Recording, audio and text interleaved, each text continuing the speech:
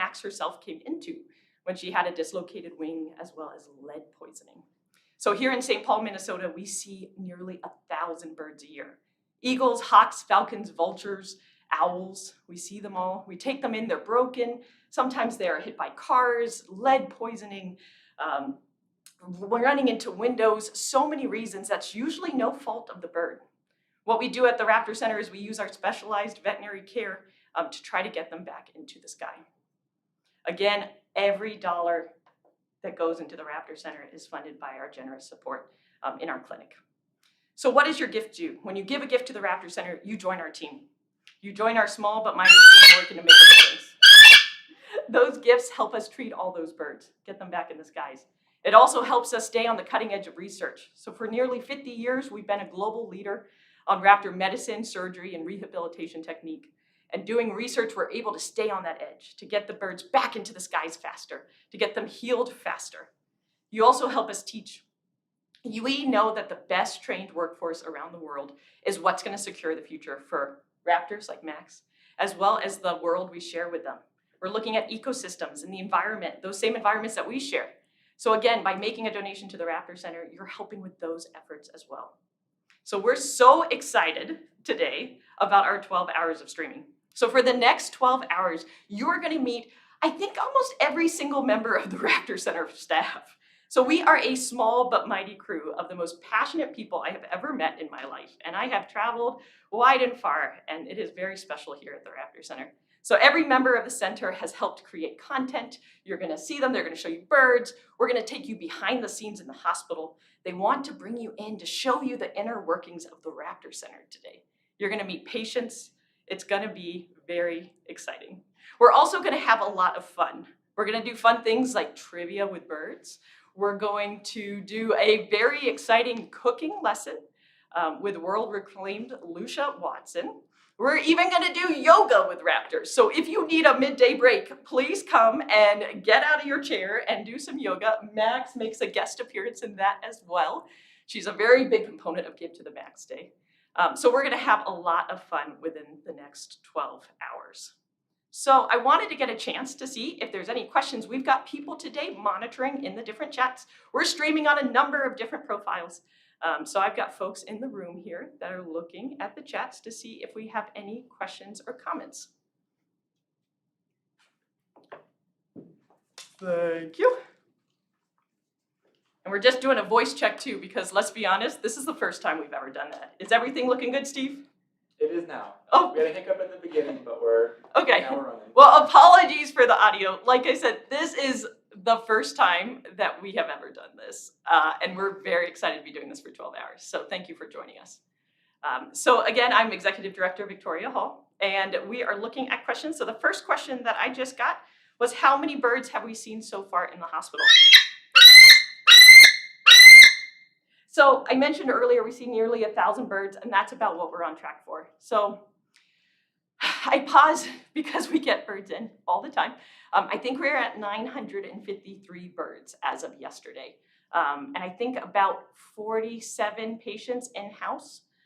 Now is kind of a crazy time at the Raptor Center. Any species that needed to migrate, we were trying to get out the door. So I know that we have a few broad-winged hawks and I think a peregrine falcon that are going to end up spending the winter with us because they've already migrated. So if we release them now, we would put them at a disadvantage. I know we also have, I think, about 17 bald eagles in-house.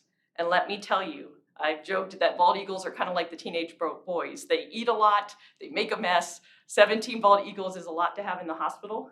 And again, it's because of your support that we can take care of them. So thank you for your question. Looking to see if there's any other questions from the chat. Oh, fantastic. How has TRC been doing since the pandemic? So that's the question, right?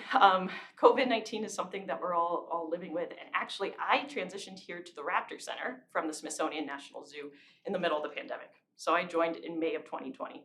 And this was a very different Raptor Center than I had seen before. You know, we had greatly reduced our education programs. We weren't doing in-person stuff. Our center wasn't open to the public.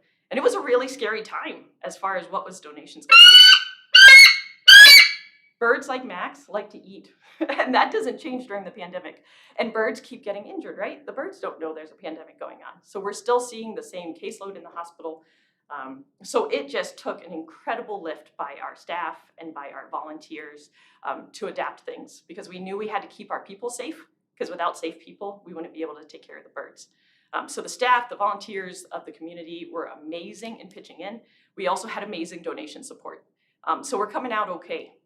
Even though we had decreased revenue from our education programs, we have had the incredible support of you and your donations and volunteer time and our staff passion that's brought us out pretty well. But we still need your help. And that is why we are going all out today for 12 hours. There's a question about Max, just getting some background on Max before we move on. Oh, fantastic.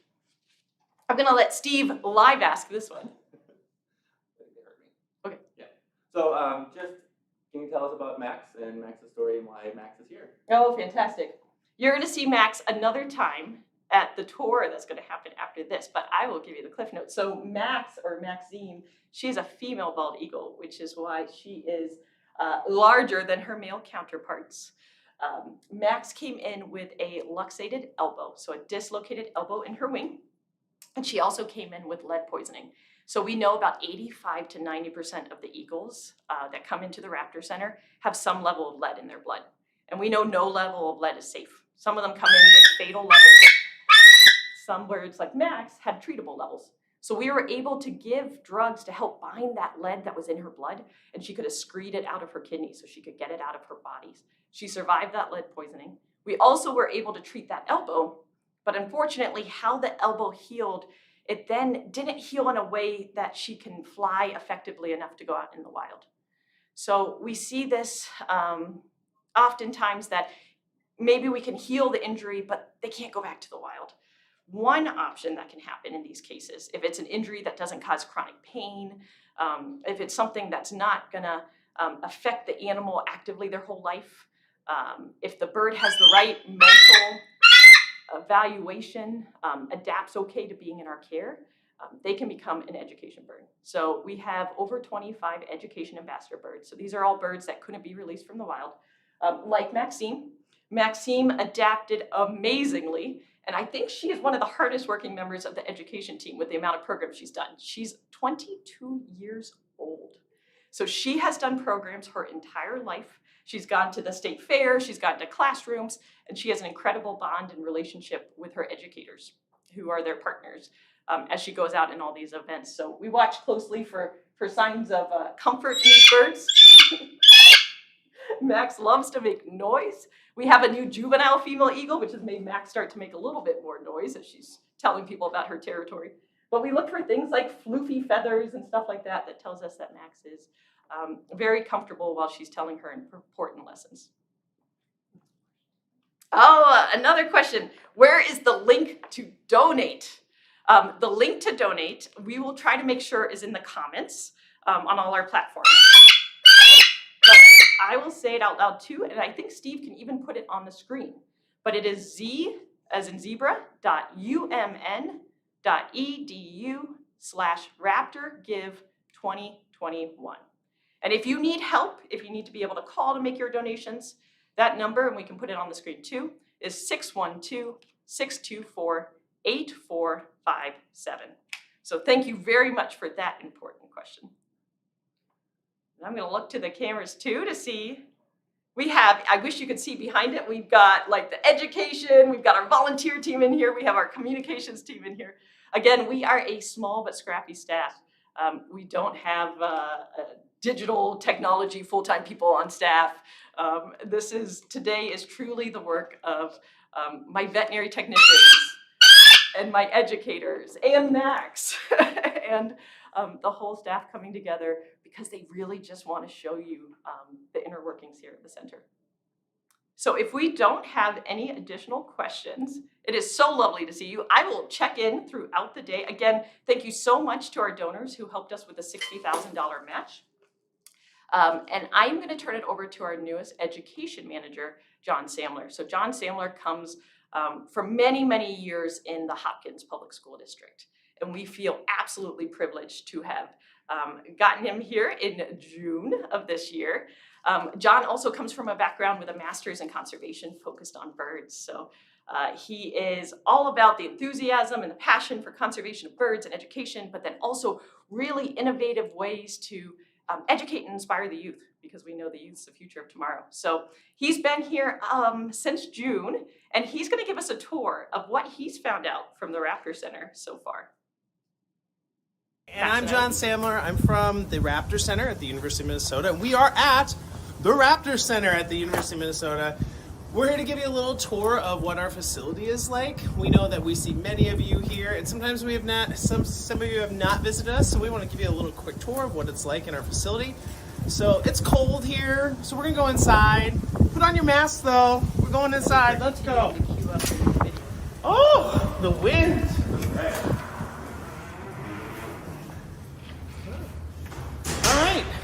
Welcome to the Raptor Center. Here we've got our amazing staff, our visitor center. The Raptor Center was founded in 1974 by Drs. Pat Reddick and Drs. Gary Duke. And they worked on baby owls in a basement, and they were curious on how to rehabilitate raptors to make sure they could be released back into the wild successfully. And with that, they got really intrigued at the medicine behind making raptors able to be brought back in the wild after injury. And after many, many years, we are now out of a veterinary building basement. We have our own facility here on the St. Paul campus at the University of Minnesota. And this is the welcome area that you're at. And if you've ever been here before, we appreciate you've come, that you've joined us. And if you've not been here, welcome. We also want to kind of walk you through the stages of what might happen if you're somebody who brings in an injured bird here. One of the main missions of the Raptor Center is to help injured birds, and we get about 1,000 birds a year that have some sort of injury that are brought in from the public from all over the state and outside the state. And so what happens to them once they get here? So the first step is we come here and we hit our amazing front desk employees. Here's Libby. Libby's here. She greets everyone with a smile and helps everyone get settled, and helps our new raptor patient to get sent down to the clinic. She's actually, before you've ever arrived, probably arranged a lot of paperwork with the clinic, and also arranged potentially with one of our many transport volunteers that get the bird from wherever they are to us here. So Libby's the first line of defense, and then what we do is we take them down to the clinic. So let's go to the clinic. Going down, please. Okay, now we're gonna have to wait, so you're gonna have to hear a little bit more about the Raptor Center. So like we said, we have 1,000 birds per year. It changes year to year. And they can be of any raptor. So this could be vultures, owls, hawks, falcons, osprey, or eagles. And we get a wide array of those over the years. Summer tends to be a little bit busier of a time because there are more babies that come into the clinic. But we are also very much busy in the spring and the fall too, because of migratory species and migration. And then we still even get clients in the winter, or clients, I should say, they're not clients, but raptors in the winter. And because we do have raptors that stay here all year round. All right, so now we're downstairs in the clinic, which is where the real heart of what happens here at the Raptor Center. And here we've got Dr. Annette Allman, who is one of our veterinary staff here. We've got a medical director, multiple veterinarians, veterinary interns, veterinary students, a variety of vet techs, a variety of different staff members who help to actually rehabilitate our birds. So if we get an injured bird from the public, this is probably where they're coming first. They're probably going to get an immediate exam, look through all of their vitals or basic health, and assess what the potential injury is, and assess maybe potential course of action after this. And there's more rooms back here. We've got an amazing room for radiographs or x-rays, thanks to the kindness of many donors that have been able to donate a lot of this equipment. We also have a great area back here for surgery prep, and then a surgery room for those types of procedures. So let's go see what happens after the bird would leave this room. So the bird would probably get assessed for some sort of treatment, and then would be placed into an isolation place to help start the process of healing. And some of these injuries can be along many, many weeks or even months of recovery time. So down here in the dark hallways are a lot of our patient recovery rooms, and some of them are small, and then they actually get bigger as the patient heals and get more room to flex or move around. We won't look at those because it's a little bit dark down there, but try to keep the stimulus low for the birds. But we will take a look here. Eventually, once they're healed, we're gonna try to get them to fly again and be successful. Hi, how are you? Say hi to our tour. That's one of our amazing clinic volunteers. We operate with 300 plus volunteers that work for the Raptor Center. We could not do what we do without all of their help. And they work in the clinic, helping with the recovery of injured birds. We have people that work in the education department, transport, a whole variety of different things. Down here, we have a flight hallway that we use occasionally to help with birds that are almost ready to release. We want to make sure that the birds, when they are released, are strong and they're able to actually be successful once they're out in the wild. So part of that is assessing how well they can fly, especially if they have an injury that's physical to their wing or their ability to fly. So we close the curtains. We've got these little dangly things here to make sure that they don't hit the ceiling. And we just fly them back and forth from perch to perch. This is great for like small owls, like screech owls, or small falcons, like kestrels. We would not do this with a bald eagle because that is insane, all right? Who does that? We don't, okay? But we will take larger birds out to lawns and put them on a creance line and have them practice outside with their flight, and the volunteers and staff will assess their wing beats and strength to determine that they're ready to go. Speaking of ready to go, let's go. So this gives you the tour of the downstairs. We're gonna go into the glamorous stairwell.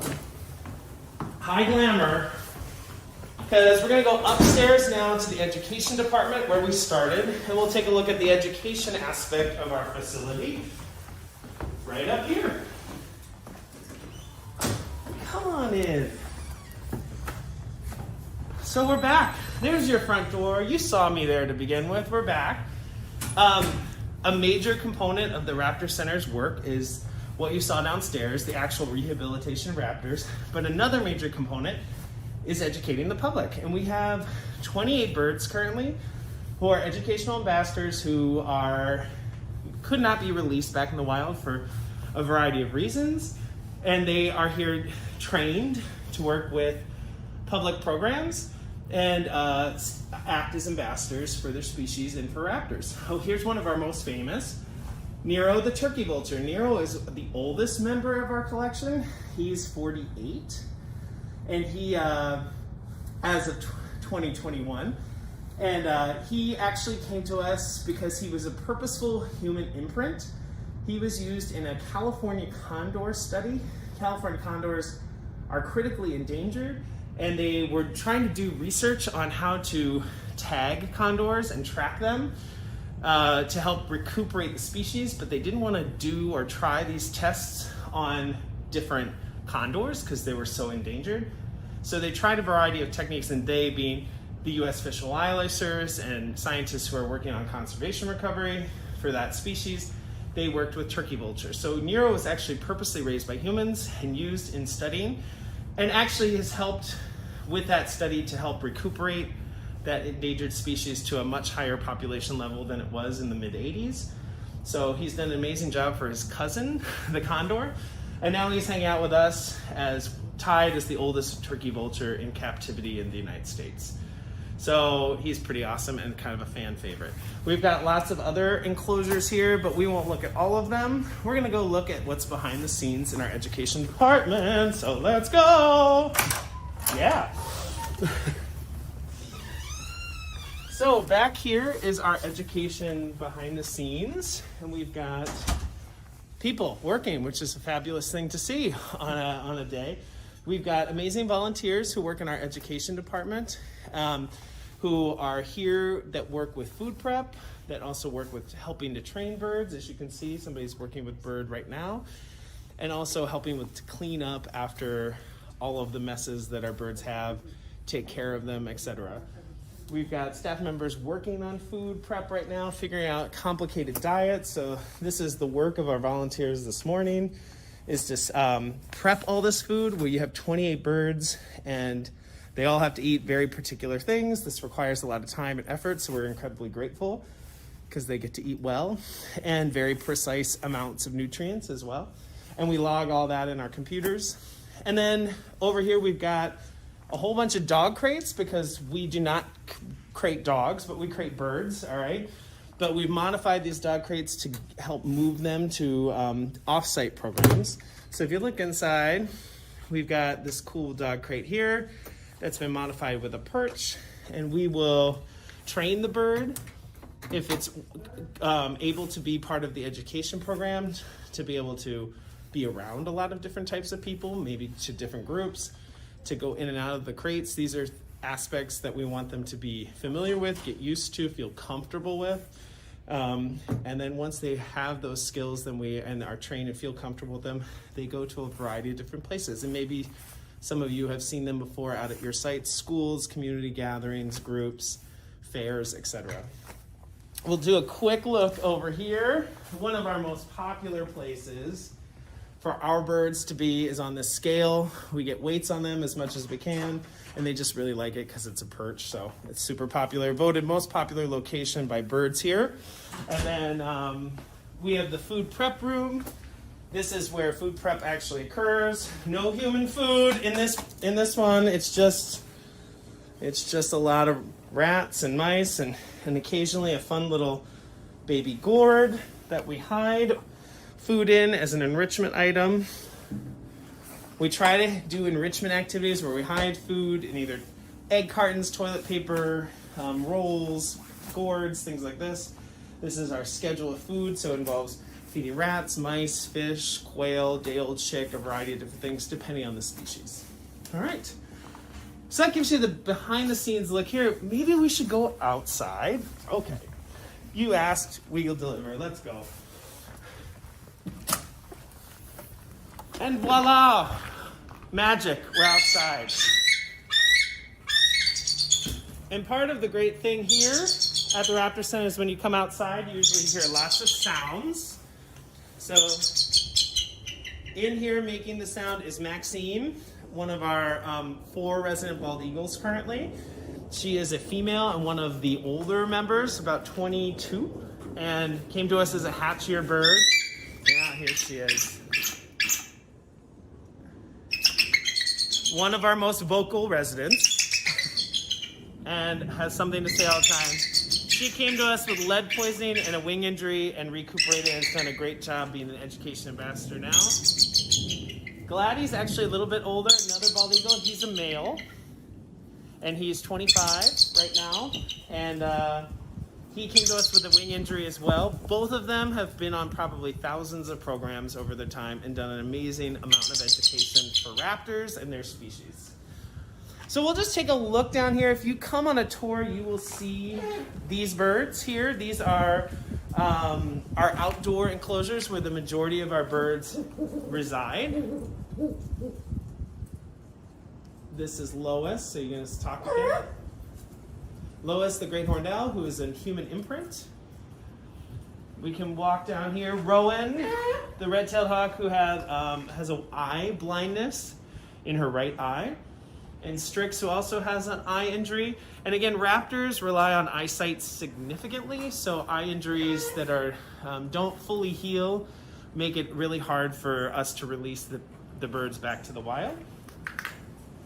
We've got Samantha here, who is a great horned owl with a wing injury. She's over 30, a very large member of her species, so probably that's why we believe that she's a female. We don't 100% know for certain, but raptors are bigger, or females are bigger in the raptor world. So we've seen a lot of owls. We're pretty certain based on size that she's been here for 30 years.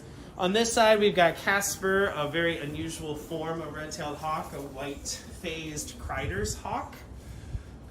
Crider's form of red-tailed hawk.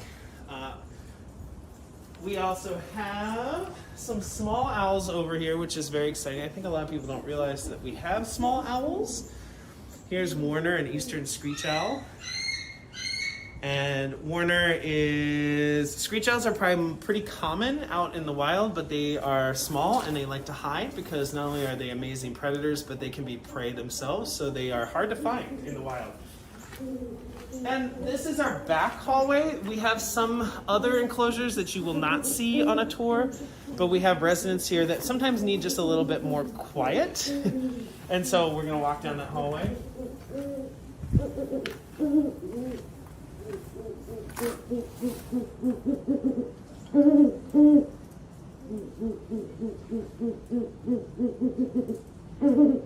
And that's Bubo, who likes to talk. He's very vocal, a great horned owl.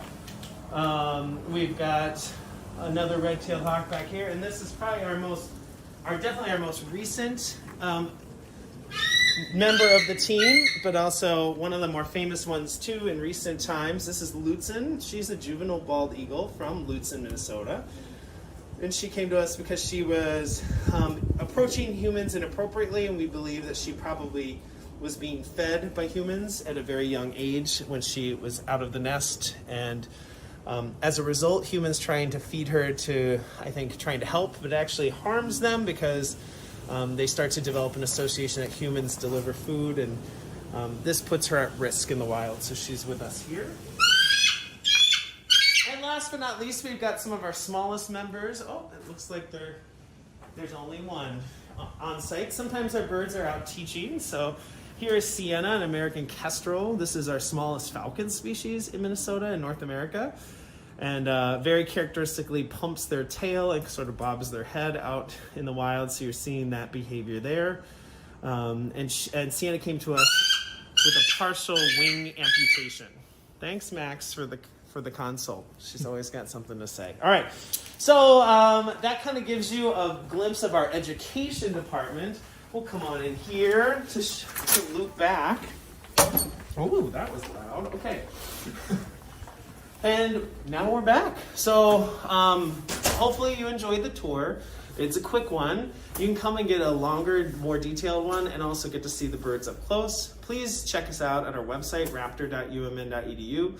You can learn about how to get a tour, learn about how to get us to visit your site with birds, do a whole variety of different programs that we do. We love to interact with people and teach people about the amazing world the world of raptors and the world that they live in too. And we also want to spend this time to say thank you to everyone out there and your support. This entire facility and the institution that it is runs off of essentially almost all donor support. The clinic is essentially 100% run by donations. We can't do the work that we do without support, and that could either be in the form of monetary support or it could be in the form of volunteering. Like we said, we had 300 plus volunteers. So we are incredibly grateful for what you bring to us that allows us to do the work that we do.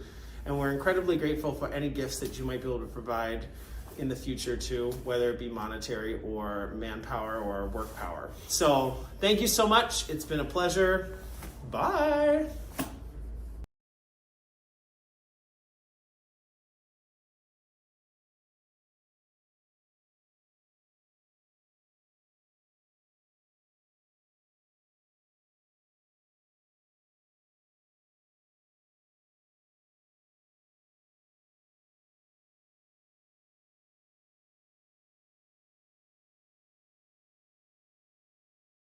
Tip-top shapes with our sound. So I just got the thumbs up from Steve. You're gonna see Steve at some point today. He is the mastermind behind this. He's got 2 computers going, another screen, 3 whiteboards. It's pretty impressive here. But you just got to watch a tour of the Raptor Center with John Samler. So as his executive director, there's nothing more exciting than seeing passionate staff. And John has been an amazing addition to the team, and it's so fun to watch his take on the Raptor Center as he shared it with you. Coming up next, we are going to take you down into the clinic. So, oh, do we have sound problems? Nope, we're still going. Cool. We're going to take you down into the clinic. You're going to have a chance at 9 a.m. to learn about a day in the life of our medical director, Dr. Dana. If you have any science nerdy kiddos at home, or STEM folks, or people that want to be veterinarians or scientists, you do not want to miss this at 9 a.m. She's kind of a real life superhero as she really repairs and puts raptors back together and gets them back home to the wild. But before that, we're going to show you a couple steps before Dr. Dana. And we're going to introduce you to one of our veterinary interns. Now, the veterinary intern program here at the Raptor Center is how we share this incredible amount of veterinary knowledge we have. So these are qualified veterinarians. They finished vet school, and they come for a 1-year dedicated internship here at the Raptor Center so they can learn intense skills from people like Dr. Dana. So Dr. Rachel came to us last July, and she is going to share a case of a red-tailed hawk patient that she saw, what she did to help fix it, and how that prognosis is looking. So please enjoy learning more about one of our patients from Dr. Rachel. Hi, my name is Dr. Rachel Amato. I am a veterinary intern currently working here at the Raptor Center. Today I'm going to be talking about one of my patients. It is a male adult red-tailed hawk. He was found off of Highway 66 in North Dakota, and he was unable to fly. And this is about a few weeks ago that he came in. So on his admission, I noted that he was very thin, very dehydrated, weak. He felt cold to the touch. He had hypothermia, which is a low internal body temperature, and he also had some bruising on the right side of his neck. So for his physical exam, I could feel that there was kind of an unusual thickening around the bone that was going towards his wrist. And I also performed an eye exam on him, which showed a retinal tear in his left eye. On all of our intake birds, we try to get blood and radiographs or x-rays as long as they're stable. And on his x-rays, we could see a small circular opacity near his right elbow that we identified as a shotgun pellet. So this is the first view that we took for the red-tailed hawk. And as you can see,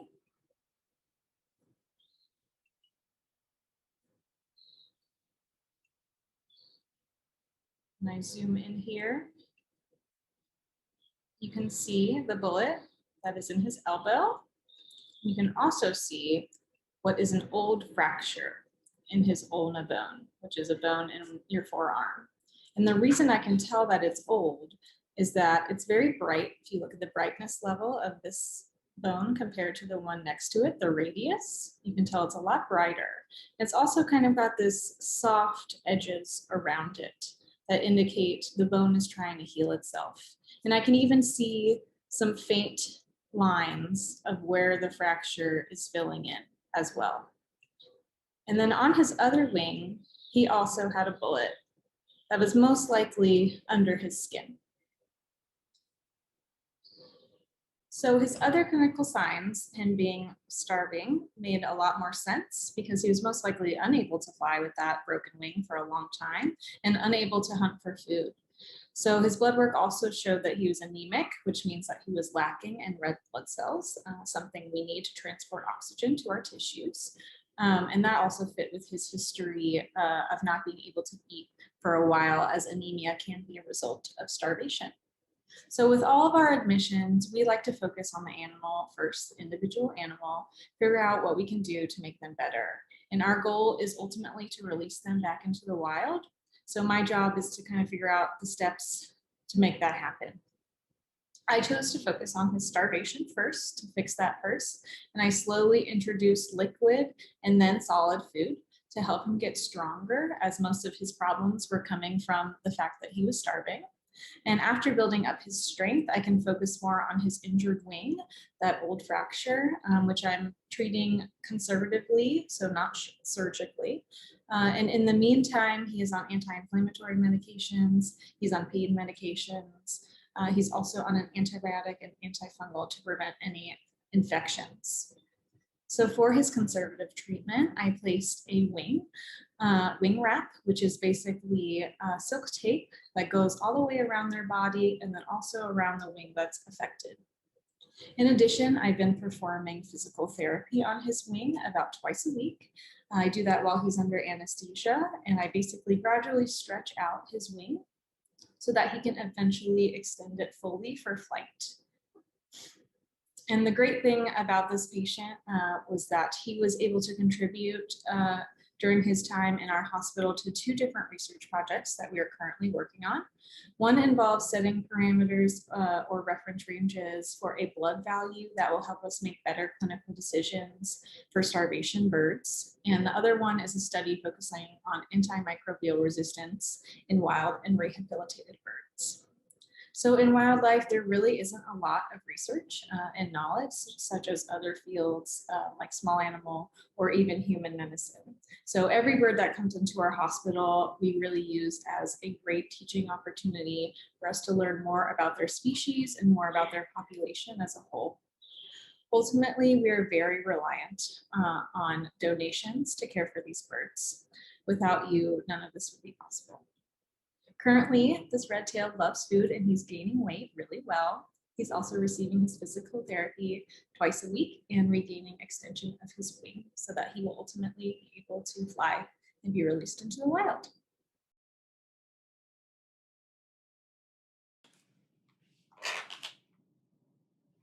Hello, everyone. Welcome back. Maybe we'll give it a second. We're good on sound. Awesome. Hi, everyone. My name is Kelsey Griffin. I'm one of the interpretive naturalists here at the Raptor Center. I'm up here part of the education department. I work with our education ambassadors, so doing training, making sure that they are ready to do their absolute best job of educating people about the very important role that raptors play in the environment.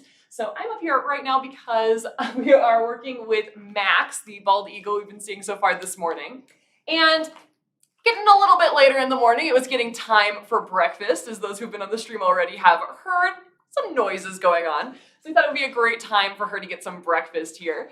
So she right now is working on some carp, along with a little bit of rat in there, all packaged up nicely in a very breakfast appropriate egg carton. So she's working on ripping that into pieces. With all of the work that our veterinarians are doing down in the clinic, we also want to make sure that we're doing our part to make sure that our birds are staying both physically and mentally healthy. So that's why she's getting a lot of kind of enrichment, things to both kind of mentally think about to figure out how to get that delicious fish out of the egg carton, but then also physically interact with, working all of those muscles, making sure that she can rip open everything and really get some practice in on that. So we're always looking for ways to kind of continue to improve and maintain the health of the raptors in our care, again, both in our education department and down in the clinic, as you saw with Rachel downstairs as we're looking at kind of birds who are coming into the clinic, and as you will also be learning with Dr. Dana here at 9 a.m. In the meantime, we are continuing on with our Give to the Max fundathon. We've had some amazing folks already right away this morning get right on it and are helping us out. We had Ryan and Lauren, we had Carl, we had Marilyn, Judith, and Rosie. All were right away here in the morning helping us out, trying to meet our goal of our $60,000 match. That match, of course, is being made by Robert and Susan Wilder, Rachel Holstad, the Acorn Charitable Trust, and the Sarah J. Anderson Fund of the Hugh J. Anderson Foundation. So we're really excited to be able to have all of these folks and all of you partnering with us today, helping us to be able to raise the funds that we need to be able to keep our clinic running smoothly, being able to continue teaching our amazing interns and other people around the world how best to care for raptors, and doing the important research of figuring out kind of the best ways to do that as we continue to increase our knowledge and spread that really around the world, which is really exciting. We also have Peg, who also just joined us in donating as well. So thank you so much. Now behind me here, Max is doing some really important bald eagle activities. Right now, actually, she's cleaning off her beak after making quite a big mess with that carp and that rat and the egg carton situation. Victoria, or Dr. Hall, was talking earlier about this bird and how this bird came into the clinic. So I'll tell you a little bit more about her, because she actually has a story that's really relevant to the work that we're doing in the clinic. So Max here, as 22 years old, is of course now an adult bald eagle. When she was brought into the Raptor Center, she actually looked a little bit different than she does right now. She had all dark feathers, which is really typical of bald eagles in their first year. They hatch out of an egg about the size of your fist, about the size of a goose egg, and they grow into their full adult size for this bald eagle, that's about 10 pounds with a nearly 6 foot across wingspan. They reach that full adult size in less than 3 months. So they're growing up really fast, getting to that adult size, but they need to go through a bit of a teenager phase where they're full grown and still kind of figuring things out, since they're going to be out in the wild doing some really important work out in the environment for the next 20 years or so. So they really need to be good at their jobs. So what they'll do is they'll spend about 4 or 5 years kind of growing into their full white head and white tail as they're really learning how to best perfect catching fish, scavenging, clearing up all of the maybe dead carcasses that might be out there, really serving as our cleanup crew out in the environment. And so it was while learning those activities that Max ran into a little bit of trouble.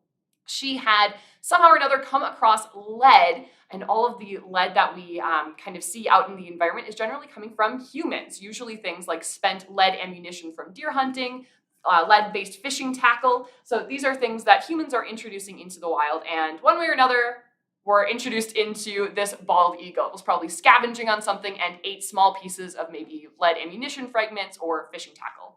So was doing all of that, had lead in her system. This is really common amongst bald eagles. Our clinic actually tests all of the bald eagles who are brought into the Raptor Center for lead levels in their blood. And the vast majority of them do have lead in their systems. And we know all of that lead is coming from human activity. So she had lead poisoning, where this lead was affecting her body in a lot of different ways. It affects the muscular system, it affects the nervous system, it affects the digestion, it affects really all the different parts of the body in really intense ways. So we were able to work on that lead poisoning, removing the lead from her body, but she'd also run into something. She'd actually broken or dislocated a bone in her elbow. And so with all of that process, that bone just did not heal the way that it really needed to for her to be able to fly well enough to live out in the wild. Flight, of course, is so important to bald eagles. Those amazing long wings are great for soaring and looking for different types of food like fish or things to scavenge on. So not being able to fly at 100% would really make it difficult for a bird like this to survive out in the wild. So our clinic was really doing a lot of that work of both kind of assessing the initial problem, doing that blood lead level testing, doing what they could to do a process called chelation, so actually removing the lead from the body as it's kind of distributed around all through the tissues. So removing the lead from her body and also working on that wing. As you're going to see a lot today, we do a lot of work in that rehabilitation. So getting birds kind of through essentially physical therapy for birds, doing flight training, getting a lot of reconditioning going, making sure that everything is as healed up and ready to go as possible. Through that process, they were able to see that this bird was not going to be able to fly well enough. So that's when she was assessed for her temperament, her ability to live around people and learn with people. And we found that she was going to make a really excellent educator. So she's been doing that for the last 20 years or so as a 22-year-old bald eagle. So she's been doing some excellent work, but I really think her story really relates to a lot of the work that we do in the clinic, both 20 years ago and now. We've learned a lot since then. In the last 20 years, we've made some incredible strides in the way that we are able to fix broken wings, for example, or the way that we're able to best care for birds with lead poisoning. Lots of different things that we are researching. Now we are also researching a lot of ways to deal with other maybe environmental contaminants, things like rodenticides that might affect a lot of our larger raptors. These are things that are maybe a little bit of a newer issue or that we're better able to assess now than we maybe were even 20 years ago. And all of that research is really being supported by your donations. By your donations and help today and helping to spread the word as well. We are streaming this here on YouTube, but you can also share our posts on Facebook if you're on social media. So there are lots of different ways that you can help support us today. So you can definitely check that out. I know we're posting the links for our website here in the comments here on YouTube. I'm actually wondering if there are any questions as we've been watching Max eating. I want to make sure we're not missing out on anybody. Making sure. So this particular bald eagle really is one of our busiest raptors here. She's gone through quite a bit of training and has learned really well the best way to teach people about bald eagles, which is really important for us. These birds are a really important part of our environment. Not only are we seeing a lot of them here, both in Minnesota, the rest of the upper Midwest, they're doing a lot of fishing. So they're really helping to keep a lot of balance in our kind of rivers, waterways, other ponds, lakes up in Lake Superior. They're really helping to balance out those ecosystems by hunting for fish kind of near the surface of the water, really making sure that everything's kind of staying in the right amounts. You don't want too many of maybe one type of fish or the other. You want to keep everything very balanced out. But again, they are also scavengers, which to us maybe sounds maybe a little bit distasteful, but for bald eagles, it's a really important job. They are our cleanup crew, especially here in the upper Midwest where we don't actually have any other big flying scavengers. Our vultures actually head on down south for the winter. So during the winter, bald eagles are our main kind of big flying scavenger who can get in there and help to break down things like large deer, things like that. So this is a really important role that they're serving in the environment, and the work that we do in the clinic is helping to rehabilitate a lot of these bald eagles that we're seeing every year. Because they're often scavenging near roadways or near waterways where they might encounter things like fishing wire or fishing line, things like that. A lot of bald eagles can run into a little bit of trouble, especially as we're seeing more and more of them living closer to people in our kind of urban and suburban environments.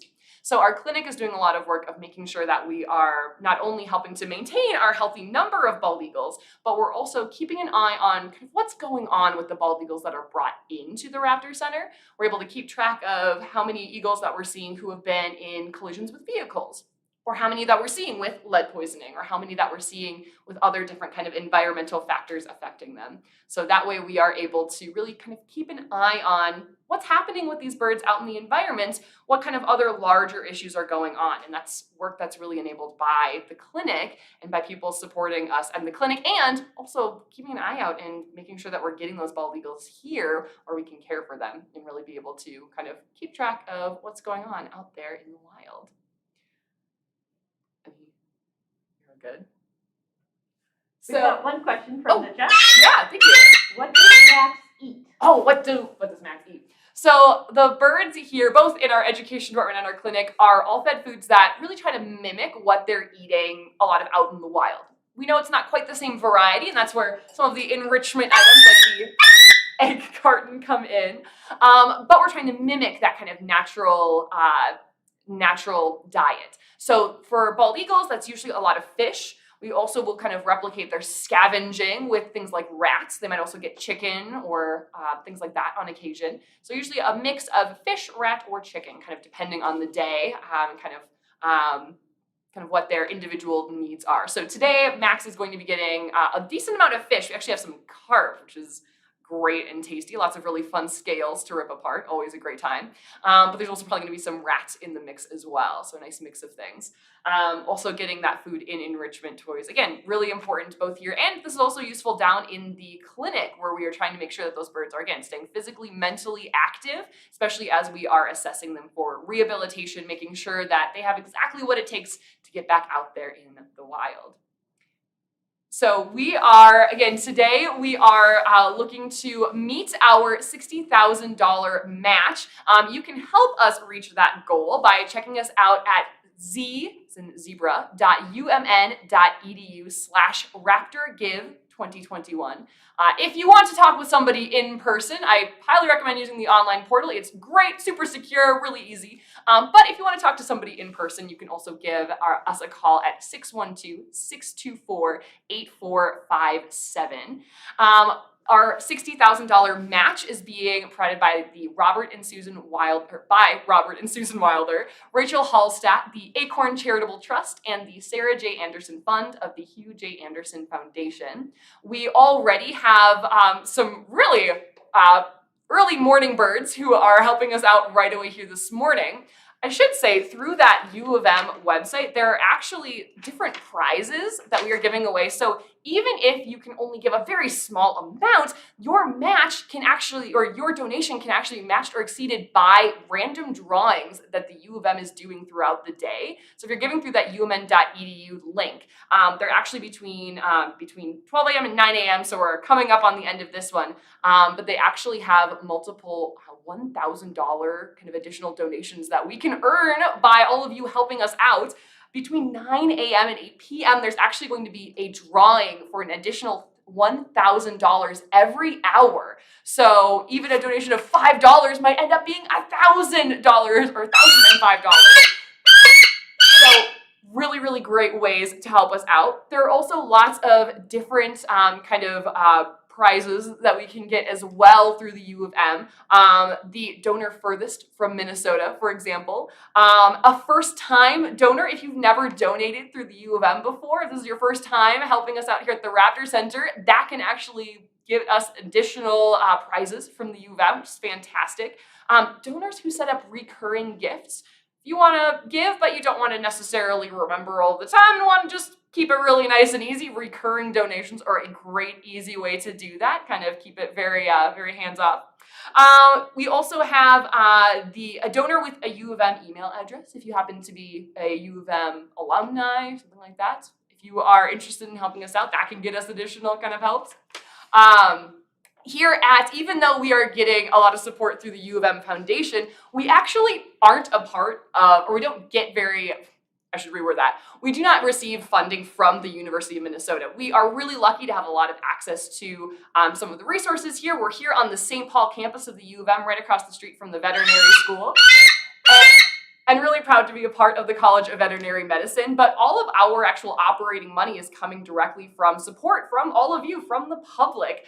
So being able to do a lot of this fundraising today especially is really, really important for us. Since again, we're really relying on the public to not only help us out and spread the word about kind of our mission, but be able to support us financially as well. So thank you all so much for everyone. I know we've already had a lot of people who have donated already this morning. So thank you all so much for getting up so bright and early, being able to help us out. But for those of you who are kind of joining us just now, definitely check us out. Again, the link is as in zebra.umn.edu/RaptorGive2021. Again, we'll be posting that. It's here in the description of this video, as well as kind of pinned in the comments on the chat. So you can definitely check that out. We're going to be watching that all day as we kind of look forward to meeting that $60,000 match. Again, really important for us here at the clinic. Here at the clinic at the Raptor Center, unfortunately, the birds are really not leaving forwarding addresses for billing. So we are covering all of their medical expenses, and they are, of course, as you are about to see at 9 a.m. with Dr. Dana, they are getting some really world-class medical care here. So we want to make sure that we are able to keep on doing that and helping as many birds as we can, and being able to continue to research, continue to learn, continue to teach others, other veterinarians, other wildlife rehabilitators, the best way to do this. And as we're figuring out more and more every year, making kind of new advances and strides in taking care of raptors in that veterinary medicine. So really, really helpful to have all of you really supporting us. I'll point out a few things with the bald eagle behind me, since she's been doing all sorts of activities. Earlier on, she was making some noise. Cleaning her beak off earlier, which is very important for kind of maintaining that perfect curved, sharp beak shape. I'll actually point out, so raptors, a lot of us are really familiar with raptors as we know, these are eagles and hawks and falcons and owls. All of the raptors, all the birds we're going to be talking about today actually have a few key things in common. That excellent eyesight for hunting, something all raptors have. Right now on Max here, her feathers, she's kind of tucked a foot up underneath those fluffy warm feathers. It's been kind of chilly in this room here. So she's got her feathers all tucked up under there, kind of keeping her feet nice and warm. But on her feet, she has these amazing sharp talons, perfect for being able to grab onto prey. That's what raptors are really, really the best at, is grabbing onto prey with their feet.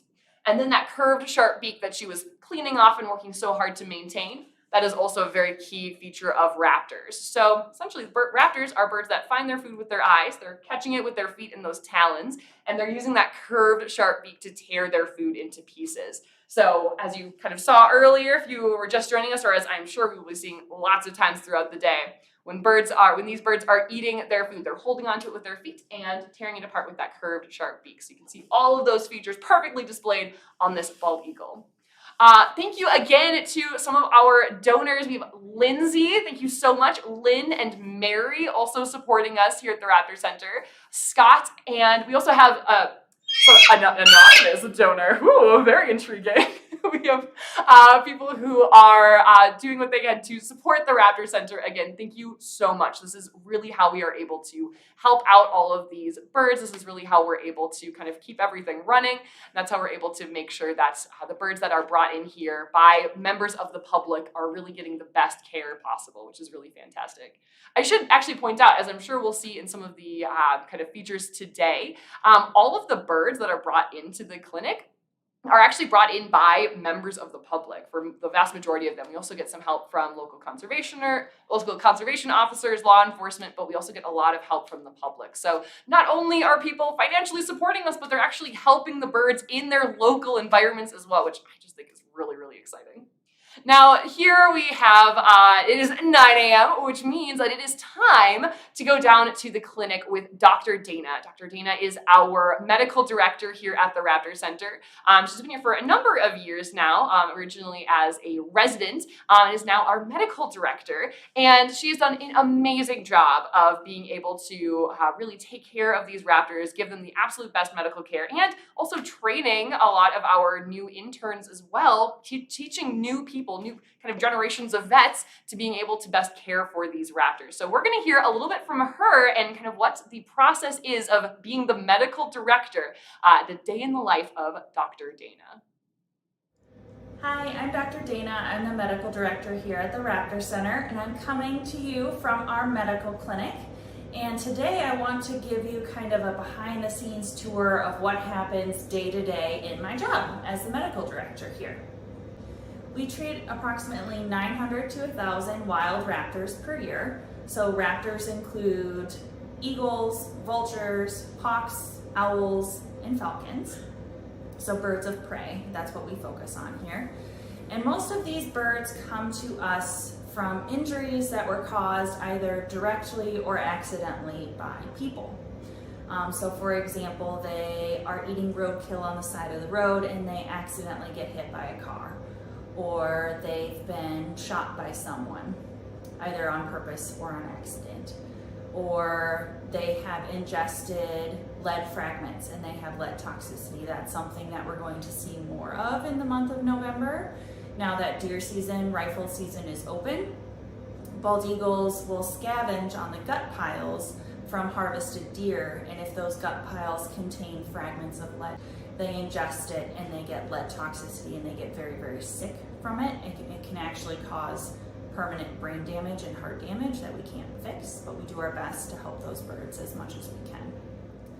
So our day typically starts with morning rounds. So the first thing we do is our technicians go around and check on all of the birds that are in care.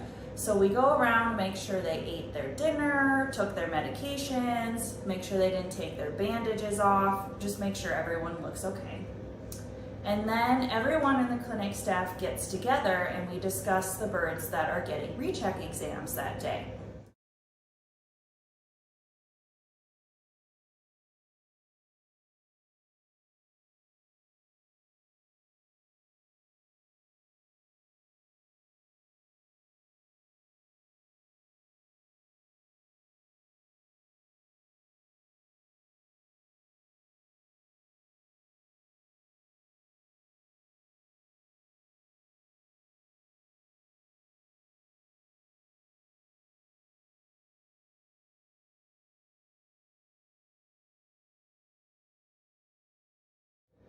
Hi, I'm Dr. Dana. I'm the medical director here at the Raptor Center, and I'm coming to you from our medical clinic.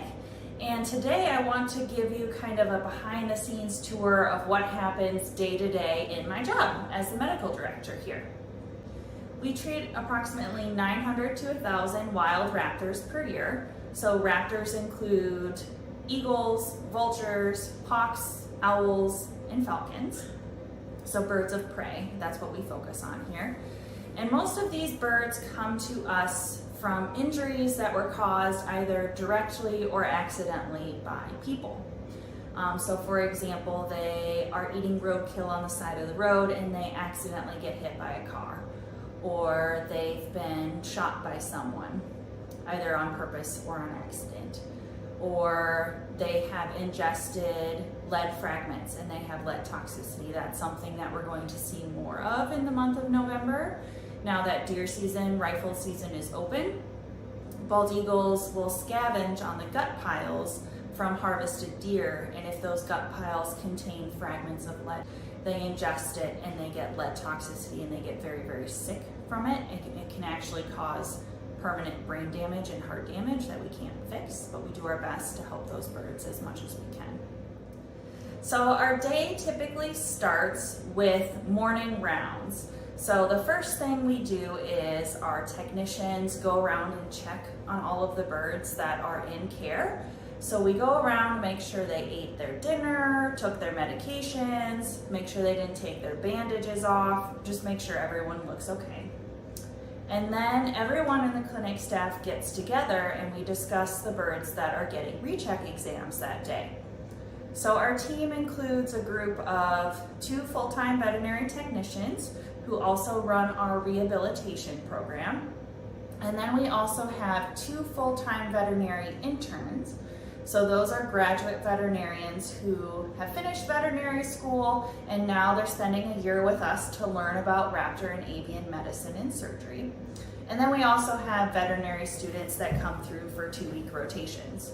So we all get together and we talk about the birds that are coming out for recheck exams that morning. So we review their case history, what day they came in, what did they come in for, what is their medical problem list, so what injuries do they have or what conditions are we treating and how are we treating, and what is that doctor going to do today for their recheck exam. So for example, we have a red-tailed hawk right now that has a humerus fracture. So that bird is coming out twice a week for physical therapy, and there are pins in the bone to help hold the fracture together. So we're checking those, cleaning them up, making sure there's no signs of infection. And then at various points in the healing process, we're rechecking radiographs or x-rays to see if it's time for the pins to come out yet or not. So from start to finish, when a wild bird arrives here, the first thing that happens is they get a full intake assessment with one of our veterinarians, either myself or one of the veterinary interns. And that includes a complete physical exam, looking in the back of the eyes, blood work, and taking radiographs. That kind of gives us a full assessment of what's going on with that individual and what we need to do in order to help them. Because sometimes it's not obvious just looking at them what's wrong. Like, why is this owl on the ground and not flying away? Sometimes it's not super obvious and we have to do a little detective work to figure out what's going on. So once we figure out what their problems are, then they enter our medical care and they have a doctor who is assigned to be kind of their person or their clinician that's going to take care of them while they are here. So usually they come out for recheck exams 2 to 3 times per week to take care of their injuries, make sure they're eating okay, wound care, physical therapy, whatever it is that they might need. And then once their medical injuries are resolved, then they transition from medical care into rehabilitation care. So they go from one of our doctors to one of our 2 veterinary technicians, Jamie or Corinne. And then Jamie and Corinne design a unique rehabilitation program just for that individual. So that includes making sure that they get back into physical conditions so they can fly the distances that they need, they have strong muscles, make sure they have full extension. So like if they had a wing fracture, they might still be a little bit stiff and they might need some flight physical therapy to help stretch that out. And they also assess if the individual has all the skills it needs to survive in the wild. So does it need live training or does it already know how to hunt for itself? And if it does need live training, they'll help the bird learn how to hunt live prey.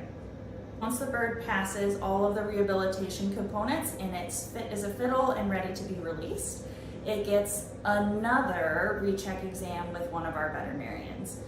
Usually that is myself. And that includes a physical exam, blood work, x-rays, and what we're trying to do is make sure there's no hidden injuries or things that have popped up that we might not notice yet, so like arthritis or something like that. It also gives us an opportunity to just get some more information from that individual before it leaves, because right before we release birds back into the wild, they are healthy representations of what a wild bird would function like. So for example, our interns this year are looking at pre-release blood samples from birds for the past 10 years to figure out what normal blood levels are for each species, because there's differences. So a red-tailed hawk normal white blood cell count is different from a falcon, which is different from an eagle. So because we have all these birds that we're able to help and release, we can learn from them throughout their stay here, and that's an example of how we can do that. So each wild bird that comes to us for care gives us an opportunity to look at what's going on in the wild. So what is going on with the wild red-tailed hawk population? What is going on with the wild snowy owl population? That individual that comes to us can give us a little look into what's going on. So some examples of research that we're doing related to the environment and the ecosystem where these birds are coming from is we're doing a study right now looking at antimicrobial resistance. So we're taking samples from northern saw-whet owls and red-tailed hawks on admission. So we're taking swabs from their cloaca to collect the bacteria that's in their feces naturally, and we're seeing if the bacteria that they come in with from the wild already has resistance to antibiotics. Because if it does, that gives us information about how widespread that problem is in the environment. And then we're also getting samples after they leave care to make sure that the medications we give them here aren't causing antibiotic resistance, and then we're releasing that bird back into the wild to introduce it into the environment. So that's kind of an example of a big picture ecosystem health research project that also affects human health, because we can get exposed to those bacteria that are resistant to antibiotics and the medications we have don't work. It also affects livestock, it affects your dogs and cats, and it affects wildlife. It affects everyone. And we also have some clinical research projects going on as well that help us provide better medical care to the individual species that we see. So an example would be determining normal blood reference ranges for different species, because each species of bird is different. The medications that work in a bald eagle might not work in American kestrel, because even though they're both raptors, they're very different species and their body functions in different ways and it metabolizes drugs in different ways. So when a wild bird comes to us, it gives us an opportunity to learn from it so that we can better help other individuals of the same species. As far as why do we study raptors and why do raptors give us a good picture of what's going on in the environment is because raptors are high up on the food chain.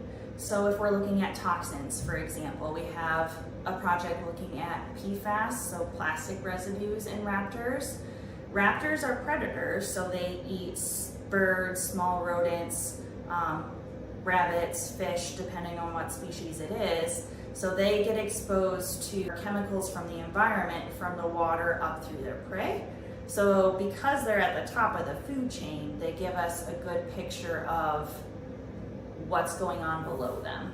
They're something that people are drawn to, so we can use raptors to teach big picture concepts because people find them fascinating, either for cultural reasons or just for the nature of the bird itself.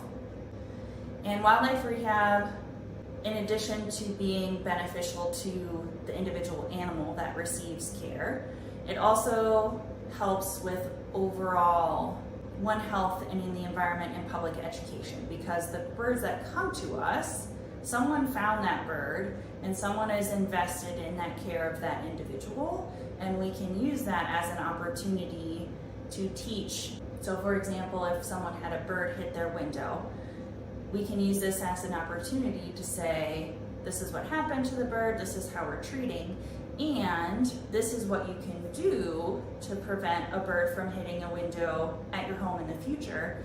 And then they go out and share that with other people, and then it shares information. So it's an educational opportunity, plus an opportunity to get in a picture of what's going on in the ecosystem through the research. I think something really cool that I get to do on a day-to-day basis, or is something that's unique to this job, is that I'm always learning something every day. there's either a new injury that comes in that I haven't seen before, and we have to think outside the box and figure out how we're gonna fix this one because it's slightly different than what we've tried before. Or we'll get in a different species and Lori will teach me something about the natural history that I didn't know before. Plus the species that we work with are just really cool in their own right. They are flying dinosaurs with talons and really cool feathers, and it's interesting to see their evolution and how they've evolved. Each species has evolved unique characteristics that help them survive. And when you get to work with them up close every day, you get to see those unique features, and it's really cool to see. I think one thing that people wouldn't expect as part of a job of a wildlife veterinarian or a raptor veterinarian is the amount of like arts and crafts type projects we do. So for example, sometimes when birds have to have wraps on, or wraps on their feet or wraps on their wings to help their injuries heal, sometimes they don't want them to stay on. So we have to get creative with duct tape or making toys or giving them other things to do so that they leave the bandages on that they need to heal. Or like splints, if we need to splint a fracture, you can't buy a pre-made splint that fits a kestrel. They don't come, so we have to get creative with the supplies that we have available to custom fit it and make it work for a 100-gram bird. When most of the splints you can buy are meant for people or dogs or cats or something much bigger. I enjoy most that every day is different and every day is a challenge. I never know what we're gonna come, none of us know what we're gonna come into when we arrive. We have different causes of admission, different species. We're always learning. And I also enjoy our ability to have an impact not only on an individual bird. So I'm lucky in that I get to help individual birds recover from their injuries and be released back to the wild. And there's really nothing that can replicate that feeling and watching that individual go free and be back where they belong. But through that, I get to touch people too. So I get to talk to people when they find birds and help them figure out how to help it and get it to us. And we get to give them updates on good news of when birds get released. And we get to teach people, both members of the public and the people who come to us to learn. So it's not only about helping the individual bird, but that individual bird can reach a lot of people as well and teach a lot of people different things about medicine or natural history or how humans can change our practices so that we're better stewards of our environment.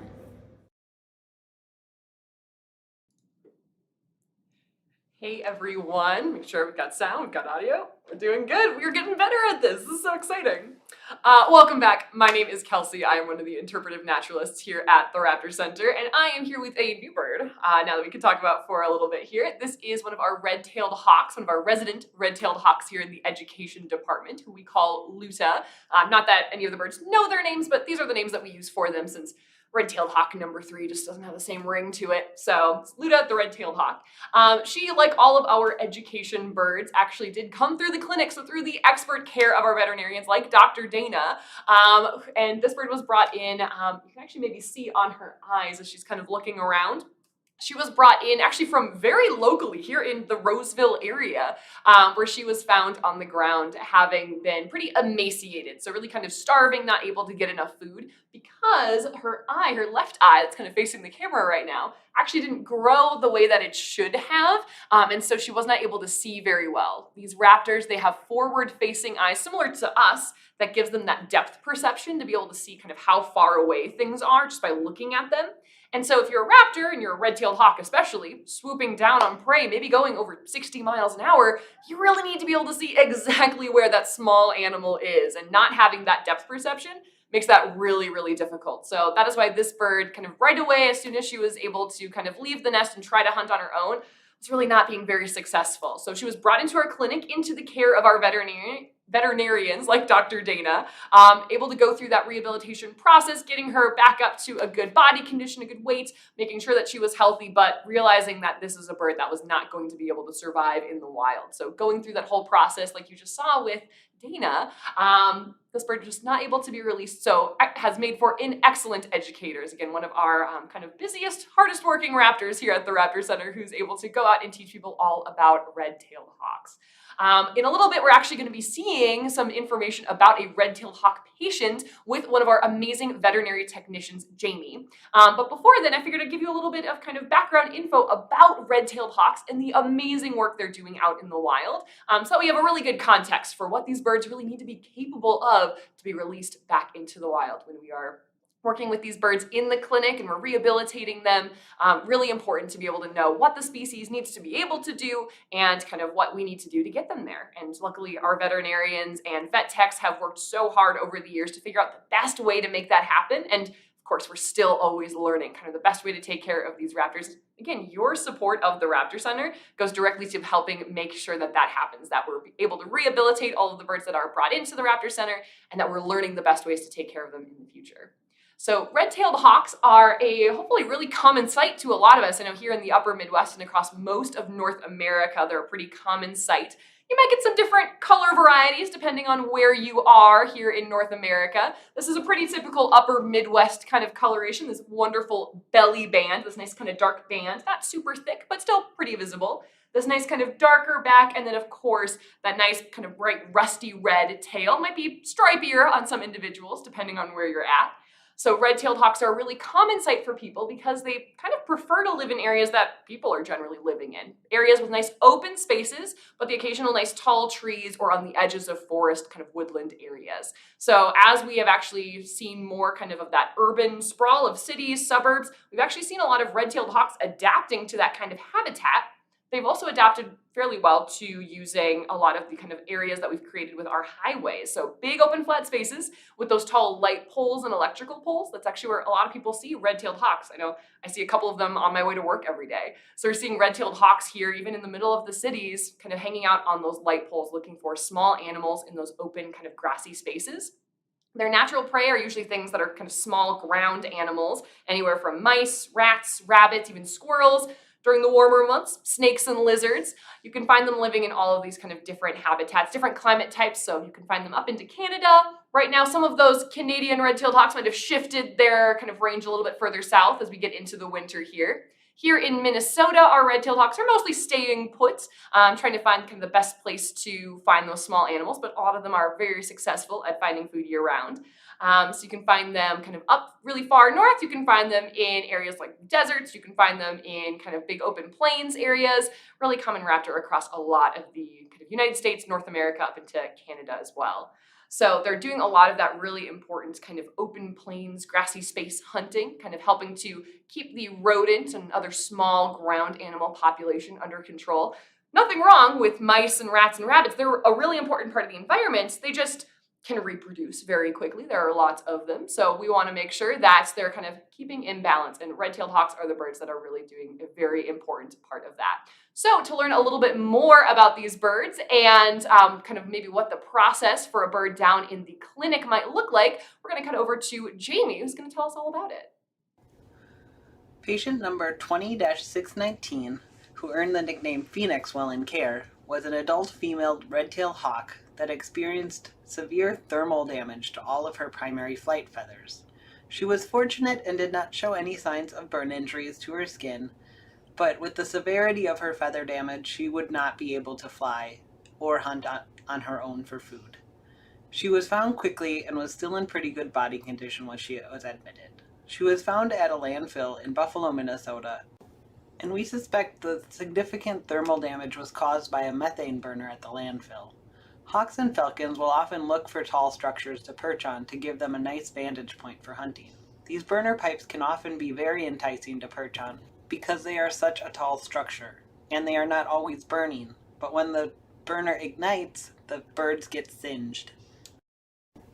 We could tell that she was molting when she got singed because her new feathers that were growing in, otherwise known as blood feathers, showed thermal damage at the tips as well. There were just a couple on each wing and several in the tail. After about a month, you can see the new feathers that she had been growing in have almost completely grown in, and she is working on molting a few more feathers. Then we take a look about 2 weeks later. She had molted a few more feathers on her own, but as you can see, she still did not have sufficient feathers to fly or get off the ground. Having experience with other birds like this, we know that there's a process of molt induction that we can try, where we alter the bird's light and food amounts to simulate a winter followed by a plentiful summer. This worked really well for her, and she molted in many of the feathers on her own after this process. But she still needed a few more feathers in order to be able to fly, so we gave her new feathers in a process called imping, or feather implantation. Once she had enough feathers, we could bring her outside and give her a creance test. So this is a test where we try her flight ability. You see, she really doesn't know what to do here, but after a while, she really got the hang of it. And you can see she's a bit out of shape, but she does have full flight abilities. She just needs a bit more work. After about a month into her reconditioning and flight training, she started molting again, so we had to stop flight for a bit longer. After those feathers were completely in, we restarted flight conditioning, and we would take her out on the creance field 2 to 3 times a week, and our volunteers got to know her really well. She was a rather stubborn flyer at times, but her flight mechanics were very beautiful with her new feathers. In the slow motion video, you can appreciate the symmetrical wing beats and her beautiful flight. We knew she was going to take a while to recondition because she was not flighted for such a long period of time because her feathers were not sufficient for flight. So she had lost a lot of that muscling and actually gained a good amount of body fat that she needed to work off. She needed to recondition her muscles back to the flight ability needed for wild flight. Our mission is to take injured birds and get them back to the wild, and they must be at a flight level capable of surviving on their own. She was finally approved for a release on August 25th of 2021. You can see here beautiful new feathers. A few of her tail feathers are still a bit singed, but sufficient for flight, and she had actually started molting in a few more tail feathers prior to her release. During their pre-release exam, we will take x-rays or radiographs to make sure that their bones and joints are healthy and ready to go. We will also place a silver non-removable band on their leg as a permanent identifier if they were to be found later on. We also resharpen their talons since we keep them kind of dull during care here, so they are ready to kill some prey. Sharp talons are one of the signature features of raptor species. Here she is, ready to return to the wild back in Buffalo. The majority of the time we will return birds back to their home territories or their original recovery location. She spent 358 days at the Raptor Center, and during that time, she ate almost 100 rats on her own. Your support helps us buy rats and other resources needed to help other birds like these. Take a look at this transformation from admit to release. We admit and treat nearly 1,000 birds each and every year for release to the wild. It's too bad you couldn't zoom in on that. Yeah. You lose it so quickly. So welcome back. That was an amazing story. We were just watching the slow motion flight of that bird once all the feathers were kind of grown back in. Incredible. All of that work, I think as Jamie said, all of that work really made possible by your support of the clinic. Really has to show, I mean, on this red-tailed hawk, you can see how important all of those feathers are and the ways that we've been able to work out kind of the best way to care for these birds in captivity to make sure that they have what they really need for survival back out in the wild. It's really, really incredible. I mean, these birds are serving such an important role in our ecosystem. So being able to directly impact even just one red-tailed hawk, get it back out into the wild is amazing. We're seeing this year, we've already seen over 950 wild raptors. So that story times 950, incredible, really being able to help out a lot of those birds. And all of that work is being able to happen because of all of your support. Again, today we are working on meeting our $60,000 match. That match, of course, made possible by Robert and Susan Wilder, Rachel Hallstatt, the Acorn Charitable Trust, and the Sarah J. Anderson Fund of the Hugh J. Anderson Foundation. If you want to help us meet that matching goal, you can join us. We're over at z as in zebra.umn.edu/RaptorGive2021. That website, of course, a very secure, really easy, straightforward kind of portal. If you prefer to talk to somebody in person, understandable, you can call us at 612-624-8457. You can check us out there. We can also, though we are not funded by the university, we are kind of a nonprofit located within the university and proud members of the College of Veterinary Medicine, but really none of our funding comes from the U of M, but the University of Minnesota Foundation is giving away some additional prizes for money donated through that secure giving portal. Some of the ones I'm very excited about are every hour between 9 a.m. and 8 p.m. today, they're actually giving away an additional $1,000 kind of on a raffle basis. So if somebody donates to the Raptor Center during that time period and their name is drawn, that donation can have an additional $1,000 added onto it. So every donation really matters. We can get really a lot out of that. There are also some other additional, I got post-it notes stuck to this. There are some additional ways that we can also be helped out. First donation by a first-time donor. So if you've never given through the university before, you can actually have that donation increased by the U of M, which is fantastic, by the U of M Foundation. The donor furthest from Minnesota also has a prize associated with it. So lots of ways that you can help out the Raptor Center. So like I said, every donation really counts, especially towards meeting that match, and can be kind of increased through the University of Minnesota Foundation. So if you're giving through that website, it's a great way to donate. And that way we can be eligible for some of those additional prize amounts. So thank you for everyone so far who has donated. We're really excited to be able to have your support. Right now, we are actually going to learn a little bit more about one of our education birds who has another kind of very interesting story, similar actually to the one that you learned about in a little bit more detail with that red-tailed hawk with Jamie, our vet tech. And so we're going to learn a little bit more about one of our other education birds who also came through the clinic and took a lot of work from our veterinarians and our vet techs to be able to get her back into shape to be able to be an educator. So let's hear a little bit more about Talon, the peregrine falcon. Hi, I'm Kelly Scott, interpretive naturalist, and this is Talon the peregrine falcon. Welcome to the Raptor Center at the University of Minnesota in St. Paul. So today I want to talk just briefly about what we do here at the Raptor Center. We'll cover what a raptor is, and then we will move on to our special guest. Just to get things going, I'm going to give the bird a little something to tear up. It's a nice little chunk of quail that she has here. At the Raptor Center, we have been rescuing and rehabilitating injured raptors for over 45 years. In recent years, we've seen usually around 1,000 birds a year. We do some other things though here at the Raptor Center. We also train future wildlife veterinarians in avian medicine, and we do research in raptors and ecosystem health. So what's a raptor? Well, raptors that we see in Minnesota, typically we think of eagles, hawks, falcons, and owls as being those big groups of raptors that we see here. There's a few others that don't fit into one of those groups. Osprey, northern harrier, and turkey vultures are also seen in Minnesota. So what do they have in common? Well, they eat other animals. That's what raptors eat. They don't eat anything else. And some eat a lot of different kinds of animals. That's called a generalist. And some are a little more specialized in what they hunt. And they will eat sort of a specific type of animal mostly. But to do that, they all have the same tools that they use for hunting. So you'll notice the eyes on this bird, they have fantastic eyesight that they use for locating their prey. They have feet with talons on it. You can see how she's holding onto this food with her foot.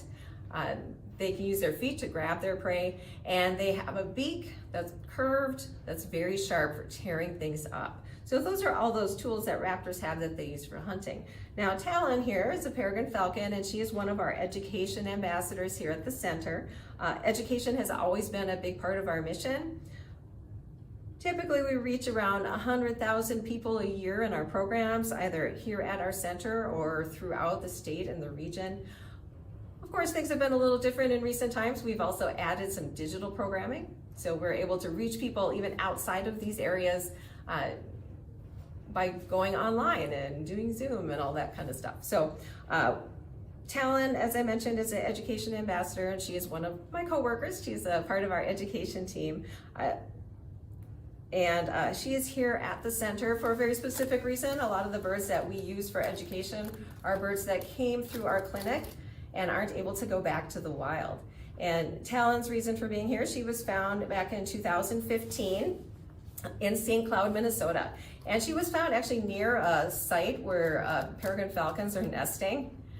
But they thought that she was a young bird that hatched from that site, and it turned out that that was not the case. That peregrine falcons, having been endangered in the wild, get banded, and some place called the Midwest Peregrine Society will put a band on all the youngsters that hatch every year, and you can actually look them up on the database. So they looked her up based on the band that she had on her legs and discovered that she was actually hatched in Fort Wayne, Indiana. And so she had kind of wandered around. She'd been hatched or been banded at around 3 weeks of age, and then had wandered around and ended up in Minnesota. So the thing that brought her in when she came into the clinic, she had burns on her face, and all of her flight feathers and her tail feathers were all singed, and some of her body feathers were singed. That type of injury, well, we don't know exactly what happened to her. Often when raptors come to the Raptor Center, they don't come with a story, right? Unless a person sees what happens, we can't ask the bird. And but the typical kind of way that that happens is that the bird either flew over or perched on a really intense heat source. So potentially she could have flown over something like a smokestack from a methane burner. Those singed feathers, you can see she looks pretty good now. These birds all molt out their feathers every year, or a good chunk of their feathers every year. And so she was able to molt out those feathers and grow in new ones. Her feather follicles weren't damaged, and so the feathers came in appropriately, and you can see she's really a very beautiful bird. But unfortunately, she also had damage to her talons, to the tips of her talons, that will keep them from being sharp. And as a bird that needs to hunt and grab things with its foot, that is not a good thing for that bird in the wild. It would make it very difficult for them to successfully hunt out in the wild. So that is why Talon is here at the Raptor Center. So cool things about peregrine falcons, I mentioned that she was found near a nest site, and peregrines nest very differently than a lot of other birds do. They don't build a stick nest in a tree. They usually use something called a scrape, and that is just a bowl that they dig in the ledge of a cliff. They will also use nest boxes, and that's something that we often see in the city with them. If you put up a box with some pea gravel in it and a high location, they like to be up high, they'll often use those boxes for nesting. And so typically we haven't had a high population of peregrines in most locations because of the limit to their nesting sites.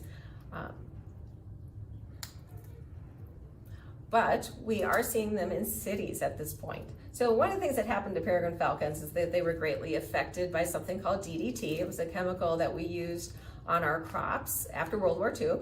And that chemical did a really good job of killing insects, making our crops stronger. But that chemical gets into the environment, it doesn't break down. The chemical would get onto the insects, so it would get into the small birds, and then these birds, which hunt a lot of birds, that is their main diet, would get a lot of that chemical in their body.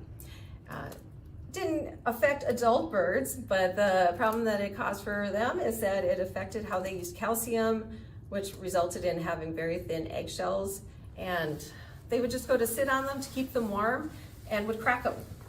So at some point in time, there weren't any young being born throughout this area, and peregrine falcon numbers started to really decrease substantially because of that. So I mentioned that peregrine falcons like to eat a lot of other birds. That's their favorite thing to eat. And to do that, they have some special adaptations that really help them out. You'll notice that this bird is very streamlined, very smooth. All their feathers are smooth against their body, helps them go through the air faster. You'll also see from the back of those wing tips that her wings are very pointy. If she opens up her wings look like airplane wings. It's a very fast shape. And they also aid that by tucking their wings in and diving down in a dive, it's called a stoop. They've been clocked at over 200 miles an hour in a dive. And so these birds are flying up high, tucking in their wings, diving down and trying to catch birds in the air at that really high speed. The smooth feathers help them to fly really quickly. You can see she has really long, skinny toes that she's holding onto that food with. Those long toes help her to get past the body of the bird so that she can, past the feathers of the bird so that she can grab the body underneath it. It helps them to grab onto their prey. Because they may not kill their prey with their feet, they're grabbing it in the air, and they have these really long, skinny toes. They actually have a notch on their beak. So there's a curve to it, and then partway down there's a triangular notch called a toenail tooth that they can put on the neck of their prey and snap it. So they kill their prey very quickly. They're diving at really high speeds, so falcons, in addition to having some of those other tools, they have a post in their nostril. So her nostril is just in that yellow area above her beak. There's a circle there, and inside of that circle there's another post. It's called a nair baffle. That baffle will help them to breathe at higher speeds. So they're in a dive, they're maybe going 200 miles an hour, they need to be able to breathe in that air. That post will actually deflect the air a bit and make the air go in at a better speed for breathing. So all of these adaptations are are specific to falcons that will really help them with the type of hunting that they do. And this bird does not generalize, it generally looking for other birds, that's their main prey. So I mentioned that they like to nest on tall things, and so we see them on cliffs, sometimes along the riverbed, rivers on the southeastern part of Minnesota. We'll see them up on the North Shore. But then on top of that, we have cities now. So I mentioned that DDT affected them. Well, when we went to reintroduce them, one of the things that we hadn't had before at that point was tall buildings, skyscrapers, tall bridges, smokestacks, things like that. And so we were able to put out nest boxes for them where they can nest someplace really high. Cities are great for them. They like to eat birds, and there's lots of pigeons around. And so those nest boxes work out really well for them. All right. Now, thing about Talon is she came in when she was a hatchier bird, and she would have looked different. You can see right now she's this kind of beautiful gray color, and she has some horizontal striping on her front side. When she turns around, you can see that. But as a youngster, this bird would have been brown instead of gray. So they're a beautiful brown color, and then they have vertical striping on their breast instead of this horizontal striping that they have. All right. So thank you, everyone, for your support of the Raptor Center. We check out our Facebook page, check out our other social media, our website, and everything that we get from programs helps to support our mission here of conservation and care of raptors.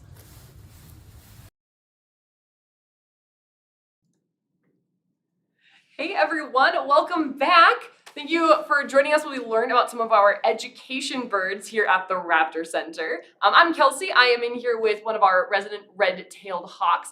We are actually live in here right now, so if you have any questions about either any of the videos that we've been playing, the red-tailed hawk that I have with me, and throughout the whole rest of the day until 8 p.m., feel free to post those in the chat. I've got folks helping me out. We can get some of those questions answered. We'd love to hear from you or hear any other Raptor stories that you want to share, anything in the chat. We are so excited to be able to kind of interact like this over video. This is really exciting for us. Kind of first time that we're doing this big, long, whole day live stream fundathon, which is really exciting.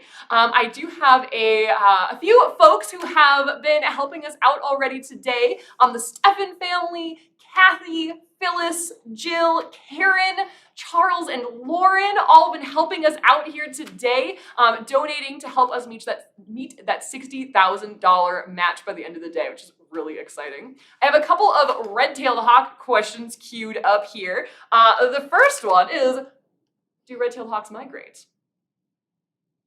Okay, so she's not telling us, but I will.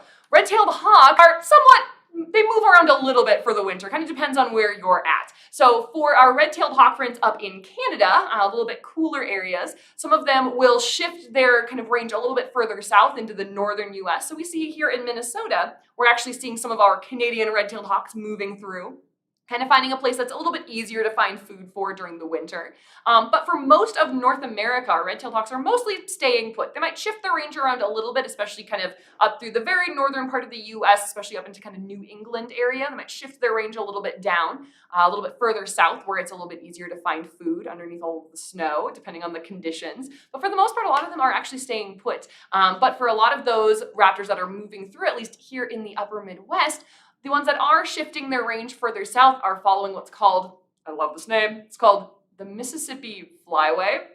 Get it? Highway for birds. Flyway? Eh? We did not make that up. That's the actual name. So the Mississippi Flyway is a very important migratory route that actually follows the Mississippi River. So for a lot of raptors, that means kind of funneling around the upper, kind of the northern coast of Lake Superior, and then following the Mississippi River on down, potentially all the way down to the Gulf of Mexico and beyond, depending on the species.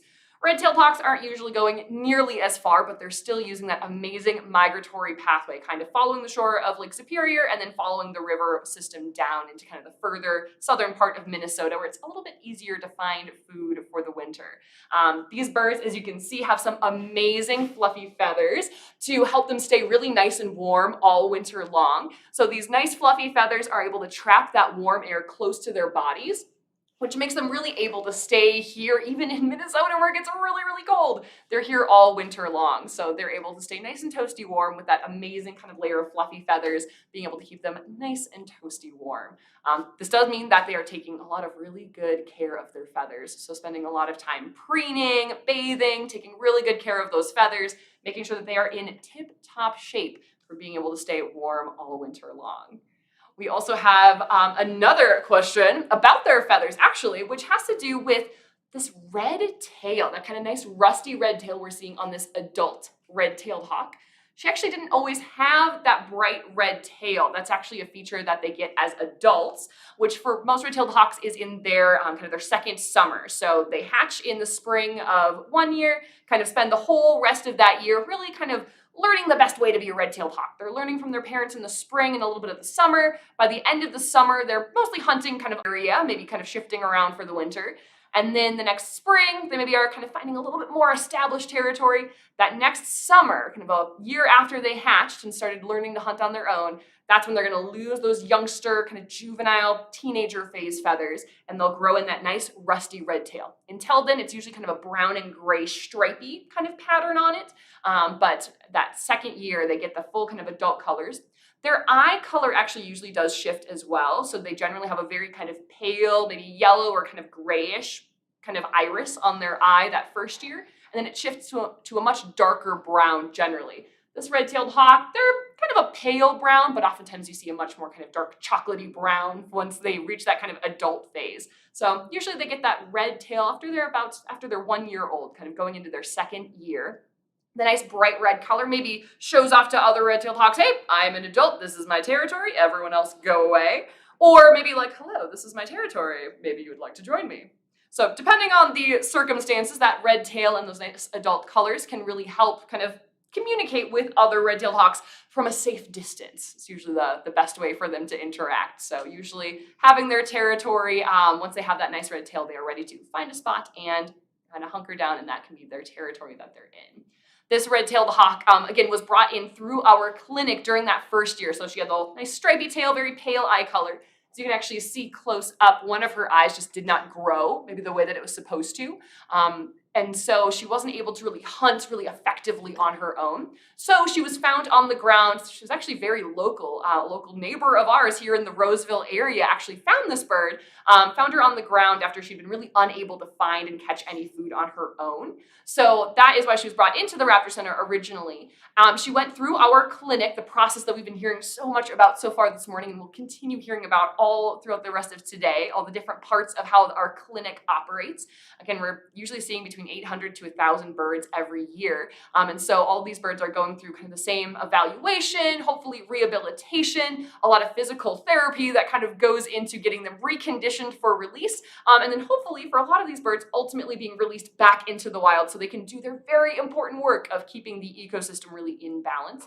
This red-tailed hawk, of course, with that permanent injury to the eye, and since she's not able to really hunt effectively on her own, is not able to be released. But this is why this bird is with us, but that experience down in the clinic has been so important for our veterinarians to be able to assess and really be able to have learned throughout the years of the best way to care for these birds is really important. And of course, all of that kind of work done in the clinic is made possible by our supporters, especially on today on our Give to the Max Day as we work towards that $60,000 match. A few folks, Elizabeth, Mary Beth, Ying, and Valinda, thank you so much for joining us today in helping to fund our clinic and the work that we're doing. We are actually going to learn a little bit more now about some of the maybe, I don't want to say, well, we're calling it grossology, so we'll maybe say gross. Maybe some of the more interesting, maybe offbeat things that we do here at the Raptor Center that we've been able to learn about and learn a little bit about some of the maybe more interesting features of these birds that we are working so hard to care for both here and in their greater environment. So let's learn a little bit about what we're going to call grossology with raptors. Hi everyone, I'm Anna and this is my coworker Lois here at the Raptor Center Education Department. Lois here is a great horned owl, one of our many education birds here. And while they are incredible animals to work with, working or volunteering here is not always the glamorous job it may seem. These guys make a lot of mess. And caring for them creates a lot of its own mess. So we are all experts in the study of grossology here at the Raptor Center. We start every single day by prepping food for these guys. So our raptors here in the education team and most raptors in the clinic as well will eat from a variety of mice, rats, quail, chicken, or fish on occasion for some of our birds like eagles. And so every morning when we get in, we are prepping all that food for the day. That's step one, and often means removing the stomach or intestines and kind of clearing that out and portioning the food into an appropriate size for the bird. So Lois here might get a couple mice a day, or a mouse and part of a rat, or any sort of combination in between there to get her ready for the day. So we can go through a lot of food in a day or a week. Right now we're prepping about 6 pounds of food every day for our education team alone, and so that can be quite the mess. Now, once we get through all that prepping, we've got to feed all of the birds. I have a lovely, lovely rat tail here for Lois, if she will do us the honor of eating it for us here. So we'll get it ready for her. She knows it's coming. She knows the drill here. So once she puts her wings in, we'll hand that to her so she can show you how she can swallow some pretty big pieces of food. All right, we'll take that there, Lois.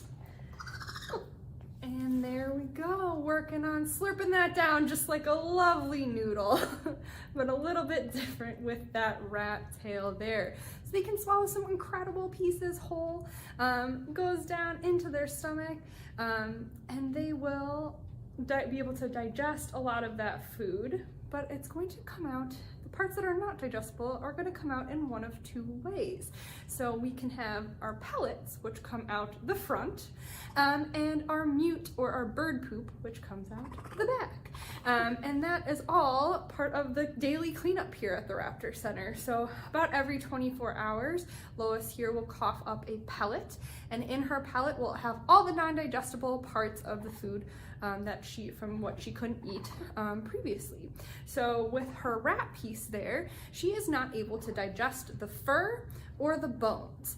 So she will work that piece down into her stomach, digest most of it, and then compact that fur and the bones into a pellet, which she will then cough up. So she kind of does a nice stretch in the morning and coughs up that pellet out of her mouth.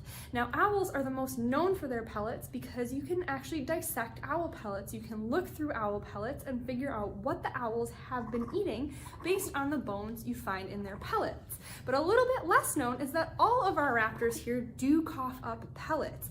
It's just that most of those guys are just gonna have the fur or feathers from their meal and not the bones. So it's not as interesting usually to look through like a hawk pellet as it is for our owls.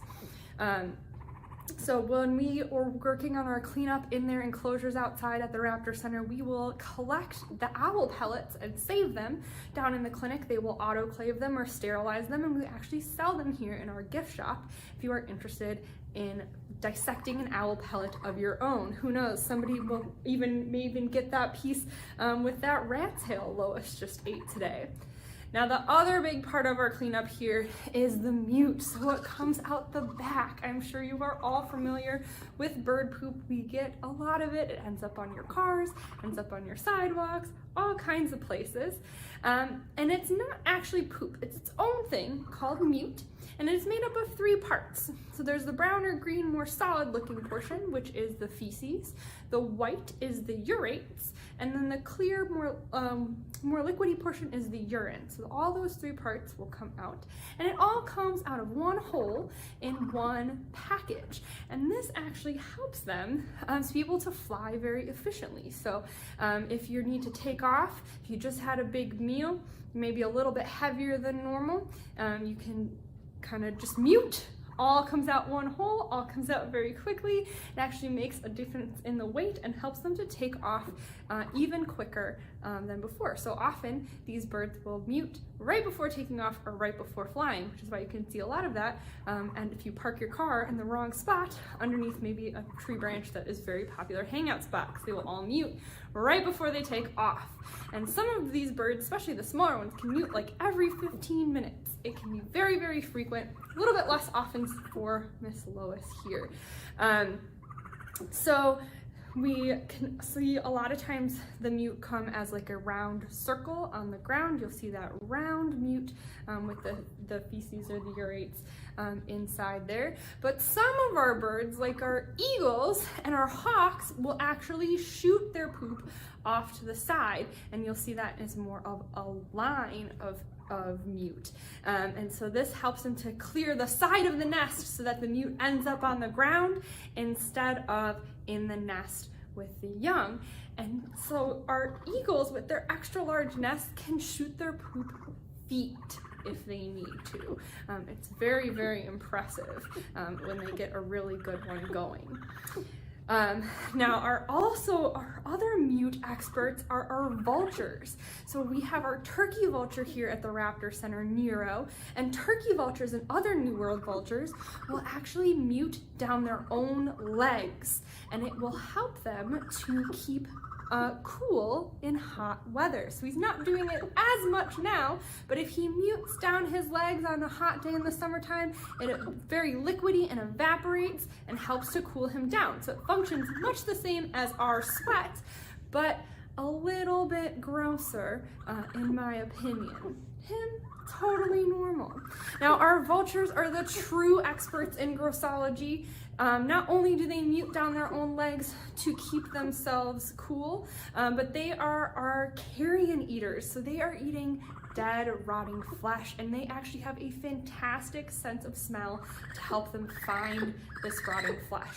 So they can find a rotting carcass from over a mile away based on the smell to help them find it. They have really, really large noses. If you can see them in profile, you can actually see straight through their nostrils to the other side, and that helps to, again, find and smell those rotting carcasses. Now, when they find this big meal, a lot of times there are other scavengers kind of competing for the same meal, and so they will eat as much as they can, but if they need to scare off another predator or they need to take off really quickly, they have got another tool in their tool belt, which is projectile vomit. So they will projectile vomit up to 10 feet to either be ready to take off or to try to get it towards another scavenger, like maybe a coyote or something coming close to try to eat from that carcass as well. And it would definitely work on me, help to keep those other scavengers clear, give that turkey vulture time to go get away so they don't end up becoming a meal themselves. Now, that's not all. They are also very, very important for cleaning up these rotting carcasses because they have a really strong stomach acid.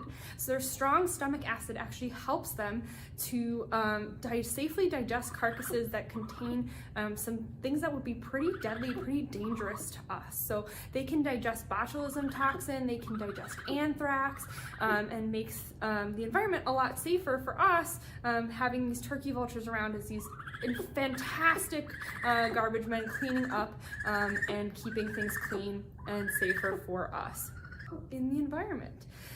So that is just kind of getting to the beginnings of our mess here at the Raptor Center, and we are so grateful to all of our staff and volunteers that help, that are all experts here in the study of growths, willing to work with these animals and clean up after them. They certainly make the job very fun, and we appreciate everyone's help in dealing with that growth. Thanks, you guys. Have a great rest of your day, great rest of the time here. Hello everyone, welcome back. I'm Kelsey. I'm here live at the Raptor Center for our fundathon for Give to the Max Day. We just learned a little bit about some of our more maybe interesting little fun facts about raptors and grossology. And so we figured now would be a really great time to talk about another really maybe less gross fact, but maybe a little bit of an interesting activity, which is we are going to be talking about how strong eggs are. Now, that might seem a little bit wild, a little bit random, but this has actually been really important to raptors historically and for here at the Raptor Center.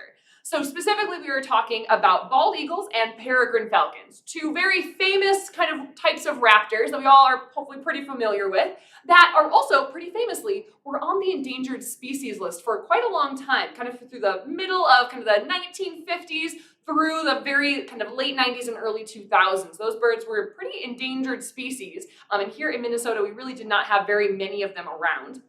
So why did this happen? Kind of how does the Raptor Center play a role in that? So what was happening for a lot of these birds is actually during World War II, we discovered this great new pesticide called DDT that was really, really good at killing insects.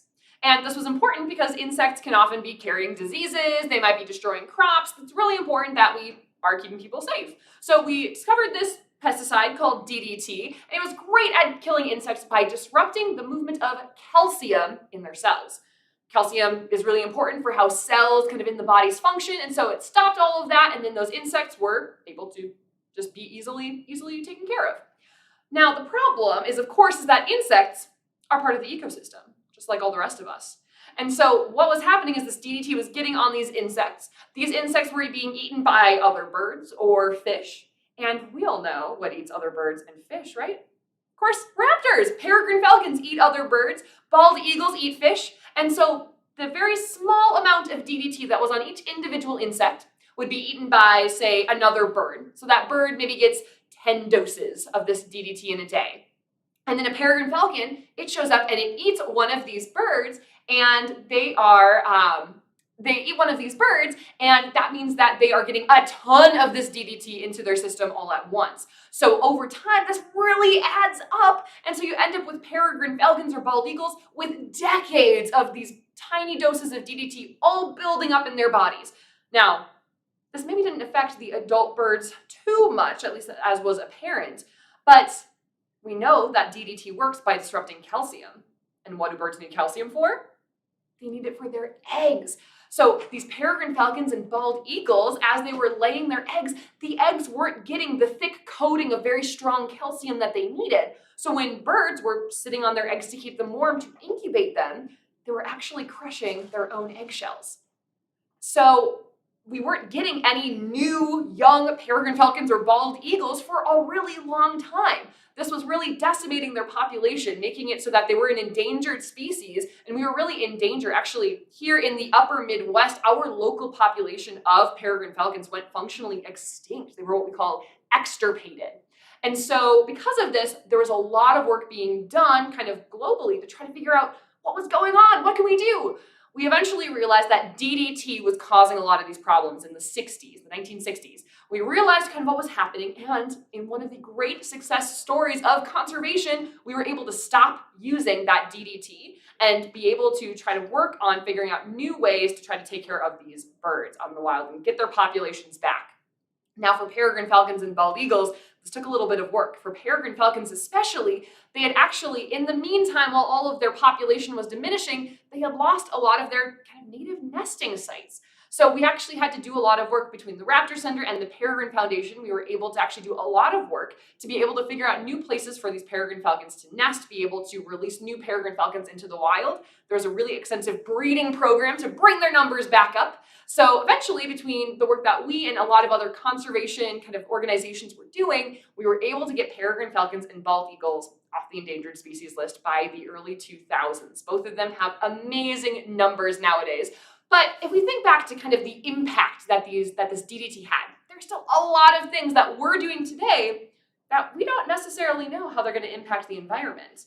And we might not know these things until we've been doing them for a long period of time. For example, that DDT, it took a while for those effects to really build up in individual birds to be able to affect their eggshells.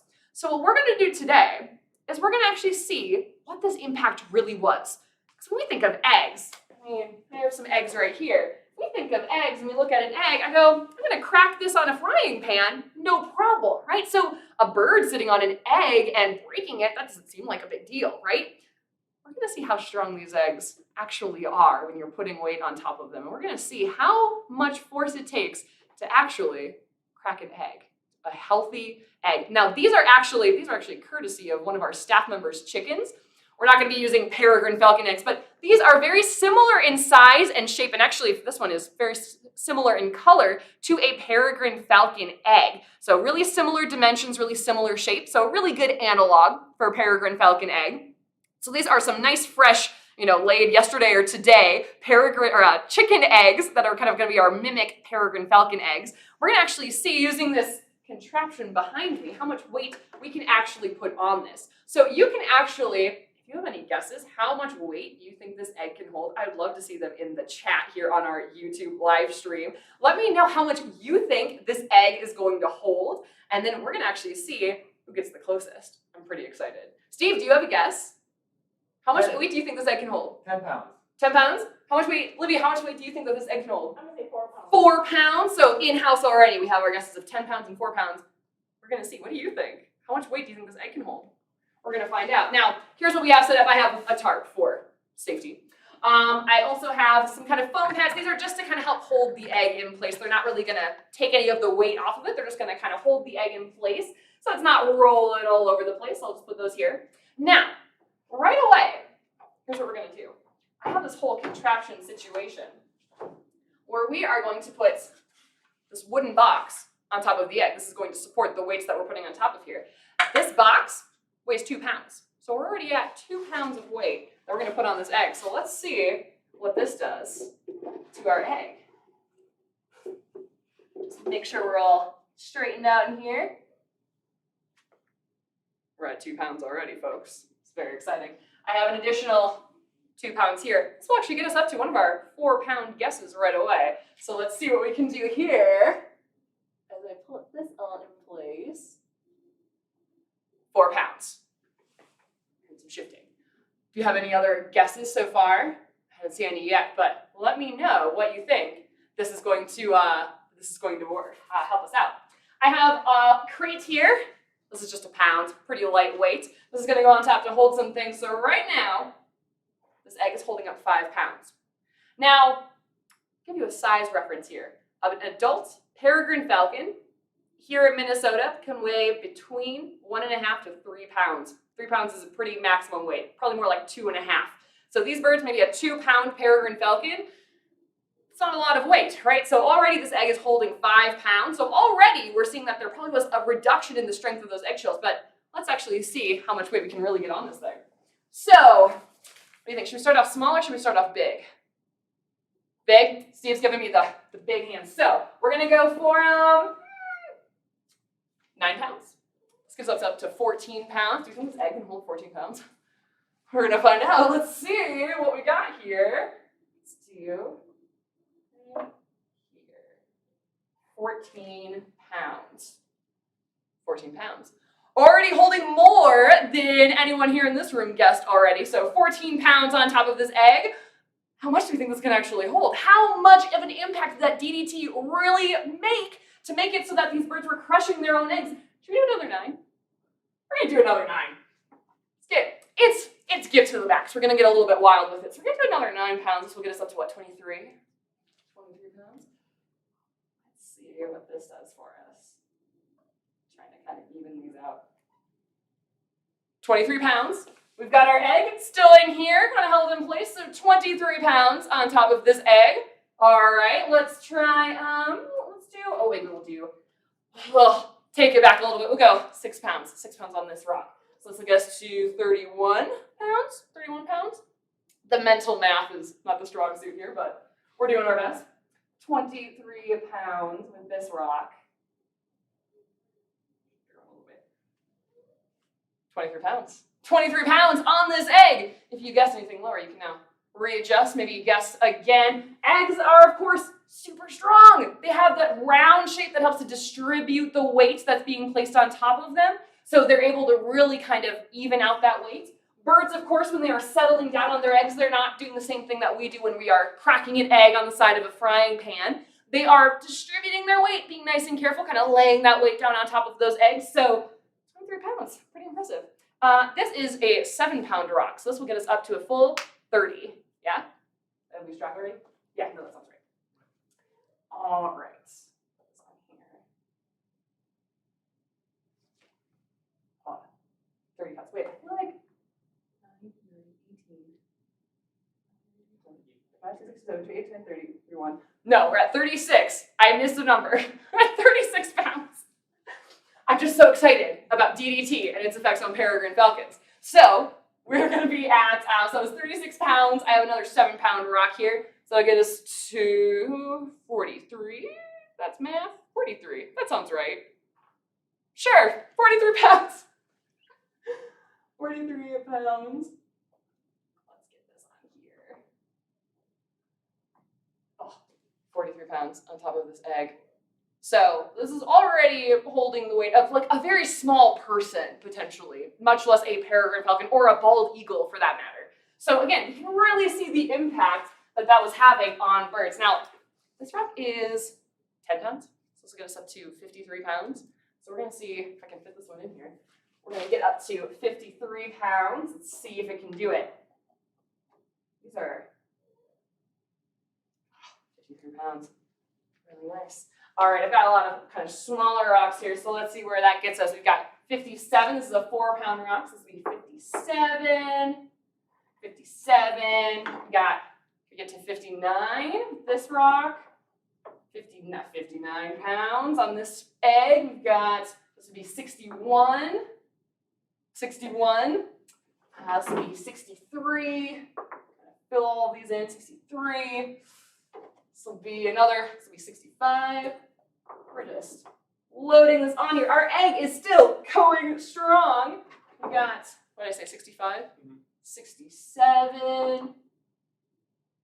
I got a nice 3-pound one. This will get us to 70 pounds on top of this egg. We'll do this one, will get us to 72. Oh my goodness. 74. So it'll be 77. Can we get to 80?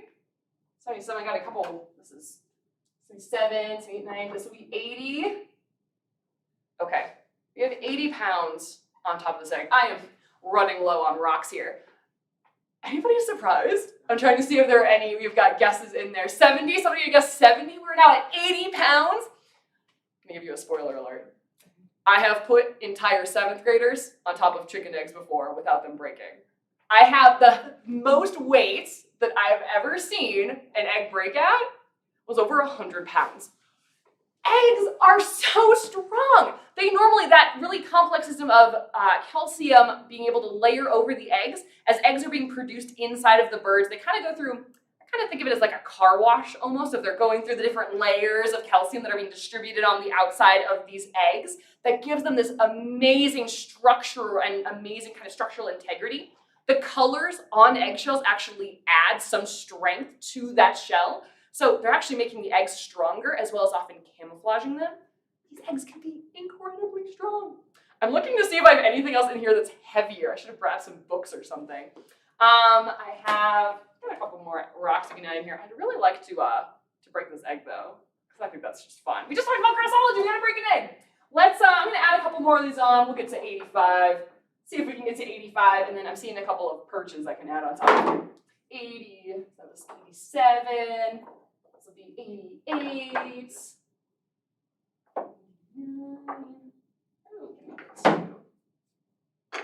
There we go. Keep it a nice even 90 pounds. I think that's good. Let me, I'm gonna take a wide circle over here. Let's add on this perch. I need something heavy. This thing, this is 20 pounds. So we're gonna put this on top of here for 110 and see what that does for this egg here. Let's see. This is nice and flat here. What do we think? Do you think this is gonna make it? I think so. We're gonna find out. Let's see.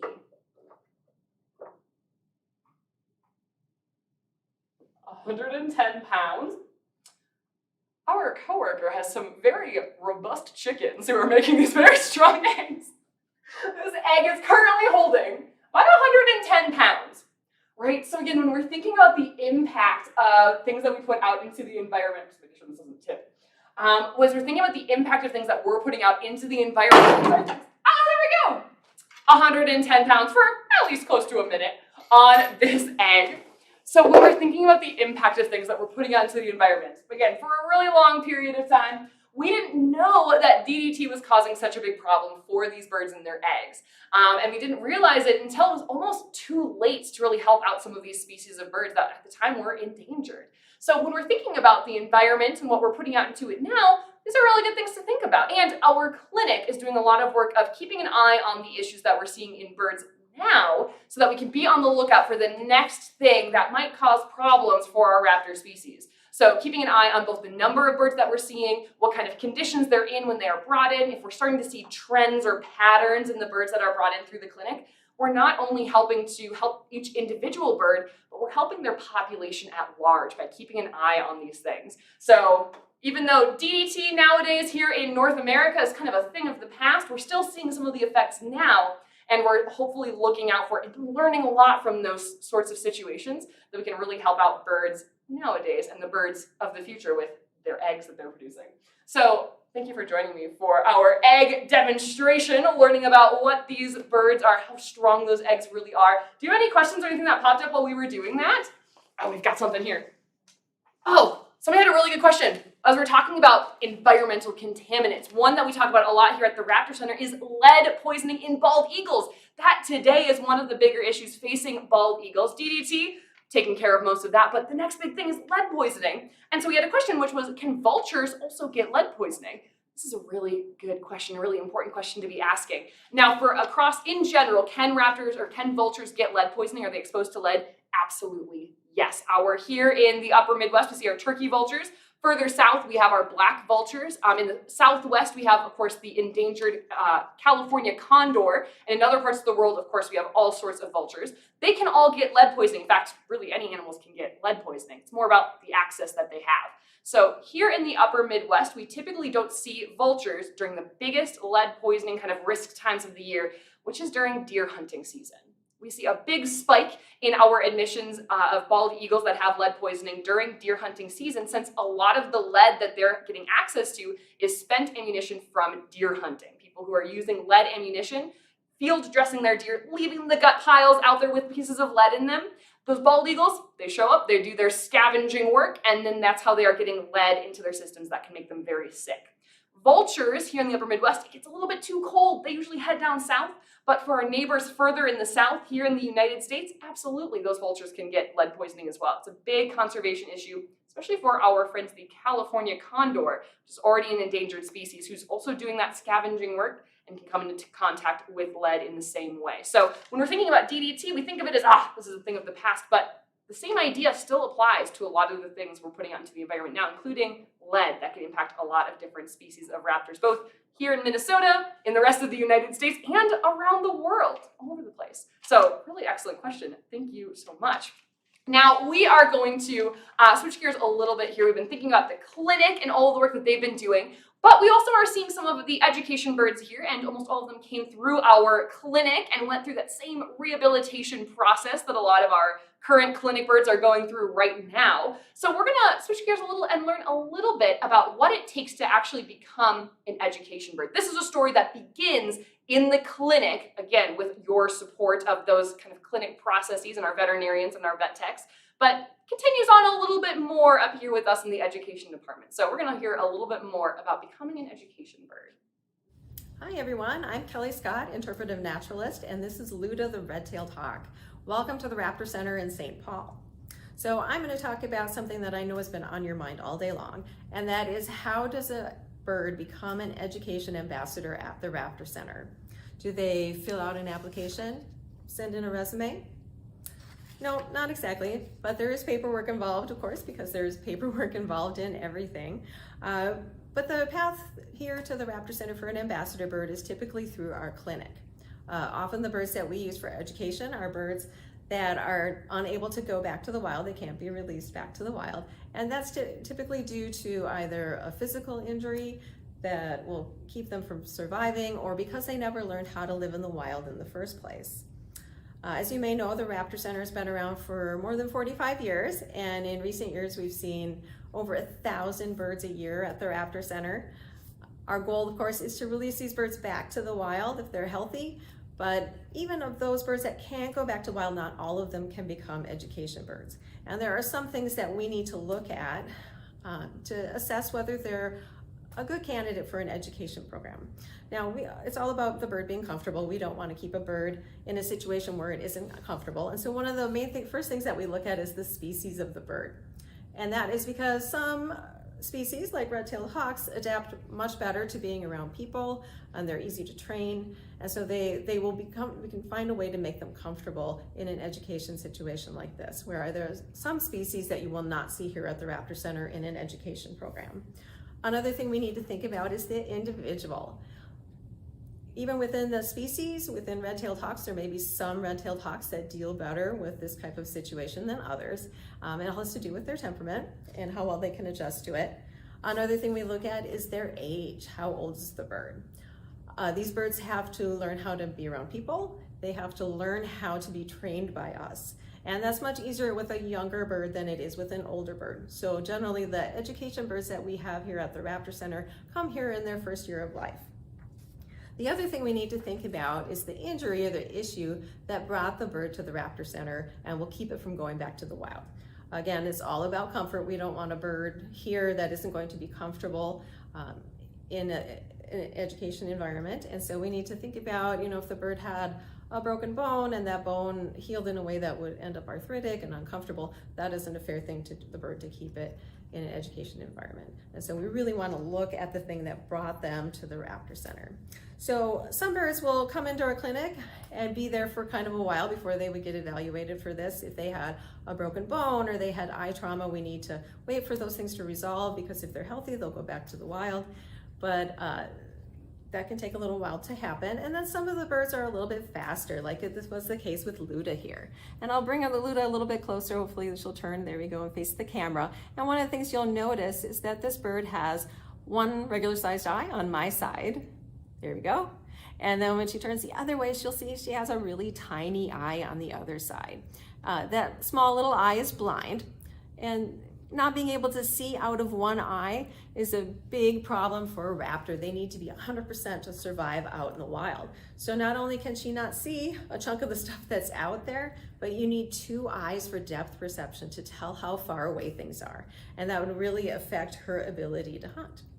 So once we've determined that a bird is a fit for our education program, that's where the paperwork starts, because the bird would currently be in the clinic, and that bird needs to be moved to our education program. So there's paperwork to fill out, permits to apply for, and then once that bird is transferred to us, then its education journey begins.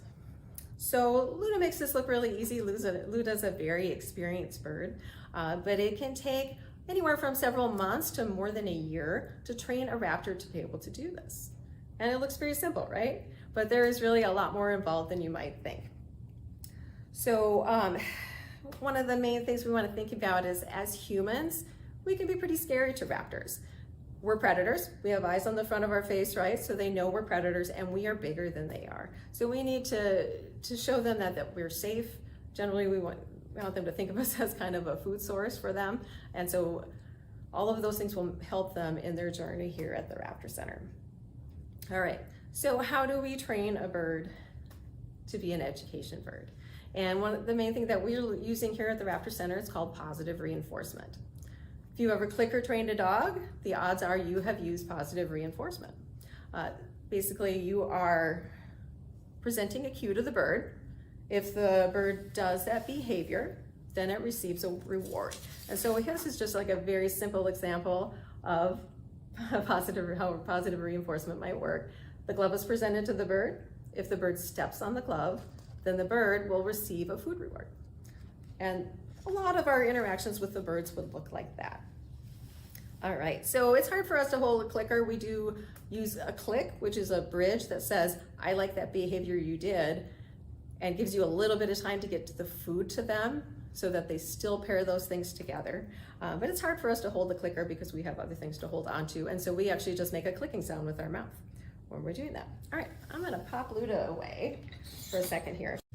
So that brings us to the other part of paperwork that we have here at the Raptor Center, and that is called considered making a training plan. So when we're planning to do some sort of training, we want to reach an end goal with the bird, we write that out. You don't want to assume that you're just going to get there. You want to figure out step by step what you're going to do. And there can be multiple ways to get to the same end result. Don't have to do it all the same. It might depend on what your end goal is. You might do a slightly different way of getting there. It might depend on the trainer and their experience. It might depend on the bird and the species, the individual. And so we write out this training plan and think about how we want to make that route to get there. But training plans have to be flexible. So you don't want to assume that whatever you've written, that's how it's going to go.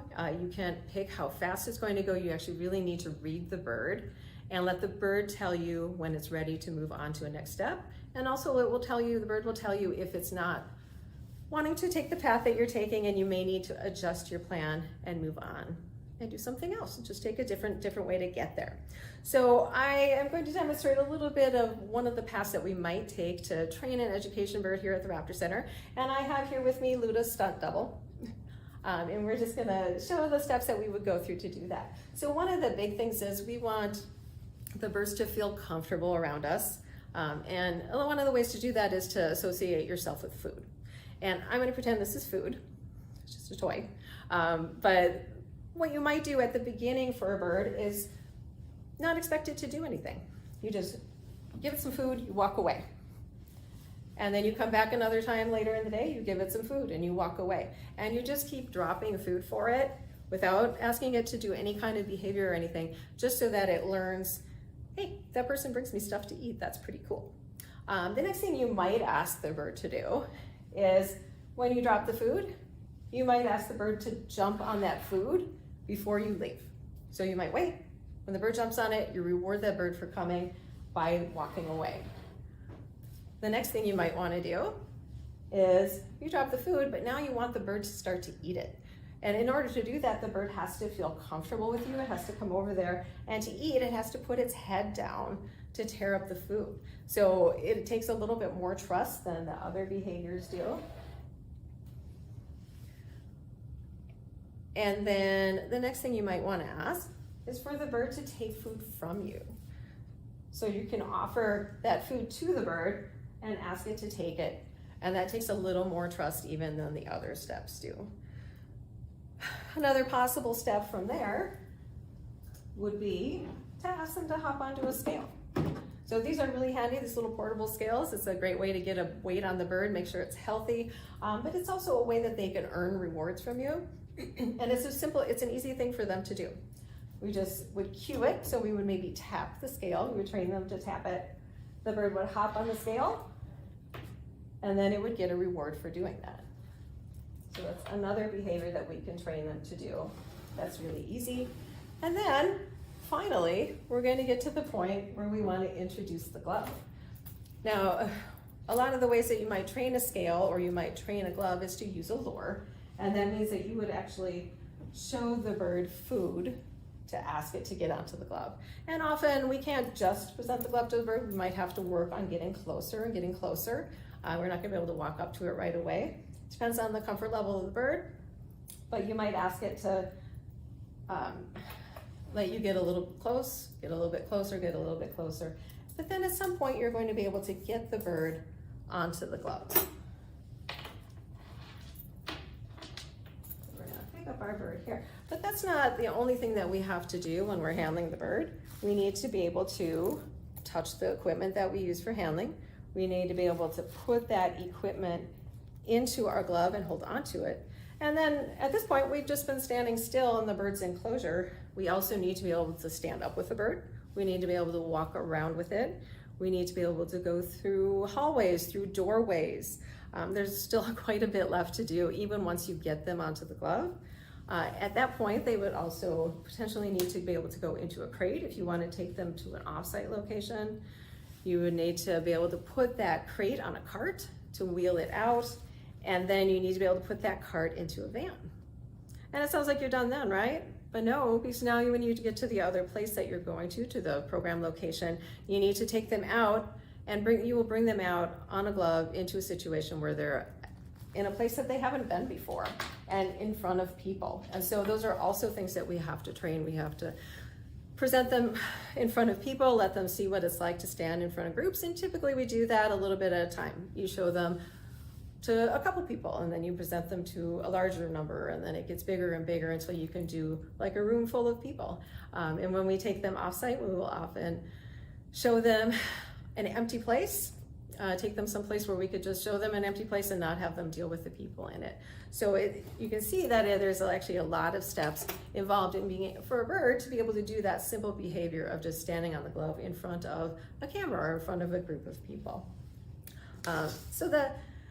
As I mentioned, the path to education here at the Raptor Center a lot of times is through the clinic. So someone might find the bird and contact us. They would get rescued and transported here. Anybody can bring us a bird, but also we have transport volunteers that will pick up birds and bring them into us.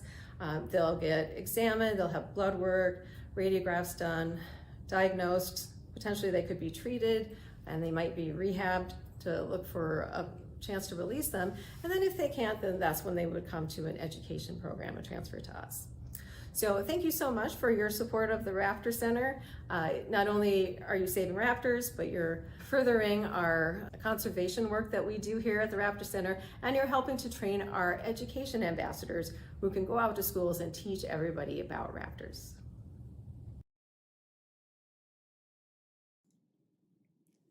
Hey everyone, back here live again for our fundathon. We just were learning about how a bird becomes an education bird. And again, this is a process that begins down in our clinic and very relevant for this particular peregrine falcon, since she is one of the relatively recent new education birds. This is a 3-year-old peregrine falcon who very recently was going through a lot of the training that you were just hearing about with Kelly, one of our other interpretive naturalists. So I wanted to get back to talking a little bit about peregrine falcons, since we were just talking about how strong eggshells really are, how big of an impact DDT made on them. Figured it would help to actually see one of these birds kind of in person, being able to see how kind of the size and dimensions of the bird that we're talking about. I actually am going to give her a nice chunk of quail, think of like a very small fancy chicken that she has to work on, because we're getting later into the morning, we're getting hungry, it's time for breakfast, or second breakfast for some of us. So I'm gonna give her that to work on while we talk a little bit about peregrine falcons. So she's gonna work on that. Hopefully you've all had your snacks this morning. So she's going to work on that. We're going to see some of the amazing adaptations that peregrine falcons have. So in addition to really recovering from being an endangered species here across most of North America, start working on that? Got to figure out if we're in the best spots to be able to work on that. There we go. You can see a couple of amazing adaptations on this peregrine falcon. So for size reference, since we were just talking about how strong those eggshells are and how big peregrine falcons actually are, this bird weighs about 2 pounds. Earlier, we just put 110 pounds on top of a chicken egg, which is very similar in size and shape to a peregrine falcon egg. So we know that those eggs are supposed to be very, very strong, but because of DDT, what we were putting out into the environment is really diminishing their strength and their ability to stay strong while these birds were incubating their own eggs. So this is what that bird actually looks like. You can see that they have some really important falcon features. These birds are actually the fastest species of animal in the world. Now, I know sometimes I say that and people go, no, cheetahs are so fast, they can run 70 miles per hour. And that's very impressive, don't get me wrong, I cannot run that fast. But peregrine falcons are bird hunters, and so they are very especially suited to going very, very fast.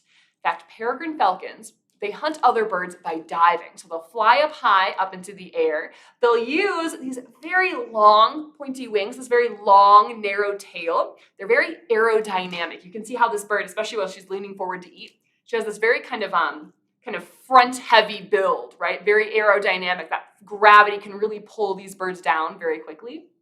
These birds, they'll fly up high. They'll tuck in these long, pointy wings, that long, narrow tail. They'll dive, going over 200 miles per hour.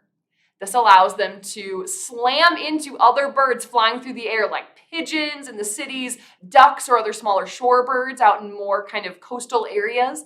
They're able to slam into them going over 200 miles per hour, generating a huge amount of force that allows them to grab onto those other birds or simply ram into them and follow them down to the ground. Either way works.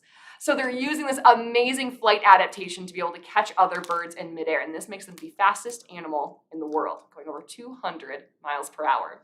You can see as she works on this nice chunk of quail, these birds also have these very long, narrow toes, perfect for grabbing those other birds right out of the air. Like all raptors, they have this incredible eyesight with those big forward-facing eyes, those long toes, and the talons on the ends for grabbing onto things. And of course, as she's showing us right now, this curved, sharp beak, perfect for tearing food into pieces.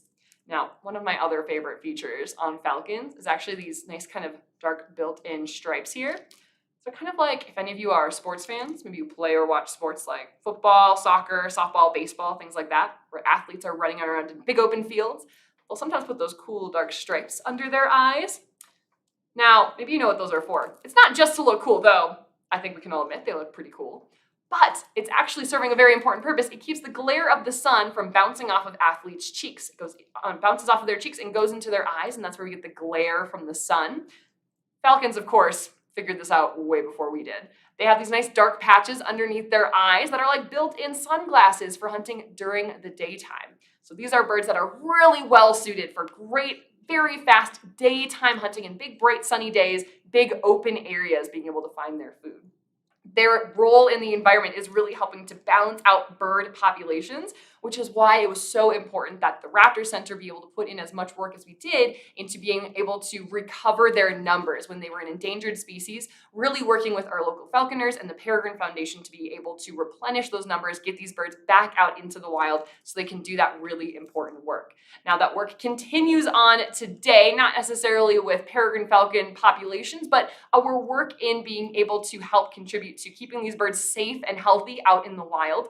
Our clinic is not only working to help rehabilitate and release individual raptors, but we're also doing that monitoring of what these birds are being brought into the Raptor Center with, what kind of injuries or illnesses, what other conditions might be affecting them, being able to watch those patterns and do research about how these change over time, and then looking for new ways to help these birds when they are in human care so that we can make sure that we are able to release more of these birds, be more successful in our surgical and other care techniques. These are things that we're learning and researching, and all of that is thanks to you and your help here today at Give to the Max during our fundathon. Now, this particular peregrine falcon, she's almost done working on this nice chunk of quail. As you can see, she's of course eating all the different parts of this. We'll talk about that a little bit later on today about what birds do with all the things that they've been eating. She's kind of finishing working on that. So let me try to give a little bit closer up as she kind of finishes working on that here for a minute.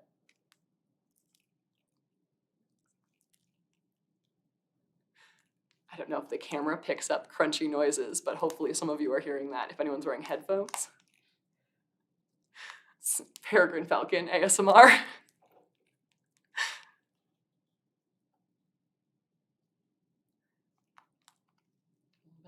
There we go. Let's get it actually on screen.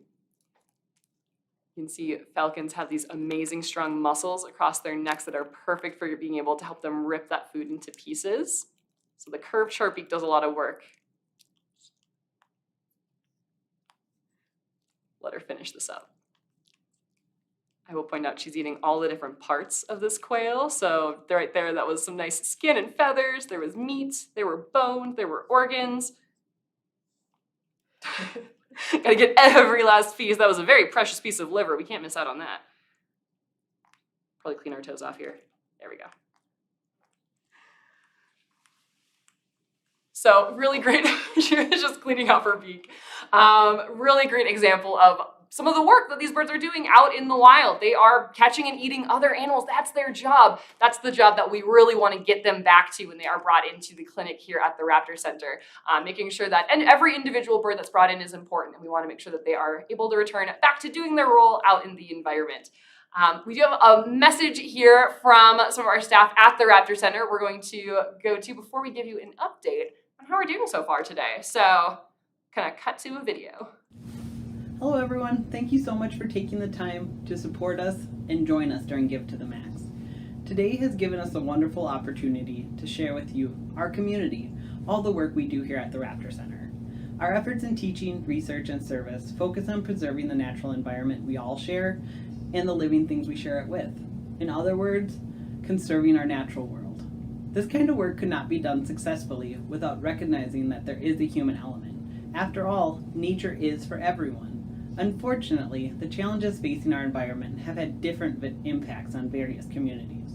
That's why the Raptor Center recognizes that in order to be a contributing member of the community, we need to verify that we are inclusive and equitable in our conduct.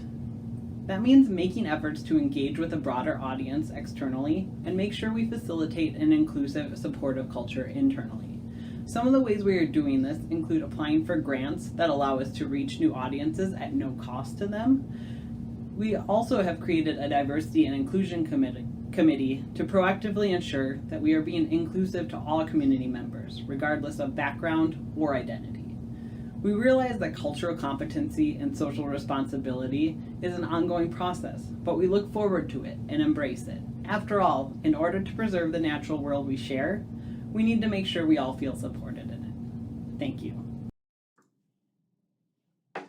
Hello, everybody. Dr. Victoria Hall, Executive Director of the Raptor Center, back. And I am back because I wanted to give an update. We have been streaming since 8 a.m. and we have had incredible support from the community from even before Give to the Max Day with our early donations and to today. So right now, I have an update. We are at $17,825, right? So we're over a quarter of the way there. Now, Give to the Max runs all the way till midnight tonight. We're going to stream till 8 p.m. because the birds need a little bit of off time after that. But we'll be streaming straight till 8 p.m. When you give to the Raptor Center, you're giving to help get birds back into the wild. Nearly all of our clinic budget is reliant on your donations. So when you give, and when you give today, it's going to be doubled because amazing donors who helped give a match today. So when you give $1, it becomes $2, and those $2 goes towards providing medication, providing our veterinarians, x-ray machines, surgery techniques, food. It is amazing how much it costs to feed these patients when they're in the hospital. We will give birds every chance we can to help them survive back into the wild. Our goal is to get a healthy, thriving bird that can survive in the wild, right?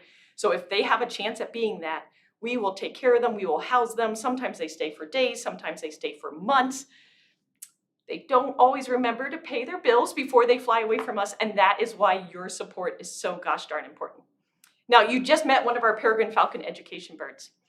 Education birds come when they have an injury that no longer allows them to survive in the wild. So if they have the right temperament and the right kind of injury, they can join as a very important member of our education team. So you got to see up close and personal one of our peregrine falcon educators. But now I want to take you back into the clinic, because the clinic sees nearly 1,000 birds a year, including peregrine falcons. So this is a story that is going to be brought to you by one of our veterinary interns. So the Raptor Center has a long legacy of training a global force of raptor veterinarians. Interns are veterinarians who have graduated, who are doing a 1 year of specialized training. And in this case, if you're on earlier, it's going to be Dr. Rachel again, one of our interns, and she is going to tell you about a very special peregrine falcon patient and how we're trying to get that patient back into the wild. Thank you for all you do. Hi there. Veterinary intern currently working at the Raptor Center. Today I'm going to be talking about one of my patients. It is a male hatch-year peregrine falcon that came into our hospital at the end of September.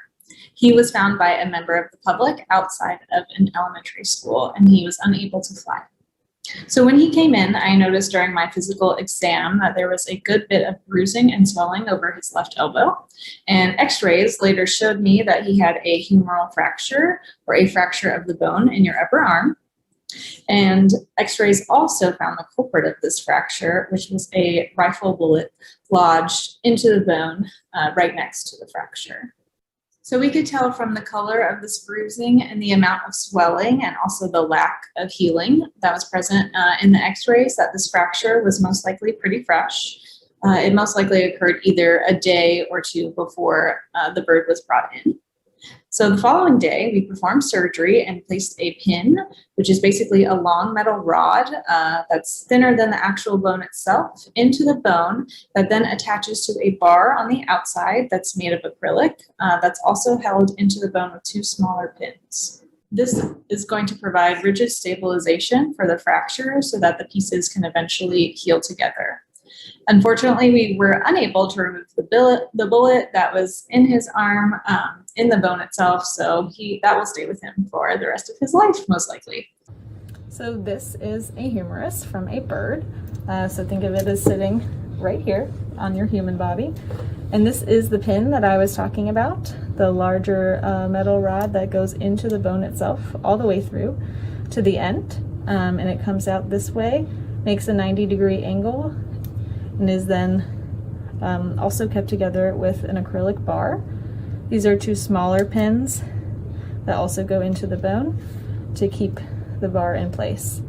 And this essentially creates an I-beam so that it can come together and heal together with the support of this. And then eventually, like with my bird, we could take out this part, the pin, but we left in the bar and the smaller pins. And hopefully in a couple weeks or so, we can remove all of it. So it will eventually be all the way healed. The bird did really well under anesthesia for the surgery. And after surgery, I placed another wing wrap, which is that silk tape wrapped around the body and then also wrapped around the wing itself of the affected wing to immobilize it while it was healing. But since his surgery, I've been performing physical therapy on the wing twice weekly, gradually stretching it out under anesthesia so that the wing doesn't get too stiff while in recovery. If the wing does get too stiff, and unfortunately it might stay that way, and then he won't be able to fully extend it, which he needs to do to be able to fly. So currently he's on anti-inflammatory and pain medications for his healing fracture, and the bone is slowly healing. Over the course of a couple of weeks, we are usually able to take out that pin that we put into the bone so that the bone can continue to heal without its support. Then we gradually remove the other parts of the fixation as well, as long as the bone is stable and healing appropriately. And we check this routinely with our x-rays to make sure the bird is on the right path to recovery. So most recently, we were able to take out his pin as his bone is stable enough to do so. In a week or so, we should also be able to remove other parts of his fixation, depending on his healing, until there's no trace of us left in there, except for the bullet, of course. From there, he will go into our rehabilitation program, where he will gain back the important muscles he needs to be able to fly and thrive in the wild, and then he'll be able to be released. So the healing journey of this bird has been a great teaching opportunity for both me as a veterinary intern and the numerous veterinary students that come through our facility and shadow our doctors here, as they're able to see kind of the normal progression and healing process of a surgically fixed broken bone, because that's a lot of what we do here. And part of our goal at the Raptor Center is to train the next generation of both wildlife veterinarians like myself and rehabilitators, which would honestly not be possible without your support. So truly thank you for all that you do and your commitment to helping wildlife. Hey everyone, welcome back after hearing about that amazing peregrine falcon patient.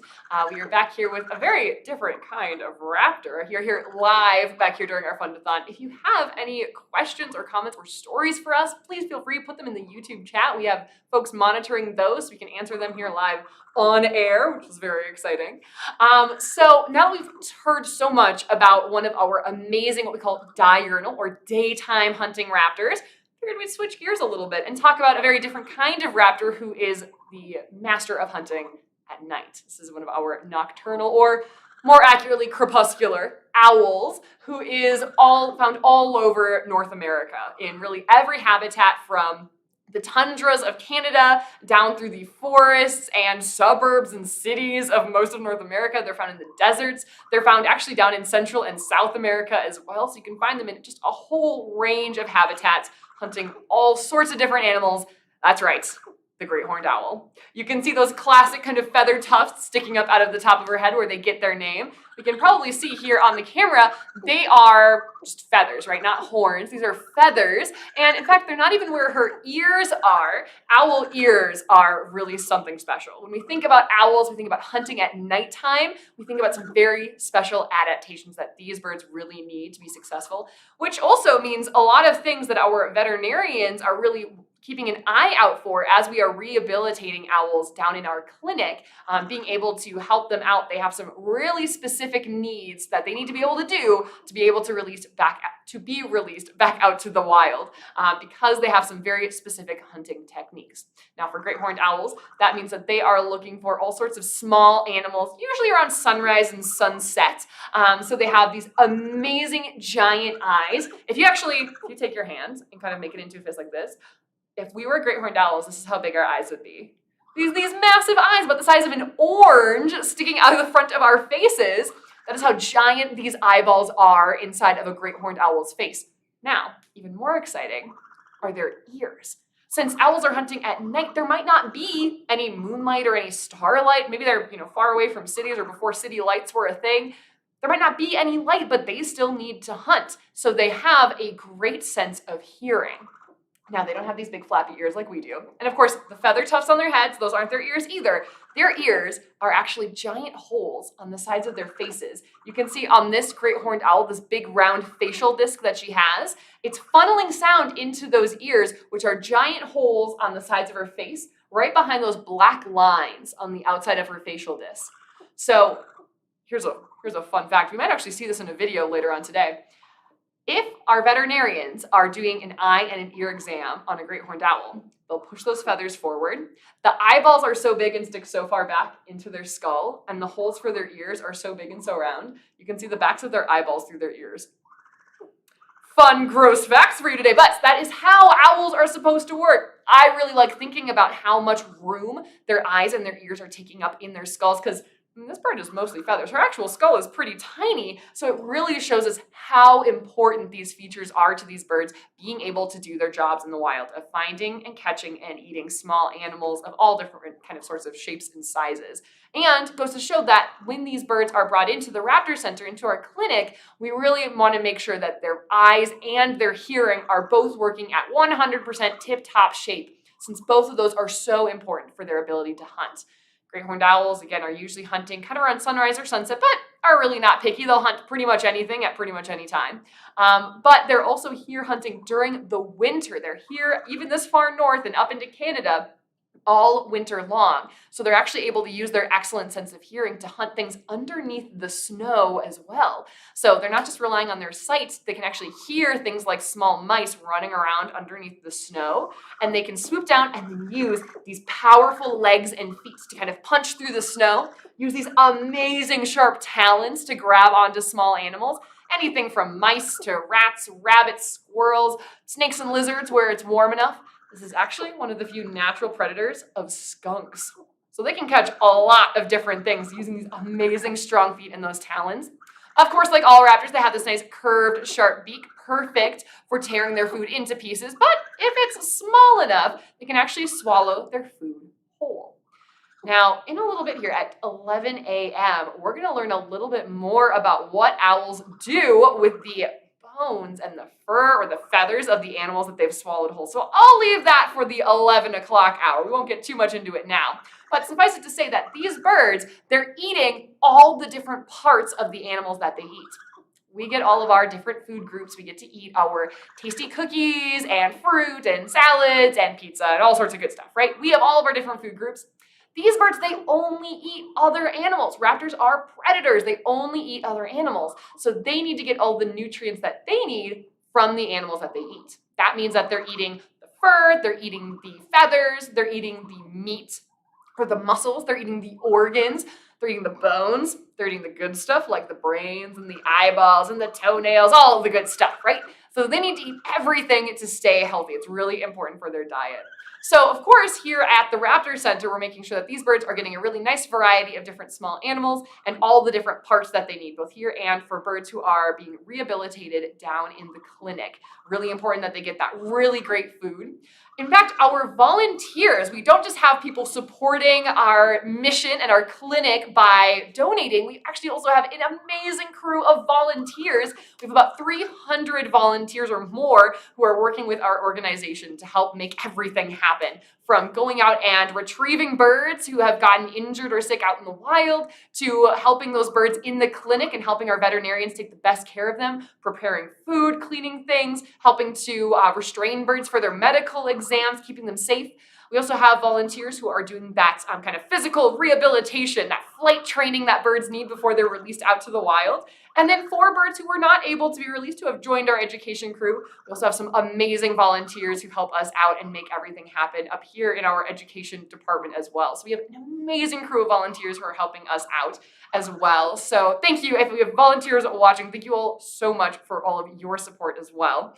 Again, everyone who's watching, you can support us in a lot of ways, both spreading the word as we're doing our fundathon here today until 8 p.m. We're going to be live streaming. So we've got folks here live. We have some amazing videos and things to share with you from down in the clinic. So being able to watch all of that has been really, really exciting. I have some questions about great horned owls, which is fantastic. Somebody was asking, how would I identify a great horned owl call in my neighborhood? I'm assuming that this is just a clever ruse to get me to do great horned owl noises on camera, and I am happy to oblige. So great horned owls make the classic owl kind of hooting noise that we think of. They'll often be heard, especially as we get into kind of later this winter, early spring. Even here in Minnesota, they are usually looking for their territories as we kind of get into the new year. They're laying eggs as early as February. So you're going to start to hear a lot more kind of territorial and also kind of courtship calls as we get into the winter time. We've already been hearing a few more of those even now in November. So what you're going to listen for is hoot, hoot, hoot, that big classic owl hooting noise. You might be able to spot there's this white patch underneath this bird's kind of underneath her beak right here. This white patch is called a gular patch. It's a fancy terminology, but it's basically like a big beacon that when these birds are hooting, it kind of puffs up, and that white color shows up really, really well for other owls who might be in the area. So maybe you have a nice big open area in a park. You might have a great horned owl on one side, a great horned owl on the other, hooting at each other. The nice white patch can help show up a little bit better so they can really see each other and see what's going on. Now, you might be wondering, okay, if they're normally making big hooting noises, what is up with this bird? These are not big great horned owl noises.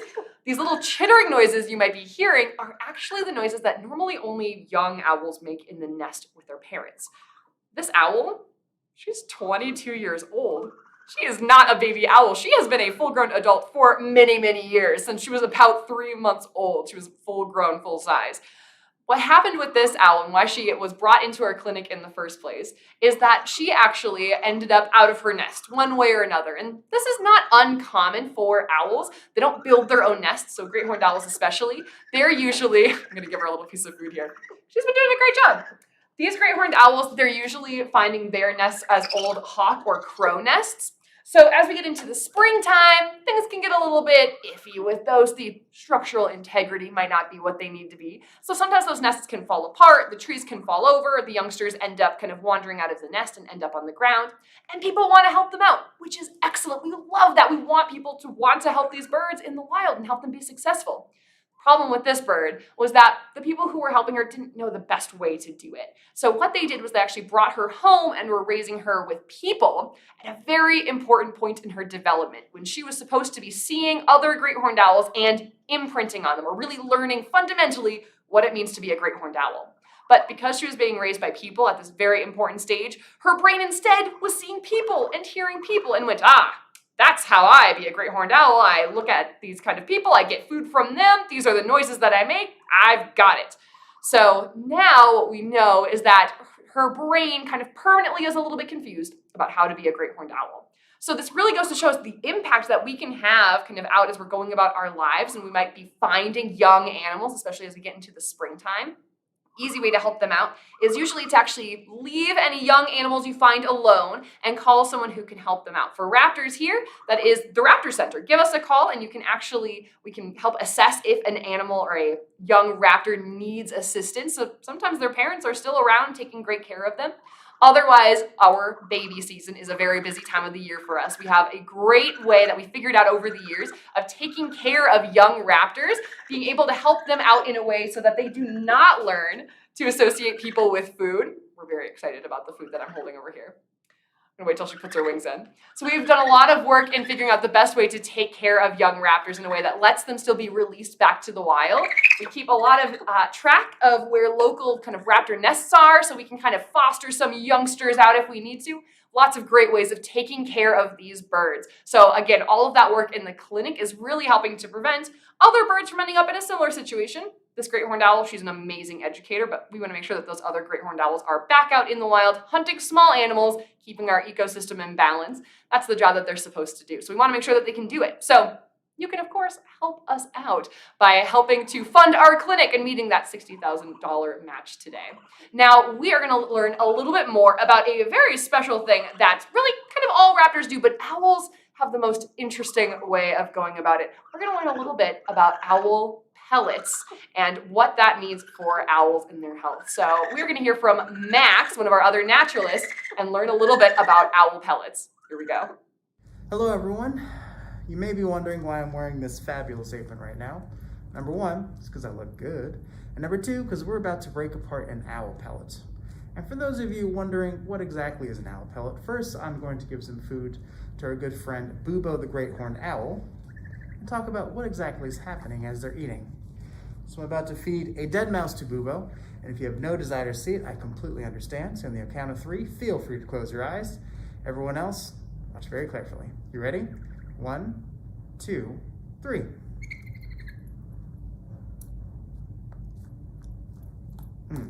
Delicious. Now you may notice that Bubo basically swallowed that sucker whole, as opposed to other raptors who tend to tear up their food before they eat it. Because what is happening inside of Bubo as he's digesting that food is very unique, in many ways very efficient as well. Great horned owls, like other birds, have 2 chambers to their stomach. So right now that mouse is going down into the first chamber and they're starting to break down all of the soft tissue, getting all those nutrients out, almost liquefying it, and then forcing all that food down into the second chamber, where it's getting passed through the intestines, except for the fur, the teeth, and the bones. Those parts, not a lot of nutritional value, and much harder for a great horned owl stomach to process. So what's gonna happen then is that they're going to wrap it all up into a tight ball, all those all the bones, all the teeth, all that fur gets compacted into a ball, and then it's going to get passed up and spit out of their mouth. And here is Kelsey to show us exactly what that looks like. Go ahead, Kelsey.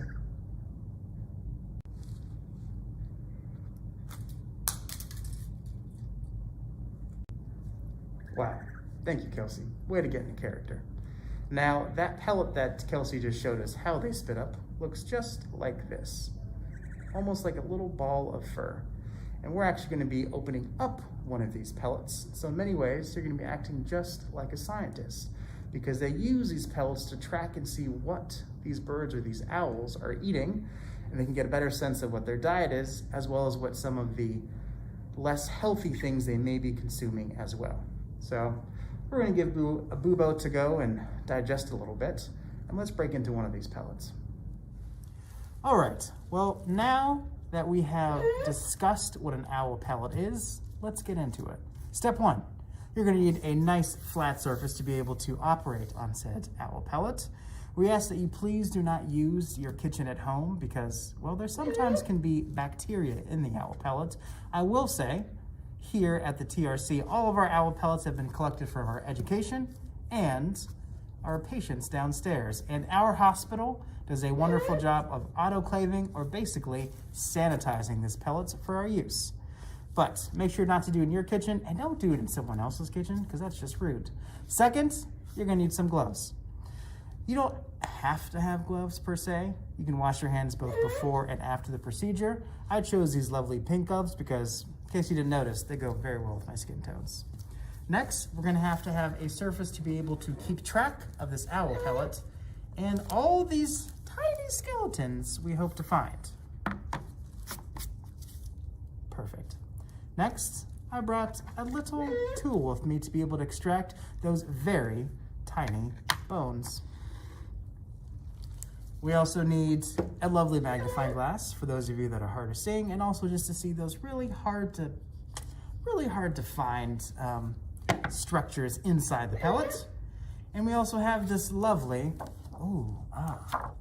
reference sheet to see if we can figure out exactly what skeleton we may be looking on. Owls do eat a number of things, but most commonly you can define it to be a bird, a mole, a rodent, or a shrew, at least around here in Minnesota. With that being said, let's dig in. Fortunately, we've had some owl pellets provided to us that have, of course, been sanitized, wrapped up in some lovely tin foil because, well, we're not savages here. Okay, let's start with this tiny one. Carefully unwrap said owl pellet. We don't want to break it apart too soon. Oh, lovely. Oh my goodness. Got two different,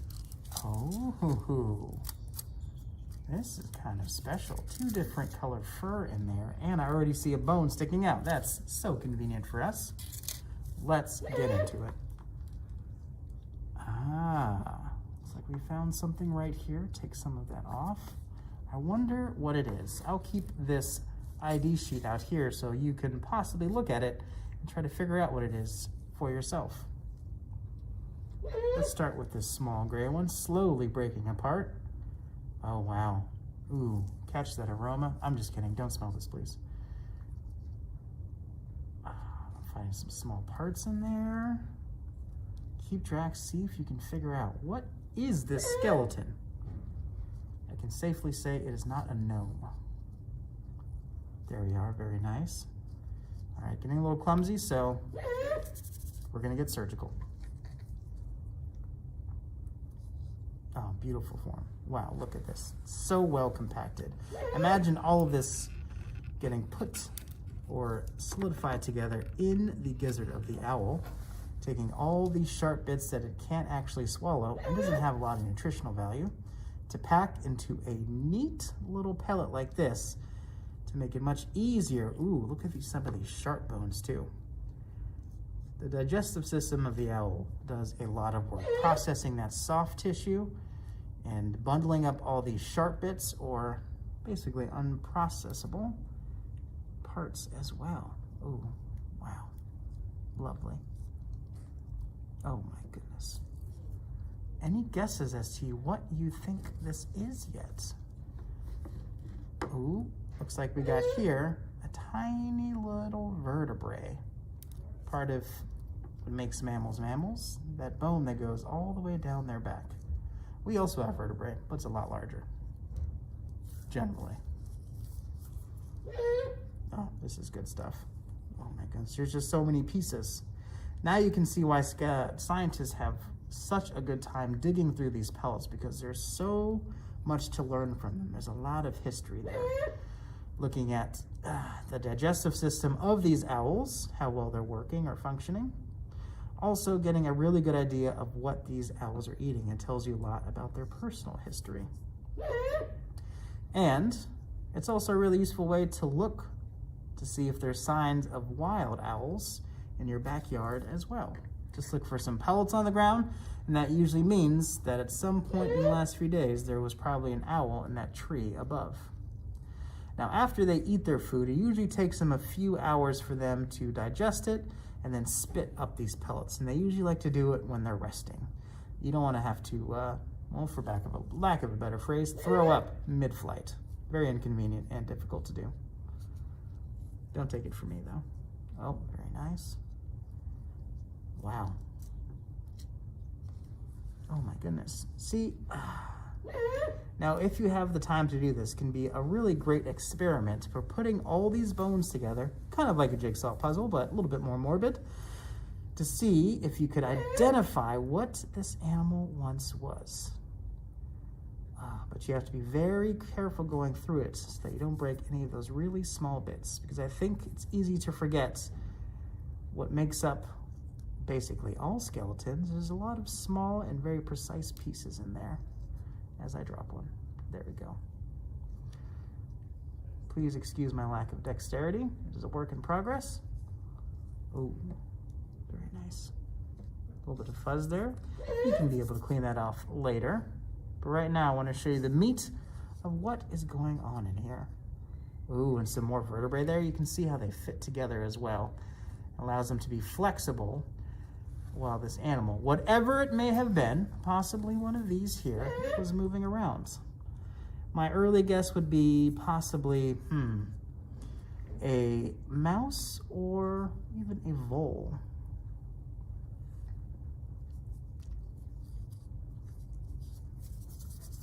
Very nice. Oh, there's so much more. All right, let's try out this large one as well.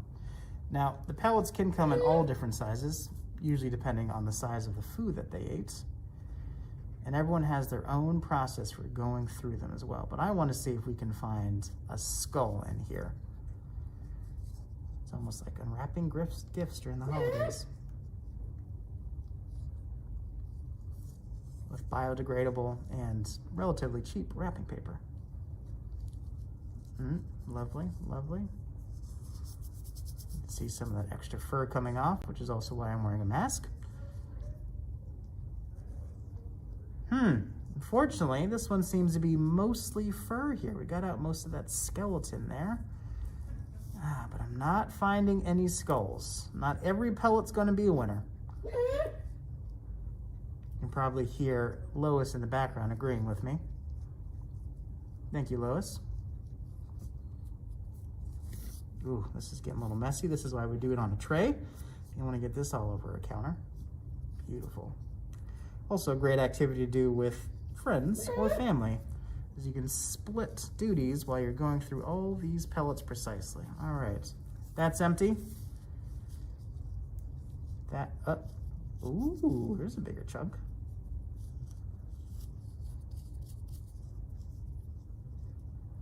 For those of you wondering if you can possibly go through pellets to find precious metals, I can say that that is a very low likelihood, so I would not recommend it with that intent. Oh wow, this is very well wrapped. What is this? Possibly a skull? Oh. I can't tell. I know there's many of you at home wondering right now, is this possibly the most riveting thing I've seen on TV? And the answer, most likely yes. Let's see a reality show do this. Oh wow, really getting in there. Just how well that fur gets combined inside. Here's my little tool. I wonder if this is what paleontologists feel like as they're slowly excavating those old dinosaur bones, getting all that dirt and dust out of the way. I have a belief that this is another vertebrae here. Ah, very nice.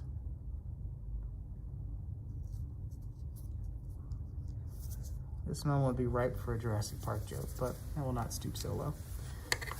Okay, all right, we're gonna try this one piece to see, oh, folks, I think we're in luck. I believe that is indeed a skull. Now, while other raptors do cough up pellets, you'll notice that when they eat, they're generally tearing it into small pieces. So those pellets generally don't have all these pieces of bone in them, which is why owl pellets are, to me, the most fun of all of the raptor pellets. Lois, do you agree? She's mulling it over. She's very reserved and measured in her responses. Ooh, I'm guessing, oh yeah, definitely some kind of metal, and mammal, not a metal. Got your hopes up. And definitely some kind of rodent. Look at those two long straight teeth there in the front of the skull. Those two long teeth are very, very indicative of a rodent, because those teeth actually keep growing throughout the rodent's life, which is why they have to gnaw on various things to make sure that they don't get overbite with them. Fascinating. Oof. So my early guess is some kind of a mouse, looking at those teeth there, and at the size and at the coloration of the fur. But hard to know for sure.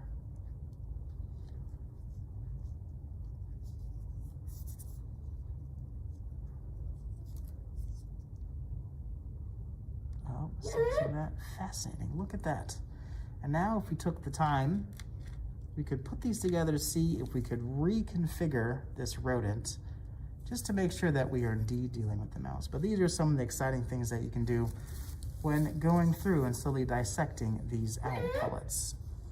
I know you've had, well, I hope you've had as an exciting time as I have going through this. I'd love to see an episode of CSI get this scientifically accurate and emotionally riveting. And next, I'm gonna go through this much bigger pellet, which should also be very exciting. Now, at this point, you might be wondering, Max, what if I want to do this at home? And you're in luck, because here at the Raptor Center, we actually have our own prepackaged pellets that have been sanitized for you to take. Ooh, wrapped in that tin foil, also in a bag, very nice. Also makes for a great centerpiece if you need to stir up some conversation with visitors. I encourage you to come and check them out, or keep an eye out for pellets in the surrounding area, because it's also a good sign that there's owls around. And if there's owls around, then you probably have a fairly healthy habitat as well.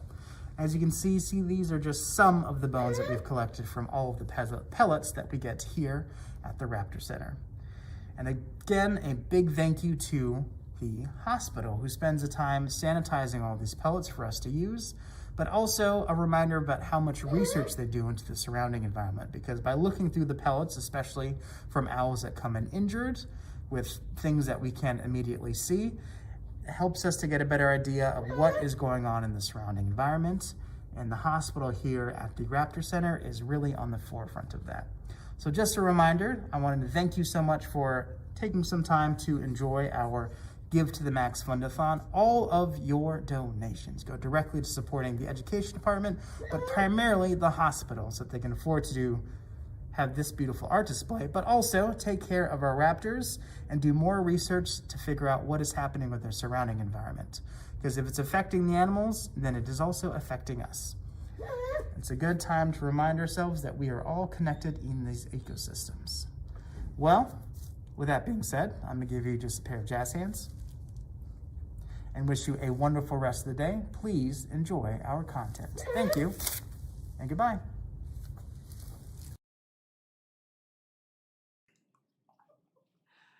Hey everyone, hopefully you enjoyed our owl pellet dissection discussion.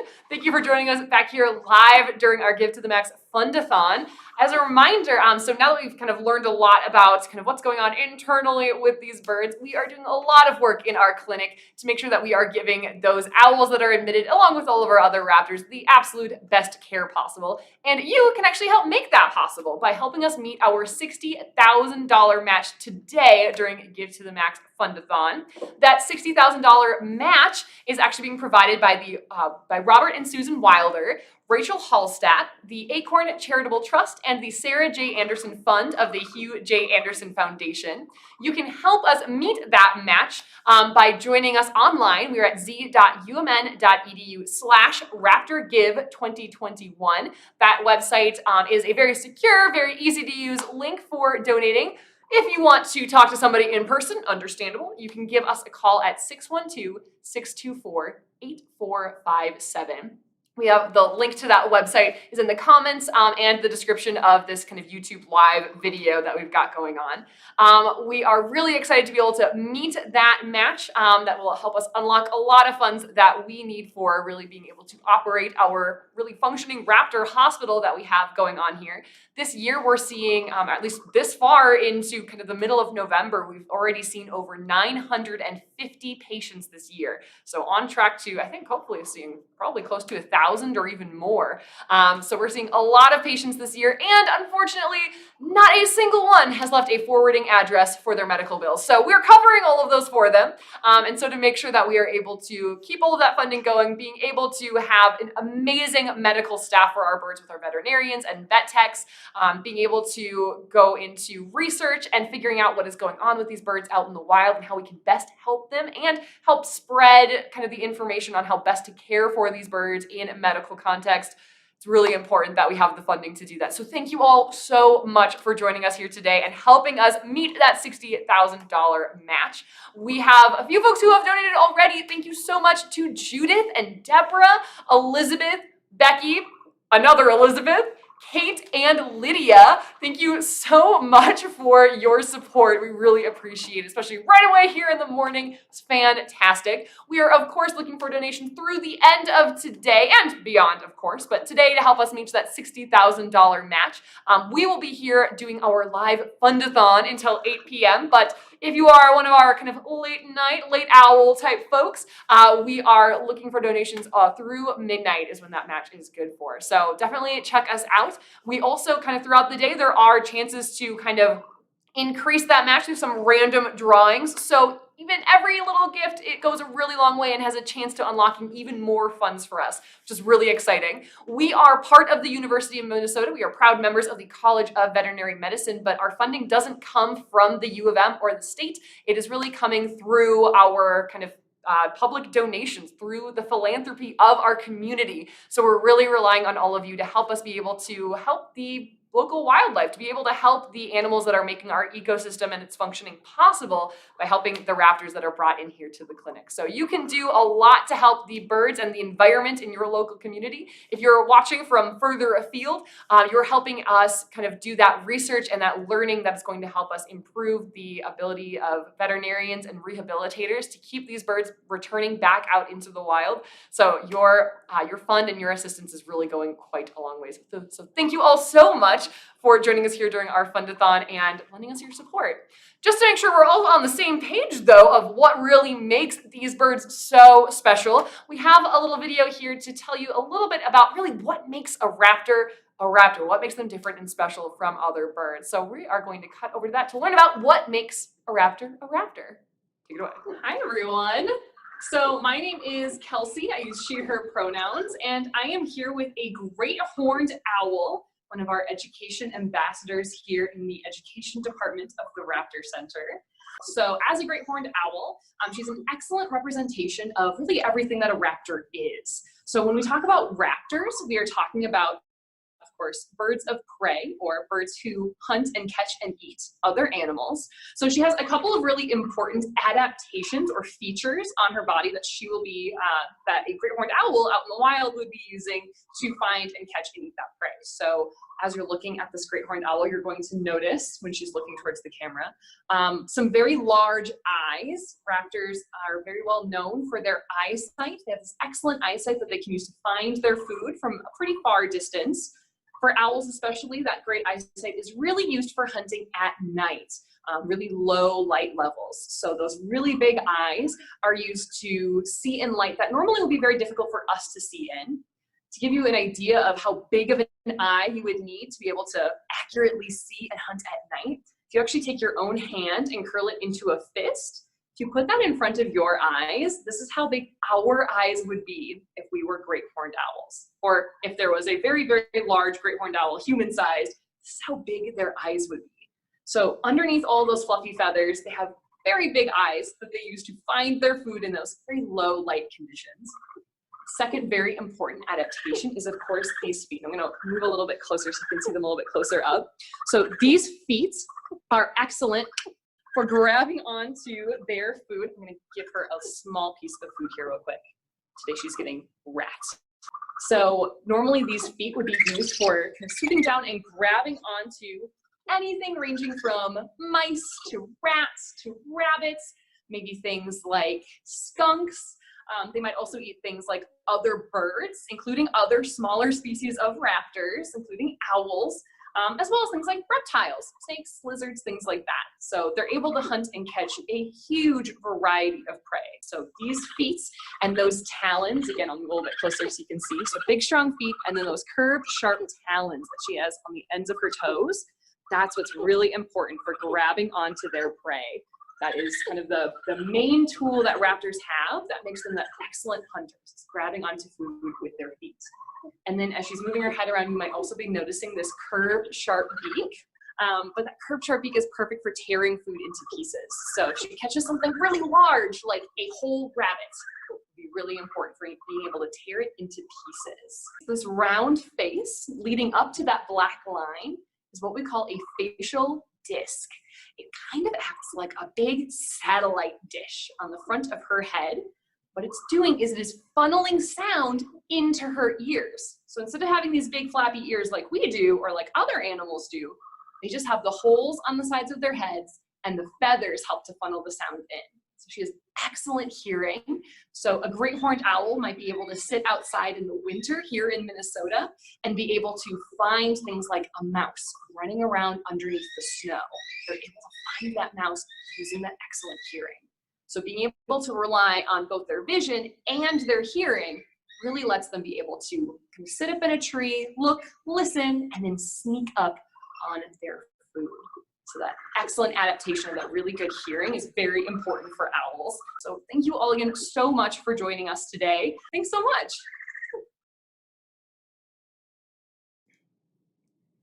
Welcome back. You may have noticed this light time jump that we just went through. So thank you for joining us on our kind of wormhole tunnel through time. And back here, we're back in the same room, same people, same bird, but now you know about what makes Raptor a raptor. So now that we're all kind of all on the same page, we really understand kind of what makes these raptors so special. Just to elaborate a little bit on what past Kelsey was saying, you can really see these very important features in birds. These are the kinds of features that it's really important that these birds have fully available to them. These are the kinds of places where we can see injuries that birds down in the clinic may have received that are really important to kind of get back into shape, rehabilitate, and get them so that they're able to be successful back out in the wild. That excellent eyesight is so important for raptors. Being able to have our veterinarians have the equipment that they need to really examine those eyes, especially the backs of the eyes, places that we can't really see from the outside, but you need special equipment to be able to really fully evaluate. That is all really important to their work. Being able to also be able to fully kind of see inside of the ear, make sure that everything is working appropriately, being able to fully assess kind of their feet and their beaks, being able to observe their flight in our flight crew and our outdoor kind of flight reconditioning program that we have for birds. All of these are really important things that our veterinarians and our vet techs are working so hard on to be able to make sure that the birds that are brought into our clinic are able to be released. Now this bird here was not here for kind of physical injuries, more of kind of the mental kind of situation where she was raised by people as a youngster and was unable to be released because she's what we call a human imprint. Our veterinarians and vet techs, again, are doing a lot of really important work with the young raptors that are brought into the Raptor Center every year so that we can make sure that we get them healthy and ready to go back out into the wild without doing that imprinting. So we can make sure that those birds are ready to return back to the wild.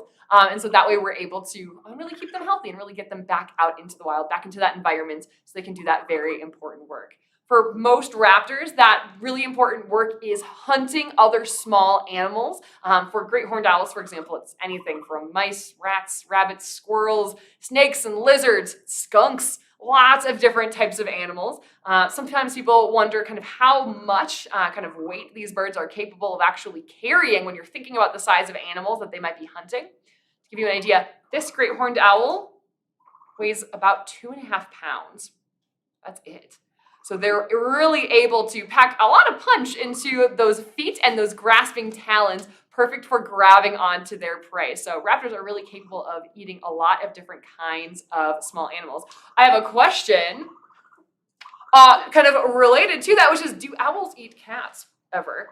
Now, I'm not going to say never, but usually these birds, they're really looking for prey that's not able to really put up as much of a fight as something like a cat or a dog might do. So these birds are usually looking for those smaller prey animals, again, really only capable of carrying about half of their own body weight. So for a bird that might only weigh 2 to 3 pounds, like a great horned owl, they're really looking at something that's a little bit smaller, more like a pound, maybe a pound and a half, that they're actually gonna be able to pick up and carry away. So generally they are looking for much smaller animals that are not also predators with big strong teeth and claws and things like that that could injure them. They're usually looking for much smaller animals. I will say that generally for when we're thinking about ways to protect birds, keeping cats indoors is a great way to keep those cats safe and also keep birds safe. Every year, a few billion birds are lost to feral cats that are, or outdoor cats that are doing a lot of kind of destructive work here in our ecosystem. Here in North America, we don't have that kind of small, very agile land predator that's as good at hunting birds as cats are. So really easy way to help out birds is making sure that we're keeping those cats indoors where they can stay safe and keep our local bird population safe as well. So if you're worried about your domestic animals, there are lots of reasons for keeping them safe where you can keep an eye on them. One of our naturalists here actually takes her cat on walks in a harness to get lots of outdoor enrichment time, but making sure that those local birds stay really nice and safe. But thank you for that question. It's a really good one. We are going to learn a little bit more about some other types of raptors, including a much smaller raptor who's hunting a lot of very small prey next. We're going to shift gears. We've been talking a lot about our nocturnal raptors, our owls, for a little bit here. So we're going to switch back and talk about our daytime raptors in the form of, I don't have a favorite raptor, but I do, and it's this next one. So we're going to learn a little bit about American kestrels coming right up. Hi, my name is John Samler, and I'm coming to you here from the Raptor Center at the University of Minnesota. And I am also joined by a lovely guest. This is Maller, who is an American kestrel and one of the recipients of CARE here many years ago, and is now one of 28 of our ambassador education birds. I'm one of a few of our education department team, and our education department has 28 amazing animal ambassadors like Maller who go out and meet the people from the general public in all sorts of forums and help teach about the amazing beauty of raptors, of birds, and about the Raptor Center itself. For those who don't know, the Raptor Center is located at the University of Minnesota. It is on the St. Paul campus, and it was our mission is to ensure the health of raptors and the world that they live in. And how did this even get started? How did a Raptor Center even come to be? And that's a great question, and that started in 1974. Dr. Gary Duke, who is a professor here at the time, and his student, Pat Reddig, became really interested in learning how to provide treatment for injured raptors or birds of prey. And it all started with some baby great horned owls. And this now, many years later, has grown to quite an institution where we have a nice presence and building on our St. Paul campus, where we take in almost 1,000 injured raptors a year. We kind of look at our work at the Raptor Center here as being a three-pronged approach. We want to work on veterinary training and veterinary care, so that's a major factor. The whole downstairs of our building is a veterinary hospital, and it's designed to help provide care for birds, mainly raptors. We also have an extensive staff, including medical directors, we have veterinarians, we have vet students, we have vet techs, and so we do see a lot of people coming in who want training in how to work with birds like this and how to heal them, and we take that mission of education very seriously and passing that information on to others who want to know as well. Our second prong thing is sort of what I just talked about, is education. Not only are we interested in educating veterinary skills and techniques, but we're also interested in educating the general public just about how amazing these birds are, all right? Look at you. You look amazing, all right? And we know that people also find you, to Mallard and species like him, to be inspiring, engaging, enthralling. And so Mallard has been trained here to work in a variety of settings and a variety of different people so that he can go out and be a great ambassador for his species and for raptors in general. So we take education very seriously and see over 100,000 people a year in various educational programming.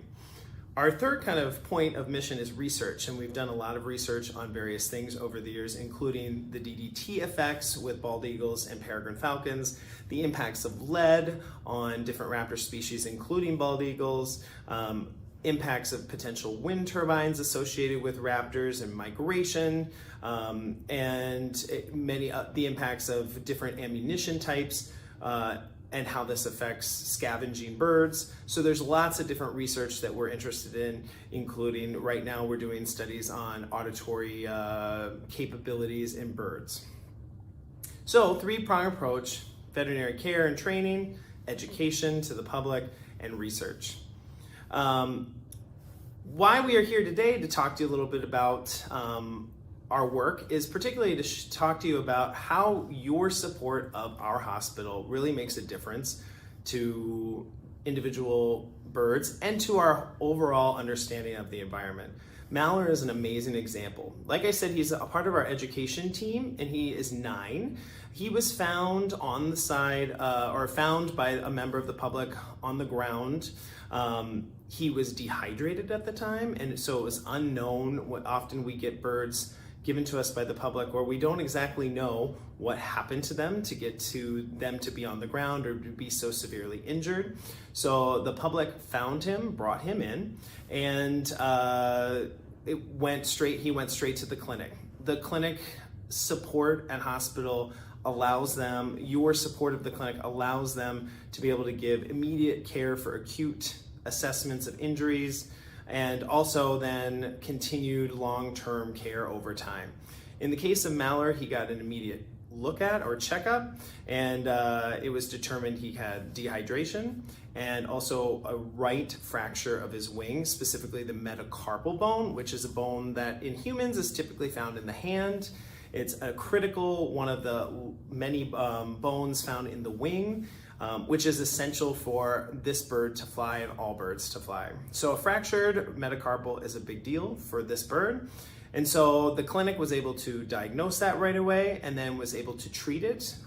They treated the dehydration by giving fluids and watching over time that everything that he was taking the fluids well, and then stabilizing the wing and getting it into a position to heal.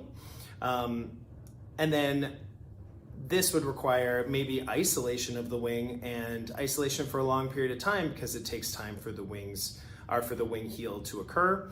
Once the wing was determined to be healed, then birds like Mallard would actually go through a series of flight training exercises to build muscle back up or build weakness back up that might have resulted from the injuries, sort of like physical therapy in a way, but getting those muscles to be strong again.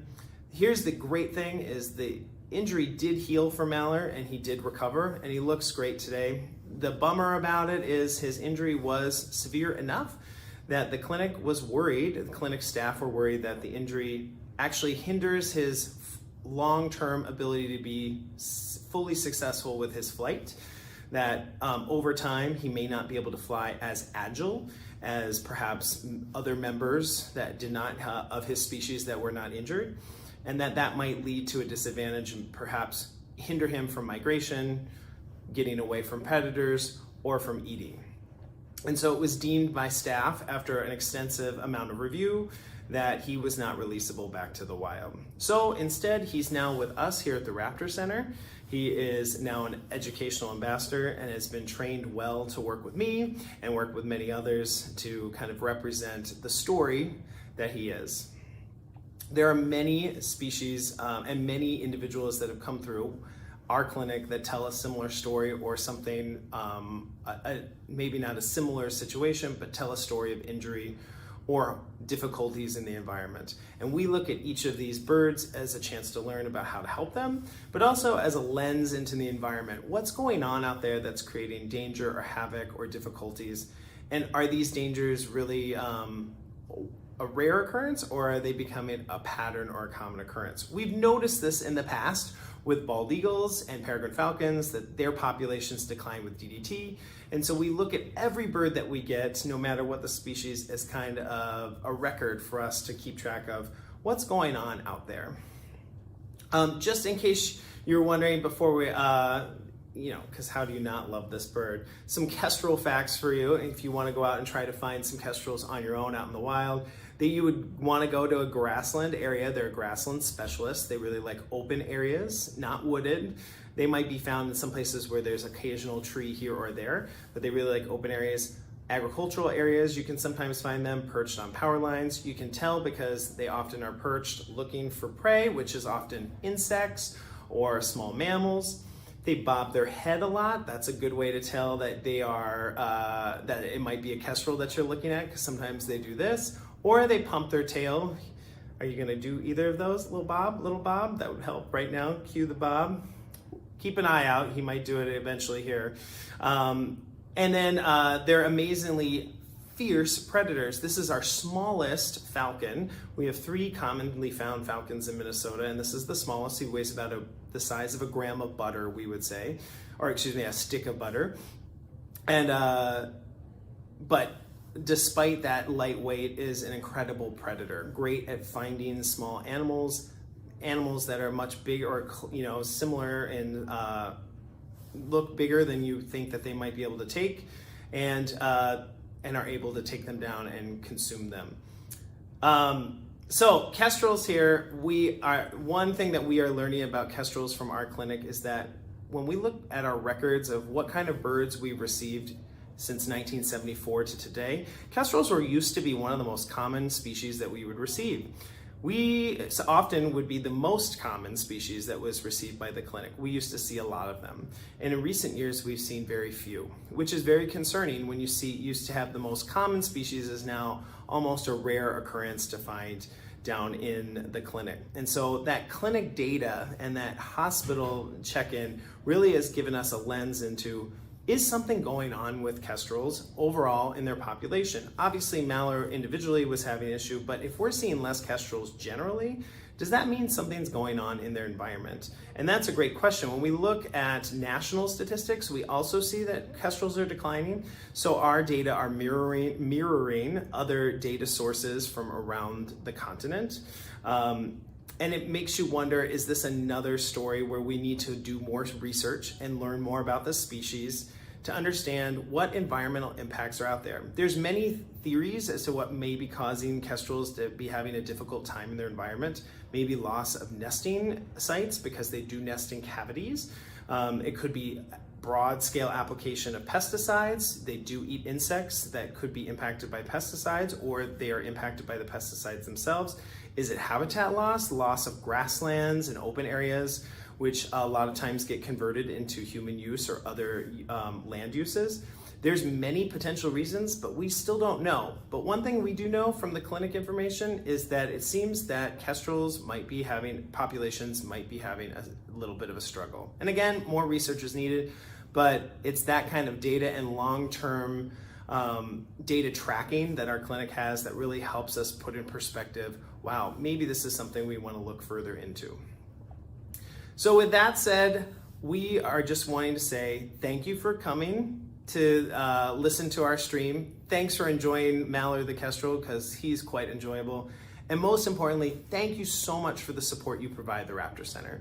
The Raptor Center's clinic is critical and provides critical support for birds like Mallard. Without the clinic, Mallard would not have had a good chance to be where he is today, and many other individuals like him. The clinic is 100% supported by your donations. We need to feed these birds, we need to care for these birds, provide critical medical treatments, and these cost money, and we need trained staff to do it. And it's with your support that we can do that. So we want to say thank you so much for giving the support you have. And if you have even more to give, we would love it, because it really goes directly into the health and help for individuals like Mallard and their species as well.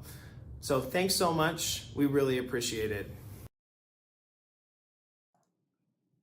Hello, welcome back. Thank you for learning about American kestrels with us. We are in here right now with one of our latest additions to our education crew. This is a bald eagle that we are calling Lutzen. She is, as you may notice, not your typical adult bald eagle. She's actually a juvenile, which means that she is going into her second year. She hatched in the spring of 2020 and is a bird who was brought into us as a youngster, so kind of less than a year old, just a couple of months, having been away from her parents, probably separated at a pretty early age. And we strongly suspect was probably getting food from people. She was much too interested in what people had going on, was approaching people pretty closely, and seemed to be unable to find food on her own.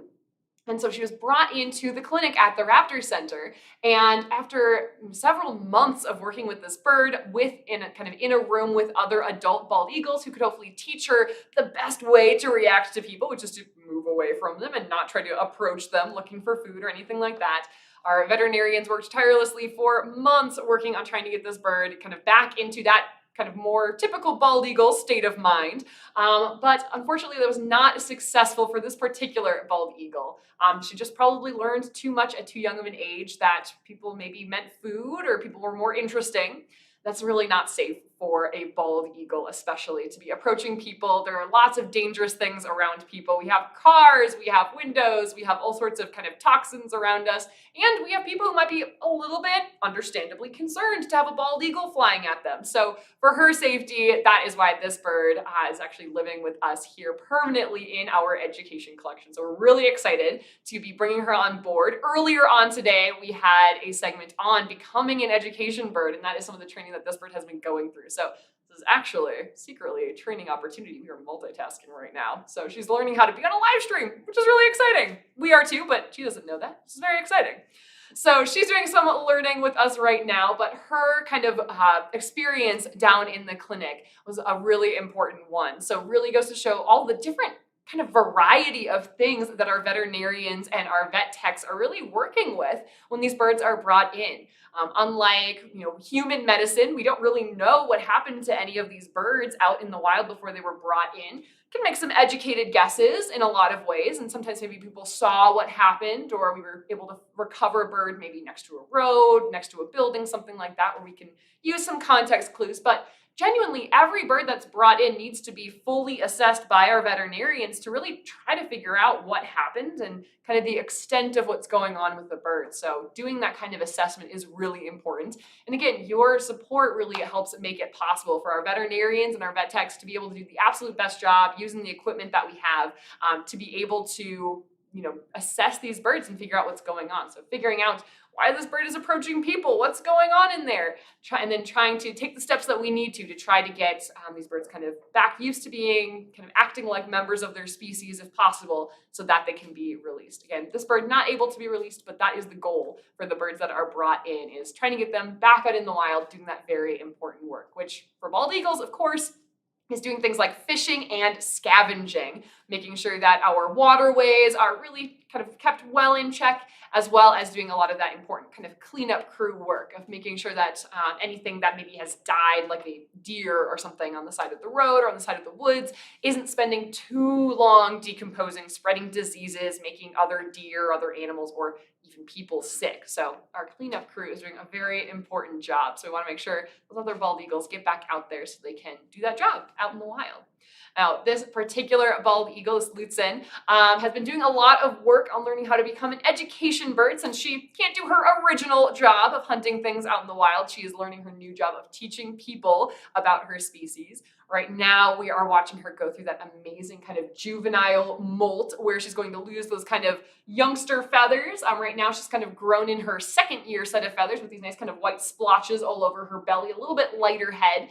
It's going to take another maybe 4 more years or so for her to get the full white head, the white tail. Even her beak and eyes are currently the nice dark brown. It's going to take them a couple more years to fully shift over to that bright yellow that we usually think of when we are seeing adult bald eagles. So we are going to take a look at a video showing us kind of what a raptor rescue looks like. This bird was kind of famously/infamously recovered in northern Minnesota, near Lutzen, Minnesota, and trying to kind of see what that rescue process looks like that we're doing every day and that members of the public are doing every day when we are bringing raptors into the Raptor Center. We're seeing a lot of these birds every year. So far, we've seen over 950, and all those birds had to be kind of captured, restrained, and brought into the Raptor Center safely. Gail is going to tell us all about how that happens. Hi everyone, my name is Gail Buell. I'm the Partnership Coordinator for Partners for Wildlife at the Raptor Center. And today we're going to talk about what you should do if you find a raptor that you think might be injured or orphaned. So the first thing you want to do, if you happen to be in your backyard or walking on a trail and happen to see a bird, especially on the ground, and you're like, I think that there is something wrong with this animal, the first thing you want to do is stop. You want to take a look. The second thing you want to do is observe. Why do you think that that animal might possibly need help? During that time, if you have your cell phone with you, you can take pictures, you can take a little video, and not necessarily from super far away, because we need to be able to see it in the image what it is, but it will give you an idea whether or not there is something additionally wrong. The third thing you want to do is you want to seek help. We suggest giving us a call on any of these animals that you think might be injured or orphaned. We want to be involved in the process and help you through it. So our phone number for you to call is 612-624-4745. So again, we are going to stop, we're going to observe, and we're going to seek help, which is SOS. So let's say you've contacted the Raptor Center and we've looked at the pictures and video and decided, you know what, this animal really does need some assistance. If you are willing, and only if you feel comfortable, we will walk you through the process on safely capturing the animal and putting it in a container in order to bring it to the Raptor Center. So I'm going to walk through that process. So let's say we see this possibly injured eagle. Actually, it's probably about the size of a kestrel, maybe a little bit bigger than a kestrel, but that's what we had, our little stuffed animal. So what I'm going to do, I've already talked to the Raptor Center. The Raptor Center said, yes, we need some help restraining this animal and putting it in a box. So I need to gather some materials. One of the materials I want to gather are a pair of gloves. It could be leather gloves like this. Those are ideal. Welder's gloves, which are also leather. You could also use heavy winter gloves if you need to. So a lot of different things work for that, but we want you to protect your hands. It's called Personal Protective Equipment, or PPE, and this is going to be my main PPE. But I have another piece of equipment, very technical. It's a towel. I want to make sure that I get a towel or blanket large enough that it will cover the entire bird, because in a moment I'm going to be throwing it over the top of the bird to reduce the visual stimulus, and that will help me out. The other piece of equipment we need a box or a kennel or something like that. I'm using a cardboard box. I want the box big enough that the bird can lay down in the box, and stand up in the box, maybe turn around, but not so big that the bird could open up its wings. Okay? On the inside of the box, I have a blanket. Old t-shirts work great for this too, or an old sheet or something like that. We just don't want extra strings hanging about. I've also already put holes in the box top and also on the sides. And that is obviously for some ventilation as we're traveling with this bird. So I have all my equipment ready. So now I'm ready to help this bird. So what I'm gonna do is try to go up behind the bird. And I'm having the towel in front of me. And what I'm gonna do is throw the towel over the entire bird. As soon as I do that, I wanna come in with my gloved hands, and my right hand is gonna press the right wing in next to the body in a natural position. My left hand is gonna do the same thing with the left wing. Now, all I have to do is scoop the bird up. And you can see the towel covers a lot of the bird, which is wonderful.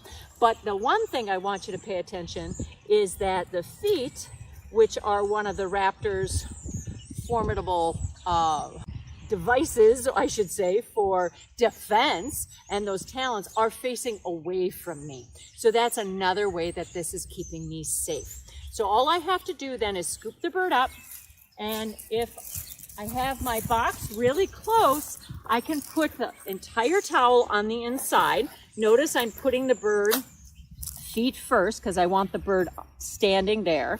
And then what I do is I will take this towel off, and as I'm taking the towel off, I am covering the box that the bird is in. Now the bird is contained, I can take tape, I can take a bungee cord, I can take all kinds of things to tape the top down to also make sure that this bird is secure. Now I can pick the box up, try to keep it as level as possible, walk back to my car, my vehicle, and then, or meet the volunteer from the Raptor Center and bring it on into the Raptor Center. So just as a reminder, if you do happen to find a raptor that is injured or orphaned, please stop, observe, and then seek help. During the observation part, please feel free to take some pictures and video so that the Raptor Center can help you evaluate whether or not that animal needs help. Our phone number, or the Raptor Center's phone number again, is 612-624-4745. If you do need to keep the raptor for any length of time, please do not feed it anything, do not give it water. Keep it in a nice, dark, quiet, and cool place while it waits transportation, either by you or by one of the Raptor Center volunteers. Thank you so much for caring about Minnesota's raptors. Hello, welcome back. Thank you for kind of joining us as we learn from Gail about what a raptor rescue looks like. I know that that stuffed animal bald eagle is in very good hands. So we are here, we have a really exciting bit of program here at noon coming up. We are going to be learning about yoga with raptors. Don't worry, there's a connection, I promise. Before we get into that, we wanted to take a moment. We have actually surpassed $20,000 for our fundathon today, so we're all very excited. We are, of course, on a quest to meet our $60,000 match today. That match, of course, being provided by Robert and Susan Wilder, Rachel Holstad, the Acorn Charitable Trust, and the Sarah J. Anderson Fund of the Hugh J. Anderson Foundation. You can join us in meeting that match by going online to our very secure, easy giving page at z, as in zebra, .umn.edu/RaptorGive2021. That link, of course, is in the comments and the description of this video here, the kind of live stream here on YouTube, kind of pinned to the top. If understandable, if you want to talk to somebody in person on the phone, there's also a phone number that is 612-624-8457. So you can have a couple different ways of making a donation, helping to support the work that we are doing in the clinic. Those birds that we just saw who are brought into the clinic, again, we have seen over 950 of those birds this year. Probably going to see close to, or maybe even a little bit over 1,000 raptors this year. And again, None of them are leaving a forwarding address for their medical bills. So we are covering all of those. We're also making sure that our veterinarians and our vet techs have the best equipment to be able to do their jobs. And we also want to make sure that we are able to do research on kind of what's going on with these birds out in the wild, how we can prevent kind of future issues with birds and maybe environmental contaminants, things that are out in the environment that humans are putting out that might cause problems, researching the best ways to take care of these birds in the clinic. All of that is really important work that your donations are helping to make possible. So thank you all so much. We have some folks who have donated and joined us already. We have Ellen and Thomas, Eric and Laurel, Kristen, Christine, Jackie and Matt, Michael and Janet. All of these folks and many, many others of you who I'm sure are watching and hopefully people who are joining us in. We're really, really excited. Every little bit helps. Through that U of M kind of secure giving page, there's actually the possibility of one of those donations being randomly drawn for additional donation money. So really exciting. Every little bit really helps. You can also help by sharing this live stream with people that you're in contact with. We would love to have more people joining in with us, learning a little bit more about the Raptor Center and the work that we do here, especially down in our clinic taking care of those birds. Now, this bald eagle here, Lutzen, has been a great example of a bald eagle, kind of learning a lot with her. As you saw with that kind of bird and the process of capturing birds, bringing them into the Raptor Center for that medical care. But after that medical care, there's also a lot of kind of rehabilitation work to do. We're doing that emergency medical care, getting those birds kind of fixing any potential injuries that they might have, getting them all healed up. But then usually there's a bit of a recovery process. Same as if, a person goes into the hospital with a broken leg. There's usually a bit of that physical therapy involved, and the same is true for birds. So there is a lot of work and rehabilitation that birds are going to do to get them back ready to go. We're going to learn a little bit more about that here in just a minute. But we also have a bird who's apparently getting ready for what we're up to next, which is yoga with raptors. So right now, she is doing a very kind of typical bird, comfortable, kind of relaxed posture. I'm sitting on the ground, so I'm kind of doing the equivalent. But what she's done here, she's actually stretched out her leg and she's tucking it up, kind of relaxing underneath those feathers. So right now, doing some excellent kind of one-legged balancing, which is very similar to one of the moves that we are going to learn how to do here in just a couple of minutes together. We're very excited about 2 more minutes. We're going to do some yoga with raptors. Now, there's some great crossover as you're going to be learning. As we're looking at these birds and we're thinking about yoga, stretching, relaxing, so good.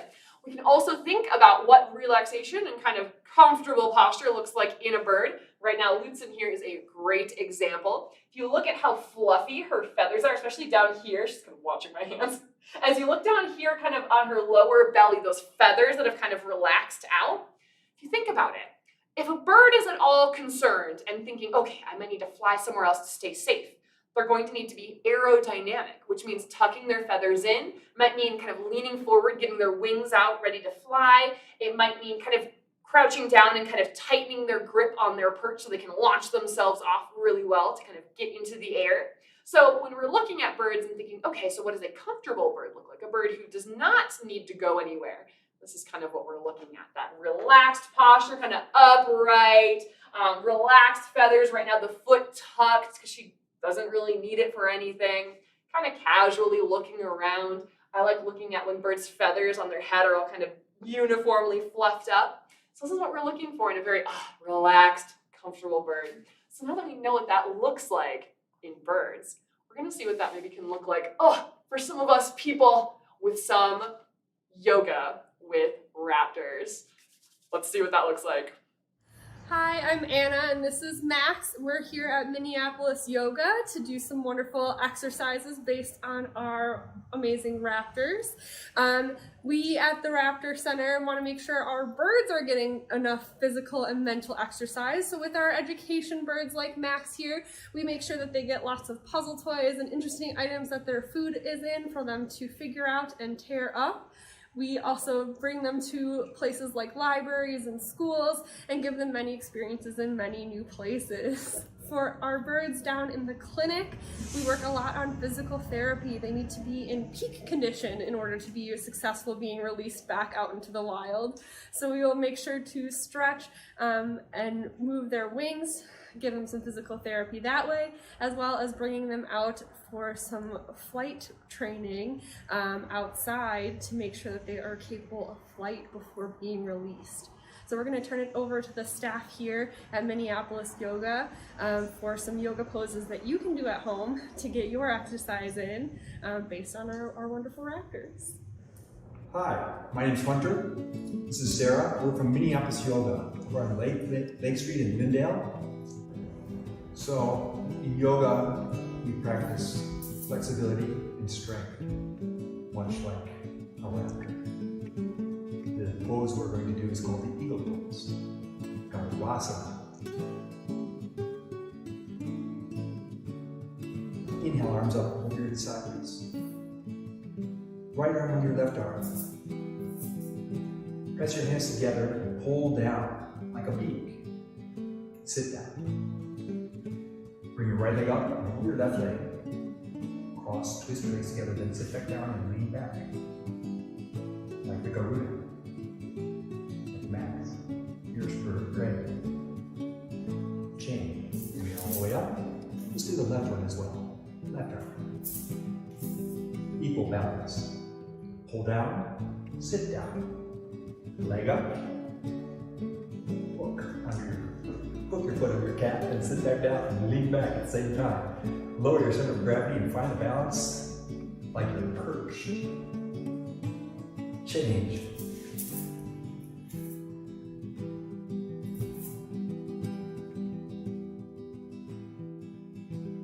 This is the half moon pose. Arms over your head sideways, palms together. Interlock your fingers, release your index fingers, cross your thumbs. Stretch up. Slowly bend your body over to the right. Press down into your heels. Keep your chin level. Beautiful. Breathe. Come down, breathe. Come down, breathe. Inhale, breathing, come up. Stop. Breathe in, stretch up. In a straight line, slowly bend your body to the left. Yoga is a combination of strength and flexibility. Just like a raptor. Come down. Inhale, come up. Arms down.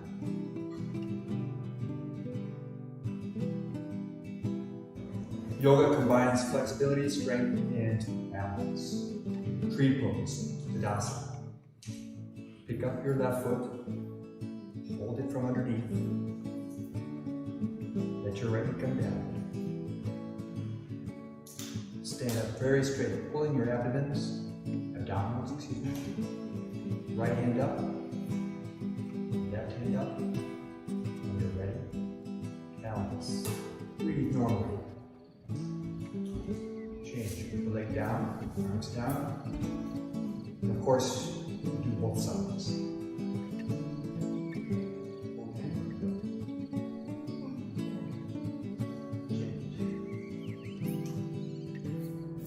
Thank you, Max.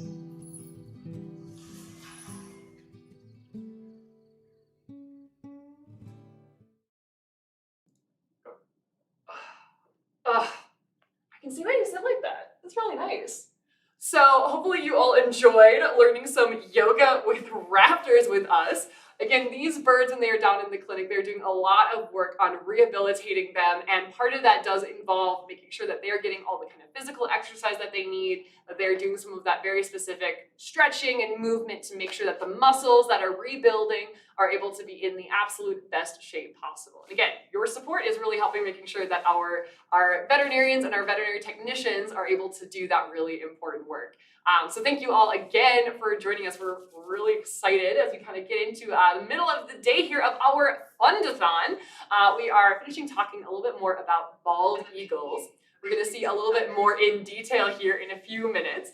But again, this is one of our kind of latest members of our education team, recently having gone through our clinic on the whole kind of capture rehabilitation process for her specifically, was not successfully able to kind of learn the way she needed to survive as a bald eagle, but she is taking on this new role as an educator really, really well, and we're really excited to have her. A few more things I wanted to point out before we hear a little bit more about our adult bald eagles is, I kind of mentioned a little bit before, but this bald eagle right now is in that kind of juvenile phase. So right now out in the wild, what a lot of these young bald eagles are doing is they're kind of shifting around a little bit, finding the best place to kind of stay over the winter. So this is a really important time to try to be able to find areas where the water is going to stay open kind of all winter long. So we can end up seeing these very large groups of bald eagles all kind of congregating in the same area. Not quite a flock, not really that social, but nice big kind of gathering of bald eagles all hanging out in the same place. And so the darker feathers and kind of different kind of coloration of these youngsters really helps kind of identify them to the rest of those bald eagles to go, hey, this is not a fellow adult, they're still learning, maybe we can take it a little bit easy on them. Whereas once they get to that 4 or 5 years old and they get the full white head, the white tail, the yellow beak and eyes, that is when they're a little bit more able to kind of hold their own in terms of their territory, being able to kind of defend the fish that they've caught, things like that. Whereas this youngster kind of phase actually serves a really important purpose for being able to communicate to other bald eagles, hey, I'm still pretty young, still learning a lot. Right now here, of course, Lutzen here is doing a lot of learning of a little bit different sort, learning how to be an education bird. We have 3 other education birds in our crew. Some of them have been with us for quite a long period of time, over 20 years. Some of them have been teaching people. So we are really excited to have a new member of that team. These birds out in the wild, once they've kind of made it through that juvenile phase, they might be able to live to 20 years or even more. So they're living a really long time, being able to learn a lot over that course of time, be the best at that kind of fishing and scavenging. But a bird that is living with us partially thanks to our amazing clinic and our veterinarians who are able to help us not only take care of all these wild birds being brought in, but also taking care of our education birds as well. These birds are oftentimes able to live about twice as long as they would out in the wild. So we are really excited that hopefully Lutzen's going to be with us well into her 30s, which is very exciting. Get a lot of really great teaching experience in that time. We're going to learn a little bit more about bald eagles from maybe a little bit more seasoned bald eagle who's been around the block a few more times. We're going to hear about another one of our resident bald eagles who we call Max. We're going to learn a little bit more about her. Hi everyone, my name is John, and this here is Maxime, our resident female bald eagle, and we're coming to you here from the Raptor Center. I'm part of the education staff here at the Raptor Center at the University of Minnesota, and we just want to take this opportunity to give you a little bit of background on one of our most popular residents here, who is Maxime, the bald eagle, and tell you a little bit more about who we are and about Max's journey to TRC and her contributions that she's provided us for so many amazing years. The Raptor Center, for those of you who don't know, have the mission to protect and save raptors and the world that they live in. And so we take very seriously and have much passion for all species of raptors, including bald eagles, an amazing representative species of raptors out there. And also look at them as a way to deduct how the environment is. How is the life of a bald eagle, like Max here, telling us a little bit more about the environment. And so the Raptor Center started in 1974 initially with Dr. Gary Duke and Pat Reddig, who was a vet professor and a vet student at the time, who were interested in learning more on how to rehabilitate raptors. And as they learn more about how to rehabilitate raptors and re-release them into the wild, they learn more interest was developed, and over time, since 1974, we're here today, much larger, with many more birds and lots of data and stories and success stories to share about their work in trying to help injured raptors get back into the wild. We kind of have 3-pronged point missions, I would say, or kind of 3 major sets of activities that we do here. We are working with our vet rehabilitation learning. So How do we learn how to help raptors that are injured? What are the veterinary techniques that help us to get them rehabilitated and be a successful release back into the wild? And also, how do we train future veterinarians and medical care staff that are working with these birds on the best techniques to do that? So that's one thing that we take very importantly. The second thing is research. We do a lot of research here. Over the years, we've seen thousands and thousands of different raptors, and we have done research on various ones of these on various topics, including lead contamination, hearing, how do raptors hear or sense the environment, and how do they use their sensory gifts to avoid obstacles out in the environment. We've also talked about DDT, all sorts of amazing research, and we take that work very seriously. And then third, we do education, which Max here is part of our education ambassador team of birds. We have 28 birds on staff, as well as humans who are here. She's always got something to say. Yes. And she is one of 28 birds here that does education programming, who is an ambassador. And we just want to tell you a little bit about how donations to the Raptor Center help us fund the important work that we do, and also help individual birds like Max herself. Max was found in 1999. I'm going to close up here on her since she is the one that we're most interested in. Max here in 1999 was found as a hatch-year bird in Moorhead, Minnesota. And she was found on the side of the road injured by a bystander. There we are. And she was laying there uncertain what was the reason for this. Luckily, we have an amazing set of concerned citizens that call us with information about finding injured raptors. So somebody called us or called a local authority and connected them to the Raptor Center. And then we have an amazing set of volunteers that transport birds from far away, including Moorhead, Minnesota, and bring them down to us here in St. Paul. And Max arrived here as a juvenile, so she had hatched in 1999, so she did not have the characteristic white head, white tail, yellow beak that we typically associate with bald eagles. When they're juveniles, they're an all sort of brown color with little specks or mottles of white streaks or speckles. And that changes over time from year to year. And when she got to us, it was pretty clear she had definitely had an injury. She was found on the side of the road, so it was felt that potentially maybe a collision was involved. But the great thing is we got her into our clinic right away, and our clinic staff worked hard and quickly to figure out the source of the issues.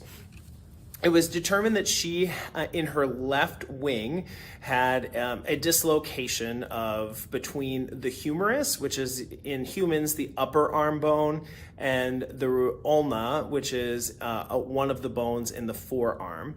And so there was a dislocation there. It was believed based on the way that the x-rays look. So staff was able to take x-rays and take a look at the exact sort of precise nature of the dislocation, and probably surmise that probably she hit a power line, which often can happen with large birds, including raptors and bald eagles. And the wing had definitely some sort of sustained injury. Another thing that was noted about Max right away was that she had some moderate lead poisoning.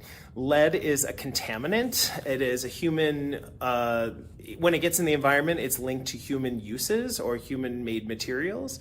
And bald eagles, unfortunately, along with vultures and other large scavenging birds, often accidentally ingest lead when they eat carcasses of things that maybe have been shot by a lead ammunition. This is frequently seen, most commonly probably with deer carcasses. Deer often might have lead ammunition in them, and then the eagles scavenge on those carcasses and consume the ammunition accidentally. Lead is a soft metal, and so it scatters into the tissue of the deer, and so it's easy for a scavenging bird like our bald eagle here, Max, to consume that accidentally. So when she did come into the clinic, we do testing on all of our eagles as to do they contain some sort of measurable level of lead, and unfortunately we find that the majority do.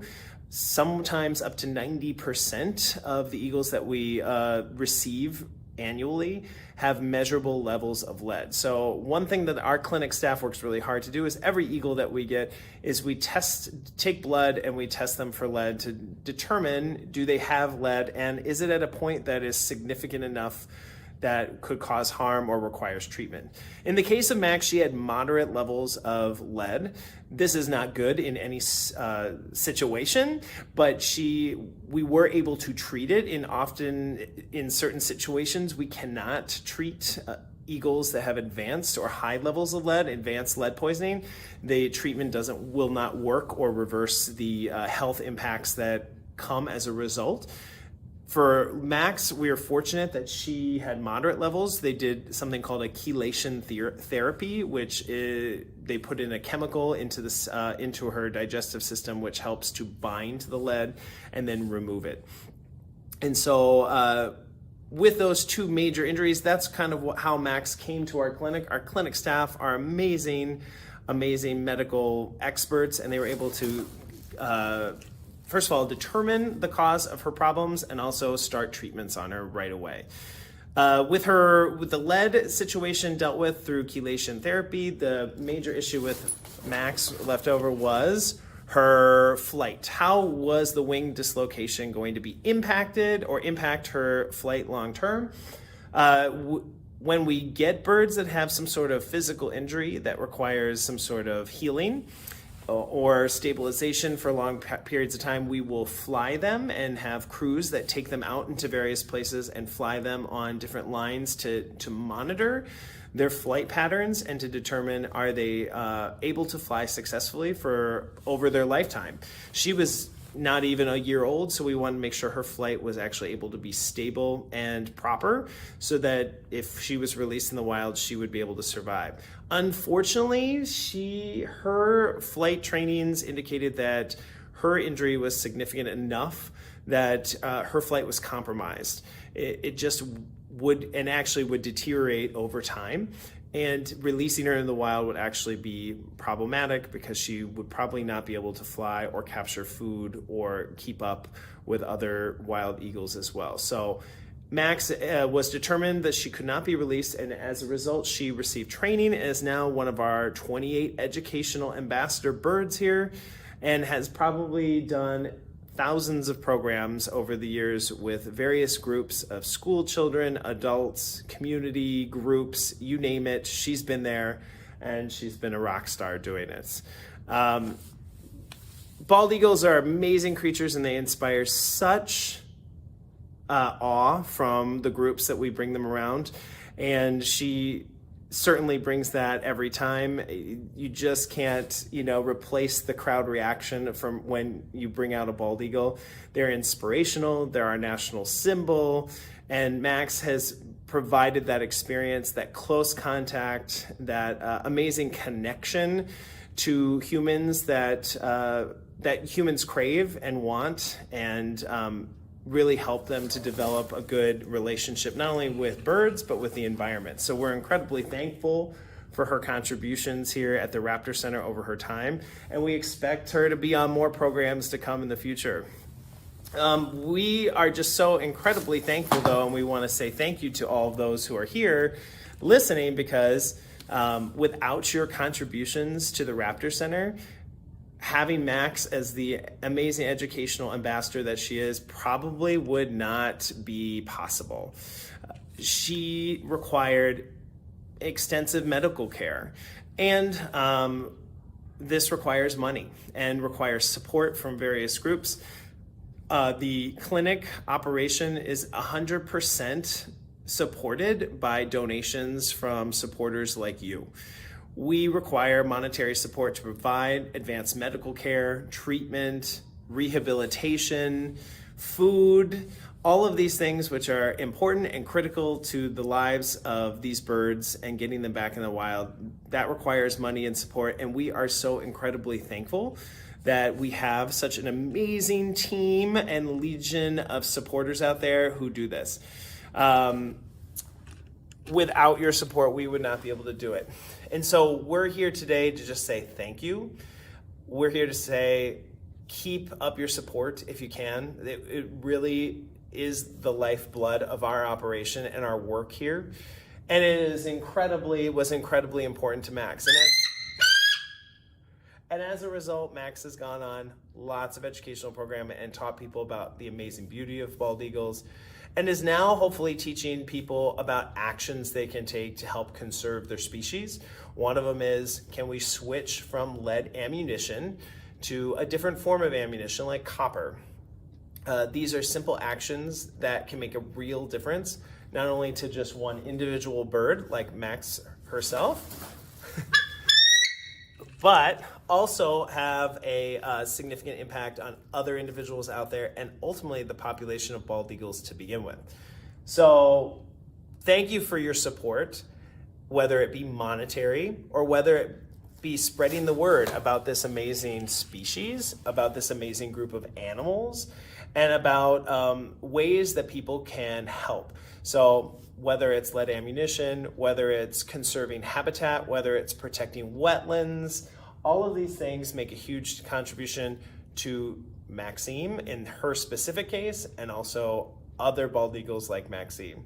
So again, thank you so much for your support, and we hope to continue to have your support. And come on by and visit us. She's here. She's ready to visit you. We'd love to see you here anytime. Thanks. Bye-bye. Hey, I was just checking out. Looks like we had Matt, who was wondering online after donating, was wondering where Raptor Yoga has been all of his life. I don't know, but we're making it a thing. It is the new goat yoga. It is now Raptor Yoga. So thank you so much for joining us, Matt. We are back here live, continuing on our fundathon. I am actually signing off, but here, before we go, do you guys want to take a look, see how we're doing? What do you think? Yeah? All right, well, maybe we don't want to do that. Luton's very pleased with our progress so far. So I'm going to sign off here, but I am handing you over to my esteemed colleague, also Max. Hello everyone, my name is also Max, and you just watched a video about a bird named Max, and we are here on Give to the Max Day. Yeah, it's the Trinity of Maxes. Welcome. Now you may be wondering, oh, is this money going to you? And I can assure you that I'm not getting any of these donations. I've asked multiple times, but it's going to a much better cause supporting a lot of the work that we do here at the Raptor Center. And I want to thank you all so much for joining us, especially those that have been here for hours now, watching our feeds and learning everything there is about raptors. I do encourage you to check out our website if you are interested in donating on our description right by the comments. Or to call this number if you want to talk to someone to see exactly where your money is going to and see how else you can help us out as well. Please call the number 612-624-8457. For those of you that need it again, 612-624-8457. Give us a ring if you just want to chat a little bit. Now, before we get to this next segment, I'd like to remind everyone about the amazing work that our clinic does. Because yes, they are taking care of wonderful patients, such as Lutzen here. Would you agree, Lutzen? Oh, stoic. And they're helping these birds, on average 1,000 each year, get back out into their natural habitat. But with each of these birds that they're getting in, they're trying to figure out exactly what the cause of their injury is, as well as where it may have come from. And so in many ways, these birds that we're getting into our clinic act as a lens as to what else is happening in our surrounding environment. And this is really important because the world is changing. And now especially, we're looking for alternative resources to keep up with our energy intake. And while that's fantastic in many ways, finding alternative energy resources, we also have to remind ourselves that it's going to be influence the living environment that we all share as well. And so the Raptor Center does not operate inside of a vacuum. We work with other organizations that support these same causes, both in comparing our research and notes to get a much more holistic perspective about what is happening to these animals as well as the environment that we share. Because a lot of times we're unable to see the things that are happening to our environment, but by using the raptors, it gives us a good sign as to what else is going on out there. because raptors, like some other animals, are an indicator species that can tell us about the health of the environment.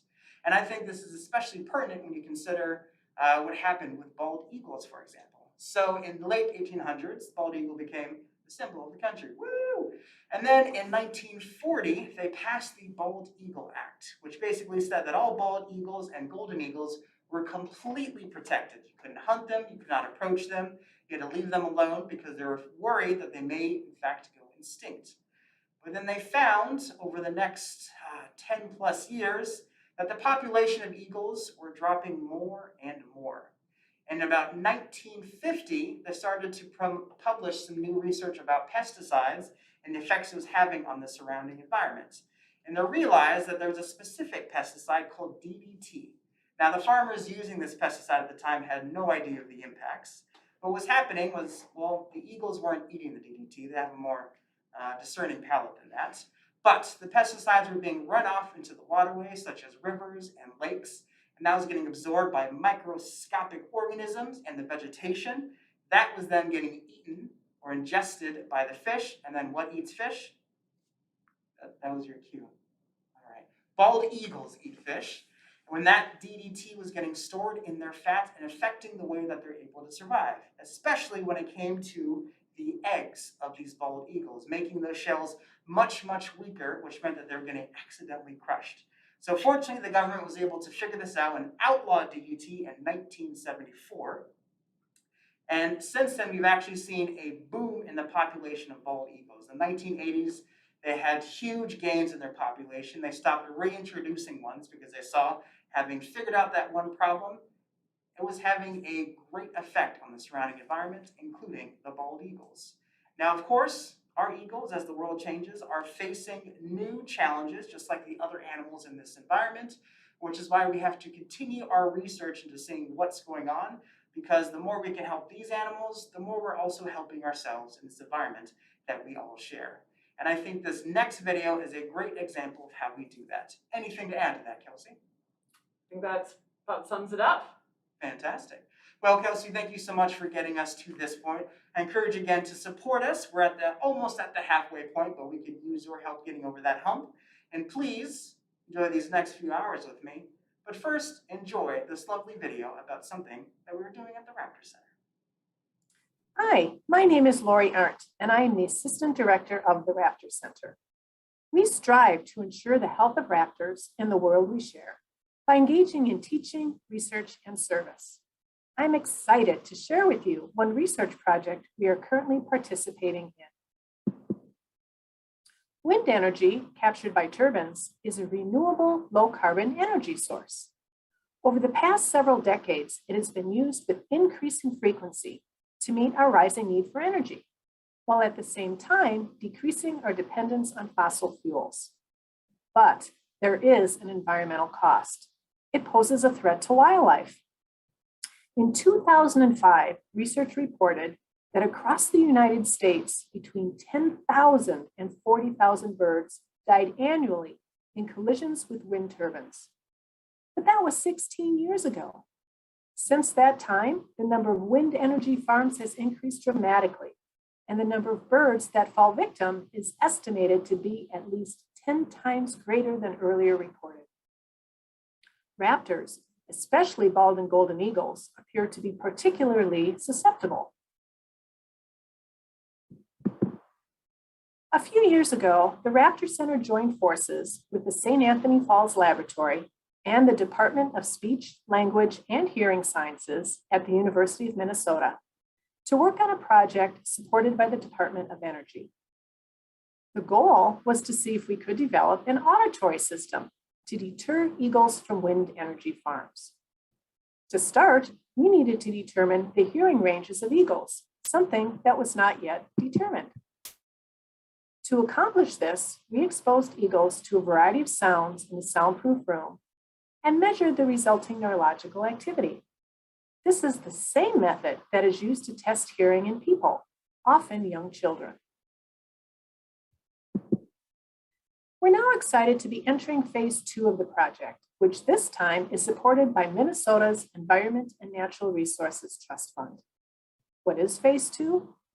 Well, now that we know what frequencies of sounds eagles are most sensitive to, and which ones cause the greatest neurological responses, we're going to expose eagle patients in a controlled setting to a variety of sounds which fall within that frequency range.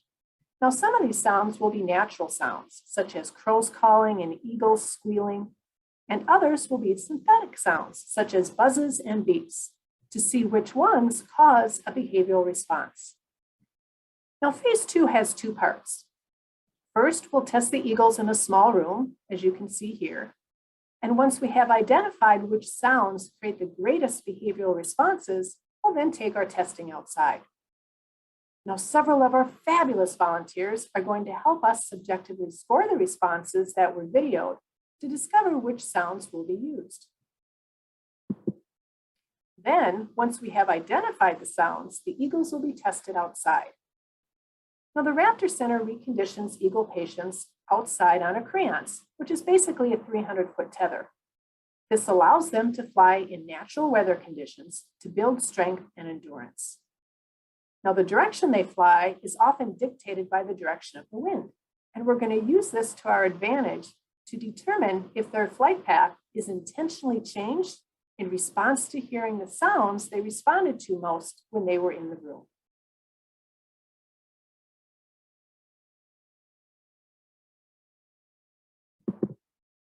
Now, the Raptor Center admits an average of 180 eagle patients every year, which means we have many subjects for the study. This project demonstrates one of the many ways that what we learned from our patients can be used to help wild populations. You know, it is clear that we need to look for alternative, sustainable energy sources that do not have detrimental effects to the environment. This is really a complex issue that needs to be supported by science, and the Raptor Center is excited to help. But you can help too by keeping informed on environmental research and doing things daily to decrease your own carbon footprint, such as unplugging appliances when not in use, driving less, carpooling, planting a garden, supporting your local fruit and vegetable growers, switching to LED lights, and many more. Hello again. I hope you enjoyed that informational video about one of the many projects that we are doing here at the Raptor Center to increase the health of the raptors that we share this wonderful natural environment with. Wouldn't you agree, Woodson? What a professional, very method as well. Now, someone did earlier comment that the Lori that was actually narrating that video, thank you very much, Lori, was also the one that wrote the book Raptors, in Captivity, which has been utilized by a lot of different organizations to standardize the welfare for raptors that are being in human care. I would also like to thank Scott and Judith for your recent donations. You just became my favorite, Scott and Judith.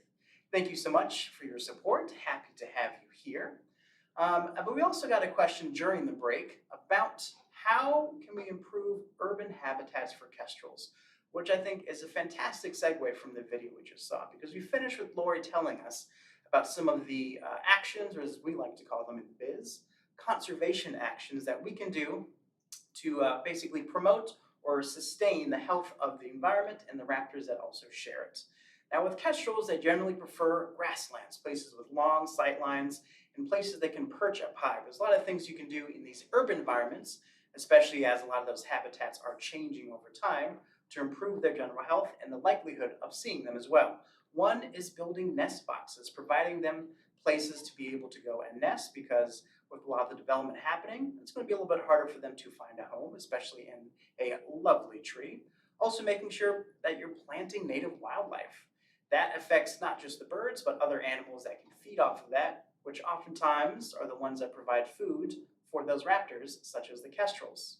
Something else you can do is avoiding using any pesticides or any poisons, especially rat poison as well, because that will take out some of the pests, but then other animals like kestrels can ingest that and overall affecting their health. Lastly, keeping an eye out and making sure that you, well, put some stickers or tape on your windows as well to avoid birds from accidentally colliding there, not using bright lights that you're not using at all at night, because that can sometimes disorient the birds. There are a number of small changes that you can make to your lifestyles to be able to make the habitat happier, not just for kestrels in particular, but for other birds as well. I also want to give a big thank you to Peter, my second favorite Peter, for your donation. Thank you so much for joining us today. I'd also like to remind you all that our $60,000 limit, when it is finally met, is going to be matched by the wonderful Robert and Susan Wilder, Rachel Hallstatt, the Acorn Charitable Trust, the Sarah J. Anderson Fund of the Hugh J. Anderson Foundation. Thank you all for your support, for joining us today. You are helping to make a much bigger impact than you may initially realize. Now, just as a reminder, the clinic does a lot of these larger projects looking at the population of birds and what some of the threats are, but they also take care of a lot of individuals. Ooh, that was a good browse. That is a comfortable bird. How's that for epic? As I was saying, before you really interrupted, that they also take care of a lot of these individual patients. And this next video will be a great snapshot as to one of the bald eagles that have come through the clinic and all the stages they had to get through to make sure that we get this eagle back to full health and make sure that we accurately identify what the problems were so that they could get it back into its natural habitat. Please enjoy this next video. Case 21-764 was a bald eagle of undetermined sex. This bird's size fell between the male and the female range, so we classified this as undetermined. We also aged this bird as approximately 3 to 4 years old based on the amount of white in its head. Bald eagles gain their full white head and tail slowly over years, and getting their full white head and tail around 5 years old. The eagle was admitted to the Raptor Center on September 12th of 2021 after being hit by a car in Sauk Center, Minnesota. We admit about 1,000 raptors each and every year, and many of them are injured from human-related causes like vehicle collisions. On our examination, we found the bird to be suffering from pretty extensive internal trauma and a left pelvic fracture. The bird spent several days in our custom oxygen cage receiving oxygen therapy for his internal trauma. Then it took about another month for the injuries to fully resolve, at which point the bird is transferred to our rehab side of care.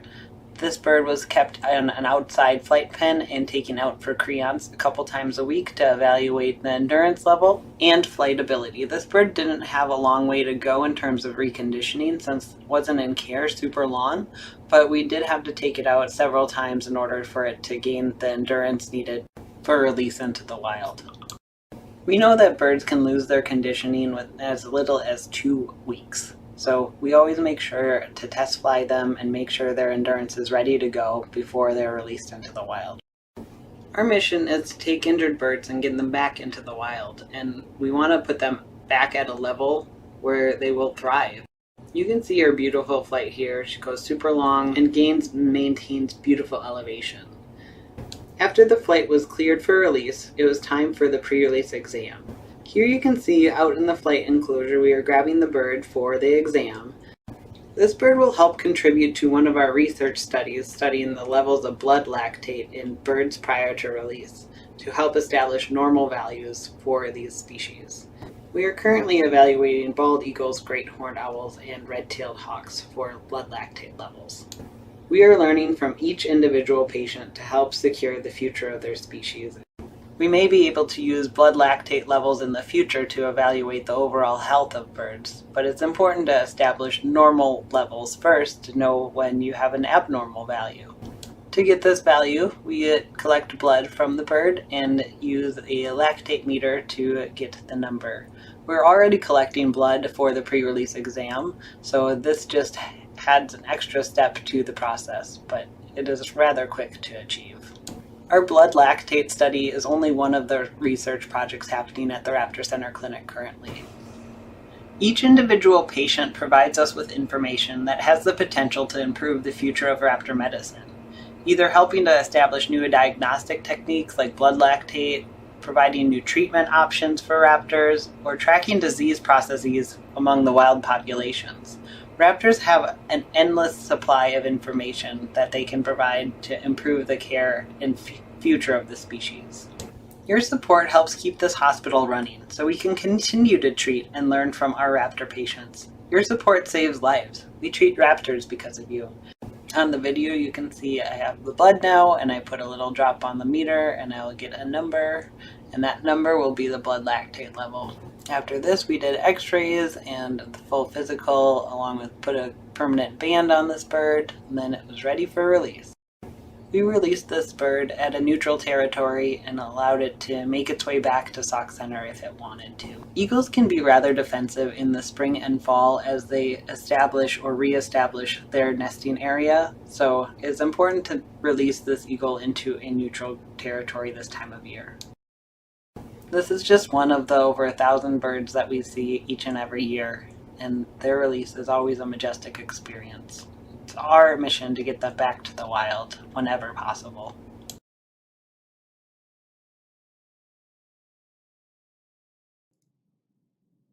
Hey everyone, I hope you enjoyed that video about one of the many bald eagle patients that come in through our hospital. Thank you again to the clinic, to all the amazing care that they provide for our birds. Now, after speaking about kestrels in the last segment, I thought I would bring one for you to all meet. This is Mallor, named after those Mallor stripes under his eyes, because kestrels are a type of falcon, and like falcons, they like to dive down at their prey. And when they're doing that, they want to be able to see at all times. So those Mallor stripes are actually similar to what you may see the black paint that athletes put under their eyes as well. That helps to absorb sunlight instead of reflecting off their cheeks into their eyes, giving them vision at all times, especially when diving. You want to know exactly where you're going. Now, Mallor here is 9 years old, and he is an American kestrel, and Mallor is with us because he had a fractured right wing.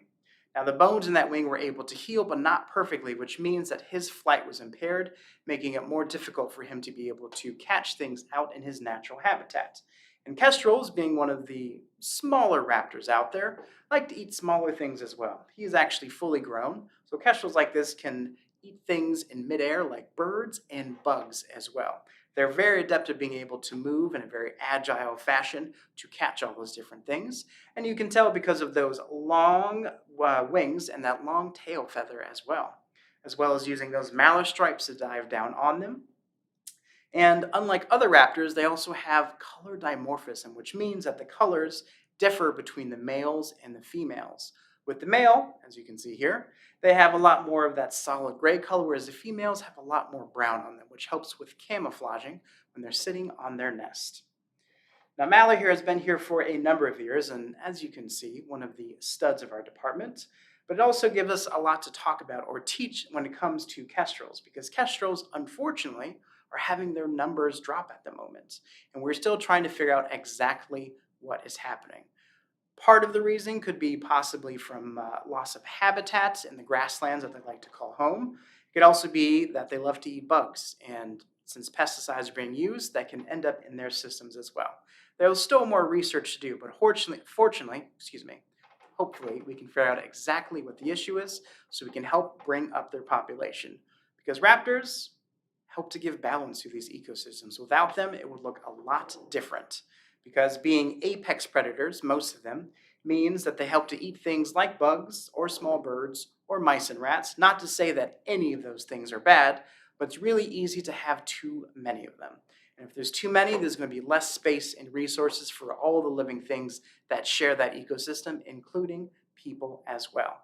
So not only are they an indicator species, but they also, oh, he's getting very comfortable right now, help to keep balance for these ecosystems. And that last question I had in our previous session before the video about what else we can do to help kestrels is especially relevant because as our world continues changing, these birds are going to have to find new ways to adapt living in these different habitats, possibly changing up their behavior as well. Now, I like bringing out kestrels because it's always a good reminder that even though all of these different birds or all these different raptors eat meat, there's going to be a lot of competition for it. And the way they're able to get ahead of the competition is by looking for food in different ways, be it being awake at certain times of the day, eating different things, or also hunting in different ways as well. Speaking of eating, I actually have a little bit of food I'm going to get. I'm very excited. Yes, young man. Give to our nice kestrel here. Mallor, you ready? Definitely. And actually showing you exactly how these raptors eat, using those long talons as a fork to hold the food down and that sharp beak to be able to tear it up into small bits. Now with our education birds, like Mallard here, we spend a lot of time making sure that they have the best welfare, making sure they're nice and healthy. That includes the clinic playing a huge role in making sure that we're able to get them the medicine to keep them healthy, and also doing checkups to make sure there's nothing else going on with them that we can't see. But also means giving them a nice habitat with lots of enrichment. And enrichment is something that we give to all of our birds that stimulates a lot of different responses. Enrichments can vary from different scents, like sensory enrichment, different things to look at, or even something to, well, for lack of a better word, play with as well, encouraging them to move around.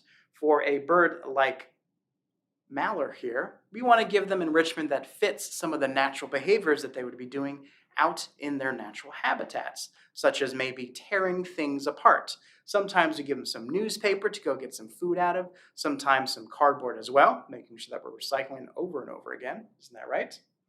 But we also have to try out some different methods, which you're about to see in this next video coming up. And right now, you all are seeing a very relaxed bird.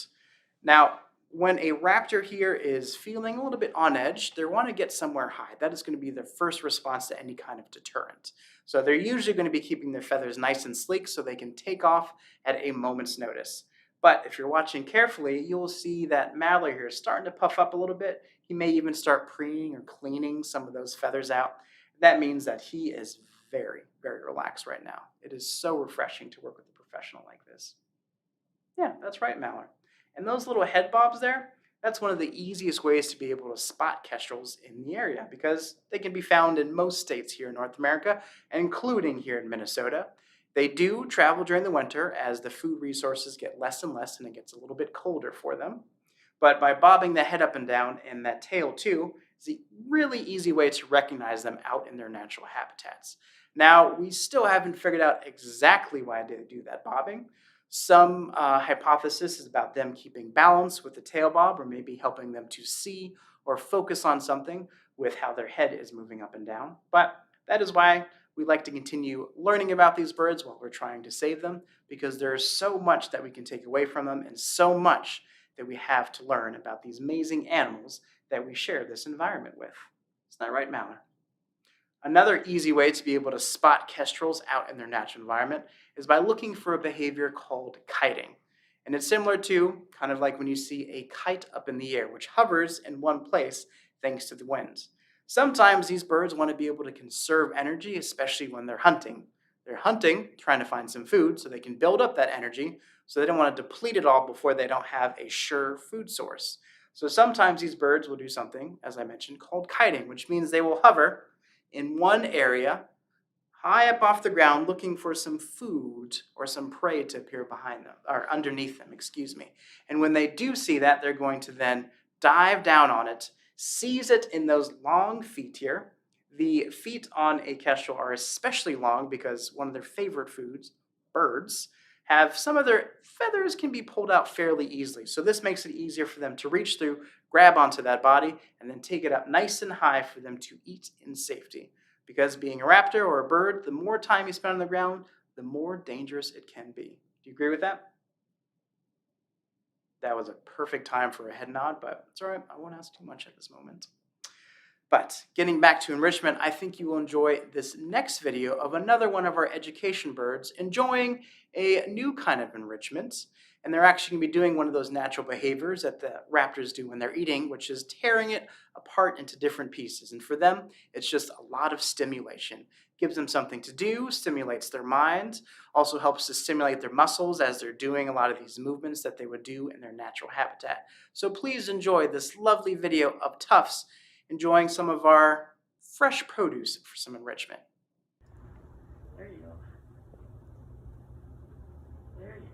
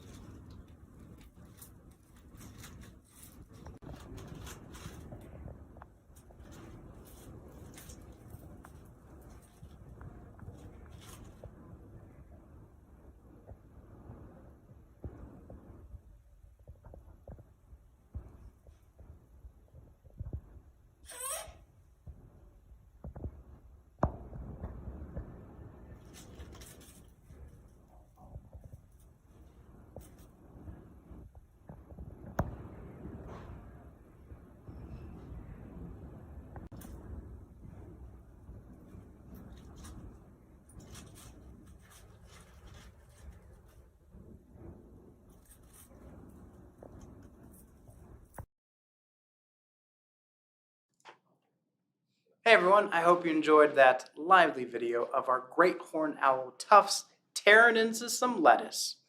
Not for the nutritional value, but because it was a lot of fun. I don't recommend doing this at home. I don't think grocery stores would appreciate it very much. However, that was a very successful form of enrichment for one of our educational birds. And Tufts, one of our great horned owls, is about 2 years old now. And that enrichment, as I mentioned earlier, serves a couple of different purposes. Not only does it give Tufts something to do, it's also kind of fun for them, you could say. They're also stimulating that natural behavior, tearing into things. And it's also something that comes apart easily. So, well, on one hand, we do have to clean it up afterwards. Thank you so much for that, Tufts. On the other hand, it also is great as a form of training because our ambassador birds, we want to make sure that their personalities and how they behave works well for being educational like this, isn't that right? Making sure they're nice and relaxed when they're out here on camera, because Mallory is quite relaxed. Me, I'm a bundle of nerves at the moment. But providing those new things like the new enrichment to these birds, it gets them desensitized to experiencing new things. It also allows us to be able to look at their behavior to see how they respond to new things. For some birds, I mean, a little bit too much for them, but for others, it's going to be a lot of curiosity as well.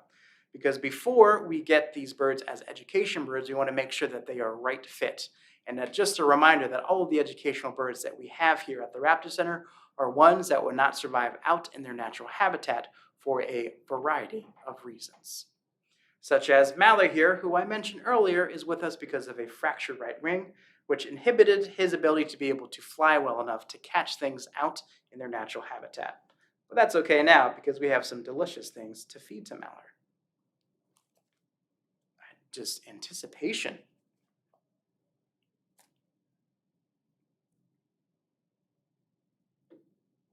I don't know if any of you had lunch, but I hope you did already. I also want to give a big thank you to some of our recent donors. Thank you so much to Dorothy, Joe Ellen, and the Sotomayor family. We really appreciate you taking the time to join us, to watch us, and to help what we're doing, especially when it comes to our clinic, which is using all of these donations to provide the best care to the birds that come through.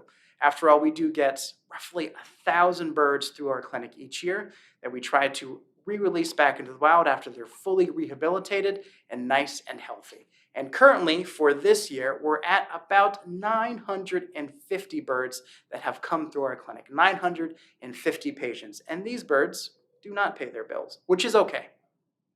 You being here actually helps with that because we can get them out into the environment so they can do even more to be able to support this habitat that we all share, telling us how healthy it is and also helping to bring balance to it as well.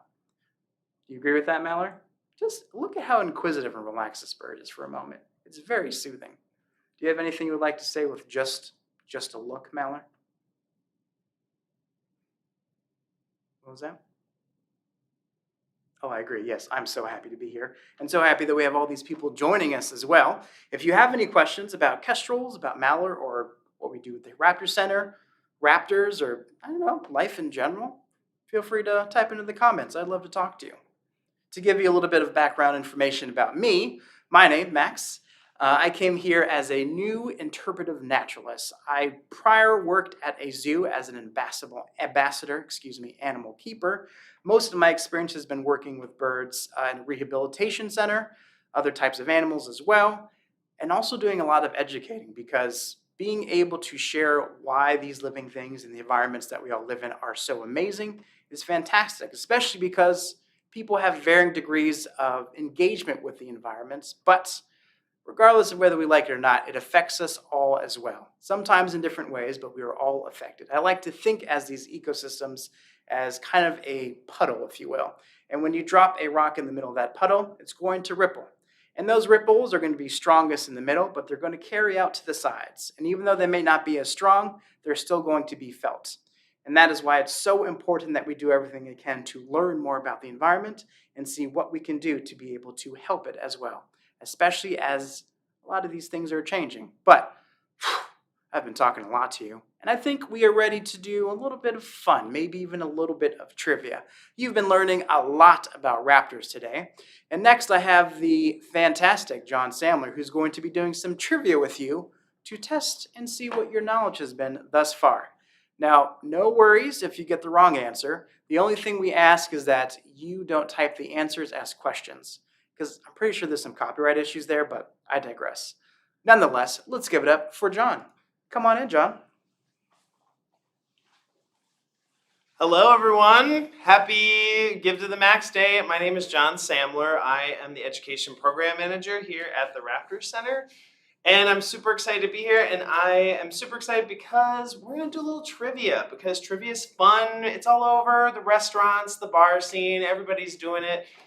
So why not do it here? We've got all sorts of amazing birds and facts to share. So we're going to do a trivia session now that's a little bit more focused on just facts about raptors and birds.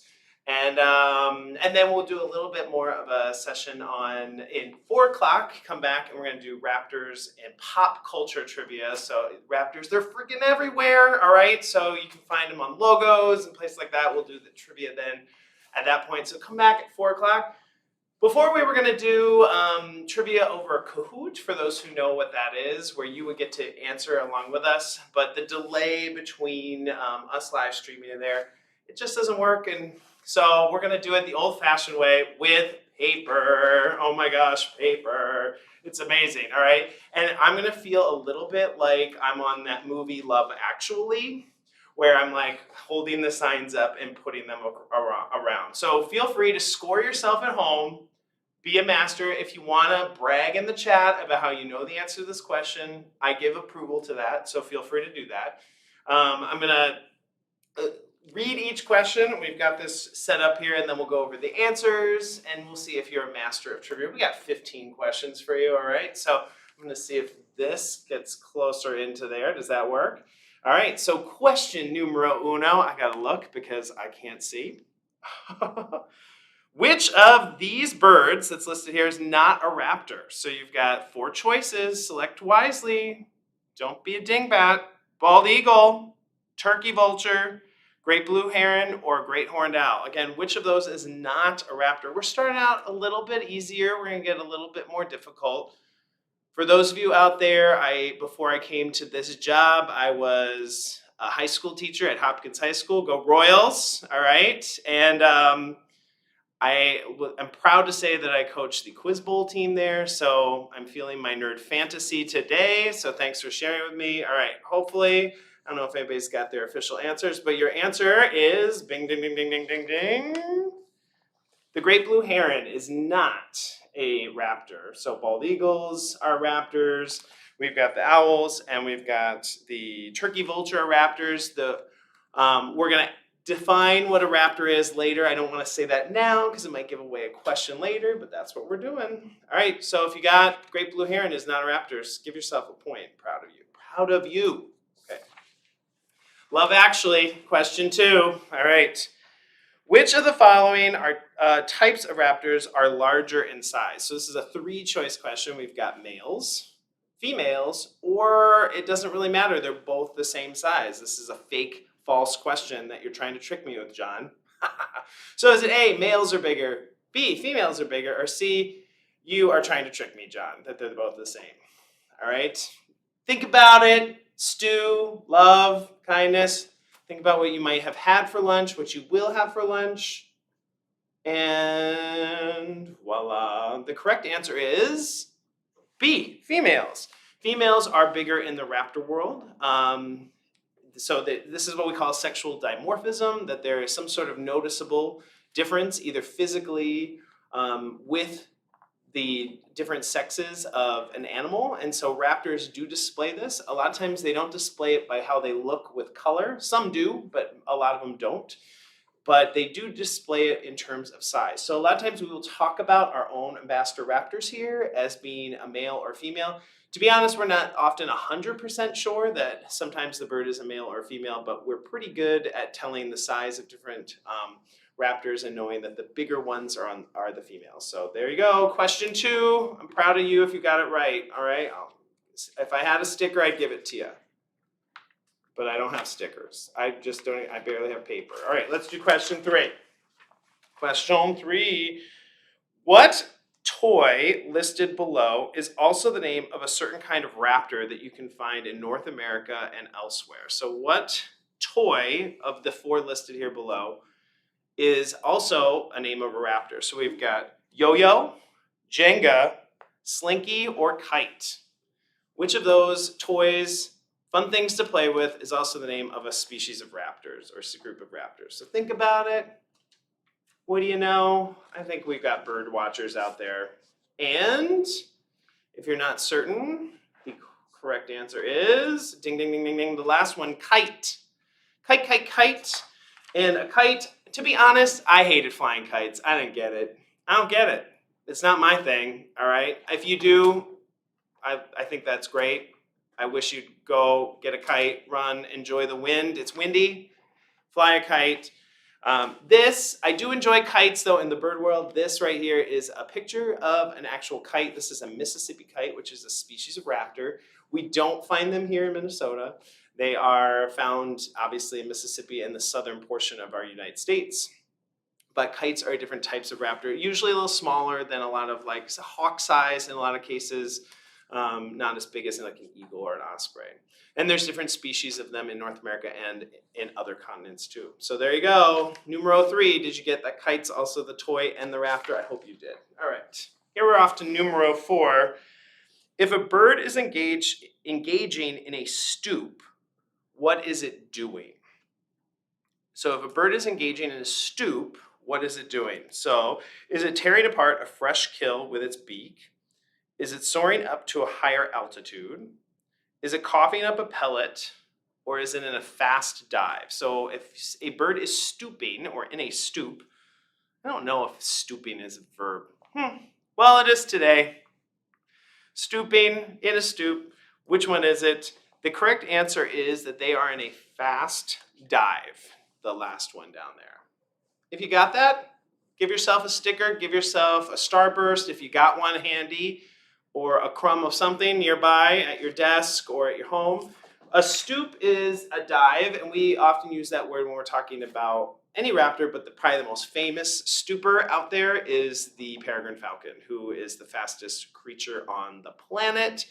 And they go into a dive going after their prey, which are usually birds. And if they're around here, usually out in the city, so they're catching pigeons.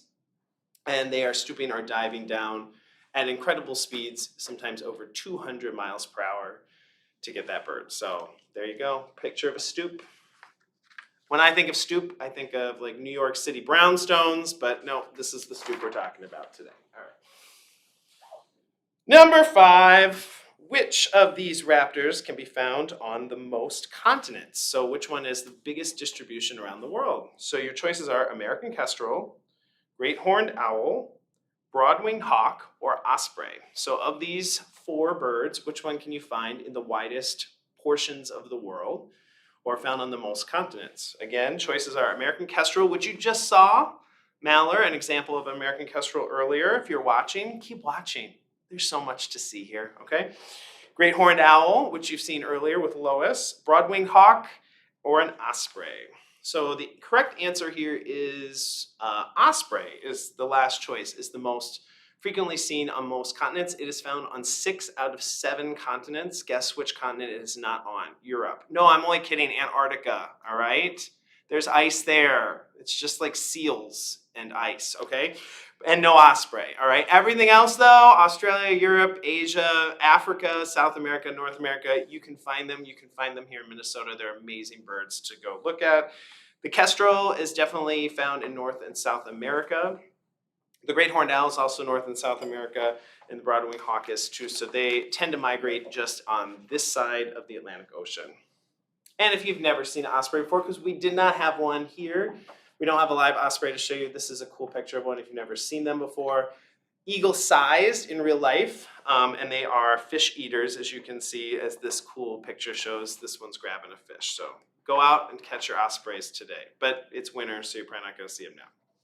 Sorry to be the bearer of bad news. Oh my gosh, how does paper work? How do fingers work? Here we go, 6. All right.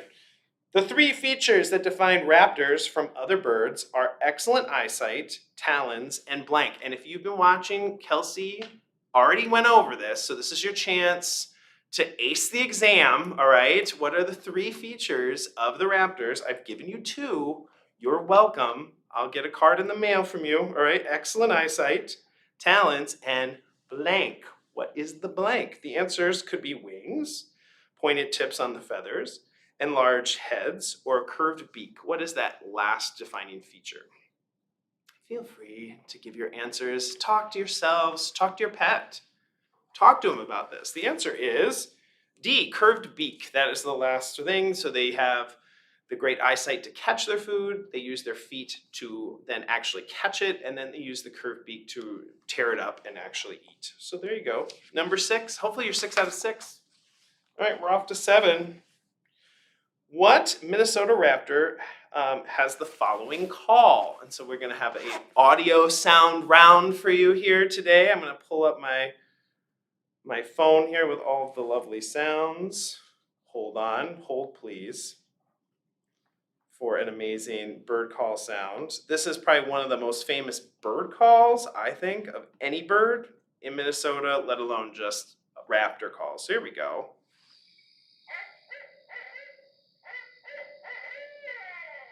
Hopefully you can hear that.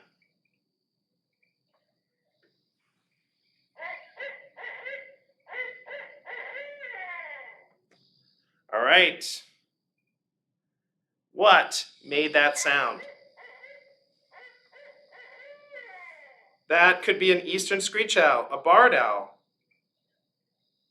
Waiting.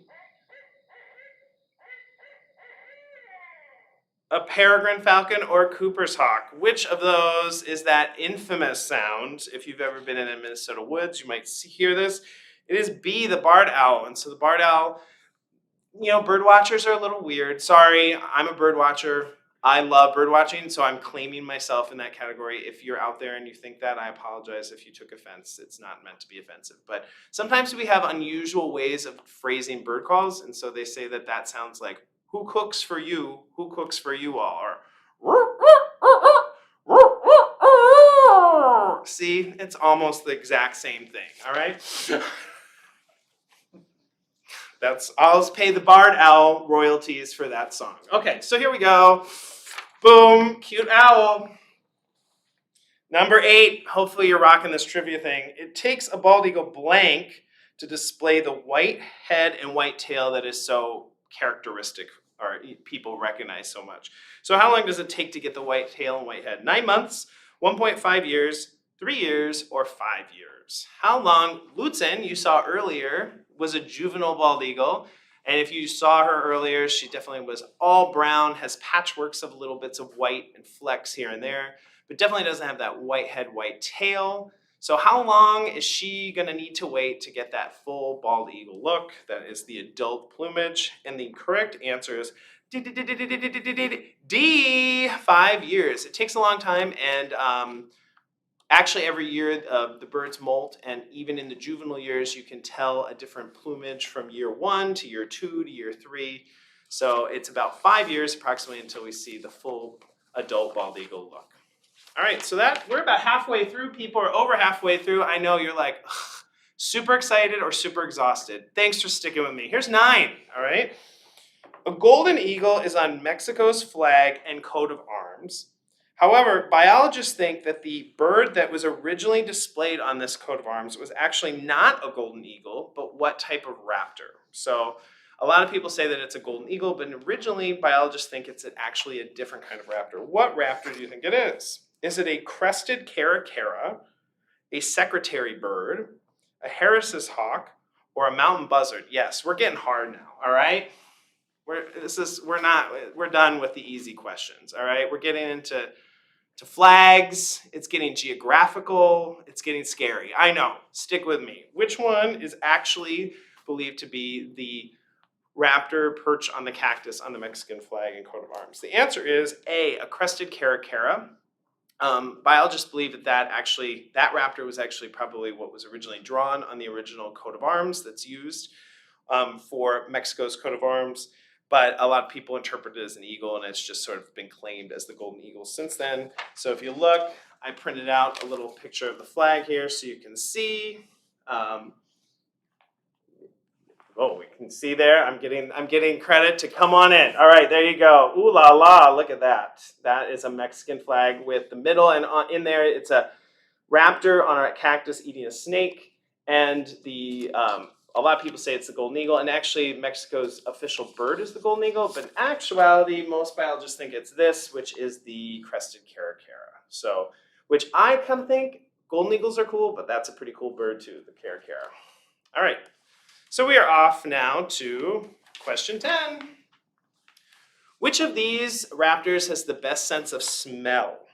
Which of these raptors has the best sense of smell? The northern saw-whet owl, the turkey vulture, the red-shouldered hawk, or the peregrine falcon? Which of these has the best sense of smell? And the reason I ask this is because raptors, as we said, one of their main characteristics is great sense of eyesight. And really, most birds, not just raptors, but most birds don't have a great sense of smell. It's just not the top sense that has evolved over time. But there are certain birds that do, and one of these is it. And the correct answer is, ding, ding, ding, ding, ding, B, turkey vulture. And that's because vultures eat what? Lettuce, like Tufts does. No, they eat dead things, carrion. They eat decomposed carcasses of things, and they actually use smell, have a good sense of smell to help them find dead materials out in the wild. So that is numero 10. Number 11 is a sciencey question, scary, all right. DDT is a pesticide linked to the decline of many raptor populations in the mid-20th century. So how did DDT actually impact raptors? So we may have been talking to, I know Kelsey earlier was doing an egg demo and talked about DDT. So here's your chance to ace her exam again, all right? Do you remember all the details? What did DDT actually do to raptors? The answers are: raptors vomited food frequently, leading to malnutrition. Raptors laid eggs with thinner shells. Raptors accumulated high levels of lead in their blood, or raptors had kidney failure when exposed to high DDT doses. The correct answer is, bing, bing, bing, bing, bing, they laid thinner eggs. And if you were here earlier, we had this amazing egg demo to show how strong an egg can actually be, but DDT unfortunately made them weaker, which made it harder for raptors to reproduce. All right. Are we good here? Do we have more time for questions? All right, I got more questions. I know, it's scary. Don't turn away. Love you. Okay, here we go. Number 12. We've got 4 more questions here, and I think people are probably doing well. Which bird's scientific name of Cathartus aura means golden breeze or golden purifier when it is translated from Latin? So birds or all creatures have a scientific name that's Latin-based. This bird or this raptor's name, Cathartus aura, translates to golden breeze or golden purifier. Which bird is it? We've got the burrowing owl, the golden eagle, the northern harrier, or the turkey vulture. This one's harder. Come on. How many of you have taken Latin? I didn't hear anyone, so I guess that's none. Okay. The correct answer is turkey vulture. And that means golden breeze, golden purifier, and it's believed to be because vultures are so good at cleaning up the environment that they're, quote, purifying or getting rid of waste on the landscape, which I thought was pretty interesting. So I wrote it down for us. Okay, 13. Which raptor is identified in the wild by flying low to the ground and having a distinctive white rump patch? Is it the northern hawk owl, the northern harrier, the red-tailed hawk, or the red-shouldered hawk? So we've got those 4. This particular bird, like when you go out and bird watch them, fly low to the ground, and they've got a white rump. So what is it? The hawk owl, the harrier, the red-tailed hawk, or the red-shouldered hawk? The correct answer is the northern harrier, which is one of the raptors I think a lot of people don't know very well from Minnesota. And I will have a feature of one of our northern harriers later today in the stream. And they are pretty cool. They are wetland birds, hang out in wet areas typically, and are amazing hunters that fly really low to the ground and again have that distinctive white rump patch. So if you go out and see a bird flying, bird of prey with that, it's probably it. We've got 2 more and then we're done. And then you're gonna tell me you got 15 out of 15 and then I'm gonna cry. So out of joy, okay? Penultimate question here. which is not a species of raptor that migrates into Minnesota in the winter. So we talk about migration a lot of things leaving for the winter, but we actually have some that migrate into the state during the winter. So which of these is not coming into the state in the winter? Rough-legged hawk, northern hawk owl, broad-winged hawk, or snowy owl. Which ones come here? All of these come here in the winter except for which one? And the correct answer is C, broad-winged hawk. Broad-winged hawks are here during the spring, summer, and fall, and then they take off and go to nice Central America or South America for warmer climates during the winter. But we actually have birds that come here because they think it is warmer than where they typically hang up north during the summer. So that those birds are the rough-legged hawk, the hawk owl, and the snowy owl. And that is one reason why Minnesota is such a great bird watching destination. Here is the broad-winged hawk, if you've never seen one before. And then we've got our last question, which is another sound question. This is our final sound question. We're going to play another bird call for you. I just got to get it keyed up here. Thank you for your patience and your kindness. Here is a very famous bird call. Which of these is this a call of? Bald eagle, red-tailed hawk, peregrine falcon, or great gray owl? Let's go.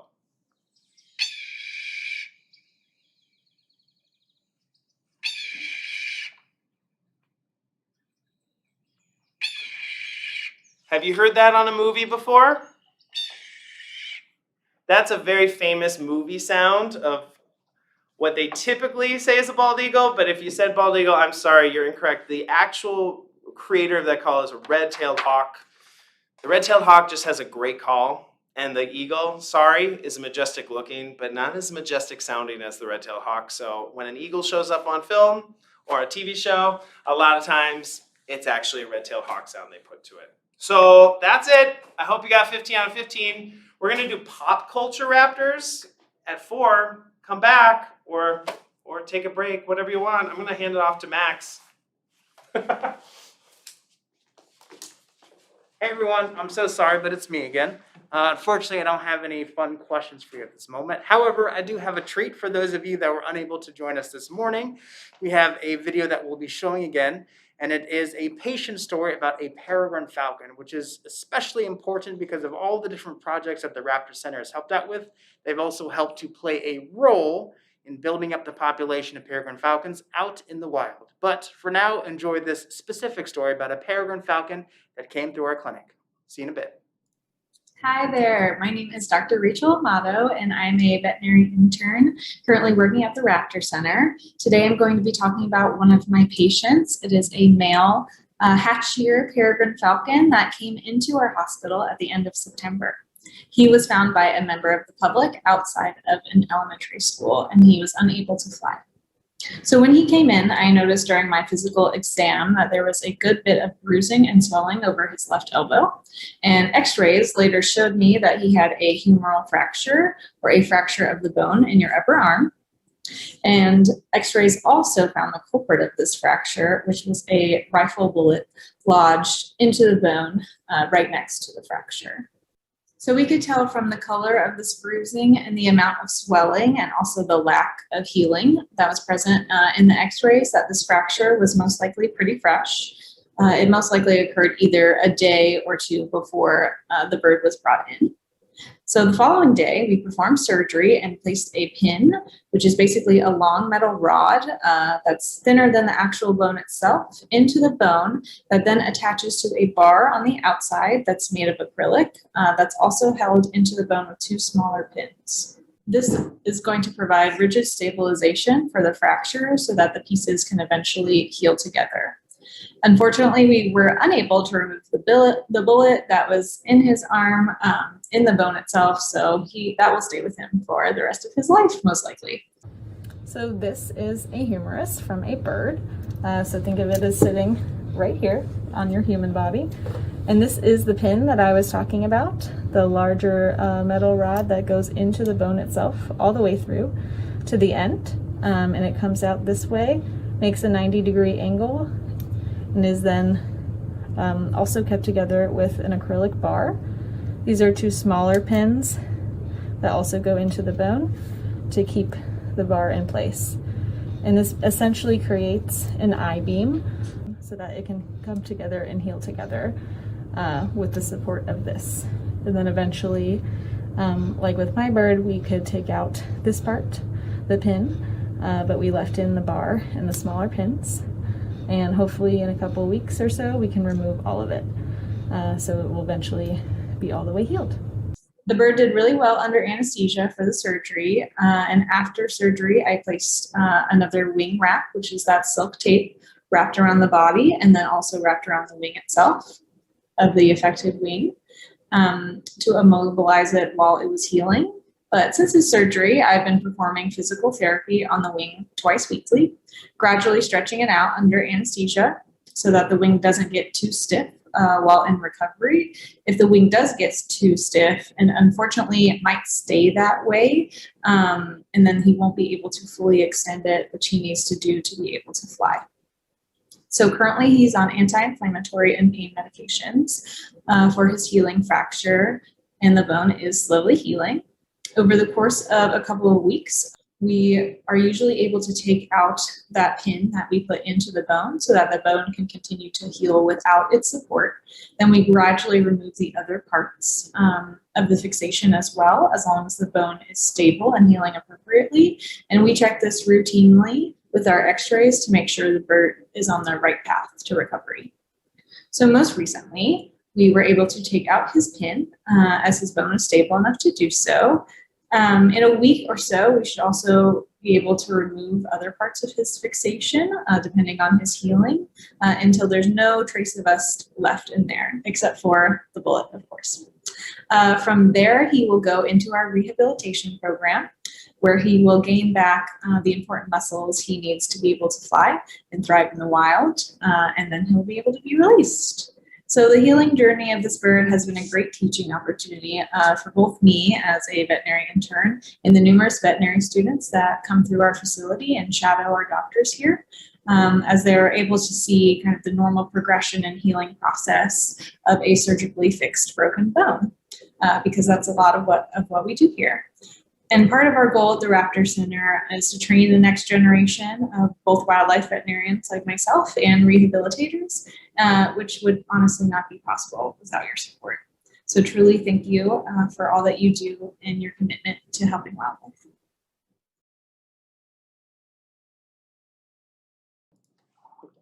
Hey everyone, welcome back. I hope you enjoyed that patient video about a peregrine falcon that came through our clinic. Just a reminder that the money that you're donating today helps birds just like that peregrine falcon that go through our clinic. They do amazing work providing the utmost in top-of-the-line medical care for the many birds that come through. On average, about 1,000 birds each year that go through that clinic. So thank you so much for supporting us, taking some time to listen to us as well. I would also like to give a very big thank you to Hunter, our wonderful yoga instructor. I learned a few moves that I had never seen before, so I'm gonna have to try that out, preferably when I'm not on camera. Also, a big thank you to Colleen and Sue for your donations. We very much appreciate it, and I'm sure that the birds do as well. Now, for these next couple segments, we're going to be talking a little bit more about owls. Now, here in Minnesota, there are over 12 species of owls, roughly, actually no, 12 species of owls that you can see. Some are going to be a lot harder or easier than others. One of the more common ones, though, is the great horned owl, like Lois here, one of our education birds. Now, a lot of people like to ask me when I have owls out, if they're nocturnal, why are they currently out during the day hanging out with you? And that's because owls are nocturnal for a few different reasons. Number one is that it could be getting out of that heat during the summer or during the day. It could be a lot easier for them to be able to hunt or also to avoid predators as well. So Lois here does not have to worry about any predators, and she doesn't have to worry about hunting because she has her food provided for her. But they do have excellent adaptations for being able to hunt or find their food at night. Number one is those big, beautiful eyes that they have. Those are excellent for being able to see in low levels of light. Because, like us, they have rods and cones in the back of their eyeball there. And rods, as you may know, help with being able to see in the dark, and cones help with being able to decipher colors as well. They have a lot more rods than cones, so they can't see color as well as we can, but they're much better adapted to being able to see things in low levels of light.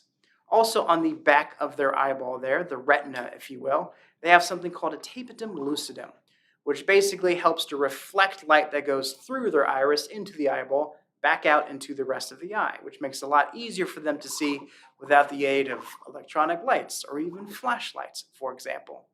But it does mean that they have to keep really good care of their eyes because they depend on it so much for being able to hunt and survive out in their natural habitat. Now, it is true that they also have amazing hearing to help with that. Some owls are capable of catching and finding things using just their hearing. And their ears are a little bit different from ours, in case you couldn't tell. A lot of people think those ears are the feathers on the top of their head. Nope, those are just feathers. Their ears are actually right behind that black ring on each side of their eye.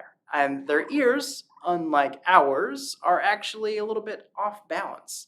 And that's because it makes it easier for them to triangulate exactly where their potential prey might be. And this is a little bit of a personal fun fact, if you will. But their eyes are so large and their ears are so large that when we do checkups on our owls, pulling back those feathers to look inside the ears, you can actually see the back of their eyeballs, which I think is remarkable. I've never seen the back of my eyeballs, but I'm sure they're quite a sight, pun intended. Now, to protect some of that, they have those feathers that go over the ears, helping to keep them nice and safe. They also have some special feathers right here in the front of their face that filters that sound back there, since they can't catch it like we can. But they also have 3 different eyelids that covers their ears. Their eyes. One for when they're blinking, one for when they're sleeping, and something special called a nictitating membrane that comes from the middle, and it is a clear one that comes out that helps to protect them when they're going in to eat or hunt something. That nictitating membrane is basically like swim goggles for us. Protects your eyes, and it's nice and clear so they can see right through it, which is especially helpful because owls are also farsighted. That means they can see things really well at a distance, but it's much more difficult for them up close. So I want you to watch for a moment as I feed Lois here. Yep, there we go. Lois here a piece of food. See what happens with her head and maybe even her eyes.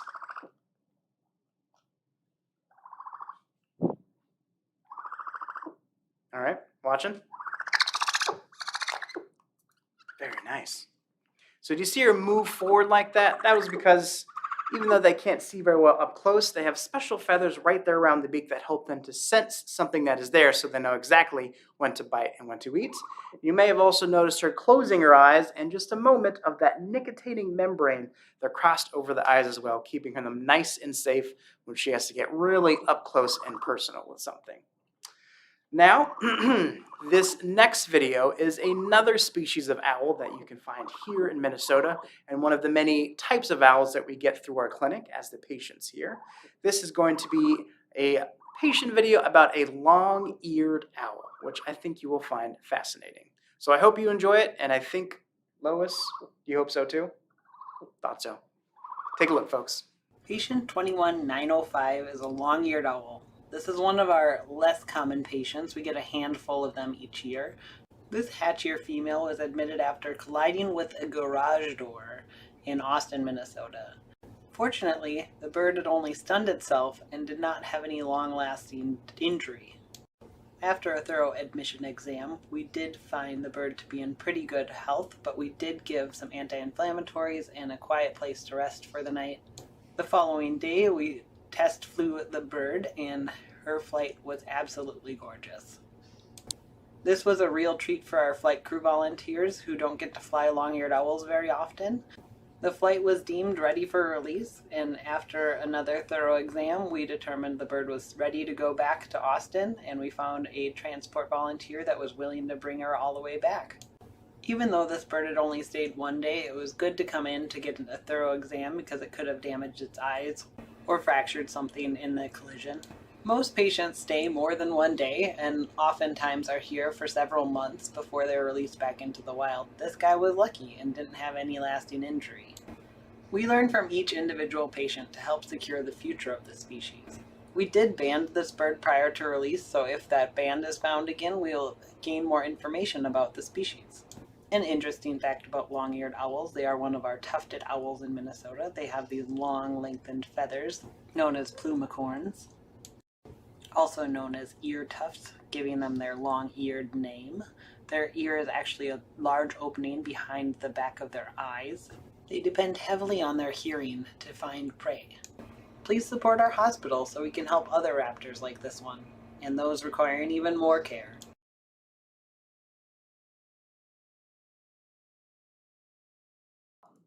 All right. Hope you enjoyed that interesting video about one of the many patients that we get through our hospital, each year. I do want to say that Lois may have been a little bit jealous of those feathers on the top of that long-eared owl's head. Those are actually called plumicorns, but make no mistake, Lois, you have the best plumicorns of all. By the way, this just came to me. Plumicorns would be an excellent band name, so I want to just make it known for the record here on camera that I thought of it first. Thank you very much. Lois, do you agree? That was the right answer. Let's get some food. I know, we're very excited. Lovely. Well, Lois being one of our education birds means that we do a lot to make sure that she has the best when it comes to her welfare. That includes our participation with the clinic and all they do to keep our birds nice and healthy, providing almost daily medical care to do checkups on them, provide medication for us, and be able to make sure that they're in the greatest health while they're helping us with teaching people just like you about how amazing raptors are and how important they are for our surrounding environment. Speaking of support, I want to give a big thank you to Jamie for your donation today. We greatly appreciate it, and you just became my favorite Jamie. If another Jamie donates, then you have a chance to take that top spot. But part of what we do in our welfare is making sure that we give our birds lots of things to be able to check out. Some of that is enrichment that helps with natural behaviors they might do, like as you remember with Tufts tearing that lettuce apart using that beak and those talons to be able to get right after it. This next one is going to be more exploratory. We're going to see our great horned owl, Sam, exploring something a little bit new, and you may be surprised at all the different ways she decides to engage with this particular item. But I wanted to also remind you all that your donations today are doing a great amount in helping us be able to work with these birds, and also a reminder that in many ways, the Raptor Center is a community organization. We work a lot with over 300 volunteers that help us take care of these birds, and we also rely on you, the citizens, telling us about injured birds that may need our help as well. And lastly, I want to remind you that if we reach our $60,000 goal, that it will be matched by the generous contributors of Robert and Susan Wilder, Rachel Holdstadt, the Acorn Charitable Trust, the Sarah J. Anderson Fund of the Hugh J. Anderson Foundation. So thank you all so much for joining us. For those of you that have not joined us just yet, it's not too late. I'll be able to thank you as well. But in the meantime, I think we're going to enjoy this lovely enrichment video with Sam, the Great Horned Owl. Take a look. Yeah.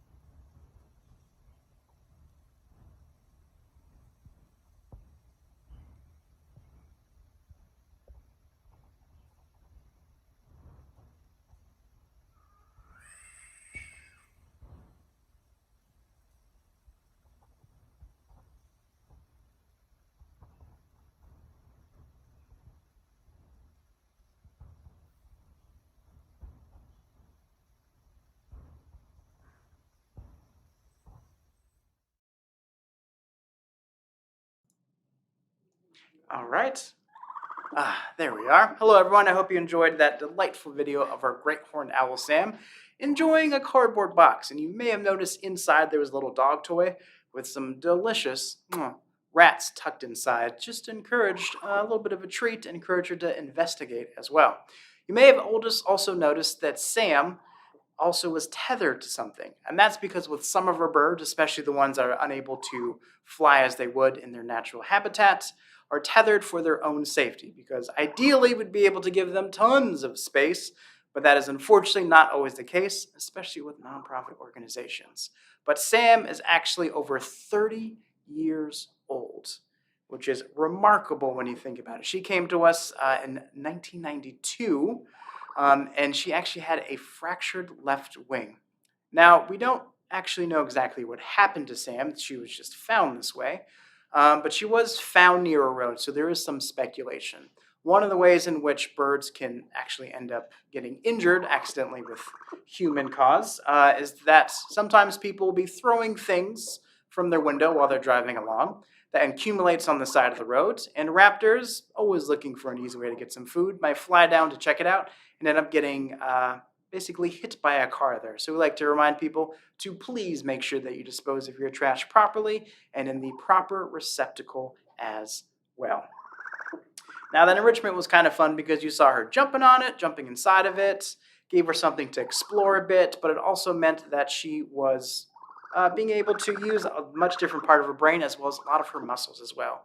Exploring, investigating, and getting her desensitized to new things in a very safe way, in a way that worked for her as well.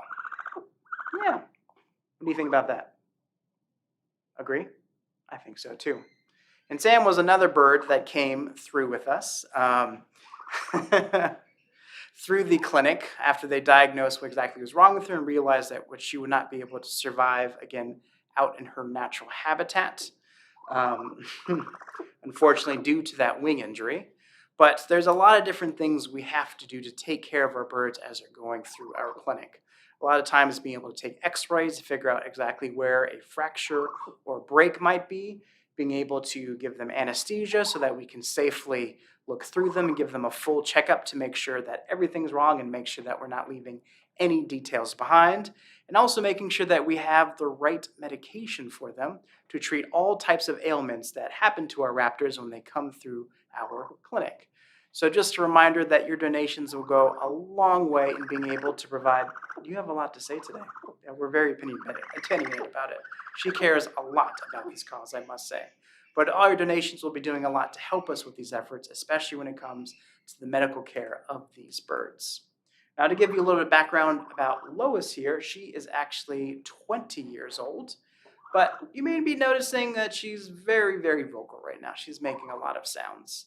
And that is because Lois, different than Sam, had actually imprinted on people. And so she's making those sounds that are more commonly heard from an owlet or a baby owl, basically. What happens is that sometimes birds like Lois here, for example, can fall out of their nest through any kind of natural accidents, and people are really well-intentioned, but they don't always know how to help, which is why we have a hotline at the Raptor Center that you can call at any time if you have any concerns about a raptor. But sometimes they will take those birds home and then feed them, assuming that the birds will leave on their own. But unfortunately for Sam here, that process in which she was found and starting to get fed was when she was having a really important developmental process, when she was learning to associate that food and that engagement with, normally her great owl or her great horned owl parents, but this time it was with people, which means that she never learned how to behave properly like a great horned owl, which lessens her chance for being able to make it out in the wild. Fortunately, she has been a fantastic educator for us, as you can see right now. Now, this next video is really important because it helps us show one of the other methods that we utilize in our clinic when we're taking care of these birds and treating all the different things that ail them as they're coming through. But before we go to that, I want to give a massive thank you to Rita, John, and Elizabeth for your donations. Thank you so much in supporting our work. Some of your donations can be going directly to, the medical method you're about to learn about in this next video. Thanks again and enjoy. Hello, my name is Corinne Vitek, and I am one of 2 certified veterinary technicians here at the Raptor Center. My role includes a wide variety of tasks, including laboratory diagnostics, anesthesia and surgical assisting, volunteer support, clinic maintenance, helping teach veterinary students on rotation, and of course, direct patient care and rehabilitation. This variety means every day is a little different, which I love. The majority of the patients that TRC admits are injured or ill due to human causes, so I feel incredibly fortunate for my role in the Raptor Center's vital mission. One aspect of my role includes feather maintenance and repair. A raptor's feathers may be damaged due to injury, illness, parasites, or despite best efforts, time in the hospital healing from their injuries. Because raptors have the vitally important need to fly to survive, feather quality means everything. Damage can range from being very minor, like slight fraying at the tip of the feathers, to breakage and loss of nearly the entire feather. Raptors can typically fly well with only a few missing or slightly damaged feathers. However, the Raptor Center aims to release our patients with the best possible chance of success in the wild, and this occasionally means that a few feathers need to be replaced, or in cases of severe feather damage, we might replace quite a few. Feather imping is the ancient practice of replacing a damaged feather with another one. The first known written mention of imping is from a 1,000-year-old Roman text on falconry. The imping procedure can be applied to many different avian species, but is most commonly used on raptors. At our hospital, the feathers used for imping are often donated from birds that came into the Raptor Center with fatal injuries that, despite veterinary medical care, we were unable to fix. These birds that sadly did not make it are able to help future patients get back into the wild with feather donations. The Raptor Center has a special use permit to collect feathers from these donors, which we carefully label and store for future use. Other supplies TRC typically uses for imping include clippers, a ruler, bamboo dowels, epoxy or superglue, a blade, and a paper clip. The style of feather imping that we use here at the Raptor Center is called the needle method, though no actual needles are involved. A broken feather to be replaced is first trimmed with a small length of the bird's own feather shaft still remaining under the bird's skin. This is not painful for the bird because there are no nerve endings here. Then, a donor feather is held up to the existing shaft, measured, and trimmed to the appropriate length. That length is typically determined by measuring the feathers on the opposite wing with a ruler and comparing it to the feather next to it. After they are fully formed, feather shafts are hollow, but may have a small amount of debris remaining from when they were growing. Once the donor feather is trimmed to the correct length, we might use an unfolded paper clip or other implement to clean out the debris. A piece of bamboo dowel, about 1 inch long, is whittled on both ends to fit snugly into both the existing feather shaft and the donor feather.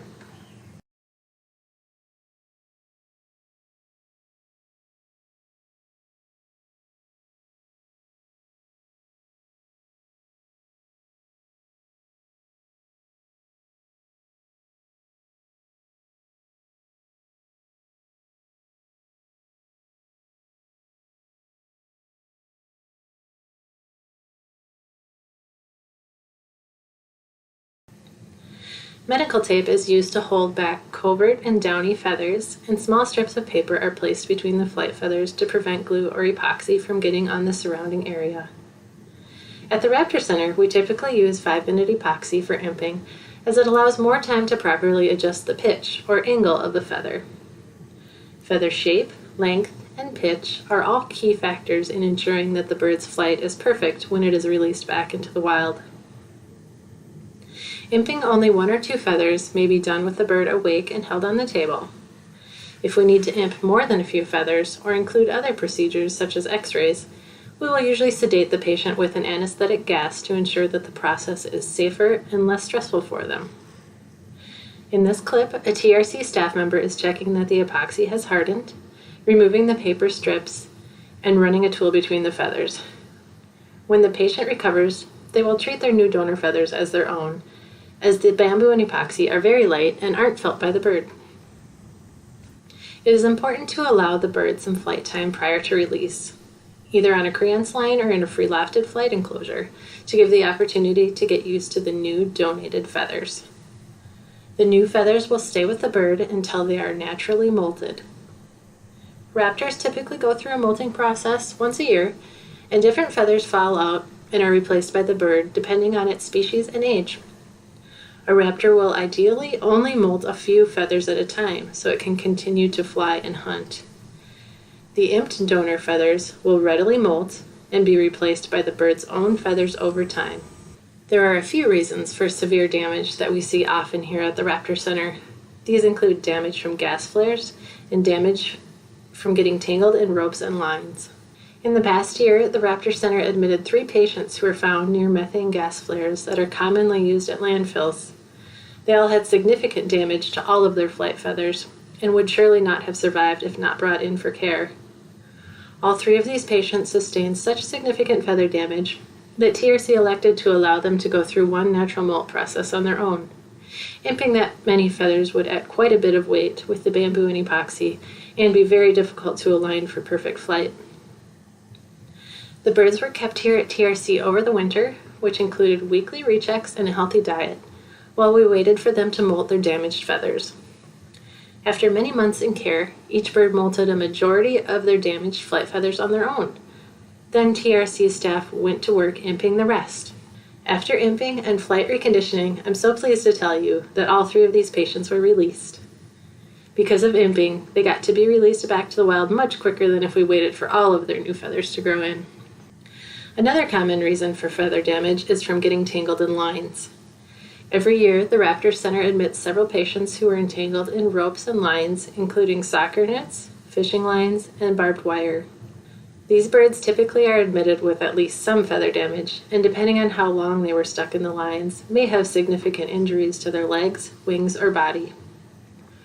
One thing you can easily do to help raptors is to take down soccer nets when they aren't in use, so you don't accidentally catch a raptor like a great horned owl who's simply hunting for food at night. Thank you so much for helping us here at the Raptor Center care for the birds.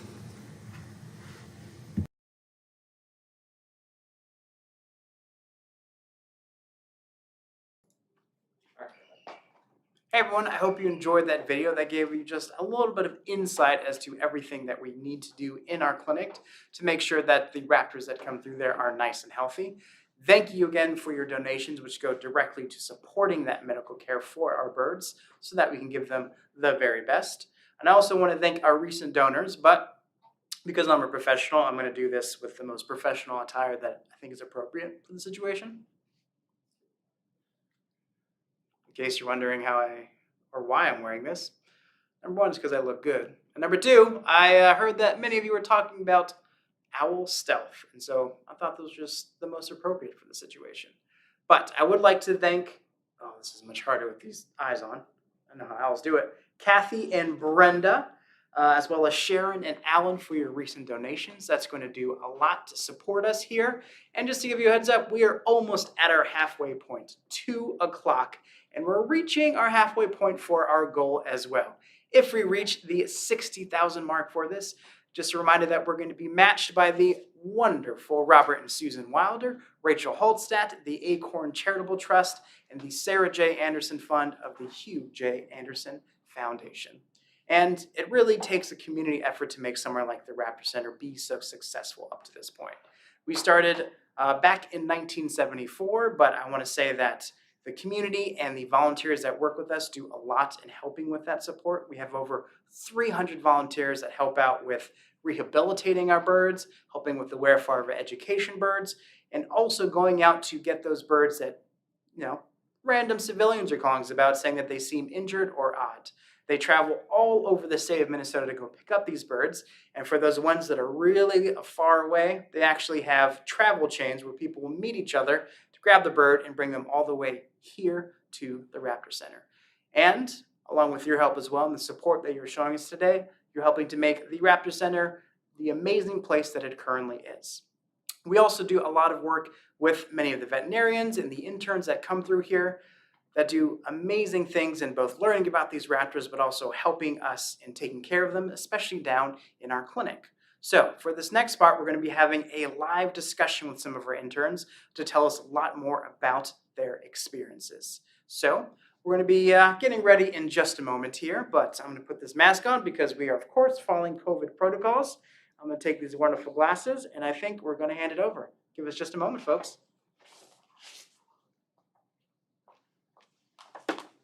Hello, everybody. Dr. Victoria Hall again, director of the Raptor Center. And we will try to remember to talk loud with our masks, but we're here together right now so we can talk to a number of our interns at the same time.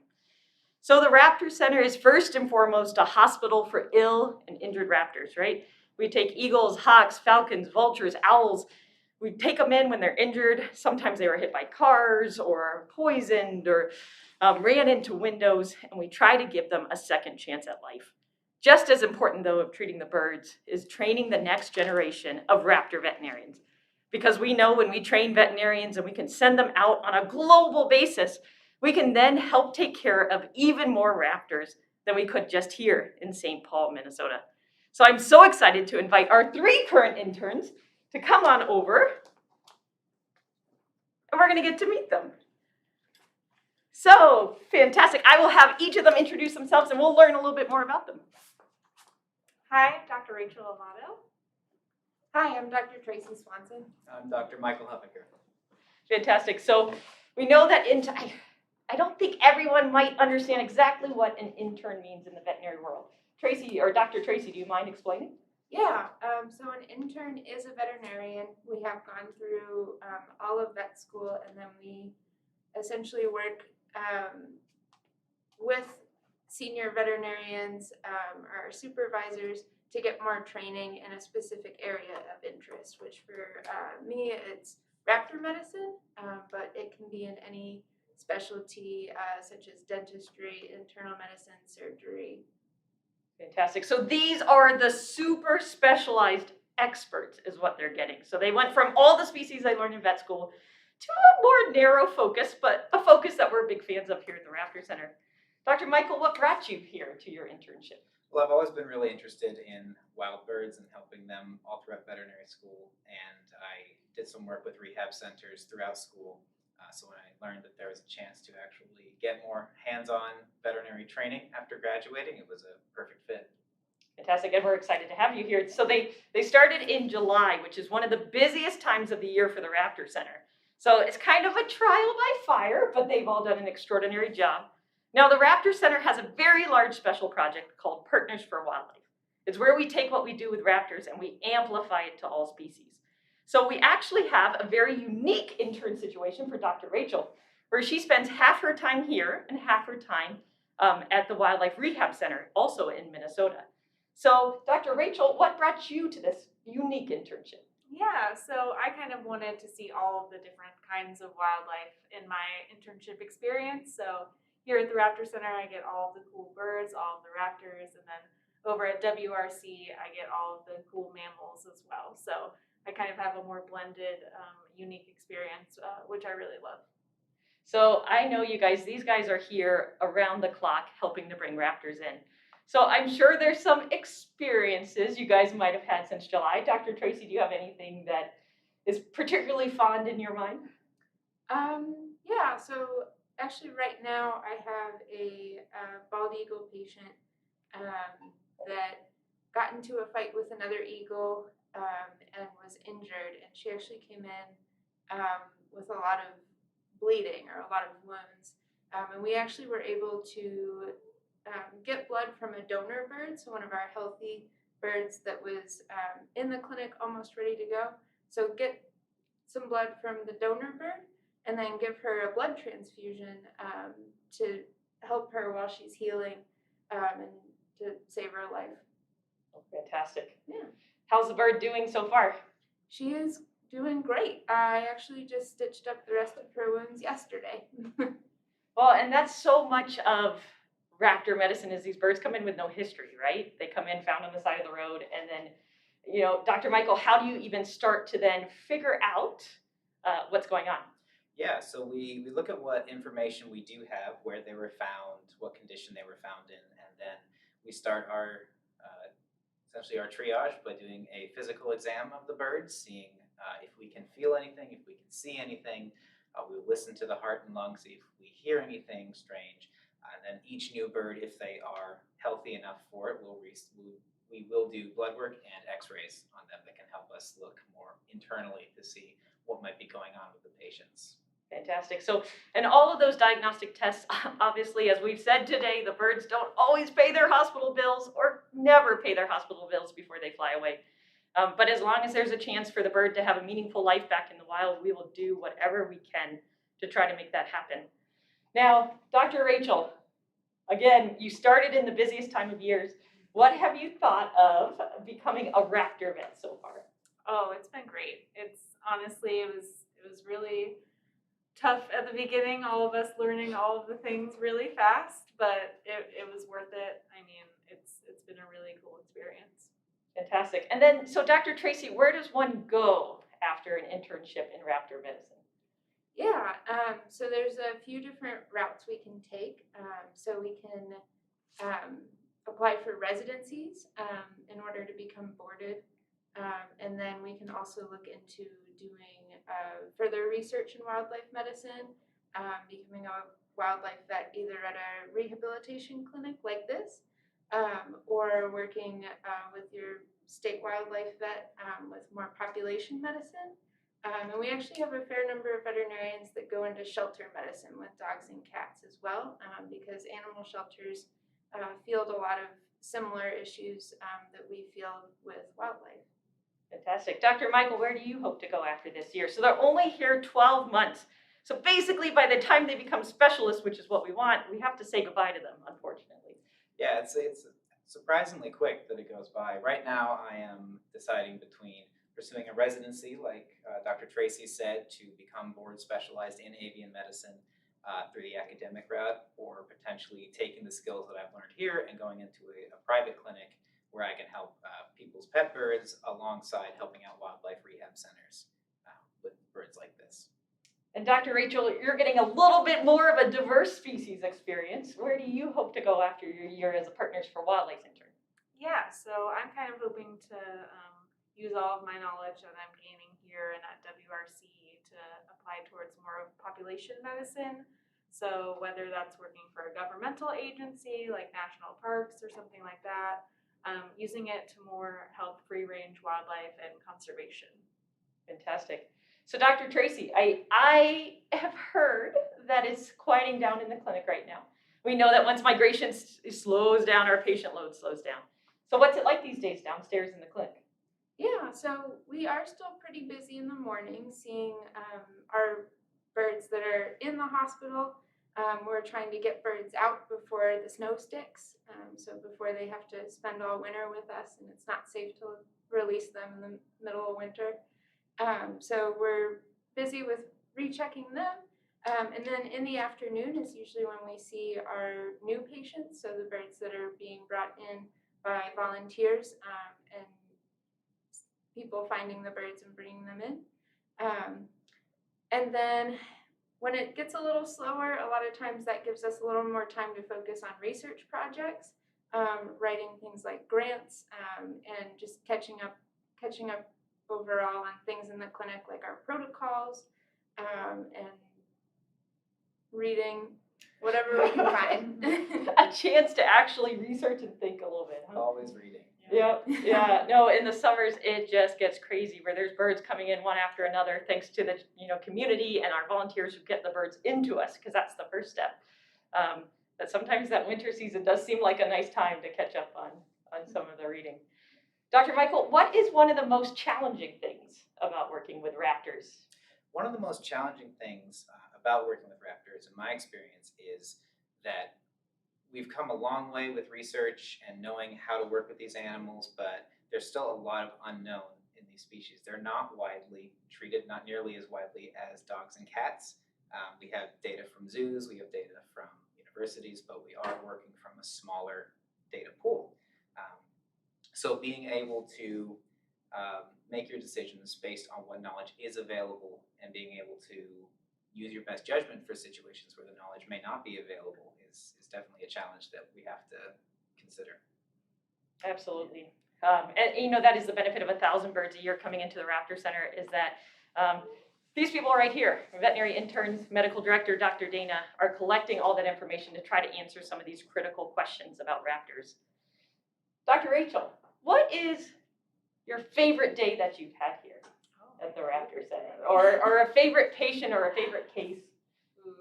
Well, I guess one that we had recently that was kind of sort of different, something I haven't done here yet, is a bald eagle that came in on Monday. And we noted he didn't have anything physically wrong with him except for a little bit of oily, greasy substance on all of his feathers. So we got to give him a bath, which was a very big ordeal, required almost all of us in there. We used Dawn dish soap, different concentrations of it, and then rinse them all off. And it was really fun, so it was a good experience. And how's that patient doing? He's doing great, very, very feisty, ready to leave, ready to go on to rehab and get better. So you've been seeing a lot of our ambassador birds today, and these are birds that we have trained with positive reinforcement and reward to interact with us, to be part of our team, to sit on a glove, to sit on a perch, to educate. Now the birds in the clinic, we don't want comfortable, right? We want these to stay wild birds who don't want to be with us. So feisty is a very good compliment for one of our birds. Dr. Tracy, do you have a favorite patient or a favorite moment? I think my favorite patient right now is actually one of Dr. Rachel's patients. So we have a little rough-legged hawk, and they're like red-tailed hawks, but a little daintier and more sophisticated looking. And she loves food. So she is just really fun to feed and to watch her run around in her cage as she's getting better. She had a broken wing. She came in really skinny, so she has appreciated the food that we've provided for her. Fantastic. Now, I know you guys need to get back to the clinic to treat patients, and you're still busy, as Dr. Tracy told us. But I guess leaving with what is your favorite raptor if you had to pick one? Which I know is always a question. It's so hard. It changes, honestly. I think I would have to say a golden eagle, simply because they're so big and so majestic to work with. I haven't seen one of those here yet, but it's one bird that I would really like to get the chance to work on. Fantastic.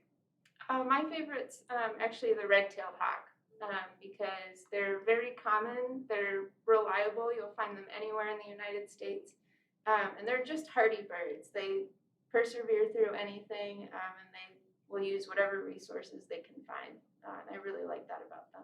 I feel like the red-tailed hawk is one of the most understated birds that's out there. So mine's kind of a new recent, because we don't really have them in the South where I'm from, and that's the saw-whet owl. They're just really small, very, very adorable owls, and it's just crazy what they can do for being so small. Fantastic. Well, thank you very much. We could not run our hospital without interns, without their support, without their care. They're doing anesthesia, doing surgery, they're doing treatment, they're ICU, they're physical therapists, they're everything. So thank you guys, and I hope you have a good afternoon with your patients. Thank you, and thank you.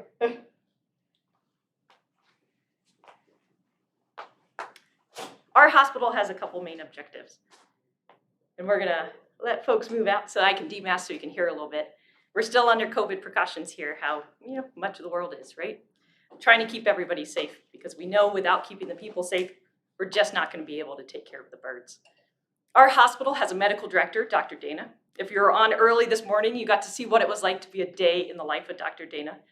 Dr. Dana went through 2 different internships, 3 years of residency. She completed a master's degree before taking on the role of our medical director. Each year, she brings in a new crop of interns. And these are just the best and the brightest wildlife vets of the country. They just graduated vet school most of the time, and they come here for 1 year of some pretty hard work. But because of them, we're able to treat those 1,000 birds.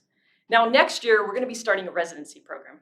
Because as you can imagine, having people here for just 1 year is fabulous, but then they leave. So in order to create a little more continuity, in order to give Dr. Dana a little bit of extra help, we are gonna bring back a 3-year residency here at the Raptor Center. It will be through the veterinary match program, and we're still seeking funding to help support it. But what we'll get there is we'll get somebody who will stay longer, be able to dig further into research, be able to dig further into outreach, and be able to take our clinic to even bigger levels. We are having more and more birds come into our clinic. We are on track already. I think we're about 953-ish birds right now in terms of admitting birds today, so I'm not sure the exact number. And we're on track to hit 1,000 birds this year. And the better quality, or the better amount of people, because we know we have the highest quality here, the better the care that we can provide these animals. So thank you so much for helping us on Give to the Max Day.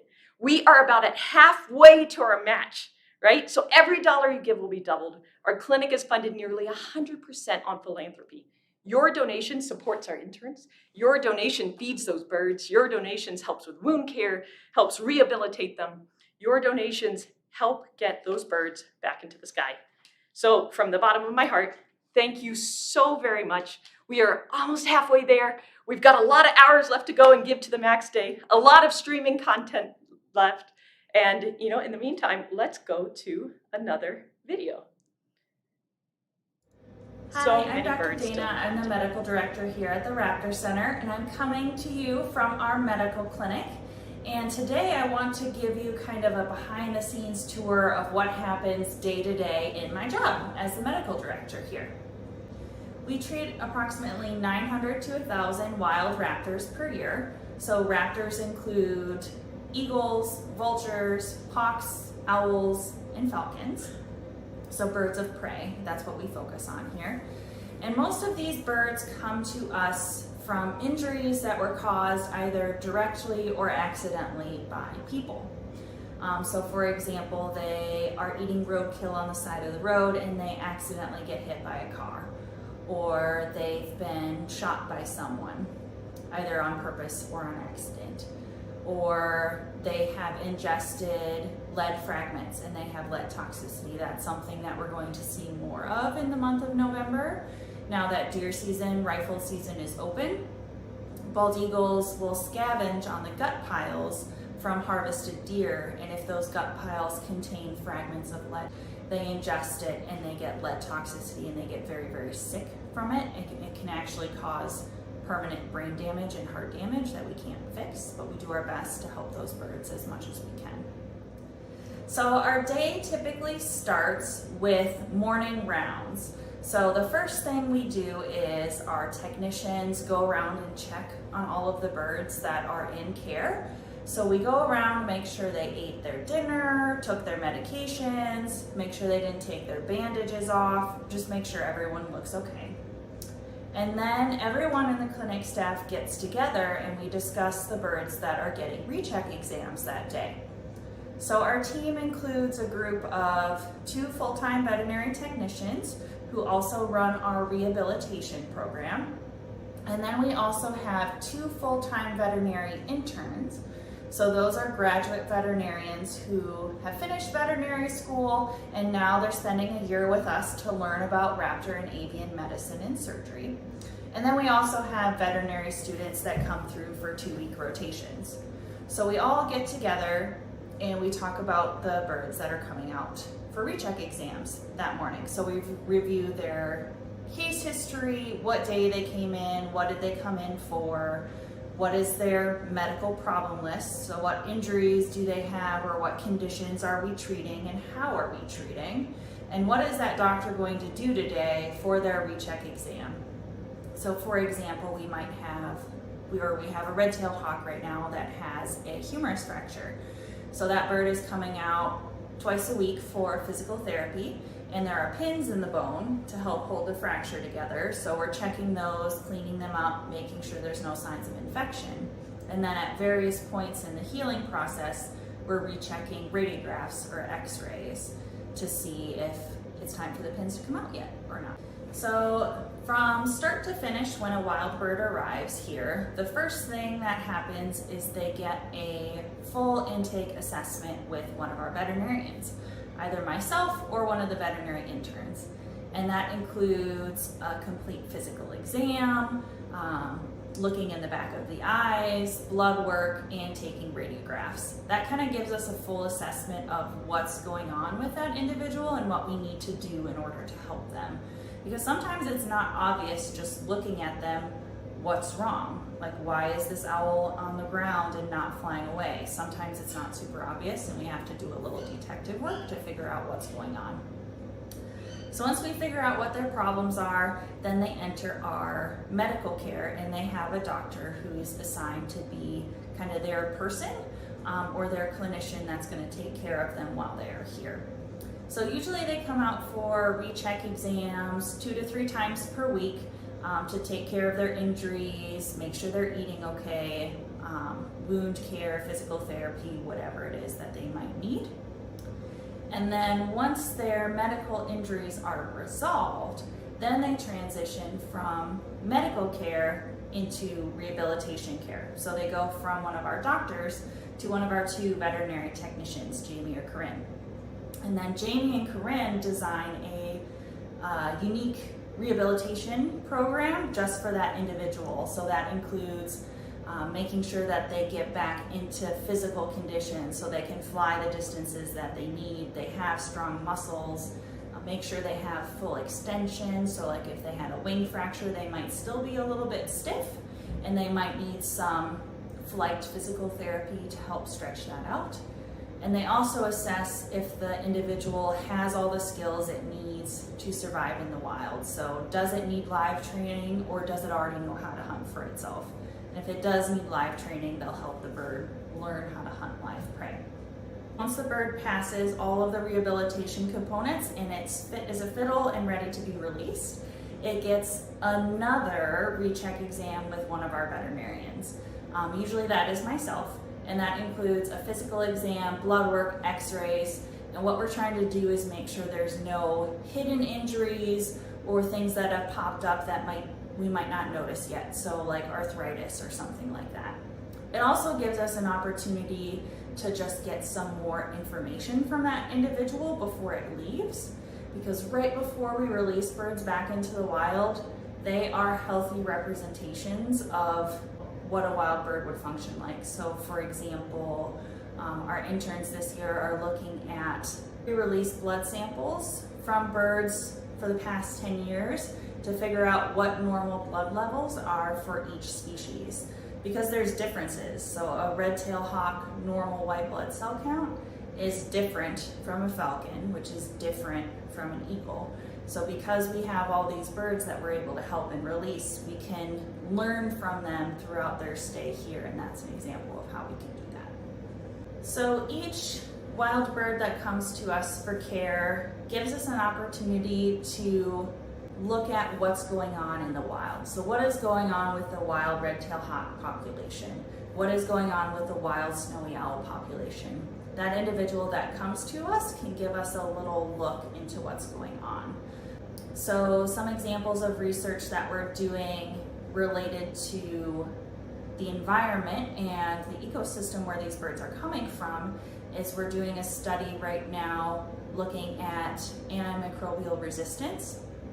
So we're taking samples from northern saw-whet owls and red-tailed hawks on admission. So we're taking swabs from their cloaca to collect the bacteria that's in their feces naturally, and we're seeing if the bacteria that they come in with from the wild already has resistance to antibiotics. Because if it does, that gives us information about how widespread that problem is in the environment. And then we're also getting samples after they leave care to make sure that the medications we give them here aren't causing antibiotic resistance, and then we're releasing that bird back into the wild to introduce it into the environment. So that's kind of an example of a big picture ecosystem health research project that also affects human health, because we can get exposed to those bacteria that are resistant to antibiotics and the medications we have don't work. It also affects livestock, it affects your dogs and cats, and it affects wildlife. It affects everyone. And we also have some clinical research projects going on as well that help us provide better medical care to the individual species that we see. So an example would be determining normal blood reference ranges for different species, because each species of bird is different. the medications that work in a bald eagle might not work in American kestrel. Because even though they're both raptors, they're very different species and their body functions in different ways and it metabolizes drugs in different ways. So when a wild bird comes to us, it gives us an opportunity to learn from it so that we can better help other individuals of the same species. As far as why do we study raptors and why do raptors give us a good picture of what's going on in the environment is because raptors are high up on the food chain. So if we're looking at toxins, for example, we have a project looking at PFAS, so plastic residues in raptors. Raptors are predators, so they eat birds, small rodents, rabbits, fish, depending on what species it is. So they get exposed to chemicals from the environment, from the water up through their prey. So because they're at the top of the food chain, they give us a good picture of what's going on below them. They're something that people are drawn to, so we can use raptors to teach big picture concepts because people find them fascinating, either for cultural reasons or just for the nature of the bird itself. And wildlife rehab, in addition to being beneficial to the individual animal that receives care, it also helps with overall health and in the environment and public education, because the birds that come to us, someone found that bird and someone is invested in that care of that individual, and we can use that as an opportunity to teach. So for example, if someone had a bird hit their window, we can use this as an opportunity to say, this is what happened to the bird, this is how we're treating, and this is what you can do to prevent a bird from hitting a window at your home in the future. And then they go out and share that with other people, and then it shares information. So it's an educational opportunity, plus an opportunity to get in a picture of what's going on in the ecosystem through the research. I think something really cool that I get to do on a day-to-day basis, or is something that's unique to this job, is that I'm always learning something every day. There's either a new injury that comes in that I haven't seen before, and we have to think outside the box and figure out how we're gonna fix this one because it's slightly different than what we've tried before. Or we'll get in a different species and Lori will teach me something about the natural history that I didn't know before. Plus the species that we work with are just really cool in their own right.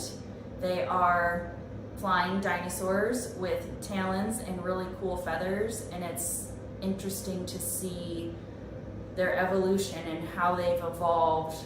Each species has evolved unique characteristics that help them survive.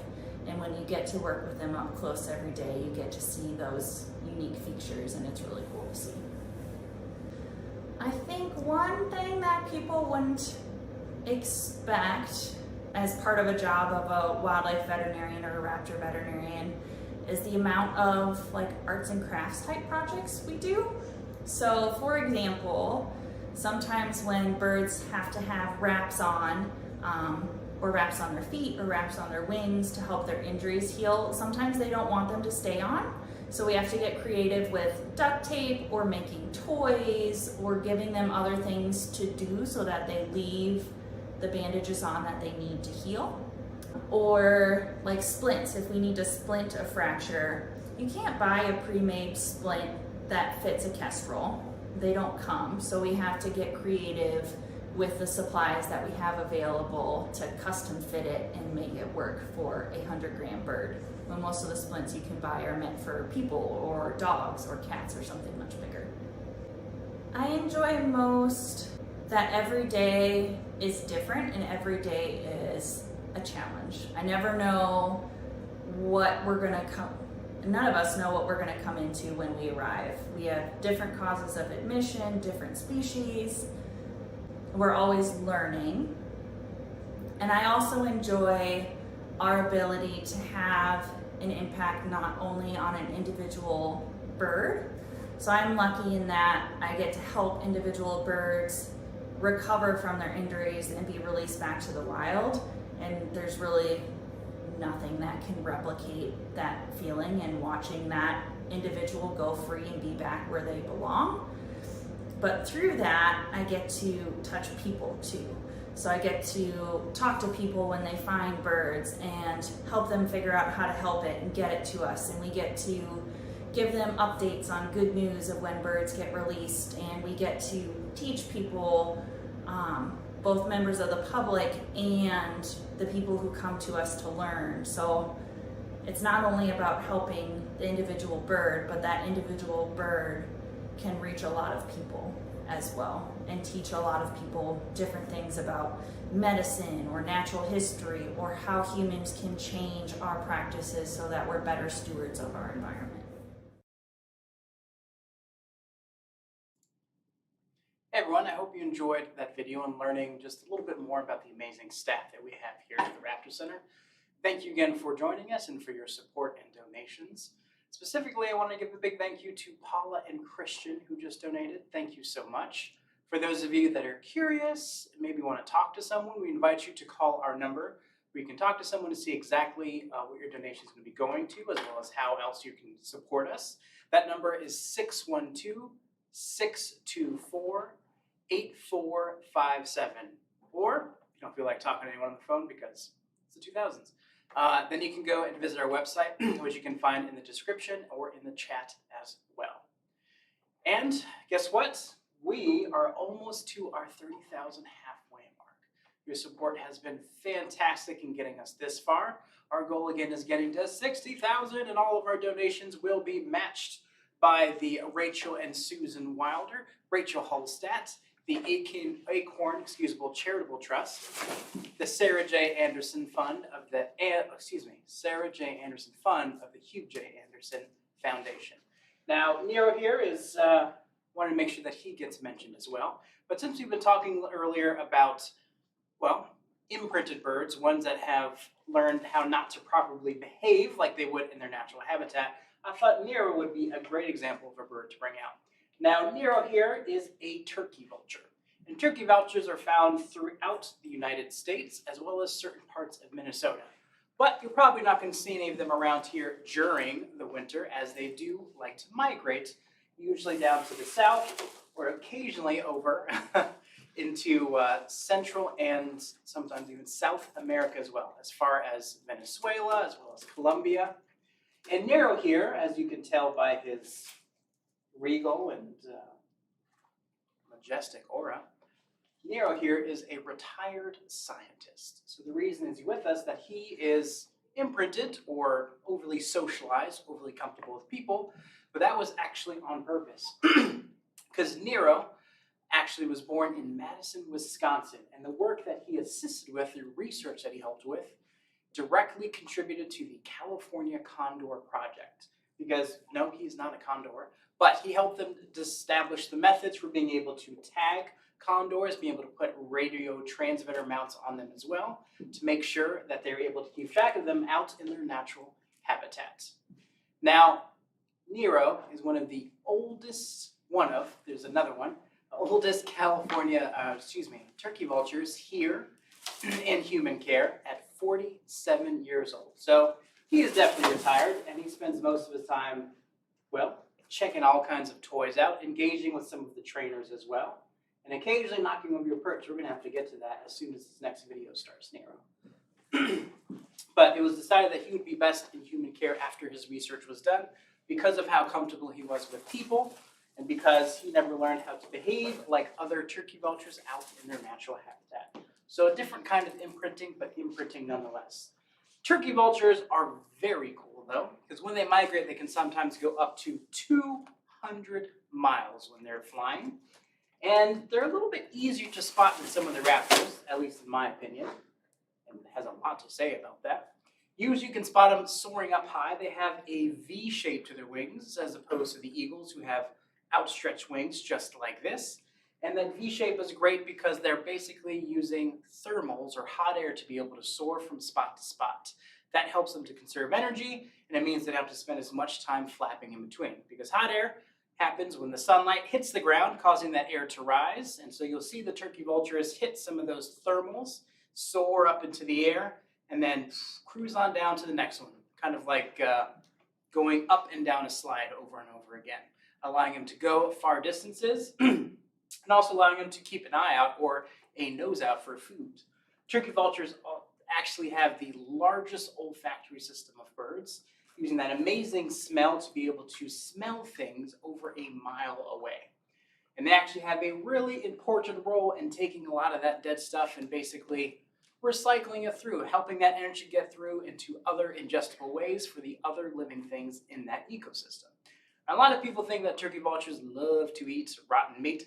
That is not actually the case. They're most oftentimes smelling and looking for meat or things that have died 24 to 12 hours ago. So they have a little bit more discerning palate than that, but still, nonetheless, a very important role. Our next video, you're going to be meeting one of our education birds who you've seen a few times earlier today, but has been imprinted in a very different way. But check out this video. Tell us what you think. Enjoy. Hey everyone, my name is Max and I'm here at the Raptor Center featured on the University of Minnesota's St. Paul campus, and I am currently joined by Lois, the great horned owl. Now here at the Raptor Center, we've been helping to take care of and rehabilitate birds of prey, or raptors, since 1974. We also help out with training because we help to teach the veterinary students at the school nearby how to take care of wild raptors. We also do research as well, checking on the health of raptors and their natural habitats, as well as the ecosystems that we all share. Now you may be wondering to yourself, but why do we care about raptors? Yes, they are very cool, but raptors are important because they help to give balance to these ecosystems that we live in, and they're an indicator species, which means they can tell us about the health of these ecosystems that may not be easily recognized with the human eye. We also do lots of education, and Lois here is one of our education or ambassador animals. And our ambassador birds are ones that wouldn't be able to survive out in their natural habitat, which is why they have a new job of helping us teach. And our educational programs reach over 100,000 people each year. Now, Lois came to us specifically through the hospital. We usually get roughly 1,000 birds in the hospital each year from all over the state of Minnesota, including some of the surrounding areas. And when these birds come in, usually brought in by a concerned civilian who may call us, and we'll send a volunteer out to go retrieve them. The first thing that happens is they come into the hospital to get a checkup, and that part is integral for determining the health of the raptors and what we can do to help them. Now, Lois is a bit of a special case because she actually did not have any wing injuries. Her eyes were completely normal. But back in April of 2000, she was found on the ground by a concerned citizen. And this person really wanted to help, but didn't know exactly how to do that. So they actually brought Lois home. And at the time, they didn't realize that when birds, especially raptors, are very young, it's a very critical time in their development when they have their parents feeding them as young owlets in this case, because when they're seeing their parents, they're recognizing that they are this type of species, and this is how they should behave as well. So during this time, after Lois was brought in, she actually imprinted on people. So she does not know that she is a great horned owl, and she does not know how to behave like a great horned owl, which unfortunately means that her chances of surviving out in her natural habitat would be very, very low. Fortunately, she was determined to be appropriate to becoming an education bird. So the hospital at the time actually did lots of tests to determine that she was indeed an imprinted bird, especially by looking at how she responded to humans. She was constantly trying to get them to give her more food.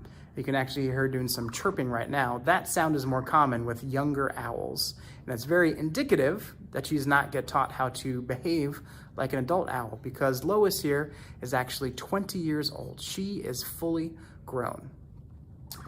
And this happens a lot with birds that are found on the ground. People really want to help, but they don't realize that normally the parents are nearby waiting for people to leave, so they go and help those babies on the ground.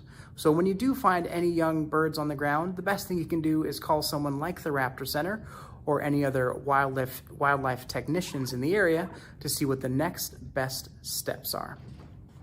Now, great horned owls are very common here in Minnesota, and they're actually really well adapted to be able to survive in cold weather. They have lots of soft, downy feathers all over their body that helps keep them warm. As you can see, they also have feathers right there on their feet. I'm also realizing at this time, I never properly explained what a raptor is. Well, raptors can be split into subgroups of being vultures, hawks, falcons, eagles, and of course, owls as well. And they have 3 characteristics that make them unique. Number 1, their amazing eyesight. Number 2, large talons on their feet. And number 3, that hooked beak that you see as well. So Lois, being a great horned owl, is really well adapted at being able to find food, but specifically at night. While owls tend to be one of the slower raptors out there, they're really well adapted for silent flight. So it's easy for them to camouflage in the darkness and then sneak up on their prey. And some of their favorite food to eat? Rodents. Other small mammals, maybe like rabbits or squirrels, whatever is easy for them to find out in their natural habitat. And to do that, they have amazing eyesight. Those large eyes help with seeing in really low levels of light, especially because the only natural light that they have out in the forest is usually going to be from the moon. They also have the ability to hear very well. Actually, their eyes and their ears are so big that when we do yearly checkups or exams with our birds to make sure they're nice and healthy, they can push back some of those feathers on the side of her face, look inside of her ear, and see the back of her eyeballs. Now, you may be noticing that compared to some other raptors, like say eagles or hawks, her beak seems a little bit smaller. And that's actually for a couple of different reasons. See, you may be noticing that Lois is turning her head all around. Well, she can't actually turn it into a full circle. She can go about 3/4 of the way. That would be like you taking your chin, moving it to one shoulder, and then all the way around to the opposite shoulder. And that's because she doesn't have the ability to do this. You see that? I know, amazing. Those muscles around our eyeballs make it easier for us to move our eyeballs without having to move our head. She does not have those muscles, so she has to move her entire head to make up for it. And having such large eyes that she can't move means that owls are actually farsighted. They can see really well from a distance, but a little bit more difficult up close. So having that short beak is helpful because she has special feathers there around the beak that help to sense when some type of food is near, so she knows exactly when to eat. And actually, I have some food for her to eat. You want to see it? It's a little bit visceral. All right. Yep, she knows what's going to happen too.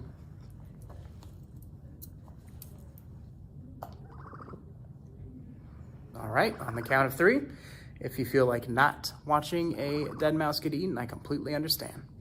1, 2, 3. Delectable. Now, most raptors, when they eat, they like to tear their food up into small bits. But owls, as you may have just noticed, like to eat their food whole. And that's because when it goes down into their gullet, they're really only breaking down that soft tissue because that's where all the nutrients are. Everything else, like the fur and the bones, gets wrapped up into a tight little ball that gets pushed back out, and then eventually, blip, they spit it up. And that is really efficient for them because they're getting just the good stuff, the nutrients, and the other stuff that's a little bit harder for them to digest, they can just spit it back out and leave it there. And so those owl pellets can be found almost anywhere you can find great horned owls out in their natural habitat. And they're actually really helpful for research because it helps scientists determine exactly what they are eating. Now, those are just a few of the amazing things about great horned owls. Something else I like to mention is that these feet here, incredibly strong, roughly 5 times stronger than the human grip. And that makes it easier for them to be able to reach out because their legs are, I mean, it's hard to tell here, but very long to grasp their food before they eat it. And the reason they're able to fly silently is because the wind getting broken up over their wings, thanks to some barbs on the tips of their feathers, that help to be almost completely quiet as they're swooping down to get their prey. Now, Lois is a great reminder about how important the hospital is here at the Raptor Center. They do so much to take care not just of wild raptors, but our education birds as well. And your support today is vital, even you taking the time to listen to us, because most of our budget comes from public support, from donors, possibly just like you. And that money goes directly into the care and management of our education birds, like Lois here, as well as down into the hospital where they can use all that money for funding the medical materials they need to help so many of our birds. Because when these birds come in, sometimes they need a lot of time to be able to heal, be it a broken bone or maybe some kind of injury with their eye. And the hospital actually also can use these birds as a lens as to what is happening in the surrounding environment. So it's a really good way of keeping track of our ecosystems that we also share with these birds. So anything you can do today would be very helpful, not in just helping us with our mission, but also helping raptors out in the wild and the ecosystems that they live in as well. Because raptors live in almost every single continent with the exception of Antarctica. They've had a huge influence over many years how these ecosystems are shaped as well on civilization. So the next time you see a raptor, good thing to do is just give it a thank you. Otherwise, I hope you have a wonderful rest of the day. Thank you so much for tuning in to our Give to the Max Fundathon. I hope you enjoy some more of these videos.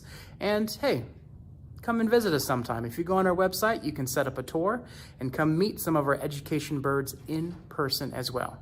Have a fantastic day, and thank you.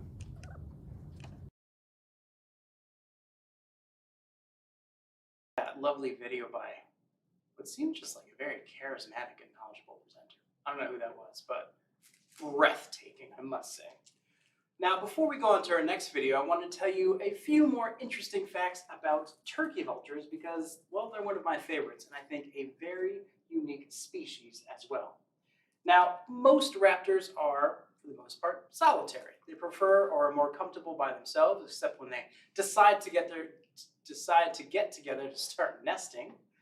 Turkey vultures are a little bit more unique in that way, though, because oftentimes they can be found roosting together, especially when they're migrating to the same place. But when they're eating, prefer to be on their own as well. And actually, when it comes to eating, well, if you take a quick look over here, you can see Nero nibbling on some rodent bits and digging around with some of those toys there. Another form of enrichment that we give our education or ed birds here at the Raptor Center. But they have a head perfectly designed for the way they eat because they're all about maximum efficiency, which means when they are eating, they like to stick their head right into that carcass. Make sure they get all the good bits and using that really sharp beak to be able to tear it up into small pieces so that it's easier for them to consume. And sticking your head in there, well, it's going to be a little bit difficult cleaning a head full of feathers. So having no feathers on there is fantastic for keeping the head much cleaner when you're just getting after the gristle, really going for it. Isn't that right, Nero? Are you busy? Okay, you're eating, so I completely understand. And it also makes it easier for them to use that amazing sense of smell to be able to find their meat as they're soaring or flying across, both when they're migrating and hanging out in specific areas. So the next time you see a V shape up in the sky, keep an eye out. Could be a turkey vulture, and just give them a little thank you for all they do for our ecosystems and making sure that they are nice and clean and healthy. Thank you so much, Nero. Or should I say, scientist Nero. I feel like sometimes you're not even listening to me. All right, you're busy. I can't complain at all. Well, earlier I was talking a little bit about all of the different ways in which birds fly, especially turkey vultures, spending less time flapping but more time soaring as they go from thermal to thermal, which is great for being able to conserve that energy when they're moving long distances.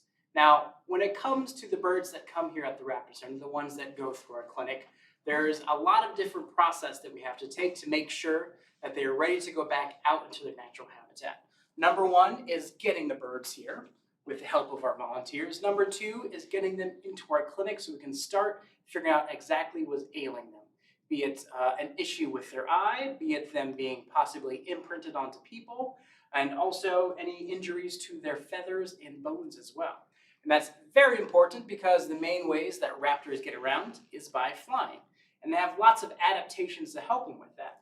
Be it staying nice and light, being the ability to use those feathers, and also having strong muscles to be able to flap those wings and carry their body weight.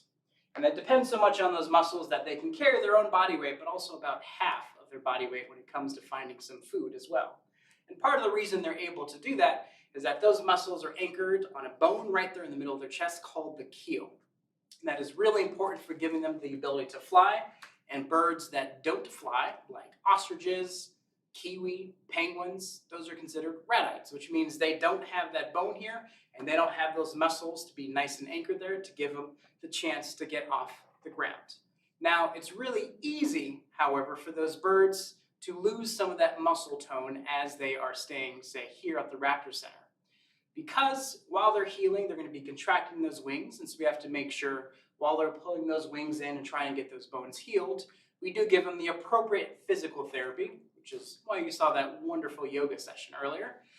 So while they are under anesthesia and we're giving them a full checkout, we're also making sure to stretch those wings out as well. So after they are all healed, at least to the best of our knowledge, then we make sure that they can actually catch food on their own. And the last part, the most important part, is making sure that they're able to fly. And there's a very unique way in which we do that, especially when you consider that these birds, while they're being taken care of by people, we don't want them to become over-socialized or comfortable with people, because that increases the likelihood of an accident later in their life when they're back out in their natural habitat. So when we do that, we have to try and restrict as much as possible, of course, the amount of human interaction with these birds. And when we're making sure they're able to fly specific distances, well, as many of you with kids probably know, they don't exactly come back when you call them. So instead, we have to come up with a new method to be able to test and make sure they can build up that strength so that they're able to fly well enough to survive on their own once we get them back out there in the wild. Before we go to that video, though, I want to give a big thank you to William, Linda, Kent, and Susan for your recent donations. Thank you so much for your support. And also, just a reminder that if you're interested in donating, you can check out our website listed in the description, on the chat, or if you want to talk to an actual real live person, feel free to call our number at 612-624-8457 to get a better sense of how you can donate, where your money is going to, or just chat with us here a little bit at the Raptor Center. You're just doing a lot of things over there. He very much appreciates being in the spotlight. So he just likes to explore a little bit just to know that all eyes are on him, which I'm trying to instill some important information here, and you're just doing that as well. All right. As long as you're having a good time, then I am solid as well. I also want to remind you that when we reach our 60,000 goal, we're actually going to have the donations matched, which would be a huge help in providing medical care for birds, just like Nero here. And I want to give a thank you to Robert and Susan Wilder, Rachel Oldstadt, the Acorn Charitable Trust, and the Sarah J. Fund of the Hugh J. Foundation. Thank you all much for matching what you're getting. I want you to keep a sharp eye out. You're going to see Nero get another delicious piece of enrichment. Oh, I think that was meant for you, not for me, but I'll play with it if you would like. Yeah, we'll get there in a second. Don't worry, my friend. We're not trying to tease you. So we'll give him a moment so that I can move this a bit closer to him.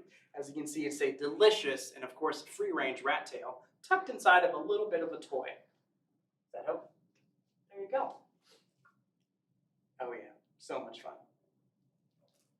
A really cost-efficient way if you're looking for any ideas for Christmas gifts later this year. You have to get after it, buddy. I know. That's my hand. You have to go after that. There we go. Yeah, enjoy it, my friend. Well, getting back to this next video, we are going to be showing you a little bit more about how we're able to get our birds up to speed or up to the proper strength to be able to fly out on their own once they're released into the wild.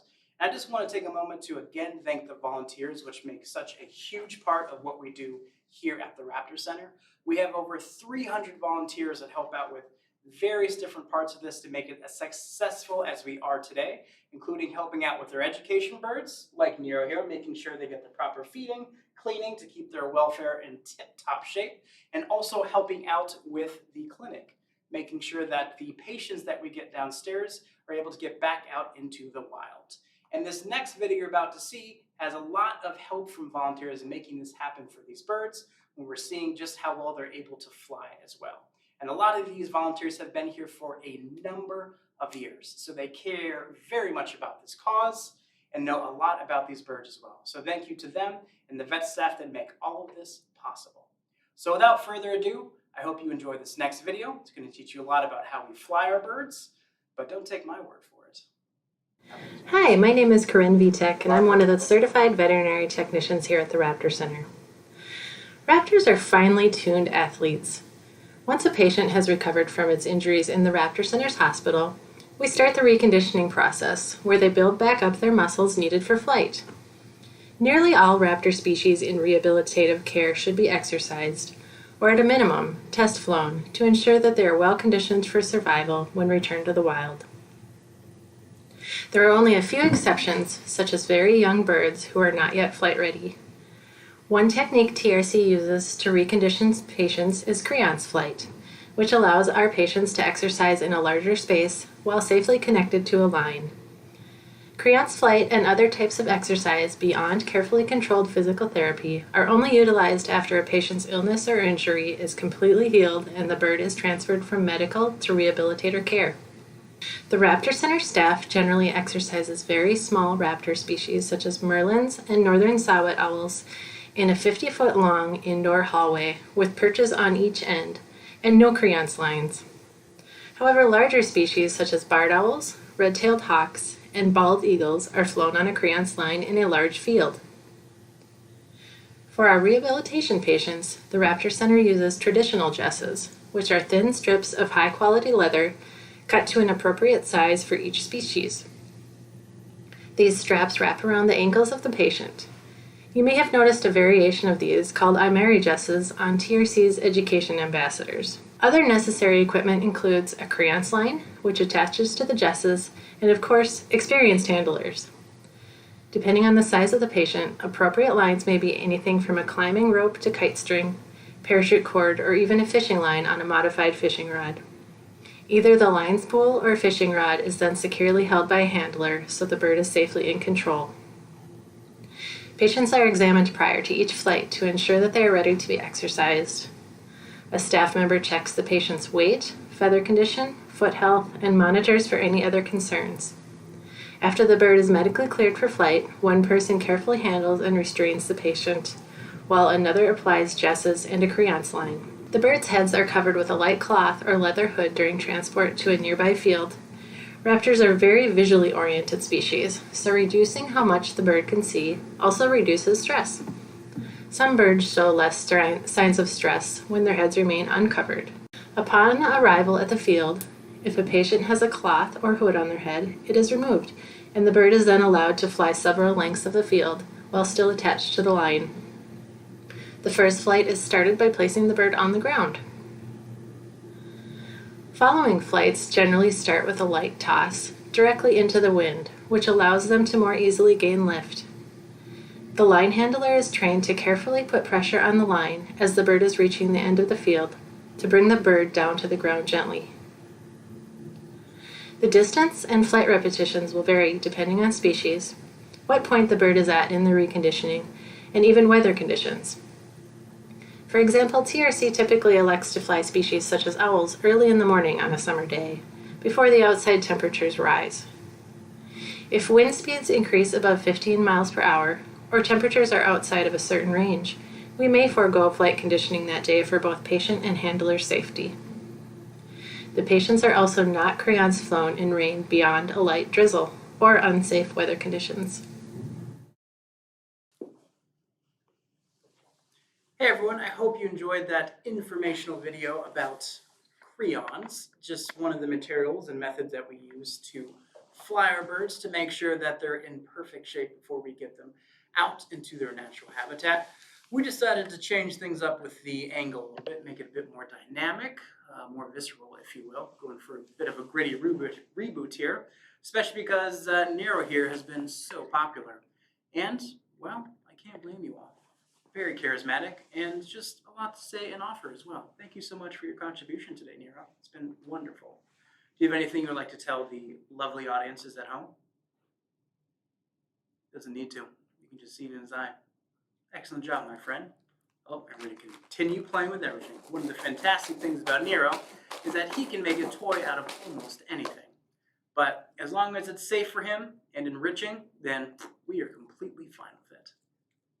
Now, part of what we do with our education birds here, like Nero, who is now retired, but some of our other education birds, and part of what we do here with our education department is teaching people more about the natural history of raptors, their role in our ecosystems, but also making sure that we're giving them conservation actions that they can take to also do their own part in helping out these animals that we share an environment with. Because we want people to feel empowered, if you will, in being able to learn more about the environment and the animals that live in it, if they would like to, but also making sure they know specific things that they can do to help make a difference. Some of the things that we've mentioned already has been putting things on your windows to avoid birds from trying to fly through them, such as stickers or maybe even tape. Making sure that you dispose of your trash properly rather than leaving it, say, for example, on the side of the road so that no cars accidentally collide with them. And also making sure that you try to reduce the amount of pesticides and poisons that you use, because that can end up in different parts of the environment, especially with some of the predators like our raptors certainly are. Though I guess Nero is currently just a predator of turf, but normally turkey vultures like this are the ones going out and eating those dead carcasses, or carrion, if you will, as well. We've also spoken a little bit about what to do with the young birds, because birds lay their eggs and they hatch on a seasonal basis. And so at one time, you're probably going to be hearing and possibly seeing a lot more of those young birds. And it's very important what you do when you see one maybe on the ground. We like to tell people the best thing to do is to call someone, there it is, like the Raptor Center or other wildlife technicians in the area, to give you some good advice on how to proceed next. Because oftentimes those birds that you find on the ground, there could be something wrong, but usually those parents are nearby keeping an eye on them. And they're waiting for people to leave so that it's safe for them to go and retrieve their babies. So by taking those babies away prematurely, that could end up having worse consequences than I'm sure many of you would actually like to do when trying to help these birds out. But by talking to someone like the Raptor Center or wildlife technicians, they can tell you about what is a good point to then step in to see if there's anything else you can do to bring them to someone that is practiced and studying how to take care of birds just like this. Which brings us very shortly to our next segment, where we talk a little bit more about what happens during, as we like to call it here at the Raptor Center, the baby season. Yep. When love has finally gone through the air, and now they're just thinking about, well, the aftermath and how to raise these young babies and how that affects not just the birds, but, well, people and the Raptor Center as well. Do you have anything to add to this next video about baby season, Nero?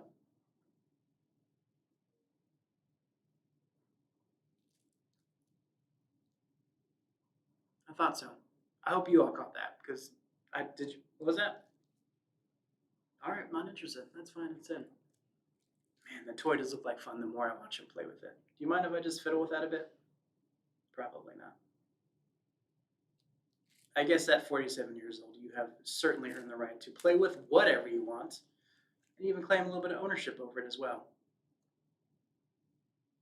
I will have to admit, I've never wanted to play with a rat tail before, but this looks like a very good time. Before we go to that video, though, I want to thank you all for your support, for continuing to watch and hang out with us, even after my many ramblings, some of them eloquent, some of them entertaining, some of them difficult to look at the same time. And thank you for your support as well. Again, if you would like to support or learn more about the Raptor Center, please go to our website or go to the website in the link in our description to see how you can donate, or you can call this number 612-624-8457 to talk to someone to see what else you can do to help support us here. And if you want to come visit us, please do. We are currently open to the public, but for COVID protocols, we are allowing people to sign up ahead of time for specific tour slots to make sure that we're limiting the amount of people that are in here. But if you want to come get a tour and meet many of our education birds that you've met today, including the enigmatic Nero, then come on by, have a tour, and come meet some birds and some people, and whatever else you would like. All right, without further ado, I'm going to turn over to our next video, baby season. Please enjoy. Hi everyone, I'm Gail Buell. I'm the Partnership Coordinator for the Raptor Center with Partners for Wildlife. And each year, the Raptor Center receives hundreds of phone calls about young baby raptors every year. So we thought that we would talk to you a little bit about what baby season looks like here at the Raptor Center. We get alerted about baby raptors that might be in need of assistance by the community, by people like you, people like me, that find them and think, oh, maybe they need some assistance. So we always ask that people call first. We want you to look and stop, observe, and then seek help. Call us at 612-624-4745. We can walk you through the process. We can decide then together whether or not this animal actually needs help or just needs to be left alone. And then we can go from there. So thank you in advance for your help. We really appreciate it. We do enlist the help of a lot of people, not just the community, but we have a lot of volunteers that also help us out with baby season. And we have a specially trained crew that can go out and help evaluate and put babies back up in nests or back up in branches, whatever the case may be for the youngster. What we really want at the Raptor Center is that the young raptor is reunited or kept with its parents as many times as possible. They are the best at raising their own babies, so we would like to keep them with the adults if at all possible. But let's say it's not possible and that animal needs to come in to be evaluated here at the Raptor Center. What we will do is our clinic staff and veterinarians will give a thorough exam to each baby that comes in, make sure that they're not injured, make sure that if they're dehydrated, they get some fluids or other supportive care. If the animal is deemed healthy, then what we want to do is turn around very quickly and bring that baby back to its parents. Now, if that nest happens to be very, very high and a ladder can't reach it or that kind of thing, it's not safe for most humans to go up into the tree and put the baby back, we enlist the help of some volunteers that are climbers. And they're professional climbers, and they help us get the babies back up into the nest. Now, sometimes the reason that the baby came out of the nest and was found on the ground is because the nest was destroyed. And when that happens, we also make a lot of different nests, different sizes, slightly different shapes, and we can use those fake nests to put the baby back up into the nest where the old nest was or very close by. Most raptors don't mind at all that we have created new nests for them, and they will go back to their youngsters and resume feeding them like pretty much nothing ever happened, which is wonderful. And that's the success story we want. Now, let's say we can't get that baby back into its own nest, and there's a variety of reasons for this, but let's say we can't. The other thing we can do is we can foster the chicks, and we can foster the chicks with their own species. It's just not their own parents. And we can put those babies back into a nest. Let's say it's a baby great horned owl, back into a nest with adult great horned owls. Now, we don't overload a nest. That means we look at the natural history. We know that great horned owls, for example, can have anywhere from 1 to 3 chicks, but the normal, especially in Minnesota, is usually 1 to 2. So we want to keep that number of chicks in that nest no more than 3. So we can add a chick if we've got 2 chicks in that nest, or add a chick if there's 1 chick in that nest. Now, the other thing we make sure of is that the chicks are about the same age and size, and that is pretty important. That way, then the adults will care for both of them pretty equally. And lucky for us, our raptors can't count, and they don't have a very good sense of smell. Many people, when they find babies, whether it is a baby raptor or baby songbird, really do assume that if you touch it, the parents will abandon the baby. And that is a myth. Now, we don't want you or anybody just willy-nilly picking up baby raptors that they might find on the ground. Again, we want you to look, stop, observe, and then seek advice. And that number, again, just in case you need it, is 612-624-4745. We want to be a part of the process because then we can make sure that there is a really good outcome for this chick that you are very concerned about, and we would be too. So as far as when baby raptors, we get calls on baby raptors throughout the year, our earliest is mostly the owls. They start first. And great horned owls in Minnesota are the earliest nesters. And by February, they're usually sitting on eggs. So by March, sometimes that's when we start getting our first calls about young great horned owls on the ground. It seems crazy to me that they would nest when it's very cold and lots of snow, but it works very well for them because they have an advantage that when the chicks are needing more food because they're a little bit older, there is a lot of prey availability and not much competition for that prey. So it works very, very well for great horned owls. Our next bird that we generally get calls on, and sometimes it does flip-flop with the great horned owl, but are barred owls. Now, great horned owls do not make their own nest, and they don't make any modifications to the nests that they choose. But barred owls are cavity nesters. They are looking for dead trees or parts of a tree that's dead, and they need to nest in that cavity. So their nests can be a lot more difficult to find. And what is really interesting with barred owls is that young chicks tend to be out of that nest cavity a lot earlier than like a great horned owl would be scrambling around on the branches. So sometimes if we have a young barred owl, might also be a barred owl that's out of the nest already. Not taking care of itself, but out of the nest. So it just depends. And natural history of these species is really important to know. And that's why we ask you to call us first. After that, then some of our hawks start showing up, and we have a lot of different kinds of hawks in Minnesota, like Cooper's hawks, red-tailed hawks, broadwing hawks. Those are a few of the hawks we have here. And then later on, kind of the late spring, early summer, we have got the falcons, like the peregrine falcons, the kestrels, the American kestrels, the merlins, and then we start getting into eagles. Now, of course, all of these overlap a lot, but our season is busy and hundreds of phone calls. We like to keep the animals in place if we can, but if they need our assistance, we are here to help. And so our phone number again, one more time, is 612-624-4745. So things you can do to help our young raptors here in Minnesota. One of the things that you can do is plan out when you need tree trimming or a tree being cut down, if you can. We want to do it outside of the raptor nesting season, especially for those cavity nesters, because you may not see the cavity and then all of a sudden the tree is cut down and now we have a cavity full of American kestrels or screech owls or barred owls. So we definitely want you to hold off if you can, if the tree is not a danger.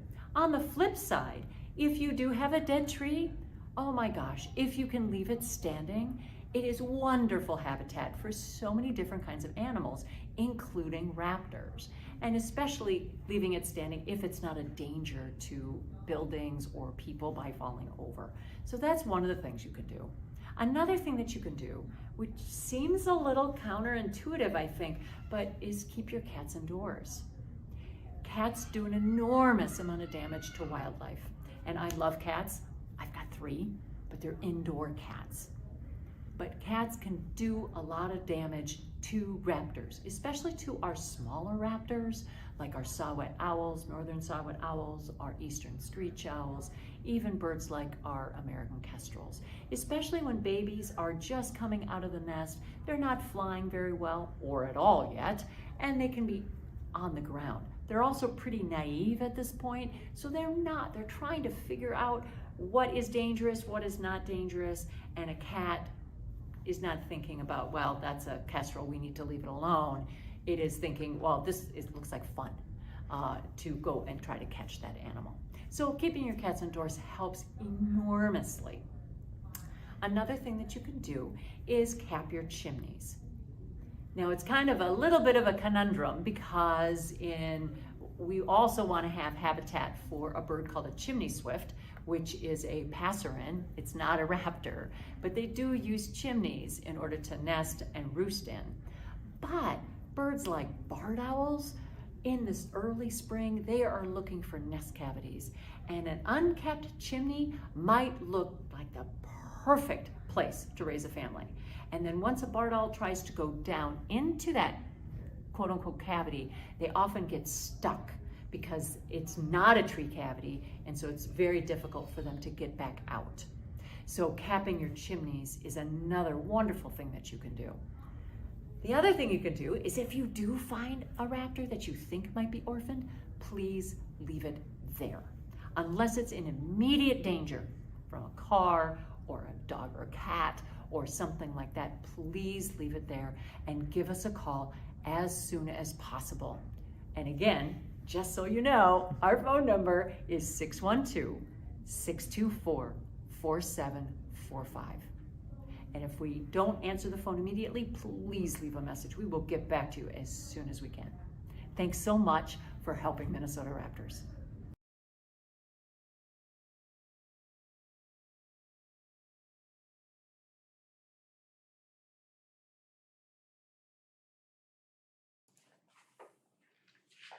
Hello everyone, I hope you enjoyed that lovely video babysitting about what happens seasonally around here at the Raptor Center and with many of the birds that we work with as well.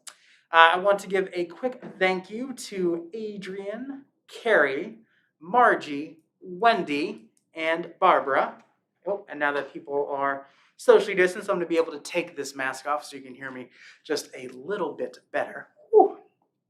Thank you all so much for your donations. You're having a huge impact in supporting us because, as some of you may know or some of you may not know, over 60% of our operating budget comes from support from the surrounding community. And I wanted to thank you all so much for helping out with that. But just a reminder that the focus for this Give to the Max and for today's event is supporting the clinic because of how much important work they do.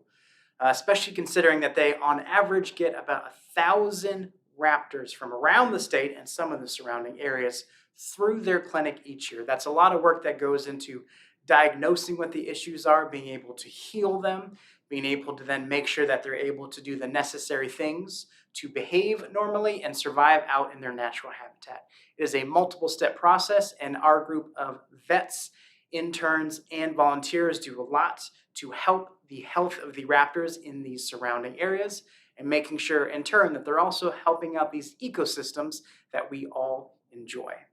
So for this next video, we're going to dive back into a specific patient that came through our clinic to give you a better idea for exactly what they're doing with these birds and to look at some of the native raptors that they get through this clinic as well. So just a reminder, if you'd like to donate, please give us a call or check out our website. Otherwise, please enjoy this video. Thank you. Case 21-764 was a bald eagle of undetermined sex. This bird's size fell between the male and the female range, so we classified this as undetermined. We also aged this bird as approximately 3 to 4 years old based on the amount of white in its head. Bald eagles gain their full white head and tail slowly over years, and getting their full white head and tail around 5 years old. The eagle was admitted to the Raptor Center on September 12th of 2021 after being hit by a car in Sauk Center, Minnesota. We admit about 1,000 raptors each and every year, and many of them are injured from human-related causes like vehicle collisions. On our examination, we found the bird to be suffering from pretty extensive internal trauma and a left pelvic fracture. The bird spent several days in our custom oxygen cage receiving oxygen therapy for his internal trauma. Then it took about another month for the injuries to fully resolve, at which point the bird is transferred to our rehab side of care. This bird was kept in an outside flight pen and taken out for crayons a couple times a week to evaluate the endurance level and flight ability. This bird didn't have a long way to go in terms of reconditioning since it wasn't in care super long, but we did have to take it out several times in order for it to gain the endurance needed for release into the wild.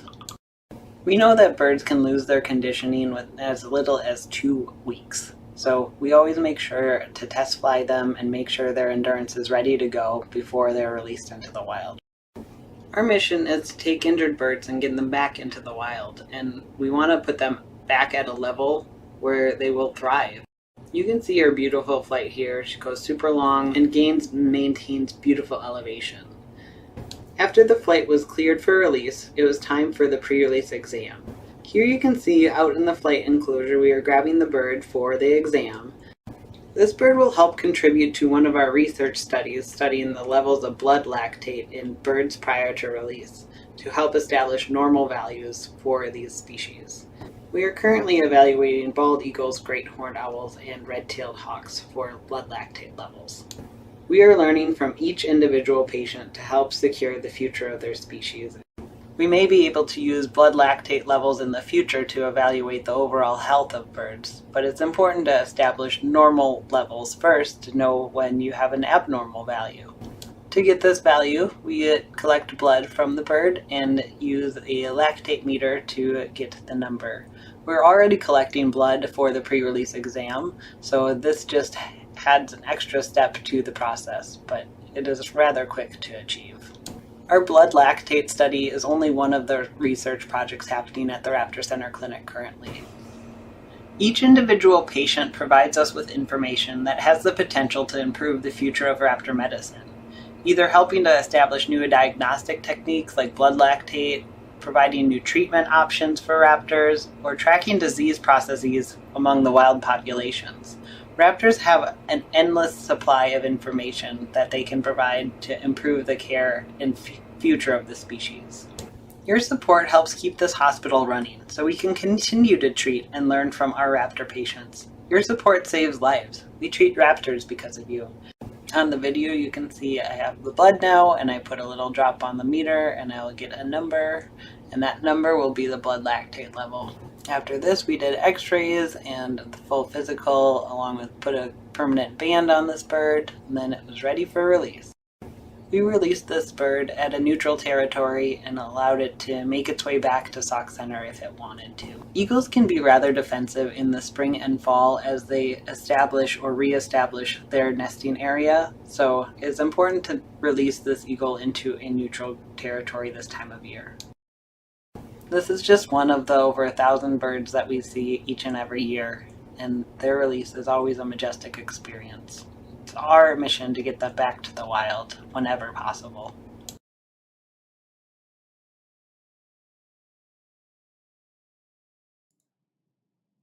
Hey everyone, I hope you enjoyed that video about a bald eagle that came through our clinic, one of the many patients that we treat here at the Raptor Center each and every single year. Today, or not today, but I guess right now, I've been at this for a while. Please excuse the interruption. I'm here with one of our amazing education birds. This is Luda the red-tailed hawk. Now, in case you're wondering, Luda does not actually know her name. Those names make it easier for us to be able to tell them apart, especially because they have all very unique personalities. Luda here is a red-tailed hawk, and she's about 6 years old now. And the reason Luda is with us is because he came through the clinic after being found here in Minnesota in someone's backyard, basically starving and on the ground. Someone noticed that this bird was on the ground, that they weren't flying away at the sight of people, and they realized that she just didn't have enough energy to be able to get back up and into a safe perch. And the reason for that, why she was unable to get food, is because of her eyesight. Now, we mentioned earlier in the day that one of the things that makes a raptor is their amazing eyesight. The fact that they can see easily a small rabbit over 17 football fields away. Now, having amazing eyesight, you would think one would be enough, but they are, for the most part, apex predators, and like other apex predators, such as wolves or tigers or even us, just to name a few, their eyes are on the front of their face, and that is because that helps them give them bifocal vision and help to sense depth or how far away something is. And that's very important for a red-tailed hawk, considering how they like to go after their prey, which is to perch somewhere up nice and high and keep a sharp eye out for it. Red-tailed hawks actually have adapted very well, or relatively well, for living in a variety of different habitats. They're one of the most common raptors here in North America and also here in Minnesota. Now, some of them do migrate some distances. The ones in here in Minnesota can actually stay around because they're well adapted for surviving in those cold temperatures, and some of the things they eat can actually be more easily found against that white snow, because they eat other things like small birds, sometimes even snakes, and occasionally, ooh, good stretch, rodents, as well as small mammals like squirrels and rabbits. And they do that by perching up somewhere nice and high and keeping an eye out. You oftentimes see them on a telephone wire, sometimes on an electrical wire as well, sometimes on a light post, but usually up somewhere perched really high, keeping a sharp eye out for that food. And having two eyes in the front helps them to sense how far away something is, so they know where to swoop down to be able to catch that food. Having only one eye means they cannot sense depth nearly as easily for them to be able to reliably catch food. Hi, you have a lot to say as I talk about you. I know you're very excited to see it as well. And we're just checking everything out at the moment. Now with our red-tailed hawk, you'll notice looking at her left eye, it's a lot smaller than her right eye. She actually favors that right side. And that has come from something called microphthalmia, which means that her left eye, ooh, good wingspan, basically never fully developed, which is why she is fully blind in that eye as well. And just a moment ago, she was showing off that very impressive wingspan. Very nice, thank you so much, Luda. And being a mature red-tailed hawk means that she has that red tail there on the back. The juveniles usually have some light striping there and more brown in color as well. And their wingspan can get up to occasionally 5 to 5.5 feet, as she was just showing off. Right now, she's checking out this entire environment, looking around, giving a little bit of judgment to our studio at the same time. I get it, I know. Once we have the budget, we're really going to go above and beyond next year, I promise, my friend. And just like our other education birds, we give them a variety of food seeds to make sure they're getting all the nutritional habitat necessary. How you doing there? Yeah, try to check that out for a moment. There you are. Okay. Well, that is one of the many reasons why we have them on our glove with these leashes and perches, to make sure that since they have amazing eyesight, if they do see something that could startle them a little bit, we're able to keep them nice and safe up here on the glove. Yeah, there you go. We'll see now, you're watching some of this natural raptor behavior as they're starting to move those wings in. We'll see if she gets a little bit more comfy, but we're going to give her a moment. With a lot of our raptors here, we like to give them something called choice and control to make sure that they choose to come out and engage with us. We don't want to force them to do anything. We want to make sure that when they're out here in these environments, which we do everything in our possible power to be able to control, but these are also wild animals at the same time. So there's things that are sometimes unplanned as well. But fortunately, we spent a long time with these birds making sure they would fit as education birds before we taking them out in this kind of environment. Usually looking at the different ways in which they're able to adapt to people, adapt to new things, and making sure that we are also not stressing them out. But as many of you know, working with animals, despite how hard you plan, you cannot plan for everything. Yeah, very curious about something over there. Wish we'd pan the camera, but that's where we're keeping all the food, so that's just for us, sorry. But we also have many other animals in this environment as well, including lots and lots of dog companions, because most of the people that come to and work at the Raptor Center are animal people. And we are fortunate enough to have lots of different pets that we can bring into this environment to keep them nice and happy. So we're going to switch things up a little bit from talking about birds, and we're going to show you some of the canine friends that occupy the Raptor Center as well. Please enjoy. So I know we've been having a bunch of fun seeing all of our raptors and doing all sorts of fun bird and raptor related things. We're actually going to take a little break from the avian world and go see something a little different. People might not know this, but we actually have some mammals here at the Raptor Center. We have various dogs who come to work with us some days. So one of the great perks of working here at the Raptor Center is some of us can bring our pets into work. Of course, these are kept in our offices. They are not in the same areas as the birds, so they're kept well away from each other for everyone's safety, both for the dogs and for our raptors. But I thought it might be fun if we took a little break from all the raptor content and went to go see some of our dogs for a little Raptor Center office dog tour. So let's go. So the very first dog we are going to meet on our tour is Archie here. Archie is a rescue bulldog, and he is the handsome pup of our education program manager, John. So Archie is a very good boy, perhaps the most handsome and attractive member of our staff here at the Raptor Center. I mean, just look at that face. So he likes to hang out in the chairs, and we actually got him his own chair because he likes them so much. So this is Archie's throne. It's where he is supposed to sit, but if you leave your seat unattended for any amount of time, he is guaranteed to come over and steal it. So watch out, do not leave your chairs unattended.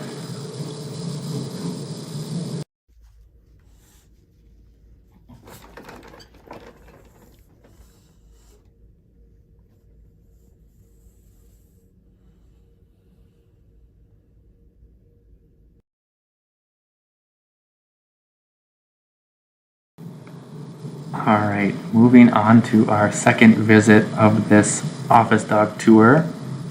We have this little bundle of joy here. This is Heidi. Hi Heidi. And Heidi is the 15-year-old dog of our assistant director Lori. You can see she is enjoying time here by the heat source, keeping warm in her little bed. And Heidi is also known for having the best hair at TRC, so the best hair at the Raptor Center. She has this amazing little mohawk, which is quite the fashion icon, very stylish, and she is 100% a good girl. So thank you for letting us visit you, Heidi. We'll let you get back to work here and move on to see our next dog. Alright, moving just a little further down the hall here in a different office. This is Lexi, and Lexi is the dog of one of our interpretive naturalists, Kelly. So she hangs out here with all the naturalists of the Raptor Center, and she is very, very sweet. She loves to get all of the pets that she can. Yes, good girl, Lexi. Alright, we can, oh, alright, we're not done yet apparently. Lexi wants a few more pets. Alright. And Lexi is very good at the lean. So if you start petting her and she gets close to you, she's very good at leaning her body all the way into you, making sure that you know that you are there to keep her company and keep petting her. And that's what we'll do, because she deserves it. Good girl, Lexi. Now, there were a couple dogs who were not in today while I was filming for this tour. And they're normally here, and they're a great part of our team, and everyone loves them, so I thought it would be a little mean if I didn't include them in some way. So here are some clips and videos from the dogs who typically are here, but were not in on the day of filming, just to make sure they're included. Don't want to leave anybody out. So this is Ford, who can sometimes be found downstairs in our clinic offices with our veterinary technician, Jamie. So Ford is a very sweet, lovable pup who is sometimes here, sometimes not. He has a part-time schedule at the Raptor Center. And then Jamie also fosters other dogs as well. So sometimes we have a few other guests come by and make short appearances. So this was one of them recently. This is Dax. So Dax had a lot of fun while he was here at work. He was a very productive member of our team. I mean, just look at him go.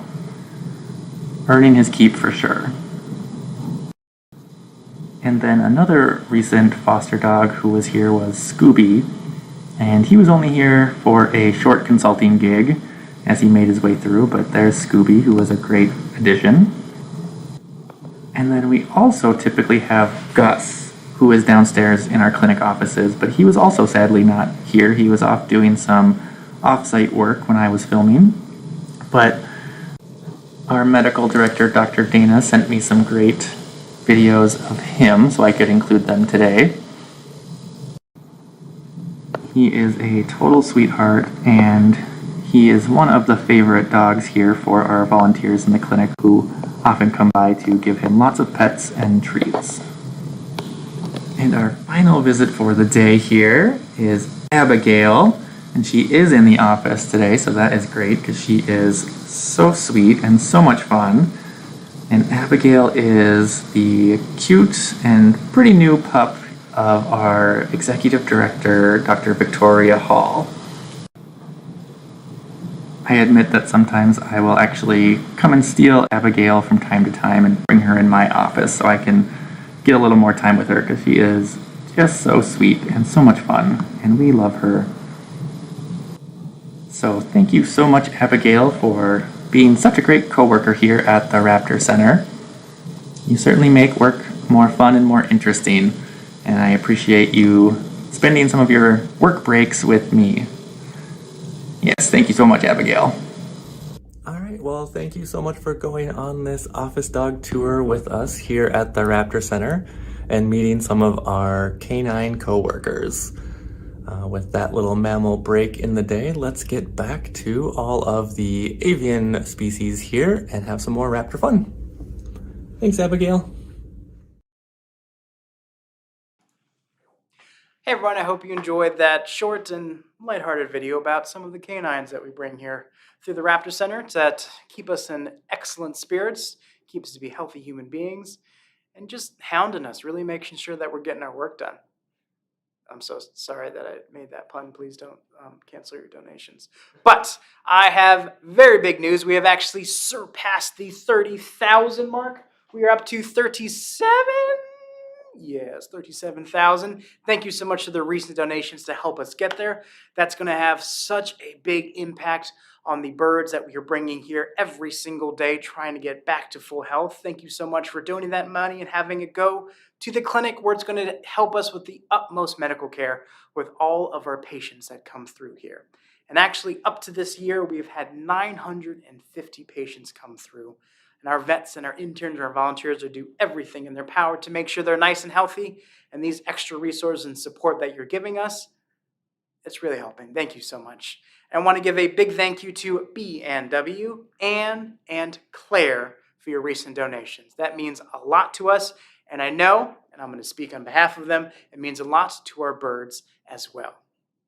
And in light of us reaching past the 30,000 mark with these donations, we're going to give you another patient video. This is another one of the bird species found here in Minnesota, one of the 12 different types of owl. But compared to the great horns that you've seen earlier in the day, this one comes in a little bit smaller of a package. But I'll let you check it out yourself. Enjoy.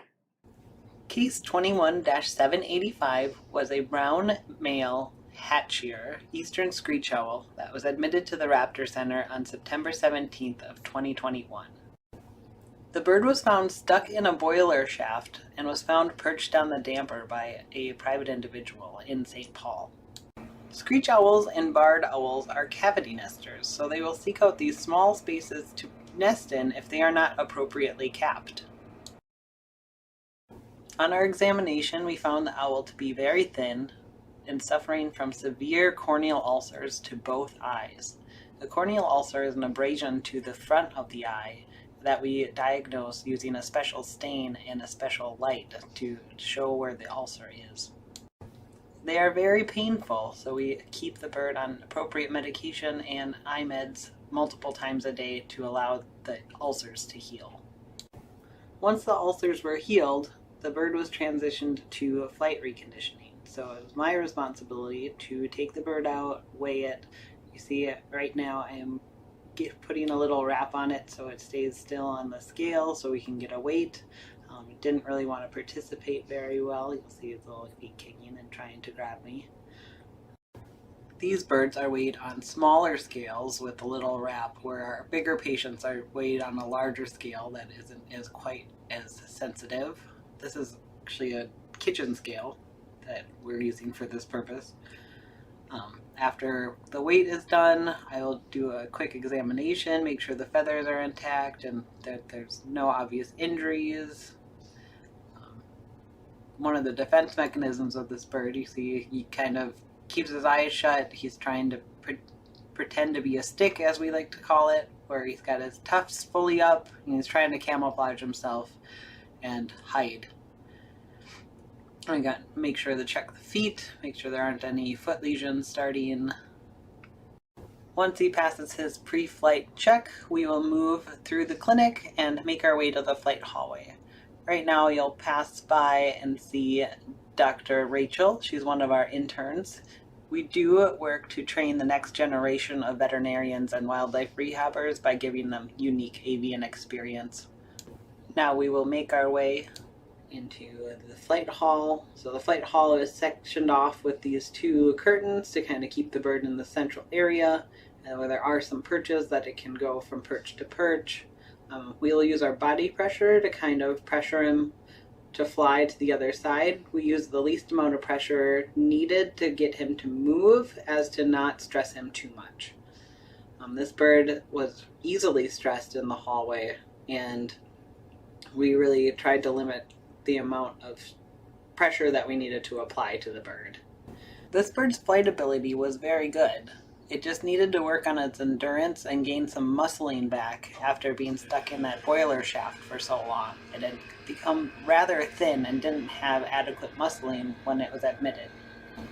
We flew this bird 2 to 3 times a week for several weeks in order to get his endurance up to the level it needed to be for release.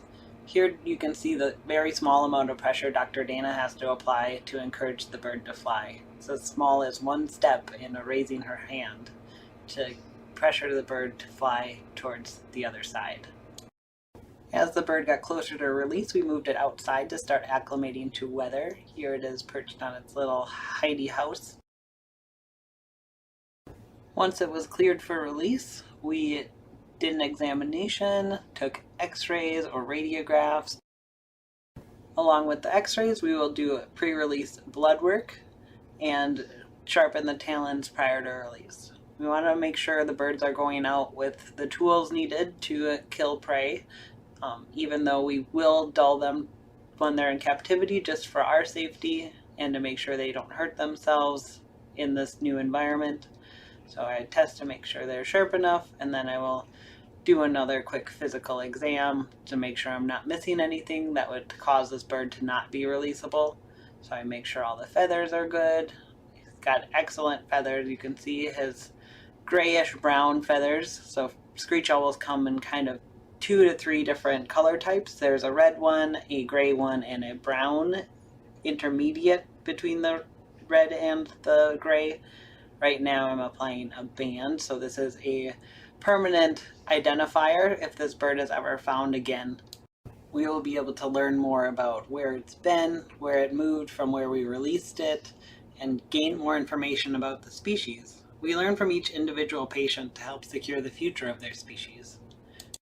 Most of the bands used for raptor banding are fold-over or non-removable bands. Some of our larger bands are actually riveted, like the ones on the bald eagle. So you see this one, I'm crimping it over, making sure it spins freely, testing the fit to make sure we have the appropriate size. Each band has a unique number identification, so we can tie this number to this patient for the entirety of it wearing this band. Once the band has been applied, we wake the bird up from anesthesia and get it ready for release. This bird was released at a local park back into St. Paul, where it flew off before we could even get a photo of it. We admit and treat nearly 1,000 birds each and every year for release to the wild. Your support helps keep our hospital running to save raptors like this one. Hey everyone, welcome back. Hope you enjoyed that patient video about an eastern screech owl that came through our clinic, one of the many birds that comes through our clinic each and every single year. We actually got a few questions during that video interlude that we wanted to make sure and answer. First, we had someone actually commenting, asking about the status of a bird.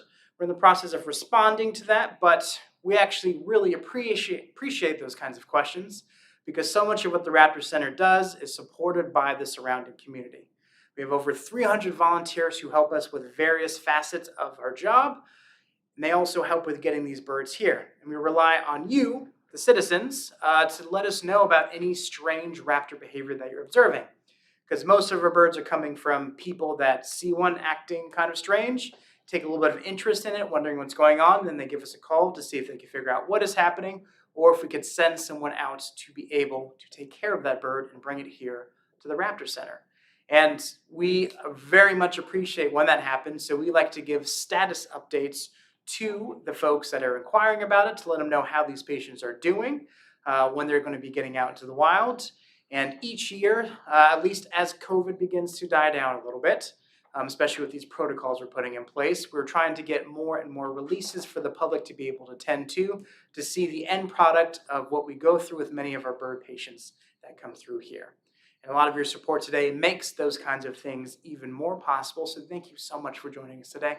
Thank you for your support. Thank you for taking time to listen to us as well. Another question that I oftentimes get and recently got was, how do you get a job working at a rehab center or working as a naturalist, working with animals? And I'll have to say there is no one way to get into a position like that. With working at a rehab center, especially on the veterinary side, you can study to become a veterinarian. With the naturalist side, that focuses more on education and working with these living things. And for me, most of my background comes from education, working in after school programs, working in elementary schools, working as a tutor. But I will say the one common thing that a lot of these people in a similar field have is that they're taking the time to accrue some experience, taking the time to volunteer and spend more time seeing what rehab centers do, spending more time around animals to better understand animal behavior. Because the best education you can get when it comes to the natural world is being able to go out and experience it, which is why we have so many education birds here at the center, for helping give people a really concrete and tangible idea of what we're doing and how important these animals are to the ecosystems that we share.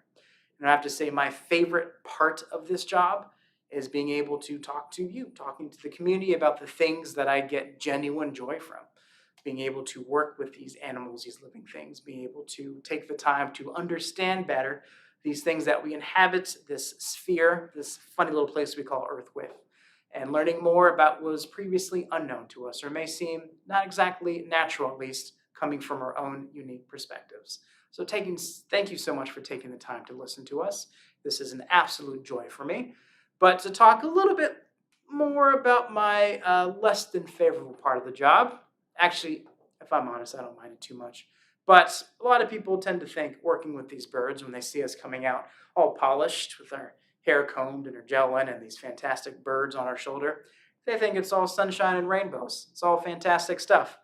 And that is usually the case. These birds are amazing. But sometimes there's a little bit more of a visceral part of all that. Sometimes there's some smells that you all don't get to partake in. You're welcome. Sometimes there's some different substances you're going to have to stick your fingers in, or even less than aesthetically pleasing things that you have to see as well. So this next video is titled Grossology, and it's a little bit of a look at some of the gross or maybe indelicate things that happen when you're working with birds of prey like this. Take a look and enjoy. Hi everyone, I'm Anna and this is my coworker Lois here at the Raptor Center Education Department. Lois here is a great horned owl, one of our many education birds here. And while they are incredible animals to work with, working or volunteering here is not always the glamorous job it may seem. These guys make a lot of mess. And caring for them creates a lot of its own mess. So we are all experts in the study of grossology here at the Raptor Center. We start every single day by prepping food for these guys. So our raptors here in the education team, and most raptors in the clinic as well, will eat from a variety of mice, rats, quail, chicken, or fish on occasion for some of our birds like eagles. And so every morning when we get in, we are prepping all that food for the day. That's step one, and it often means removing the stomach or intestines and kind of clearing that out. and portioning the food into an appropriate size for the bird. So Lois here might get a couple mice a day, or a mouse and part of a rat, or any sort of combination in between there to get her ready for the day. So we can go through a lot of food in a day or a week. Right now we're prepping about 6 pounds of food every day for our education team alone, and so that can be quite the mess. Now, once we get through all that prepping, we've got to feed all of the birds. I have a lovely, lovely rat tail here for Lois, if she will do us the honor of eating it for us here. So we'll get it ready for her. She knows it's coming. She knows the drill here. So once she puts her wings in, we'll hand that to her so she can show you how she can swallow some pretty big pieces of food. All right, we'll take that there, Lois. And there we go, working on slurping that down just like a lovely noodle, but a little bit different with that rat tail there. So they can swallow some incredible pieces whole, goes down into their stomach, and they will be able to digest a lot of that food, but it's going to come out, the parts that are not digestible are going to come out in one of 2 ways. So we can have our pellets, which come out the front, and our mute or our bird poop, which comes out the back. And that is all part of the daily cleanup here at the Raptor Center. So about every 24 hours, Lois here will cough up a pellet, and in her pellet will have all the non-digestible parts of the food from what she couldn't eat previously. So with her rat piece there, she is not able to digest the fur or the bones. So she will work that piece down into her stomach, digest most of it, and then compact that fur and the bones into a pellet, which she will then cough up. So she kind of does a nice stretch in the morning and coughs up that pellet out of her mouth. Now, owls are the most known for their pellets because you can actually dissect owl pellets. You can look through owl pellets and figure out what the owls have been eating based on the bones you find in their pellets. But a little bit less known is that all of our raptors here do cough up pellets. It's just that most of those guys are just gonna have the fur or feathers from their meal and not the bones. So it's not as interesting usually to look through like a hawk pellet as it is for our owls. So when we are working on our cleanup in their enclosures outside at the Raptor Center, we will collect the owl pellets and save them down in the clinic. They will autoclave them or sterilize them, and we actually sell them here in our gift shop if you are interested in dissecting an owl pellet of your own. Who knows, somebody may even get that piece with that rat tail Lois just ate today. Now the other big part of our cleanup here is the mute, so what comes out the back. I'm sure you are all familiar with bird poop. We get a lot of it. It ends up on your cars, ends up on your sidewalks, all kinds of places. And it's not actually poop, it's its own thing called mute, and it's made up of 3 parts. So there's the brown or green, more solid looking portion, which is the feces. The white is the urates, and then the clear, more liquidy portion is the urine. So all those 3 parts will come out, and it all comes out of one hole in one package. And this actually helps them to be able to fly very efficiently. So if you need to take off, if you just had a big meal, maybe a little bit heavier than normal, you can kind of just mute. All comes out one hole, all comes out very quickly. It actually makes a difference in the weight and helps them to take off even quicker than before. So often these birds will mute right before taking off or right before flying, which is why you can see a lot of that. And if you park your car in the wrong spot underneath maybe a tree branch that is very popular hangout spot, because they will all mute right before they take off. And some of these birds, especially the smaller ones, can mute like every 15 minutes. It can be very, very frequent, a little bit less often for Miss Lois here.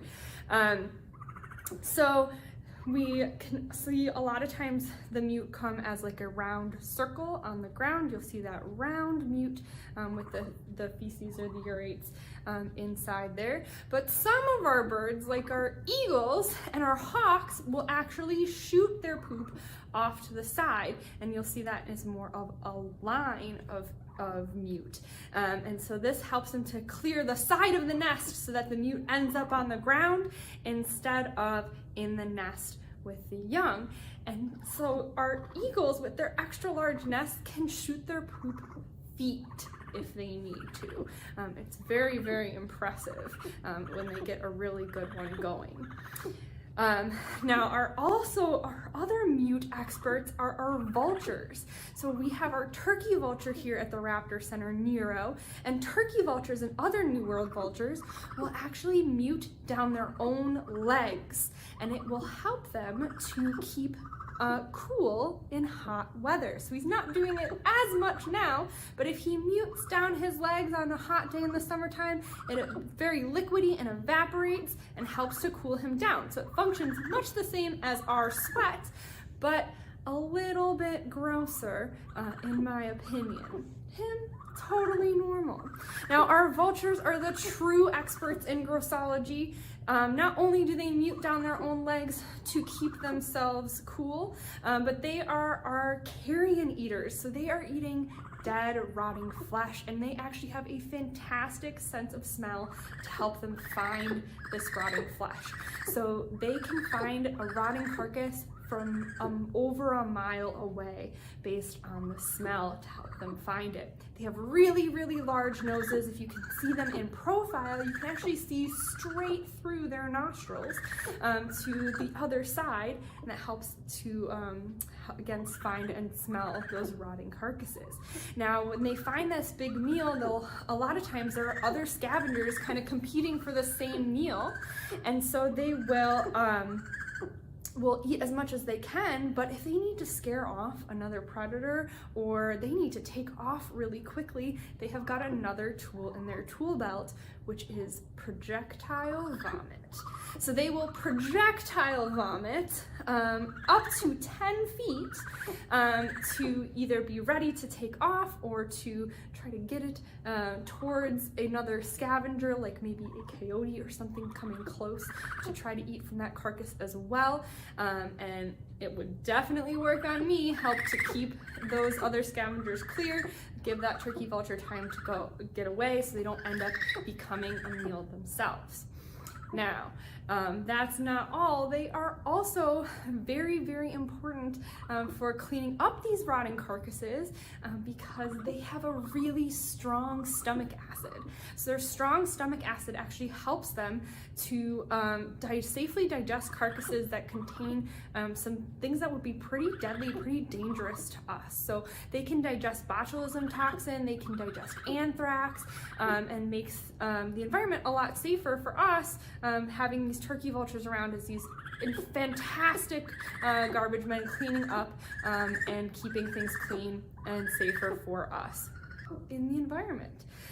So that is just kind of getting to the beginnings of our mess here at the Raptor Center, and we are so grateful to all of our staff and volunteers that help, that are all experts here in the study of gross, willing to work with these animals and clean up after them. They certainly make the job very fun, and we appreciate everyone's help in dealing with that gross. Thanks, you guys. Have a great rest of your day. Great rest of the time here. Oh, well, hello there. Welcome back. I hope you enjoyed that very informative and very visual video about just some of the more interesting aspects of what occurs when you're working with birds of prey, much like we do. Now, I have some good news and I have some bad news. The bad news is, well, my time with you all is going to be coming to an end relatively soon. You're going to have a new host joining you. The good news is you don't have to see me much more. But I want to thank you all so much more for taking the time to support us, for listening to us, and for giving donations that go directly to helping out our clinic as I take care of 1,000 birds on average each year. It has a huge impact, more than you may know. I also want to give a big shout out to Elizabeth and Deidre for your recent donations. Thank you so, so much. And good news, we are getting there. We have a few more hours to go, but we are well on our way to getting to 60,000. That helps us take care of the many raptors that call the Raptor Center permanently or temporarily home. And as a reminder, when we hit that $60,000 goal, your donations are going to be matched by the very generous benefactors Robert and Susan Wilder, Rachel Holdstadt, the Acorn Charitable Trust, and, but certainly not least, the Sarah J. Anderson Fund of the Hugh J. Anderson Foundation. Thank you all so much for your support on this day. And again, I can't thank you all enough for taking the time to listen to me. I am very excited to be here and be a part of the Raptor Center.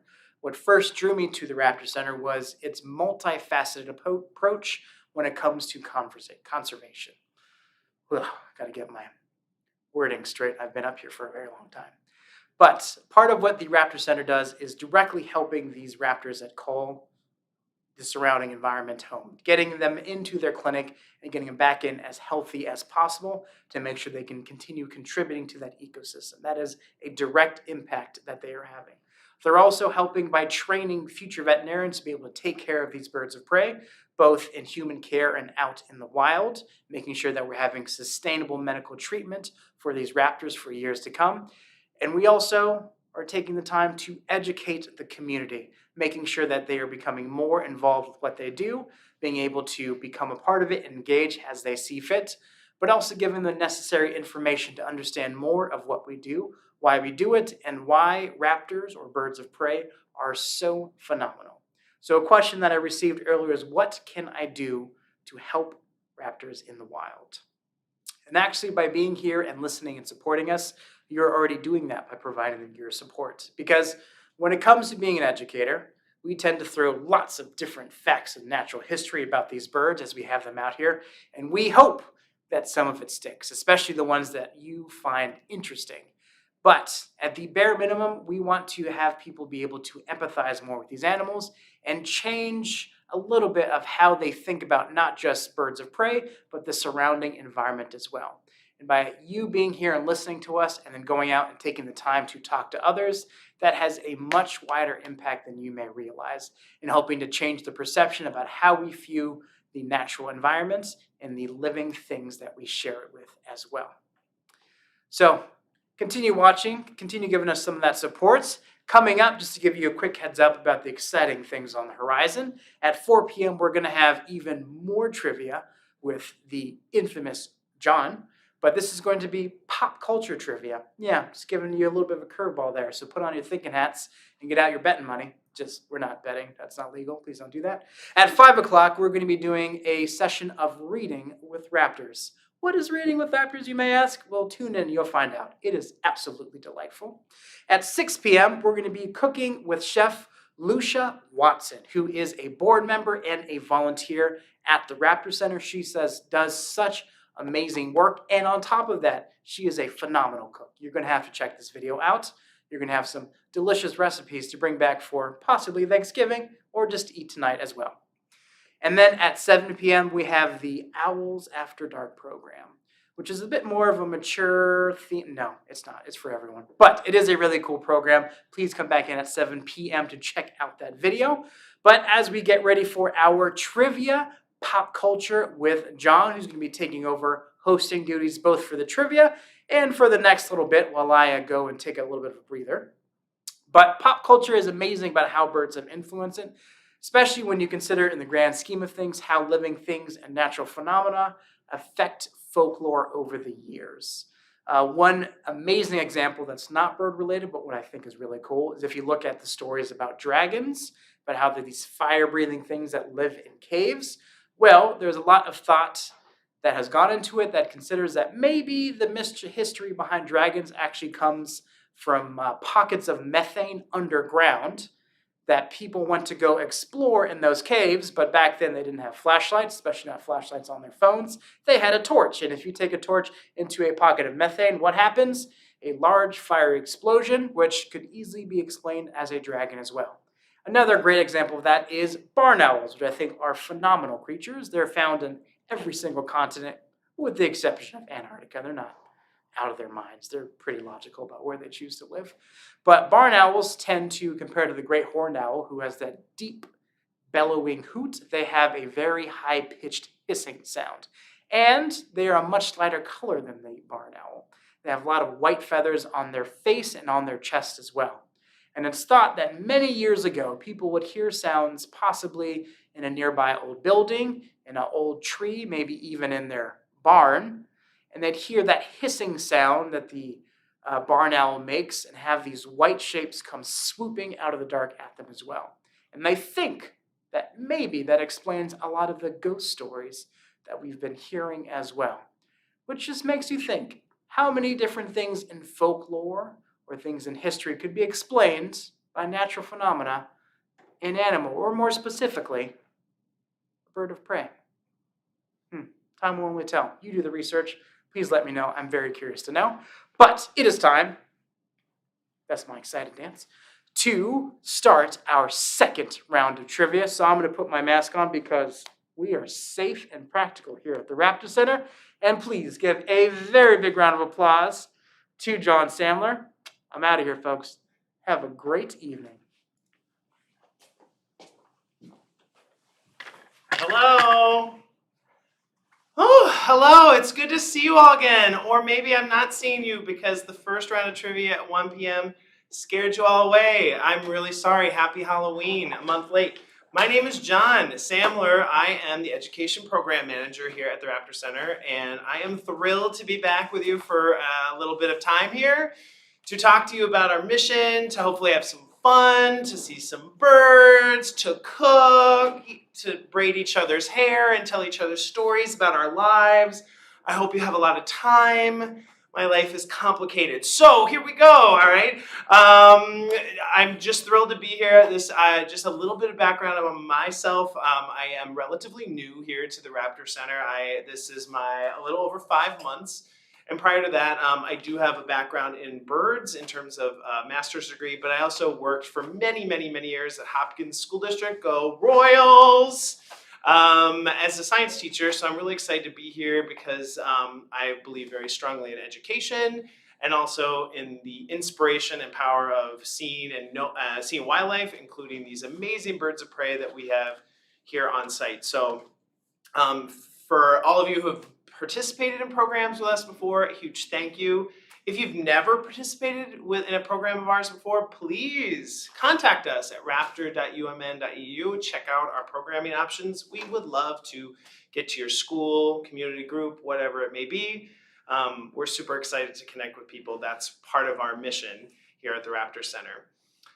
If you were back here a few hours ago, we did trivia. Part of my glory days as a high school teacher was playing Quiz Bowl. I know, we played with buzzers. I love a buzzer.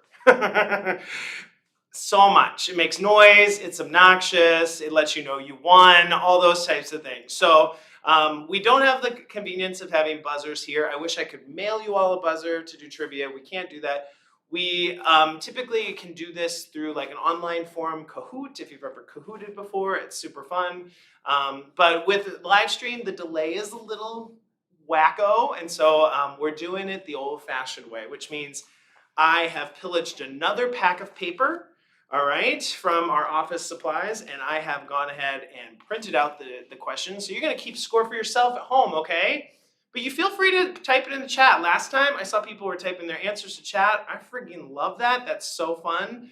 If you've got ideas, keep track of yourself. Tell us how you're doing. We would love, love, love to know how you're doing with trivia. So today this time we're doing pop culture links to raptors because pop culture's what? Fun. And you know, sometimes it makes some people are really good at pop culture. And so it gets to a different aspect of people's knowledge and skill set. So we got 15-ish questions here for you. I'm going to throw them up here on these fancy pieces of paper. Oh my gosh, we're going to give you time to think about them. Feel free to type in your answer into chat. We'll give you lots of praise. If it's right or wrong, I'm not sure. The person who's running the chat may or may not know, so they'll just be like, great, thank you for your answer. Which is great. We're all about positive reinforcement here, all right? So let's get started. So question 1, and feel free to tell me if this is not close enough. Does that work? Oh yeah, I'm getting thumbs up. I'm getting thumbs up. All right, question 1. Here's the hard thing about this I learned is I can't read when it's like this, so I'm gonna have to do this. It's fun. All right, so question 1, the origin of pop culture. The Greeks, all right, the origin of everything. What Greek god or goddess was symbolized by an owl? Ooh, an owl. All right. Yes. Which of these Greek gods or goddesses were symbolized by an owl? Was it Zeus, Artemis, Athena, or Hades? Zeus, Artemis, Athena, or Hades? Type in your answer now. Come on, I know a lot of you went to college and you took a classics course, all right? And you're wondering, that I'm not using this anymore. Well, now you're using it today, all right? Good for you. Today's the day where you're gonna cash your dollars in on this one, okay? So which one is it? Type it in if you think you know the answer. And the correct answer is ding, ding, ding, ding, ding, ding, ding, C. It is Athena, who was the goddess of wisdom, otherwise known as Minerva to the Romans. Ha, ha, ha, ha. Share that at the dinner table, okay? You'll be the delight of no one. Okay, and this is the symbol of the owl that was kind of used quite frequently to symbolize Athena, the goddess of wisdom. So I kind of love that the owl is kind of this long-term pop cultural reference to wisdom, which I think is pretty great quality to have. So there you go. Hopefully you're 1 out of 1 so far. If not, we love you. If you did it, we love you too. It's all about love here. All right, let's go to 2. All right, so question 2 says, this famous Muppet is also a raptor. Name them, and let me show you the picture, and then I'll go back to this. Here's our picture. Is that nice and close? I think we got it. I'm looking to see if that works. I get a thumbs up. God, it just feels so positively reinforced here. Thank you, thank you, thank you, tech crew. All right. Who is this famous Muppet? And we've got your 4 choices are Richard Nixon, all right, Sam, Chester the Kestrel, or Mittens. Is it Richard Nixon, Sam, Chester the Kestrel, or Mittens? And if you want, you can put in the real answer if you know it. And if you want, you can put in which name you'd actually wish this creature actually had. I have my favorite. This creature's actually named in the Muppets is named Sam. Sam the American Eagle. Look at, he's a presidential, he's sitting at his lectern, he's got a symbol over here indicating that he's part of the executive branch of our government. Isn't that amazing? So Sam the American Eagle with the most amazing eyebrows ever. All right, so I kind of want to groom them. They kind of bug me a little bit, but you know what? We got to let everyone be themselves. Okay, so thank you, Sam. You're doing great. All right, so hopefully you're 2 out of 2. Next one, in a film, Michael Keaton played a villain named the Vulture, who fought against what superhero? So in a pretty recent film, Michael Keaton played a villain named the Vulture, Raptor Connection. And who did Vulture try to, harm or do no good to? And that is Doctor Strange, Iron Man, Thor, or Spider-Man. Which superhero was this person trying to get away from, or trying to defeat? Doctor Strange, Iron Man, Thor, or Spider-Man? Come on, type in your answers. I know you got ideas. It's great to have ideas, all right? So the magic answer here is ding, ding, ding, ding, ding, ding, ding, ding. It is D, Spider-Man. This is from the very first Spider-Man movie that just came out in the Marvel series. So Spider-Man, look at Michael Keaton. Is this guy age or what? I mean, look at that. Gorgeous. I mean, looks better than he did when Beetlejuice, just saying, okay? So, and then he played the Vulture, which was a pretty cool character, although I don't like having the Vulture be a villain because, you know what, they're not, and they do important ecological cleanup for us in terms of our ecosystems, but nice job, Michael Keaton. You did a great job as an actor. I'm sure you're really validated by that. Okay, so let's move on. All right, what was the name of Harry Potter's pet owl? Okay, here's one for pretty much everybody because I'm pretty sure everybody except for me has read the Harry Potter books. I know. Feel free to send an angry email my way. I didn't read them. Sorry. Okay, so here we are. Is it Henrietta, Hester? Oh, sorry, I'm reading it. I don't know how to read. Heinrich, Hester, Henrietta, or Hedwig? What is the name of Harry Potter's pet owl? Heinrich, Hester, Henrietta, Hedwig. Or, HE names are so in for 2021, so okay. And the correct answer is Hedwig the snowy owl. Hello, even I know that just because I like snowy owls. Not Hester, unless you're a fan of the Scarlet Letter, all right? Probably no one's naming anybody Hester. Okay, so let's go. That's 4 questions. Hopefully you're doing great. I want to send a big shout out. Question 5 is in honor of our development officer, Ellen Orndorff. She is a huge fan of this particular question. And so this goes out to you, Ellen. You do an amazing job for us here in helping to support us in getting donations and donors. So this one's for you. Ellen is actually kind of a master at pop culture, but she really loves this particular logo. So here it is. This is a very famous local logo. The following image was a logo for a Minnesota line of what type of stores? So this was the logo for what type of stores? What do these stores sell? So your options are toys. Was it a department store, a hardware store, or grocery store? Is this image for a toy store, department store, hardware store, or grocery store? My spouse, I think, is probably texting me right now.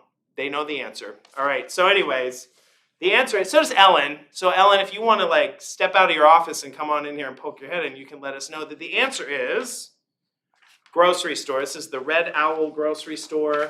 I did not grow up in Minnesota, but I think if you did, this is sort of something that you know about. So it's the Red Owl, Raptors, pop culture, life, intermixed. Let's go.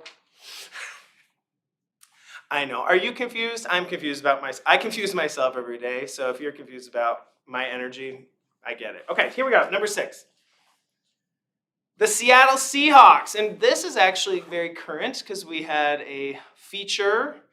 The Raptor Center did a feature on WCCO News a couple months ago for the Seahawks-Vikings game. So this is kind of fitting with this. So if you saw our news story, I think you can answer this, but let's see. The Seahawks are a football team with a bird mascot that is not actually a real bird species. There is nothing called a Seahawk in terms of a specific species name. The name a Seahawk is considered slang for what actual bird species? All right, so a Seahawk is just kind of a nickname for what? And there's that gorgeous Seahawk logo for those who are football fans. So what actual species is this? Is it a peregrine falcon, a golden eagle, a red-tailed hawk, or an osprey? Call me if you have an answer. Oh, I guess you have a chat. Chat it! Do you have answers? I hope so. I'm putting this down. These papers are so heavy, I just gotta lean down. It's like, haven't worked out a lot lately. Okay, the answer is osprey. Seahawks are probably a nickname for osprey. Again, like we said, Seahawk is not really an actual bird, but it probably references a large bird of prey that hangs out or does a lot of its activities around water. So it could mean an eagle, like a sea eagle of some sort. There are sea eagles in terms of species that exist around the world. And ospreys, we believe some people may have called them that at some point or may occasionally call them that because they are large birds of prey that do eat a lot of fish. And could be found in inland waters and also around seas as well. So osprey would be the correct answer there. All right. Hopefully you're doing well. I'm sure you are. If not, pat yourself on the back anyways. You're here. If you're home right now and you've got home from work, just relax, learn. If I was home right now, I'd be watching Judge Judy, all right? But you're watching me. I'm thankful for that. Okay, here we go. Number 7. Look at this owl. People recognize this owl, all right? This is Woodsy the owl, and Woodsy the owl is a famous mascot for what? For the Forest Service. What was Woodsy's famous tagline? What was the thing that Woodsy was most famous for saying? Look at that. I mean, it's kind of a cute little outfit. Looks like Woodsy's wearing lederhosen. Not quite, but close. All right. What is the tagline that Woodsy said? Only you can prevent forest fires. Was it all comes down to you? Was it give a hoot, don't pollute? Or planting trees sets you free? Which of these statements did Woodsy make? Only you can prevent forest fires. It all comes down to you. Give a hoot, don't pollute. Or planting trees sets you free. Any opinions? I don't hear anyone talking to me. Nope. Well, the correct answer is give a hoot, don't pollute. Woodsy was all about like an anti-littering campaign. So he was trying, well, I guess we don't really know, I guess, Woodsy's background, but they were trying to give an anti-littering message. Don't pollute the forest that you're in. Only you can prevent forest fires is from Smokey Bear, all right? And that's actually an incorrect message. And if you want, I can do a 12-hour live stream tomorrow about the inaccuracies of our forest fire policy over the years. That's a different day though, but that's not a good message. It all comes down to you. I just made up a couple hours ago, so it sounds inspirational. All right, and planting a tree sets you free does set you free, but I don't think anybody said that. So it's give a hoot, don't pollute.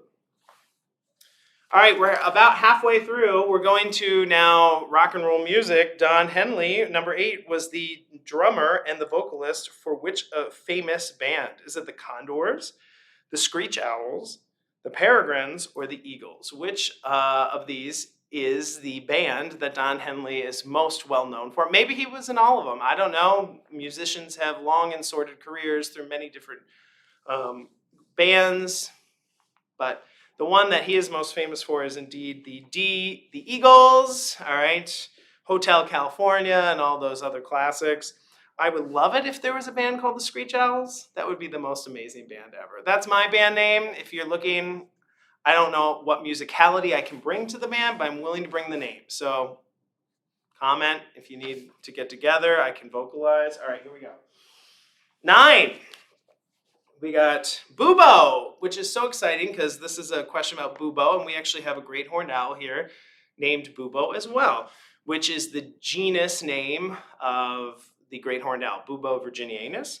So Bubo, the mechanical owl, so we're asking about a mechanical owl here, was a sidekick of a hero in a very famous cult 1980s film. So what film was that where Bubo, the mechanical owl, was a sidekick of a hero in what film? And that's a picture of Bubo with the sidekick, or as a sidekick of the famous hero or the big hero of the movie.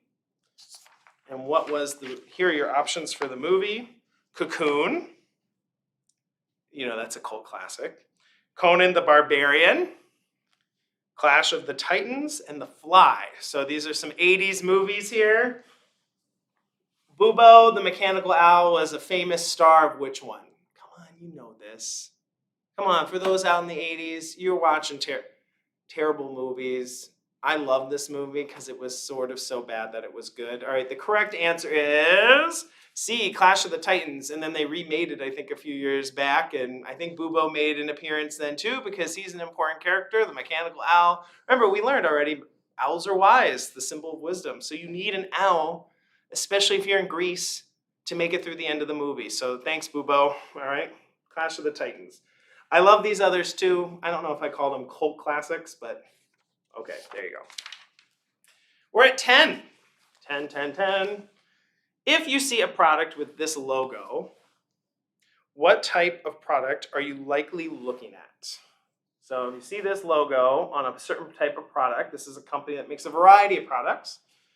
But what is the most likely product that you are looking at if you see this? And it's an osprey. The brand is Osprey. A raptor. Hello. They're everywhere.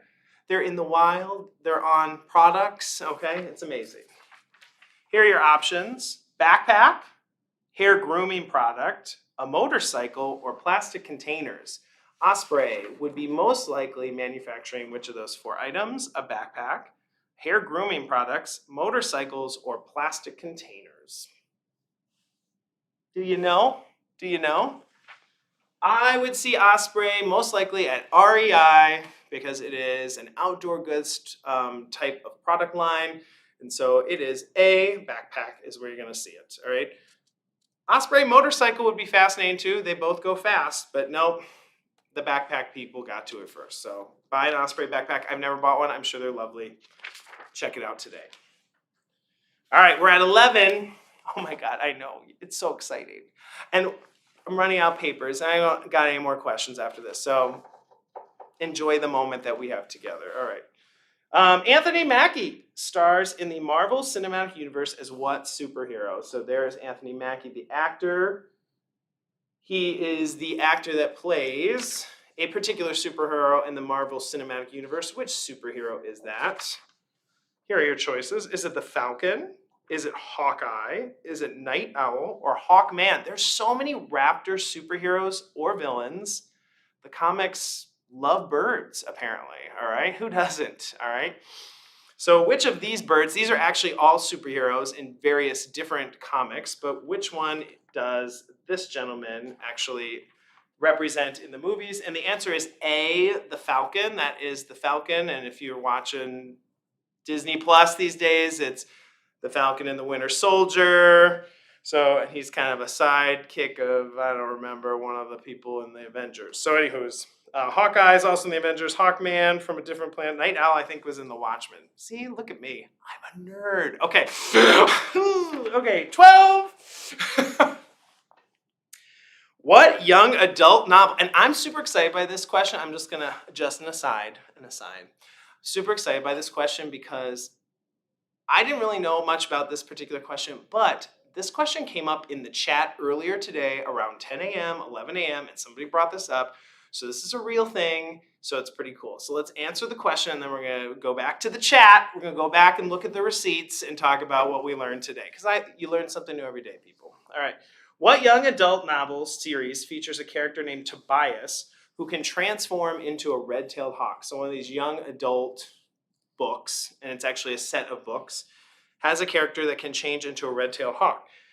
Is it A, Animorphs, B, Goosebumps, C, Percy Jackson, and D, Harry Potter? Which of those young adult novel series features this character that can transform into a red-tailed hawk, which is pretty cool, okay? That's a cool thing to do.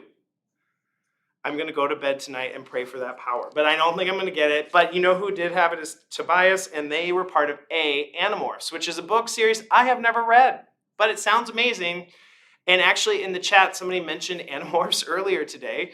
And they said that this particular character, I think, if I remember correctly, was inspired, the author who wrote this character was inspired by a visit to the Raptor Center. The Raptor Center right here. Now, I can't substantiate this claim, but I really thought that was pretty cool. So we're going to just leave it as a true claim and move on. Okay.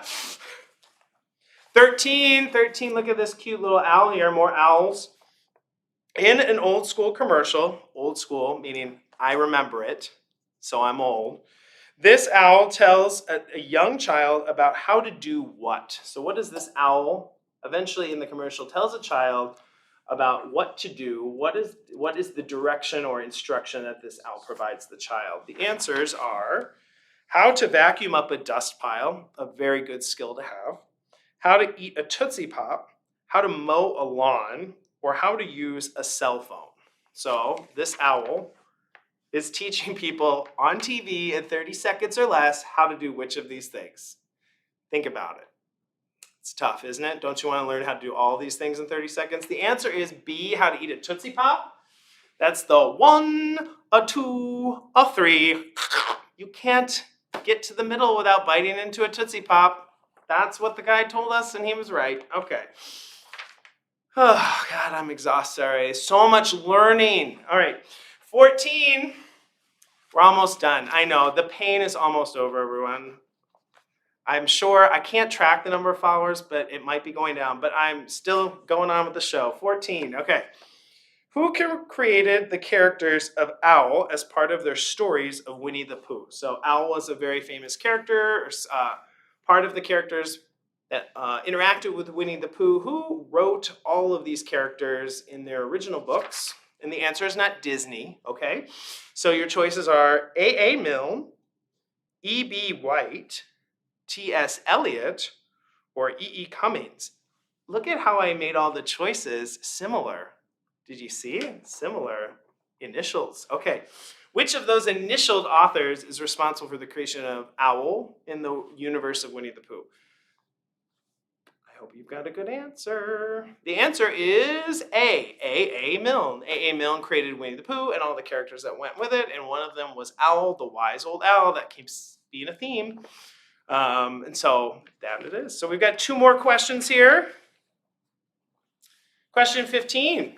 For those fantasy nerds out there, this one's for you, okay? In The Lord of the Rings, because it only takes, 10 hours to watch all the movies. In The Lord of the Rings, what raptors come to deliver Gandalf to save Sam and Frodo from the exploding Mount Doom? So what raptors ultimately save the characters in the end from impending doom on Mount Doom? What raptors are the best friends here? Condors, eagles, owls, or vultures? It's a race of giant versions of these birds that come and swoop the heroes away at the last minute. Sorry, spoiler alert. Sorry, all right, if you didn't know. Anywho, any guesses? Any guesses?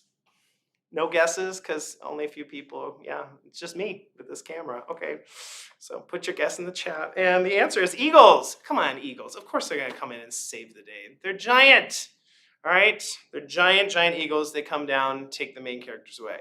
So you should report how many you got right in the chat. Did you get 15 out of 15? If you are, you're a pop culture genius. You're a raptor genius. I have one more extra credit question. You don't have to count this, but we can boost your score if you want. This is our first time doing a live stream, and it's pretty amazing. It's kind of fun. It's also an amazing amount of work, which we've been really excited to do, but sometimes it's a little bit scary. And we have an amazing person who has really organized all of this today, and that is the question for number 16, is putting this live stream together is due to the amazing skills and keen vision, just like our raptors have, of our partnerships director. He is like an apex predator to the live stream format. What is his name? Who is our coordinator here, who is making this live stream happen, is making this really fun? Is his name Aloysius, Hal 5000, Franklin Templeton IV, or Steve? Take a moment to jot down your answers in the chat. This is our communications and partnerships coordinator, who has really done all the legwork to make this live stream today. If you've been enjoying the live stream, feel free to type in thank you to whatever name you think he possesses into the chat right now. I hope you select Aloysius. It's an underutilized name in society. I hope it picks back up again. But his name is not Aloysius, it is indeed Steve. So Steve, just a big shout out, because all of this is really operating with him, and it's been really fun. So anyways, I applaud you if you played. I applaud you for your knowledge. I applaud you for being a good sport and learning a little bit more about raptors and pop culture. I applaud you for listening this long. Just a huge thank you to recent donors. Just a reminder that this is a live stream for the Raptor Center at the University of Minnesota. We have a mission of taking in or protecting raptors in the world that they live in, and we have a clinic downstairs that takes in about 1,000 birds a year from the public from all around the state and beyond. And our mission is kind of threefold: is to give medical treatment to those birds and rehabilitate them and release them to the wild, and then educate the public about that aspect of our work and also about raptors in general and the environment, and see research that goes into all of those to learn more about all these raptors and how we can protect them. So today is our Big Give to the Max Day. We're hoping that you can provide some support for us, because this place is all pretty much founded on the generosity of you all out there, of donors, and just even small gifts add up to a significant amount of work that we can provide and do for raptors that come into us. So thank you to those who have already donated today. We want to give a big shout out to Nancy, Sharon, Judy, Ruth, and Anne. You've all recently donated, and so we're incredibly grateful for your donation. Thank you so much for your support. Thanks for playing along with Raptor Trivia, and thanks for supporting the Raptor Center. We can't do it without the amazing support of donors just like you all. And our goal here is to get to $60,000, hopefully by the end of the day. We have a live stream going until 8 p.m. We've been doing this since 8 a.m. So if we look a little kooky and wacky, that's because we've been here live streaming. All right. So, but here's the good news is you have been donating, and we're making our goal. So if you can continue to provide support, that'd be great, because we want to make that thermometer go all the way to the top and then explode non-mercury insides all over the place, all right, because mercury is toxic and that's dangerous. Okay, so with that, thank you very much. If you want to give, please go to z.umn.edu/raptorgive 2021. So z.umn.edu/raptorgive 2021. And if you're somebody who doesn't want to give a donation online, but would rather speak to somebody on the phone to give your donation, that is totally available too. You can call our development officer at 612-624-8457. We would appreciate anything you can donate to us. With that, we are going to now send you off to do a tour of the facility that we have. And look at the veterinary, the clinic aspect of our facility, and also the educational department aspect of our facility. My apologies as I'm giving the tour. So you got a full hour of me, so I hope you can handle it. Saddle up, get ready to learn some fun stuff about our facility, and we'll see you back here in a little bit. And I'm John Sandler. I'm from the Raptor Center at the University of Minnesota. And we are at the Raptor Center at the University of Minnesota. We're here to give you a little tour of what our facility is like. We know that we see many of you here, and sometimes we have not. Some of you have not visited us, so we want to give you a little quick tour of what it's like in our facility. So it's cold here, so we're gonna go inside. Put on your mask though. We're going inside. Let's go. Oh, the wind. Okay. All right. Welcome to the Raptor Center. Here we've got our amazing staff, our visitor center. The Raptor Center was founded in 1974 by Drs. Pat Reddick and Drs. Gary Duke. And they worked on baby owls in a basement, and they were curious on how to rehabilitate raptors to make sure they could be released back into the wild successfully. And with that, they got really intrigued at the medicine behind making raptors able to be brought back in the wild after injury. And after many, many years, we are now out of a veterinary building basement. We have our own facility here on the St. Paul campus at the University of Minnesota.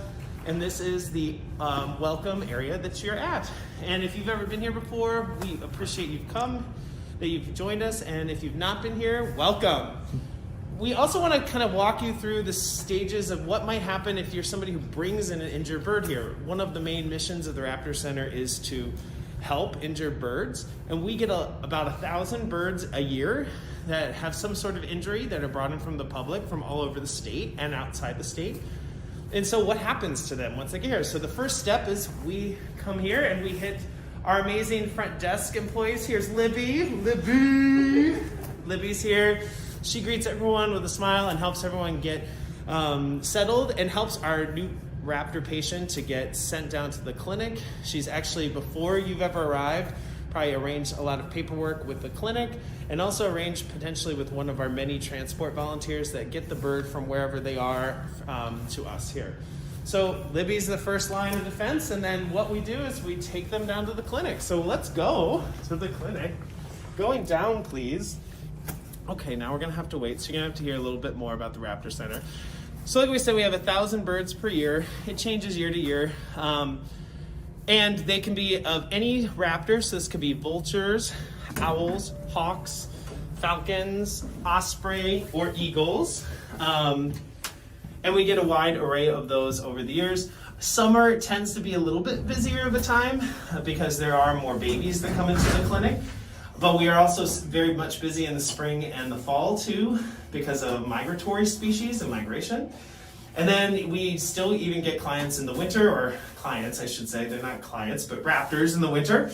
And because we do have raptors that stay here all year round. All right, so now we're downstairs in the clinic, which is where the real heart of what happens here at the Raptor Center. And here we've got Dr. Annette Allman, who is one of our veterinary staff here. We've got a medical director, multiple veterinarians, veterinary interns, veterinary students, a variety of vet techs, a variety of different staff members who help to actually rehabilitate our birds.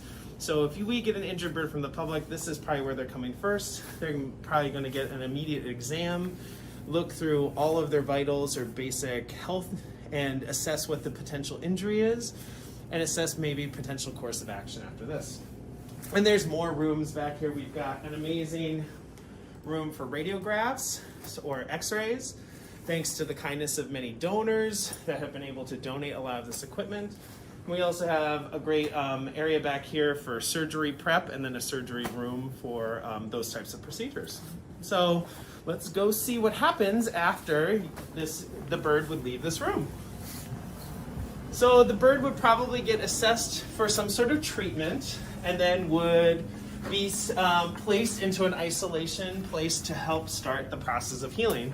And some of these injuries can be along many, many weeks or even months of recovery time. So down here in the dark hallways are a lot of our patient recovery rooms, and some of them are small, and then they actually get bigger as the patient heals and get more room to flex or move around. We won't look at those because it's a little bit dark down there, but try to keep the stimulus low for the birds. But we will take a look here. Eventually, once they're healed, we're gonna try to get them to fly again and be successful. Hi, how are you? Say hi to our tour. That's one of our amazing clinic volunteers. We operate with 300 plus volunteers that work for the Raptor Center. We could not do what we do without all of their help. And they work in the clinic, helping with the recovery of injured birds. We have people that work in the education department, transport, a whole variety of different things. Down here, we have a flight hallway that we use occasionally to help with birds that are almost ready to release. We want to make sure that the birds, when they are released, are strong and they're able to actually be successful once they're out in the wild. So part of that is assessing how well they can fly, especially if they have an injury that's physical to their wing or their ability to fly. So we close the curtains. We've got these little dangly things here to make sure that they don't hit the ceiling. And we just fly them back and forth from perch to perch. This is great for like small owls, like screech owls, or small falcons, like kestrels. We would not do this with a bald eagle because that is insane, all right? Who does that? We don't, okay? But we will take larger birds out to lawns and put them on a creon sign and have them practice outside with their flight, and the volunteers and staff will assess their wing beats and strength to determine that they're ready to go. Speaking of ready to go, let's go. So this gives you the tour of the downstairs. We're gonna go into the glamorous stairwell. High glamour, because we're gonna go upstairs now to the education department where we started, and we'll take a look at the education aspect of our facility right up here. Come on in. So we're back. There's your front door. You saw me there to begin with. We're back. A major component of the Raptor Center's work is what you saw downstairs, the actual rehabilitation of raptors. But another major component is educating the public. And we have 28 birds currently who are educational ambassadors who could not be released back in the wild for a variety of reasons. And they are here trained to work with public programs and act as ambassadors for their species and for raptors. Oh, here's one of our most famous, Nero the turkey vulture. Nero is the oldest member of our collection. He's 48, and he, as of 2021, and he actually came to us because he was a purposeful human imprint. He was used in a California condor study. California condors are critically endangered, and they were trying to do research on how to tag condors and track them to help recuperate the species, but they didn't want to do or try these tests on different condors because they were so endangered. So they tried a variety of techniques, and they being the U.S. Fish and Wildlife Service and scientists who are working on conservation recovery for that species, they worked with turkey vultures. So Nero was actually purposely raised by humans and used in studying, and actually has helped with that study to help recuperate that endangered species to a much higher population level than it was in the mid-80s. So he's done an amazing job for his cousin, the condor, and now he's hanging out with us as tied as the oldest turkey vulture in captivity in the United States. So he's pretty awesome and kind of a fan favorite. We've got lots of other enclosures here, but we won't look at all of them. We're gonna go look at what's behind the scenes in our education department. So let's go. Yeah. So back here is our education behind the scenes, and we've got people working, which is a fabulous thing to see on a day. We've got amazing volunteers who work in our education department, who are here that work with food prep, that also work with helping to train birds. As you can see, somebody's working with bird right now, and also helping with to clean up after all of the messes that our birds have, take care of them, etc. We've got staff members working on food prep right now, figuring out complicated diets. So this is the work of our volunteers this morning, is to prep all this food where you have 28 birds and they all have to eat very particular things. This requires a lot of time and effort, so we're incredibly grateful because they get to eat well and very precise amounts of nutrients as well. And we log all that in our computers. And then over here we've got a whole bunch of dog crates, because we do not crate dogs, but we crate birds, all right? But we've modified these dog crates to help move them to off-site programs. So if you look inside, we've got this cool dog crate here that's been modified with a perch, and we will train the bird if it's able to be part of the education program, to be able to be around a lot of different types of people, maybe to different groups, to go in and out of the crates. These are aspects that we want them to be familiar with, get used to, feel comfortable with. And then once they have those skills, then we are trained and feel comfortable with them, they go to a variety of different places. And maybe some of you have seen them before out at your sites, schools, community gatherings, groups, fairs, etc. We'll do a quick look over here. One of our most popular places for our birds to be is on this scale. We get weights on them as much as we can, and they just really like it because it's a perch, so it's super popular. Voted most popular location by birds here. And then we have the food prep room. This is where food prep actually occurs. No human food in this one. It's just a lot of rats and mice and occasionally a fun little baby gourd that we hide food in as an enrichment item. We try to do enrichment activities where we hide food in either egg cartons, toilet paper, rolls, gourds, things like this. This is our schedule of food, so it involves feeding rats, mice, fish, quail, day-old chick, a variety of different things depending on the species. All right. So that gives you the behind-the-scenes look here. Maybe we should go outside. Okay. You asked, we'll deliver. Let's go. And voila! Magic, we're outside. And part of the great thing here at the Raptor Center is when you come outside, you usually hear lots of sounds. So in here making the sound is Maxine, one of our 4 resident bald eagles currently. She is a female and one of the older members, about 22, and came to us as a hatchier bird. Yeah, here she is. One of our most vocal residents and has something to say all the time. She came to us with lead poisoning and a wing injury and recuperated and has done a great job being an education ambassador now. Gladdy's actually a little bit older, another bald eagle. He's a male and he's 25 right now. And he came to us with a wing injury as well. Both of them have been on probably thousands of programs over their time and done an amazing amount of education for raptors and their species. So we'll just take a look down here. If you come on a tour, you will see these birds here. These are our outdoor enclosures where the majority of our birds reside. This is Lois, so you're gonna talk with her. Lois, the great horned owl, who is a human imprint. We can walk down here. Rowan, the red-tailed hawk, who has an eye blindness in her right eye. And Strix, who also has an eye injury. And again, raptors rely on eyesight significantly, so eye injuries that are don't fully heal make it really hard for us to release the birds back to the wild.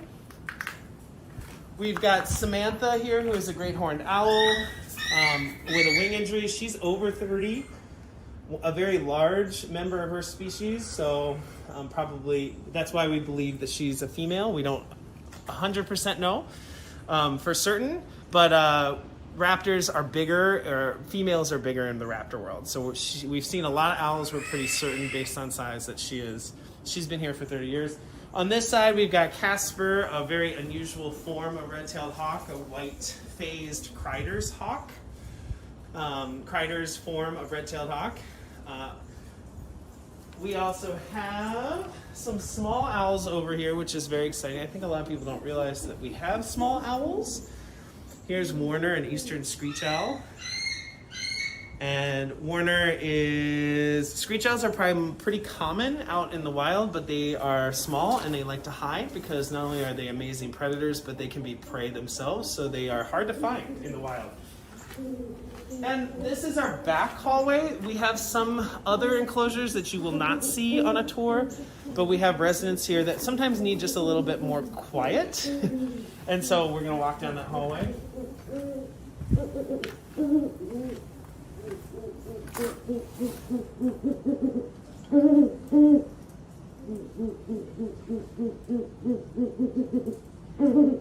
And that's Bubo, who likes to talk. He's very vocal, a great horned owl. We've got another red-tailed hawk back here, and this is probably definitely our most recent member of the team, but also one of the more famous ones too in recent times. This is Lutzen. She's a juvenile bald eagle from Lutzen, Minnesota. And she came to us because she was approaching humans inappropriately, and we believe that she probably was being fed by humans at a very young age when she was out of the nest. And as a result, humans trying to feed her to, I think, trying to help, but it actually harms them because they start to develop an association that humans deliver food, and this puts her at risk in the wild. So she's with us here. And last but not least, we've got some of our smallest members. Oh, it looks like there's only one on site. Sometimes our birds are out teaching. So here is Sienna, an American kestrel. This is our smallest falcon species in Minnesota and North America. And very characteristically pumps their tail and sort of bobs their head out in the wild. So you're seeing that behavior there. And Sienna came to us with a partial wing amputation. Thanks, Max, for the consult. She's always got something to say. All right, so that kind of gives you a glimpse of our education department. We'll come on in here to loop back. Oh, that was loud. Okay. And now we're back. So hopefully you enjoyed the tour. It's a quick one. You can come and get a longer, more detailed one and also get to see the birds up close. Please check us out at our website, raptor.umn.edu. You can learn about how to get a tour, learn about how to get us to visit your site with birds, do a whole variety of different programs that we do. We love to interact with people and teach people about the amazing world the world of raptors and the world that they live in too. And we also want to spend this time to say thank you to everyone out there and your support. This entire facility and the institution that it is runs off of essentially almost all donor support. The clinic is essentially 100% run by donations. We can't do the work that we do without support, and that could either be in the form of monetary support, or it could be in the form of volunteering. Like we said, we had 300 plus volunteers. So we are incredibly grateful for what you bring to us that allows us to do the work that we do. And we're incredibly grateful for any gifts that you might be able to provide in the future too, whether it be monetary or manpower or work power. So thank you so much. It's been a pleasure. Bye. Hello, welcome back. Oh my gosh, through the magic of transportation and teleportation, I'm here. I was out in that hallway, now I'm here. Isn't that amazing? Oh my gosh, we're working on some incredible technologies here at the Raptor Center. You have no idea. Oh my gosh. Albert Einstein, eat your heart out. So welcome back. I hope you enjoyed the tour, and we would really love it if you would come to the center and see the facility yourself. We are open for public tours. Go to raptor.umn.edu to book a tour for yourself. And we are keeping it at groups of 10 or less and at certain times, so you make a reservation before you come in, but we would love for you to make a reservation and come see the educational ambassador birds for yourself, because they're so interesting, they're so cool, and there's so much to learn about how our facility runs and about those particular birds in general. So make sure you get on the website and book a tour. A huge thank you to all of you who have donated while we've been away for a little bit. So a big thank you to Susan for your donation. Paula, thank you for donating. Stephanie and James, we really appreciate it. Thank you for your donation. Cheryl, you rock. Thanks for the donation. Kevin, we know you donated. We appreciate it, okay? Joanne, I'm sorry. Now I got to give you a kick. All right, Joanne, you donated and we're really appreciative. And Beth, a back kick for you. Thank you. All right, thank you to all of you for your donations. Again, the Raptor Center is really entirely mostly driven through donations from you all, and every little bit adds up. We're at about 30. Look at the thermometer of money. Cha-ching. We're at 40. Are we at 40,000? I just got almost. I'm getting this and this. That means we're close to 40,000. Thank you so much. If you haven't donated, we would love it if you would. So please get us to that 40,000, because I didn't get that we were check mark for. I got this for. So get us to check mark for, okay? Get us up there. Look, we're doing all sorts of hand motions. Okay. Just to give you a little bit of a heads up as to what's coming up, because we do have this live stream going until 8 o'clock. At 5 o'clock, we're doing reading with Raptors, so that's in about 10 minutes. And that's been a really fun little bit that we've been doing for a long, long, long time. I got a this, which means I think we got the check mark for. So, woo! I should have been a cheerleader, or not. You make the call, type into chat. No, yes, cheerleader, okay. 5 o'clock, what's going on? We're reading with Raptors. Reading was hard for me in school. Follow the video, you'll get better. I'll tune in as well. This has been a popular feature that we've been doing weekly for a while now. And so we'll have a raptor and we'll read a story, children's story for you. It's pretty cool. At 6 o'clock, we have Chef Lucia Watson, who's actually a clinic volunteer for us and also an amazing, well-known local chef for many, many, many years here in the Twin Cities area. And she is gonna cook for you a raspberry souffle, because it's, I've heard, light as a feather, which I thought that was an amazing, amazing link. So check that out at 6 o'clock. And at 7 o'clock, we've got a little snippet on what happens to our birds when we leave. What are they doing when people aren't around? What's happening at nighttime? Raptor Center after hours. Okay, so that's at 7 o'clock. So what we're gonna do here is reminder before we head out, to donate, go to z.umn.edu /RaptorGive 2021. You can make your donation and get us even higher up on the thermometer count, which would be amazing. And I think we're off to our next little session here, which is going to be a video on how x-rays work down in our clinic with one of our veterinary interns, Tracy. Hi, my name is Dr. Tracy Swanson, and I am one of the interns who gets to work at the Raptor Center. I am here to show you our X-ray or radiology suite, which plays a huge part in how we take care of our wild raptors or birds of prey. First, we have our machine that shoots the X-rays. This was all funded by people like you, donors, who upgraded our old system in early 2021 from a much more time-consuming, lower quality image machine. As you can see, the machine shines a light down onto the receiving plate, which is wireless, and then sends the digital X-ray image to the computer. We position the patients using masking tape. We position the birds at different angles and positions so that we can capture images at multiple angles. That way, we can completely evaluate the three-dimensional bird with these 2D images. Before this machine was donated in early 2021, we had to manually run an X-ray plate through a second machine hooked up to the computer so that we could see the images. This new plate saves us valuable time while our patients are under general anesthesia, and also helps us move faster to help critically ill birds where every second counts. We receive over 1,000 birds per year here at the Raptor Center, and each one gets X-rays or radiographs on admission to our hospital. They help us not only to look at the bird's bones, but they also help us look for pneumonia, bullets, and lead.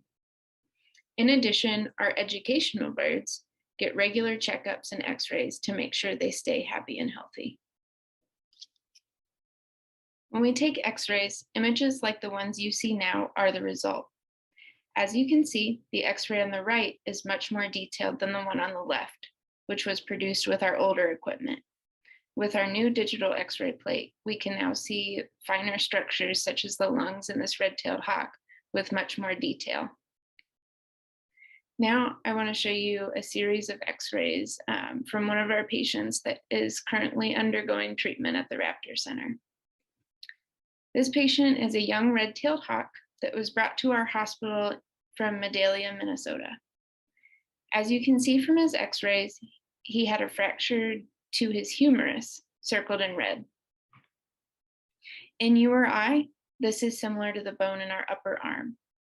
We do not know what caused this broken bone, but common reasons that we see birds for broken bones include getting hit by a vehicle, flying into windows, being shot, or falling from a great height. Because the bone is broken at a steep angle, we call this an oblique fracture. He was also a little thin and hungry. When we took him in, we gave him fluids, pain medications, and food. The next day, we took him to surgery to repair his broken wing. Before, during, and after surgery, we take x-rays to make sure the pins are in the correct places in the bone. Just like you or I would need a plate or pins or a cast to correct a broken bone, we stabilize the broken bone with a bandage and then surgery if needed to keep it from moving so it can heal. And here you can see those pins within that bone holding it in place. On recheck x-rays a few weeks later, we can see these bumps that are now along the edge of that bone. This is evidence of bone healing. Once the bone is healed, we can start destabilizing or cutting the pins of the external fixation. We gradually remove the pins over the course of a few weeks so that the bone is supported as it continues to heal. As you can see here, we remove the pin within the bone, but kept the smaller pins in until the bone is finally healed.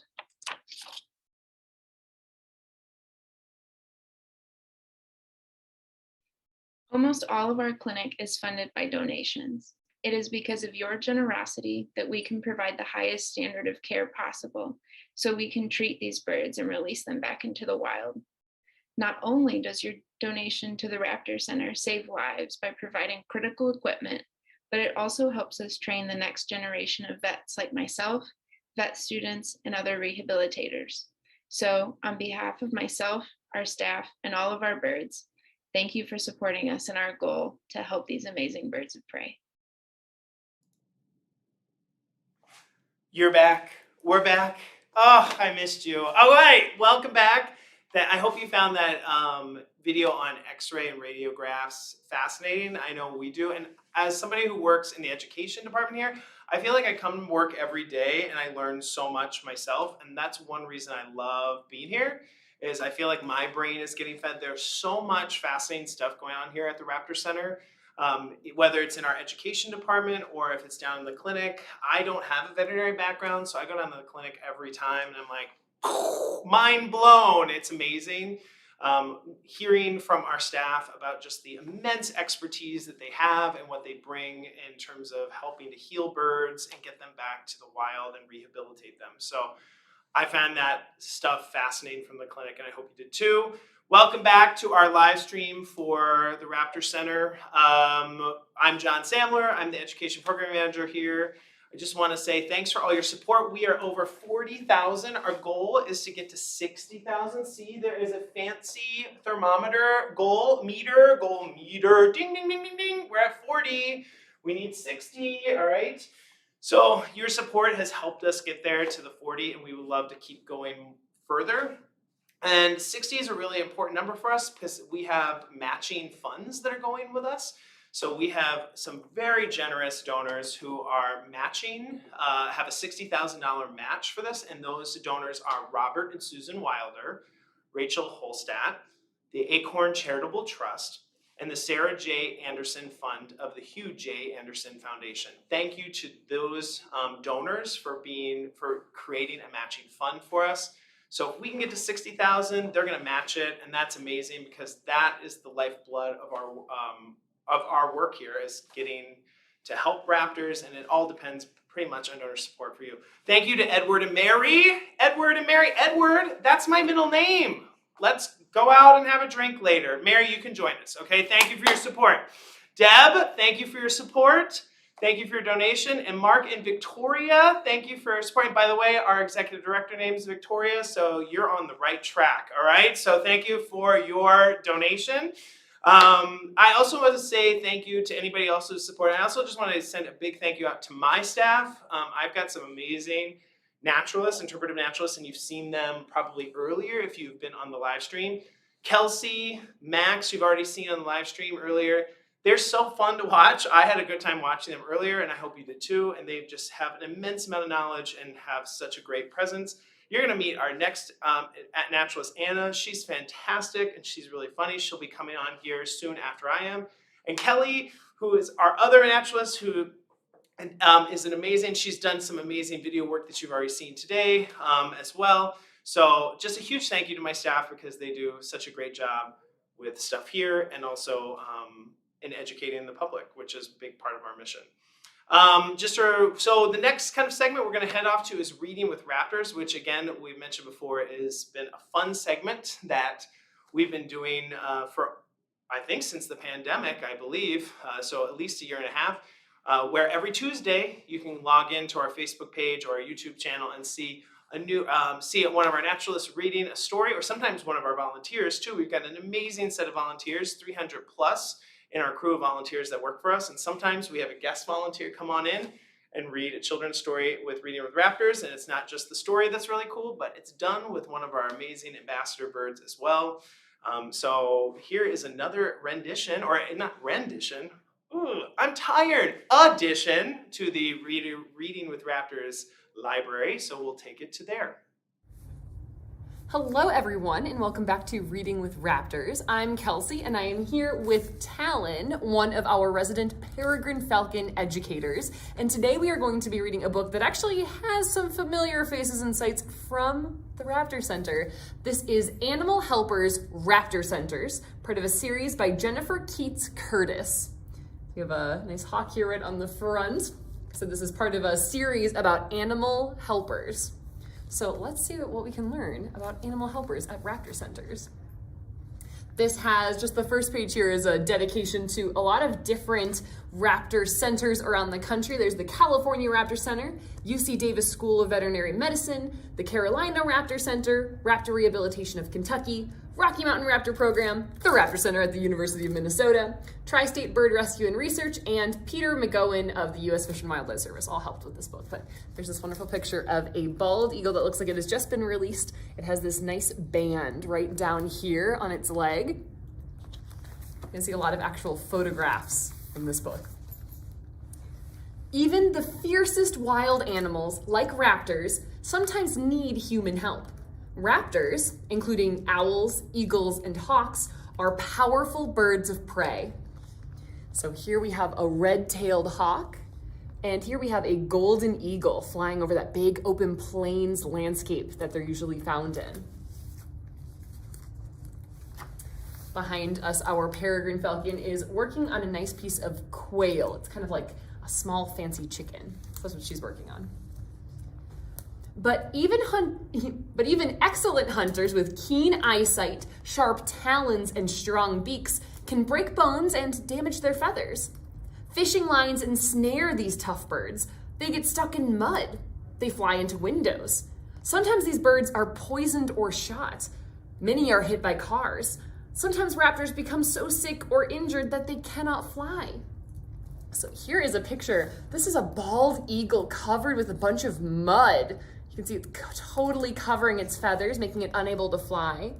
And this is a northern saw-whet owl. Looks Looks like they're looking at its wing, maybe inspecting its feathers. Baby raptors fall from nests or get blown out during storms. If their parents are not around, little chicks need help. When these magnificent birds are injured, animal helpers and raptor centers come to their rescue. And here are these fledgling great horned owls. So very small great horned owls who can't really survive without their parents' help yet.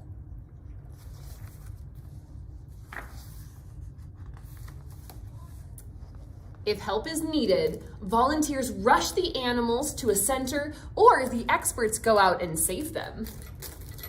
Here's actually a bird that looks like it's being brought in at the Raptor Center. I'll point out. Right here in the corner is a little eastern screech owl. This is in our front lobby area, what it used to look like. Just like in an emergency room, when a patient comes in, the staff evaluates her. Usually it takes 2 people to carefully check the whole bird. Eyes, beaks, wings, body, tail, talons, and feathers. Of course, people are trying to help, but the raptor does not know that and may be scared. So here is one of the veterinarians or the doctors checking out this bald eagle. You can see this big device that they're using to kind of look into the eyes. And then a volunteer who is using all the safety equipment to hold this bird in a safe way. And down here is a young great horned owl who's showing that defensive posture. It goes, oh, I might be very scared, even though they don't know we're trying to help them out. But luckily, our veterinarians and volunteers know a lot of ways to help take care of these birds, keep them safe. Raptor Center workers are part pediatrician and part detective. Like doctors for young children, the experts must look for clues to figure out why the birds are hurt and how to help them heal. Helpers check for broken bones. They determined if a bird needs bandages or surgery. Birds coated in oil, dust, or mud must be thoroughly washed. So here's a doctor looking at the wing of a bald eagle, kind of stretching it out to take a look. And here is a golden eagle that's being washed. Maybe it got covered in oil or some sort of mud or something that made it unable to fly.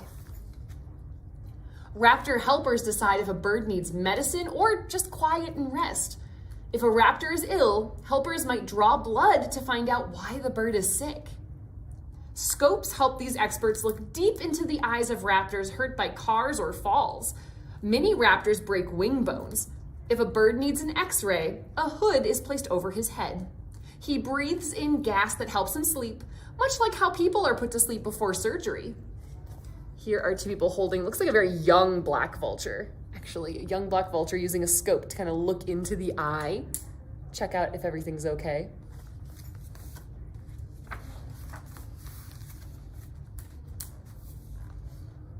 If a bone is badly broken, surgery might be needed. During an operation, the veterinarian places a metal pin through the sleeping bird's bone to help it heal. So here they are looking at the x-rays to try to figure out where that needs to go. And here they actually are doing the surgery. You can see the bald eagle is asleep, has the gas kind of hooked up to help it sleep, and then they're able to do what they need to do on this wing. After surgery, the raptor stays inside the center. He recovers in a dark, quiet room. He might go into a small pet carrier so that he may rest. Or his cage may be covered by a blanket to help keep him relaxed. The helpers keep the birds in a quiet rehabilitation area to keep them calm and help them heal. If the raptor does not need surgery, the bone is bandaged,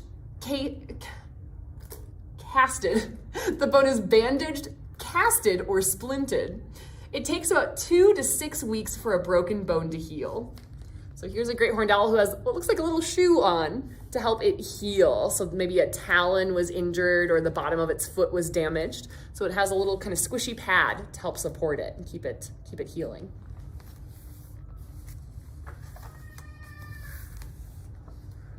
Helpers weigh their patients every day to monitor their growth.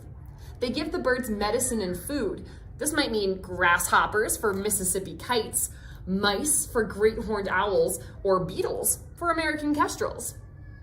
Once the bandages come off, the bird might need physical therapy. Helpers stretch the hurt foot or wing. When the bird's broken bones are healed, he moves outside. It is time to practice flying again. He begins exercising his wings in a flight cage. Within days, the raptor takes flight. Live food is placed in the cage. Helpers monitor him to make sure he can hunt. So here you can see, here you can see this great horned owl youngster that's growing up that needs a little bit of help still. So it's getting food from a person. And then here we have somebody who's encouraging a bird to fly into different perches to make sure that this bird kind of gets that conditioning it needs.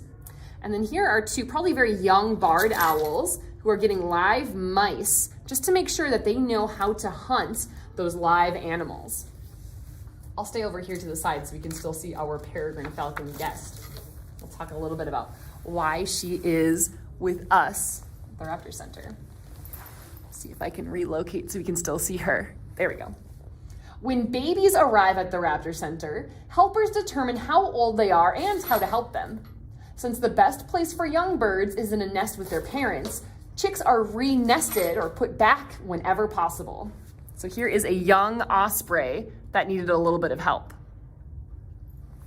If the nest or parents cannot be found, newly hatched babies stay in the nursery. Helpers use tweezers to help them feed them meat and insects. In time, they will be big enough to join foster parents. Foster parents, or adults of the same species, readily accept the babies. As parents, they will teach their offspring to hunt, fly, and defend their territory. So here are some young northern harriers who are getting food from people while they're still growing up. But here are some young great horned owls. You can see how they're still very fuzzy. And then there's an adult with them that maybe lives at the center and can't be released, but is still really good at teaching great horned owls exactly how to be great horned owls so that they can be released back to the wild. Peregrine falcon is roaming all over the place. Maybe looking for more of that delicious quail we were eating earlier. Like their elders, young raptors must also learn to fly and to chase prey. At some centers, when babies reach the brancher stage at about 6 weeks old, they are removed from the foster parents and taken to a nest box called a hack box. There, the young raptors become better flyers. They test their wings and begin hunting prey, such as mice placed on or near the box. Within weeks, most have completed flight school and fully returned to the wild. Since it takes time to become good hunters, human help may still be required. If necessary, helpers will put out food until one day the raptors fly away and become independent. So here's a juvenile red-tailed hawk eating a mouse that maybe was left out for it. And here is the top of kind of a building structure where these peregrine falcons might be staying and hanging out. So maybe near where they might have been hacked is kind of the verb for when we have birds that are in a hack box, when they are learning how to be members of their species, while still getting some support from people. I always really like that term, like hacking, like computer hacking. I think it's really fun. Many injured and orphaned birds are released.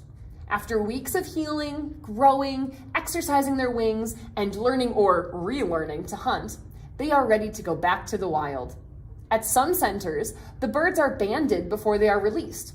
With joy, raptor helpers take them to specific areas and let them go. So here is a bald eagle being released. Actually, this is a volunteer here at the Raptor Center. And here is somebody affixing or kind of attaching that metal band to a bird's leg. So they're using a little pair of pliers to kind of bend this into place so it comfortably sits on the bird's leg in a safe way. But in the future, somebody might see this bird and know where it came from. We can help track them, rather. You can see just very, very tiny, this bald eagle actually has a band on its leg too. Despite the best care, some birds are unreleasable. They are unable to fly or feed themselves, or they are just too tame. When this happens, they stay at the Raptor Center or are placed in another licensed facility or education program. These birds learn to stand on a perch or a gloved fist and wear anklets, leather straps called jesses, and a leash to keep them from flying away or getting hurt. They serve as ambassadors, special birds who inspire people to learn more about raptors and the best way to keep these species from future harm. So here is a red-tailed hawk on the glove with somebody, and here's a great horned owl on the glove with another person. So these are two other ambassador birds who are permanent residents, just like our peregrine falcon here in the background.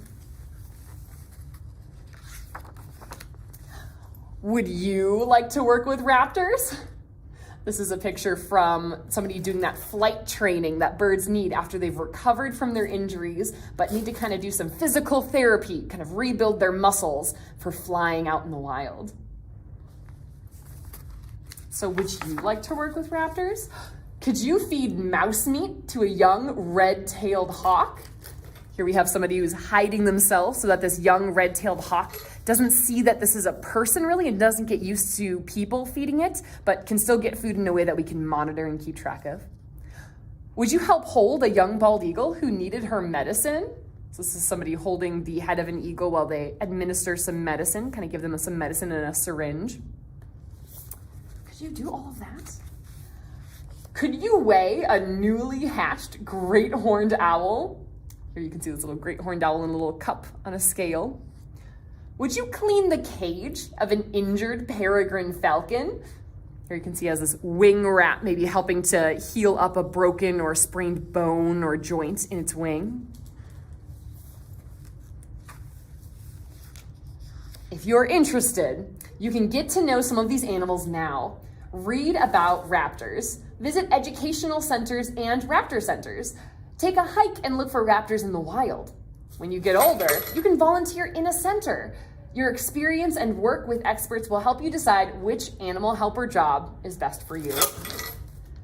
This is two people who look like they're rescuing an osprey, maybe untangling it from something or safely restraining it to bring it back to a raptor center where it can be healed.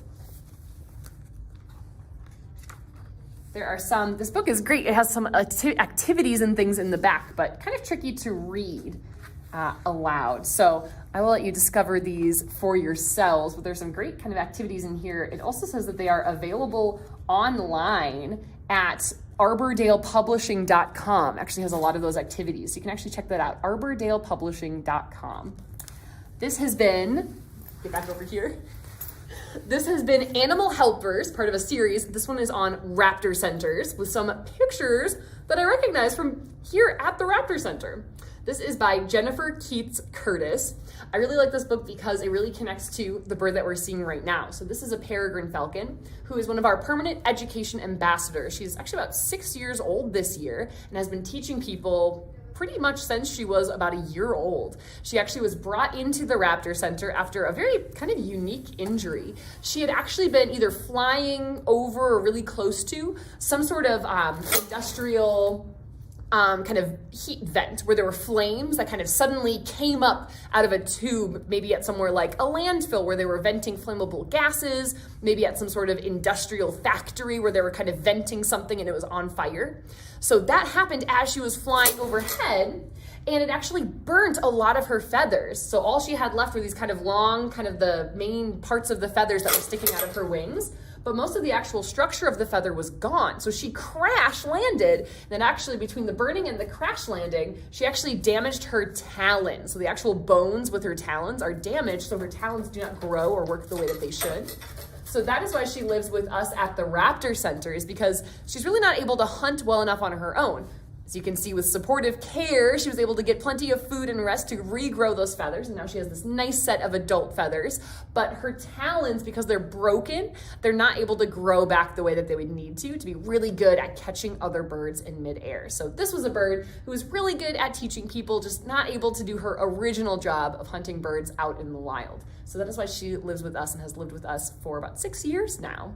So these education birds are so important, but knowing all of the work that our clinic does to support birds and try to get them ready for release back out into the wild is so important. We can learn so much about what is happening in the environment around us and some of the hazards, maybe some of even the newer hazards we haven't seen before. We can see a lot of those things developing just by looking at the birds that are brought into the clinic. So we learn a lot about some of the dangers that might be out there from landfills and industrial places like factories. We can learn a lot about their effects on other birds just by looking at the birds that are brought in. This bird is a great example. Well, everyone, thank you so much for joining me for Reading with Raptors. We will hopefully see you soon for more great reading books with Raptor ambassadors. For now, everyone, have a great rest of your day. Hello, I'm back, and I'm glad you're back. I hope you enjoyed the story that Kelsey was reading with our falcon Talon. I've got a smaller falcon, because, oops, all right, I'm probably scared of. This is Sienna, our American kestrel. She is one of the smallest falcons, or one of the species that is the smallest falcon in North America. And she came to us a few years ago. I believe she's 7, and she came to us as a partial wing amputation and had been habituated, or it was indicated she's probably habituated around humans already. And so she's been with us as an education ambassador since then. And so she's here to say thank you, as well as I'm here to say thank you for your donations. We are so incredibly thankful. We are over, as I've heard, $46,000, and that's an amazing increase in such a short amount of time. And remember, our goal is $60,000, and we would love it if we could even go past that goal, because every dollar that you give us, we put to good use here in helping get birds back into the wild, help them get the medical attention they need, or help them be part of our educational program and interact with hundreds or thousands of people in our community each day. Huge thank you to donors who just recently gave donations. Julie Ann, you're amazing. We see you. Thank you so much for your donations. Scott, you're also amazing. Thank you so much. We can't do it without your support. Kevin, thank you for your donation, and I also got to give you a secret personal thanks for saying that I should be a cheerleader. Kevin, you're a cheerleader because you're cheering me on. Thank you so much. I super appreciate it, and thank you for your donation. Lucia, I don't know if this is the Lucia who is going to teach me how to make a souffle, but if it is, you're an amazing volunteer, you're an amazing chef, and an amazing supporter of TRC. If you are not that Lucia, you are still an amazing person and amazing supporter of TRC, and we thank you both ways. Catherine, thank you for your donation. We're so appreciative of your help with us today, because we can't do it without your support. Wendy and Tim, thank you for the double support. Thank you so much for your donations. We are so appreciative. Sienna is very thankful, and so are all of our birds and our staff here at TRC. We are going to move on. If you are looking to donate, which we would love if you could give any form of support, you can go to z.umn.edu/RaptorGive2021, or if you want to do a phone call to talk or give your monetary support, it's 612-624-8457. So we would so appreciate it. Our thermometer is getting closer. Sienna is getting more excited. I'm going to give her a little piece of mouse to celebrate.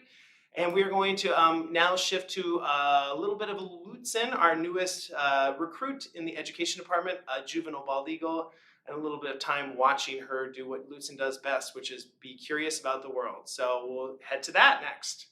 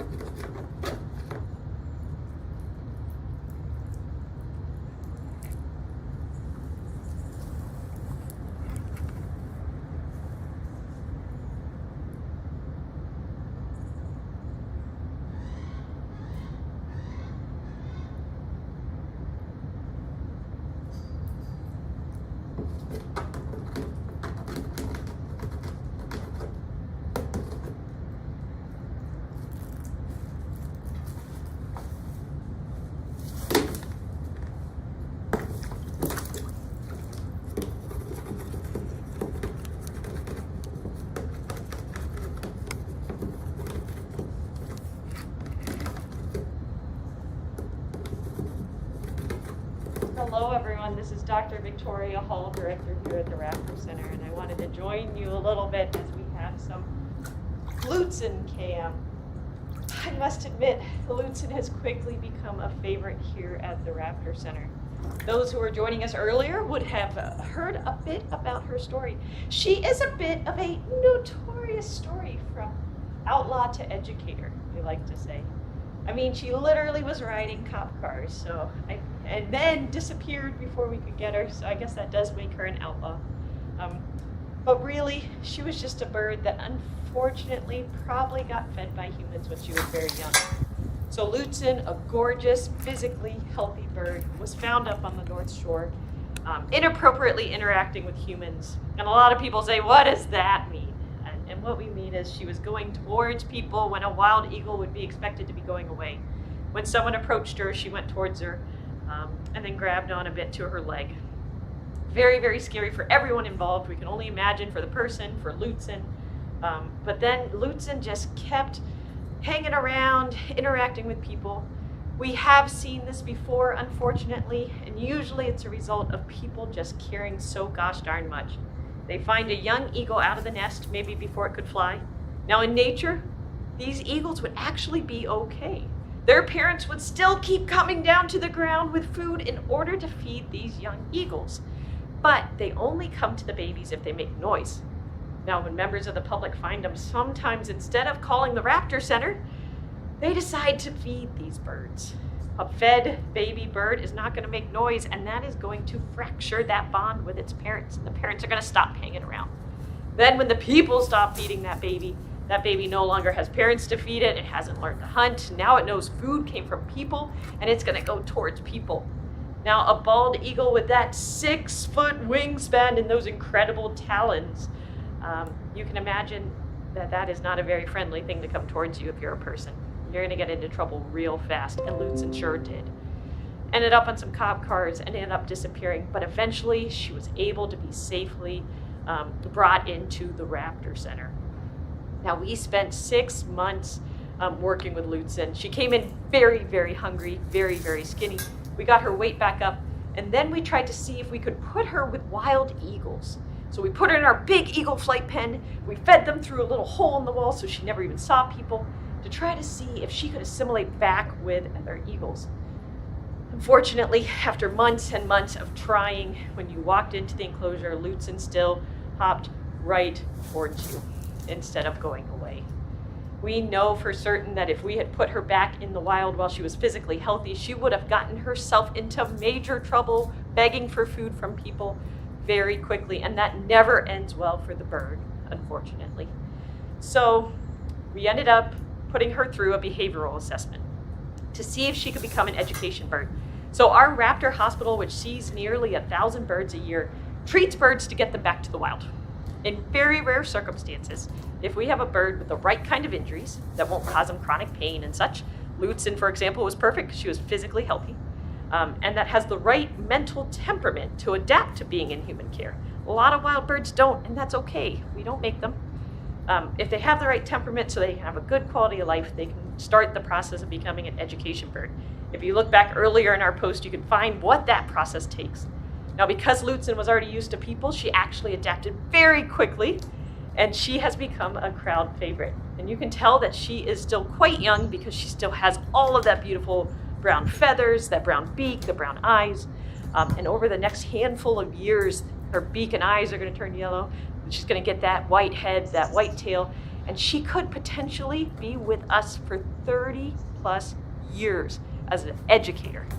So we would much rather Lutzen be free and in the wild, but this is kind of the next best option where we know she can be safe and taken care of, and also do a very important job of educating the public on how do we keep these birds wild so we don't make more education birds, so that we keep them free and in the wild, and people care so much, and we tell them how they can care in a way that helps the birds for their future. So I'll let you watch a little bit more of Lutzen, and just a heads up, we have a clip on northern saw-whet owls coming up next. If you have not seen one, you have a moment to Google it. If not, you're gonna see some in a very short clip about some northern saw-whet patients coming up. So I'll let you get back to just a little bit more Zen time with the Lutzen kit.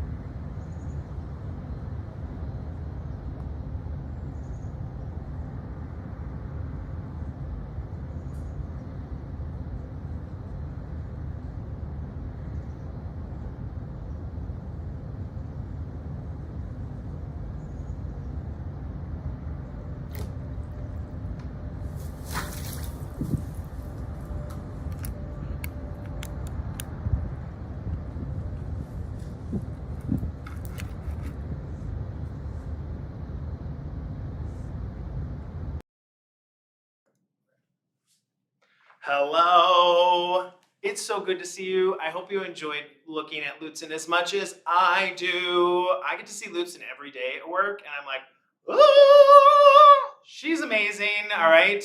And she is so much fun to watch. I have to say that as a bird watcher, I would watch eagles and kind of would not pay much attention to the juvenile eagles. I know, that's not very nice. I used to teach high school. You'd think I'd be more interested in the teenagers, but I guess I wasn't giving the juvenile eagles their fair share.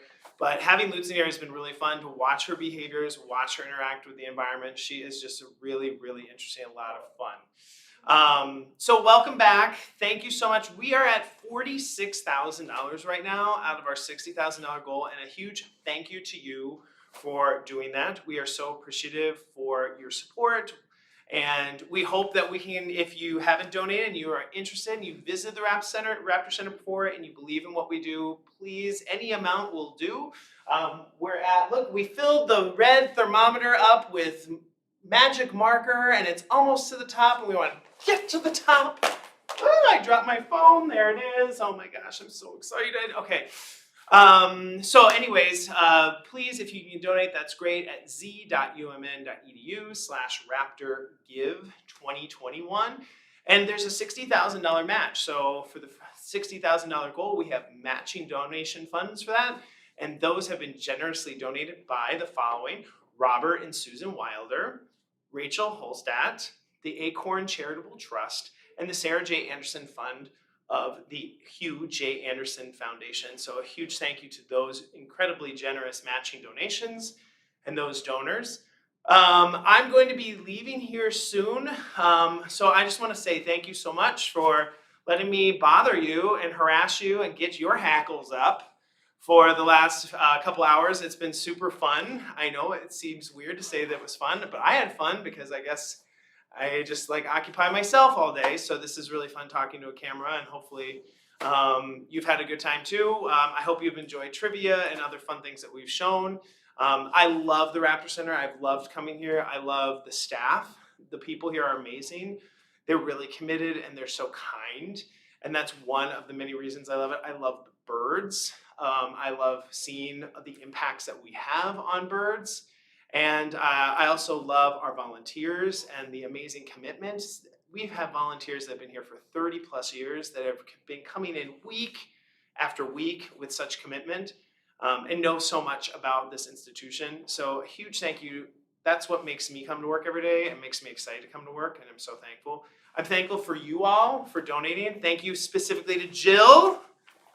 Jill, thank you for donation. Kelly's the name of one of our naturalists. She's amazing, so are you, Kelly. If you're the same person, you're doubly amazing. All right, Sharon, thank you so much. Ra shish kumbah.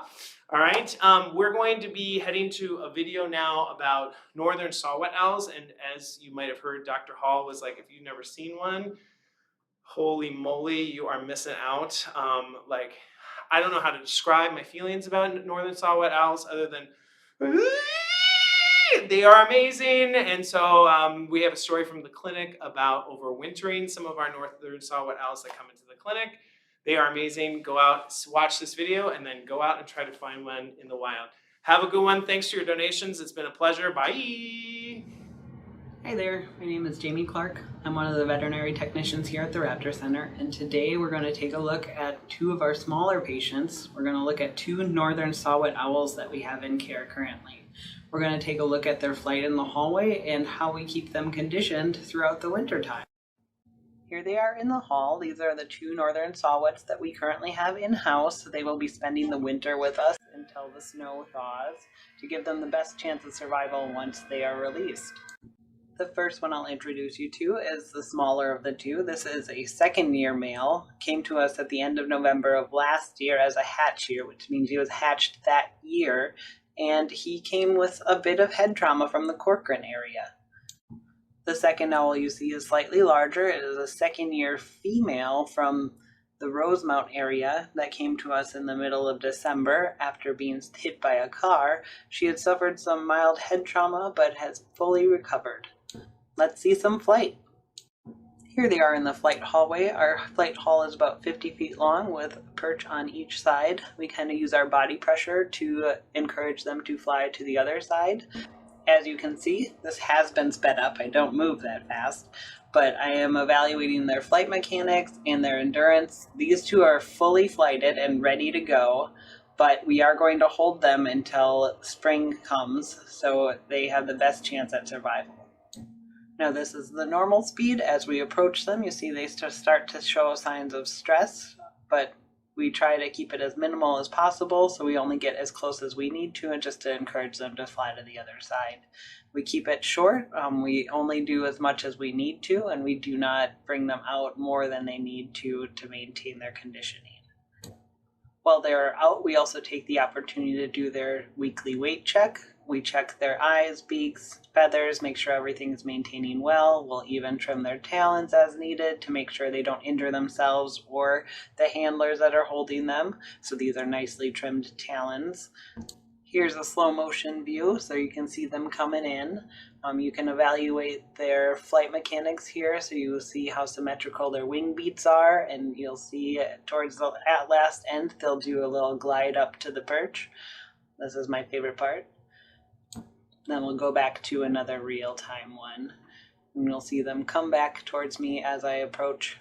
They will fly off and go back to the perch. And then this last one, just listen closely for a little vocalization.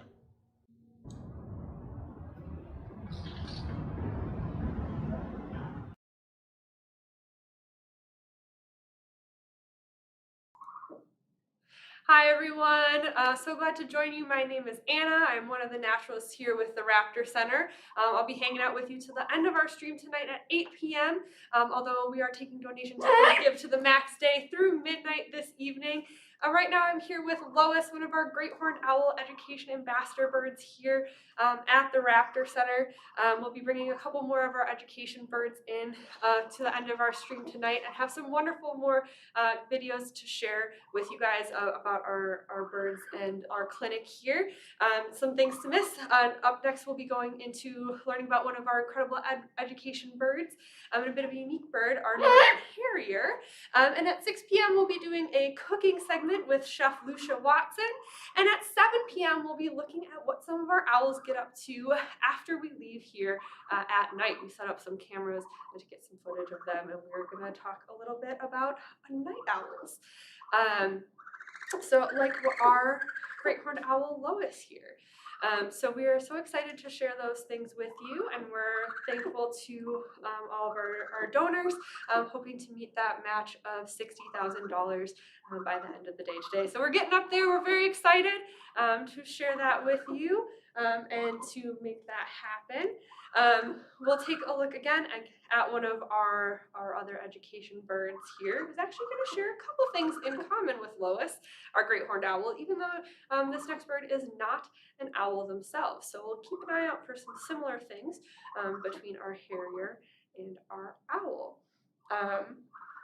We want to thank the Robert and Susan Wilder Fund, Rachel Holstadt, the Acorn Charitable Trust, the Sarah J. Anderson Fund of the Hugh J. Anderson Foundation for helping us meet our match again of $60,000. And we will head into our next video about our Meadow, our Northern Harrier. Hi, I'm Kelsey Griffin. I'm one of the interpretive naturalists here at the University of Minnesota Raptor Center, and I am here with one of our resident education birds, a Northern Harrier that we call Meadow. Meadow was originally a patient here in our clinic, so actually was brought in after being found out in the wild. Northern Harriers are normally found in big, open, kind of grassy plains areas, so it's found near one of those types of spaces. Having been unable to hunt, was really kind of weak and sick, and was brought into the Raptor Center where our veterinarians discovered a couple of things. They found that not only was she kind of emaciated or really hungry, had not been able to hunt food for a while, but also actually had antibodies, or kind of her immune system was responding to an infection, to a virus called the West Nile virus, which typically birds are getting from mosquitoes that are carrying this virus around. This is actually true of people as well. We can get this virus too. So we see this sometimes in birds, including types of hawks. And in hawks, one of the symptoms that it can often cause is that it will attack the eyes. And so this bird we actually found had scars in the backs of her eyes. This means that she has lots of little blind spots in her vision, which for raptors is really important. Them not being able to see 100% very clearly would make it really, really difficult for them to be able to hunt. And for Northern Harriers in particular, they're using their incredible eyesight to see small animals underneath big open grassy spaces, looking for things ranging from mice to rats, rabbits, small birds, even snakes and lizards underneath big open grassy areas. makes it really hard for them to be able to hunt if they're not able to see as well as they would need to survive in the wild. So that is why this bird was brought into the Raptor Center. But I think that her story really connects with the importance of the work that the clinic does to be able to assess what is going on with birds that are brought in, figuring out the kind of mystery, the puzzle of these birds, since they can't really tell us what's wrong or what's kind of feeling uncomfortable. Our veterinarians have to do a lot of work to figure out kind of what's going on. What kind of things could be causing this bird's inability to hunt? What kind of things might cause the scarring that they're able to actually see in the eyes using their scopes? So being able to figure out all of those things and solving that puzzle is one of just the many, many jobs that our veterinarians and our veterinary technicians are doing in the clinic. So this bird really shows some of the importance of that work. Of course, once it was discovered that she would be unable to be released into the wild, she was assessed, kind of looked at her temperament, kind of what her long-term health was going to be like, and it was evaluated and decided that she would actually make for a really good education bird. So she's been doing that job for well over a decade now. It's one of the actually relatively few northern harriers educating people in centers like the Raptor Center around the country. Normally, these birds are fairly kind of reactive. Normally, they're living in these big open grassy areas. They actually nest on the ground. So generally living with people can be a little bit stressful for a bird who really needs to kind of be on the watch, be on guard for things that might be approaching them in those big open grassy areas. But as you can see, this bird feeling pretty comfortable here. So we're able to do a lot of work to make this a really comfortable place for this bird to live, while understanding that each individual type of bird, both individual bird and species, has a lot of kind of particular needs that we need to watch out for. Now, with northern harriers, there are a lot of really special features that these birds have. We can see a couple just by looking at this bird. One of them is actually on their face. You might be noticing that this bird has a kind of strange face shape for a hawk. And that is because they kind of have this big round facial disc, almost more similar to what you might see on an owl.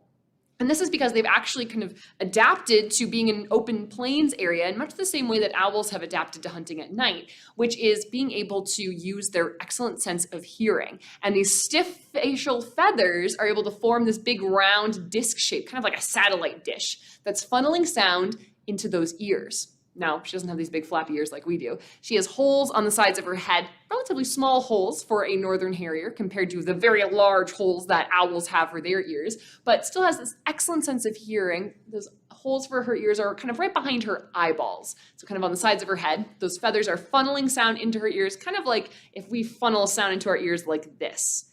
So those feathers are funneling sound in there just like they do for owls, allowing these birds to not only see their prey underneath the tall grasses, but they can also listen for it as well.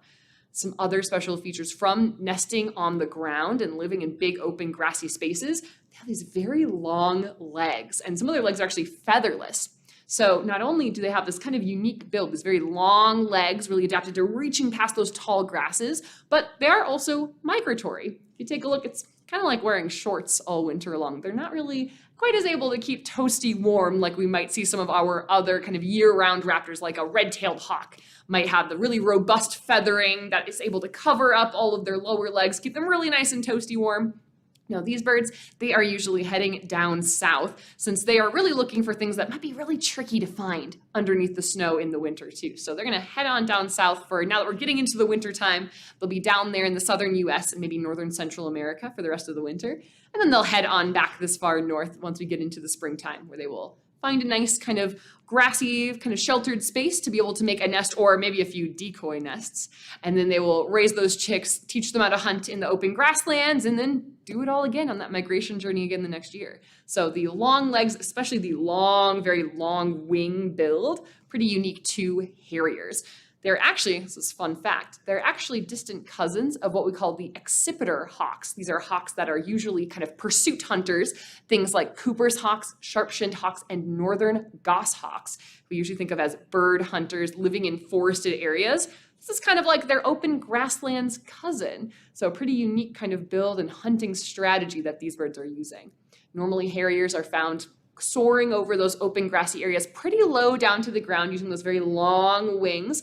They'll be kind of tipping back and forth using that eyesight and those nice ears and that facial disc to listen for their food. You'll oftentimes see them, you can see if you can see this on the camera, but you can actually see this big white patch kind of at the base of their tail called a rump patch. And that big white patch is really a good sign that you're looking at a northern harrier. I will point out one other thing, which is that this bird we are fairly certain is a female northern harrier. And we know that probably because she has these nice kind of brown feathers, the streaky belly and the brown, especially the kind of mix of the light tan and dark brown feathers on her wings. Most raptors, the males and females look very similar, but in northern harriers, they actually can look different. Females tend to look like this, and the males have more of a very light, kind of pale, silvery gray belly and very light gray, silvery feathers across the top of their wings. So they look very, very pale, but they stand out a little bit more against those big open grassy plains, whereas the females are a little bit more camouflaged, able to stay on those nice kind of nesting sites without causing too much notice, thereby keeping those eggs or the young chicks safer from potential predators. Now this particular bird, you can see she's been doing a lot of preening, kind of keeping those feathers nice and taken care of. I'm gonna see if she might be interested in taking a little bit of a mist bath here, being able to get maybe a little bit of a shower in, maybe help preen, keep a little bit clean. As we get into the colder temperatures, it's a little bit harder for birds to have water since we're here in Minnesota. It gets a little bit too chilly for water pans for most of the year. So being able to offer birds either indoor bathing opportunities or mist baths is really important to keep them healthy, help them keep their feathers in really good shape. This is actually also how they get some of the water that they need. They also get the rest of the water that they need from the food that they eat. So really important kind of source of enrichment for them. I'm also wondering if she does get kind of into it and spreads her wings out, you might be able to see that nice big white rump patch I was talking about earlier. See if we can help her clean off her feet. There, you can see the nice big, little bit of that nice big rump patch. We'll be able to see what we can do to help them out. Now, we talk a lot about enrichment up here in the education department with birds that are living with us full time, permanently for the rest of their lives. We do a lot of work to make sure that they're staying physically and mentally healthy. But down in the clinic, birds that are in rehabilitation also get enrichment as well. It's still really important, even if those birds are only staying with us for a short period of time. We still want to make sure that they are staying mentally and physically healthy, and it can help with their healing as well. So there are birds who definitely also need access to their water pans to do all those very important bird behaviors. This can help us assess and make sure that they're able to take care of themselves as they're healing as well. It's a great metric for being able to make sure that those birds are really well on the road to recovery, doing important bird behaviors. They also might get toys with food in it. Normally those birds, especially as they get healthier and are getting back up to their full strength and abilities, they're getting back into the mode of needing to be able to expend all that energy, looking for food, tearing things apart, figuring out how to get the best parts out of a dead rat or fish or something like that. So providing lots of enrichment for clinic birds, birds that are kind of in residence on the clinic, hoping to be released. I want to make sure that they're also getting plenty of physical and mental activity too. So things like egg cartons with food inside of it, or balls of old rope that we've tied into knots for them to tear apart, different kinds of dog toys potentially too. Doing a lot of work with different things to make sure that those birds are staying plenty healthy as they are kind of finishing their healing process with us. I'll point out before we sign off here, that nice big white patch. That's that rump patch I was talking about. Really distinctive for northern harriers. Getting a little bit of bathing action in here. Maybe you can see, might be able to see the water beating up on the feathers. Also really important for birds, both in our education collection and birds that are going to be released back to the wild to have really good feather condition.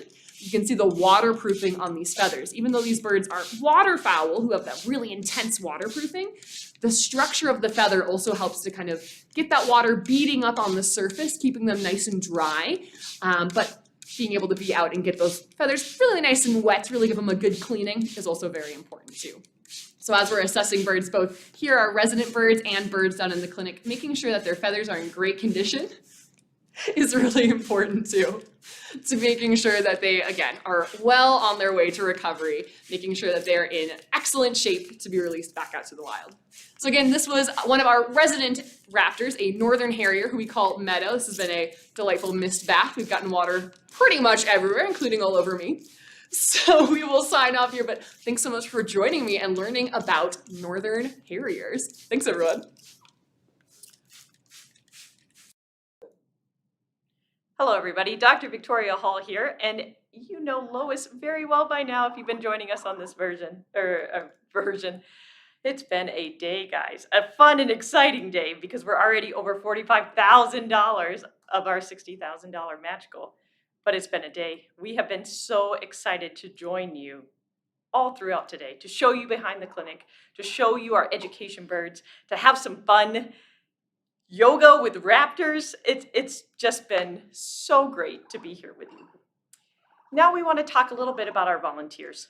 So here at the Raptor Center, because our budget is mainly based on philanthropy, we could not make it without our volunteers. We have over 300 amazing, incredible volunteers. They do everything from exercising our birds so that they can get the endurance back to get released. They do education programs, tours, children's parties, and they help in the clinic holding birds, holding patients. And then we have transport volunteers who some of them literally drive thousands of miles a year to make sure that ill and injured birds can get care. Volunteers. During COVID, at one point, we had to not have volunteers. And let me tell you, it almost crushed the staff. Everybody was kind of hanging off the edge there because that is just how much work and the heart and soul of the center volunteers fill. Bring up volunteers because our very exciting next piece is by one of our very treasured volunteers, world-renowned Chef Lucia Watson. Now, Lucia Watson is a volunteer in our clinic.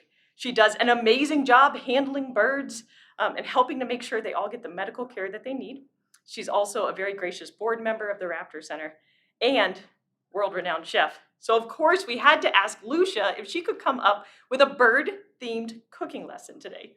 Now, she decided to make something that is light as a feather, and you know we're all about the puns, so we love it. So we're going to have an amazing cooking lesson from Lucia Watson. But if you couldn't tell, Lois is pretty hungry. So we're going to give her a little bit of an appetizer before we watch Lucia's piece. So I might go find something human related, not quite as interested in rat heads, and I'll let you guys watch Lucia. Thanks. Hi, I'm Lucia Watson. I'm the former chef and owner of Lucia's restaurant in Uptown, Minneapolis. I'm happily retired now, and I spend some of my time volunteering at the Raptor Center. The Raptor Center is an amazing place, and I love it so much that I even joined their board. What the Raptor Center does is they ensure the health of raptors and the world we share with them. It does this through education, through research, and through rehabilitation. It's a great place, and I hope today on Give to the Max Day, you'll consider making a generous donation to support their work. I work as a volunteer in the veterinary clinic, where I help the veterinarians really from all over the world who are training with the Raptor Center to rehabilitate and help injured birds. So I wanted to make something special for you today to demonstrate. And I was thinking, what on earth could I make that would have anything to do with raptors? And I thought, well, why not make something as light as a feather? So I'm going to demonstrate making raspberry soufflés today. It's very simple, it's fun, it's easy, and let's get started.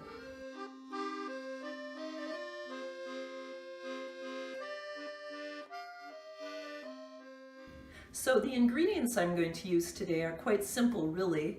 I have these local Minnesota raspberries that have been frozen. I have sugar, I have powdered sugar, I have pure vanilla extract, and I encourage you to always use good vanilla. Some lemons, some beautiful local butter, local eggs, and a little bit of cream of tartare. And we're gonna make our soufflés in these cute little French ramekins. So we're going to start by making our raspberry coulis, which is really just a thick puree of raspberries. I've got about 3 cups of raspberries here. I'm going to add about a ½ cup of sugar, and then I'm going to add a little bit of lemon juice. That acidity with the sweetness is very, very important. Then we're going to put these on the stove, and we're going to cook them down till they're thick. So we're just going to let these get hot and cook down a little bit, and we're going to preheat our oven to 425. Let's prep our little ramekins. What we're gonna do is we're gonna take a little bit of this butter and we're gonna generously coat all the inside of these ramekins, bottom, sides, everything, like so. And then we're going to generously sprinkle sugar inside. And so everything is coated thoroughly with butter and sugar, like that. So now I'm going to separate my eggs. We use egg whites for our souffle, and you want everything to be absolutely clean and dry.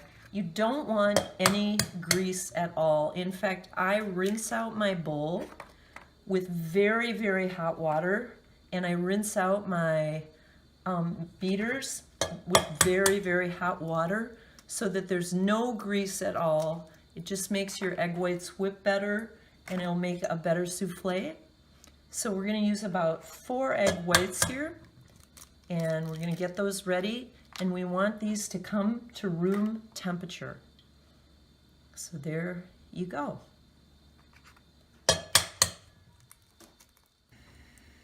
So here our raspberries have been cooking down for maybe 5 to 10 minutes, and they're all kind of coming apart and integrating. And what we're gonna do is we're gonna cook them down, and then we're gonna strain them through a fine mesh strainer to get out all the seeds. So we just have a beautiful, thick raspberry puree. It smells so good. So now we're gonna strain our raspberry puree, and I like to use a pretty fine sieve for this. It's really hot, but that's okay. You just be a little careful. You could let it cool easily. So we're just gonna strain this through and get rid of these seeds. It smells so good.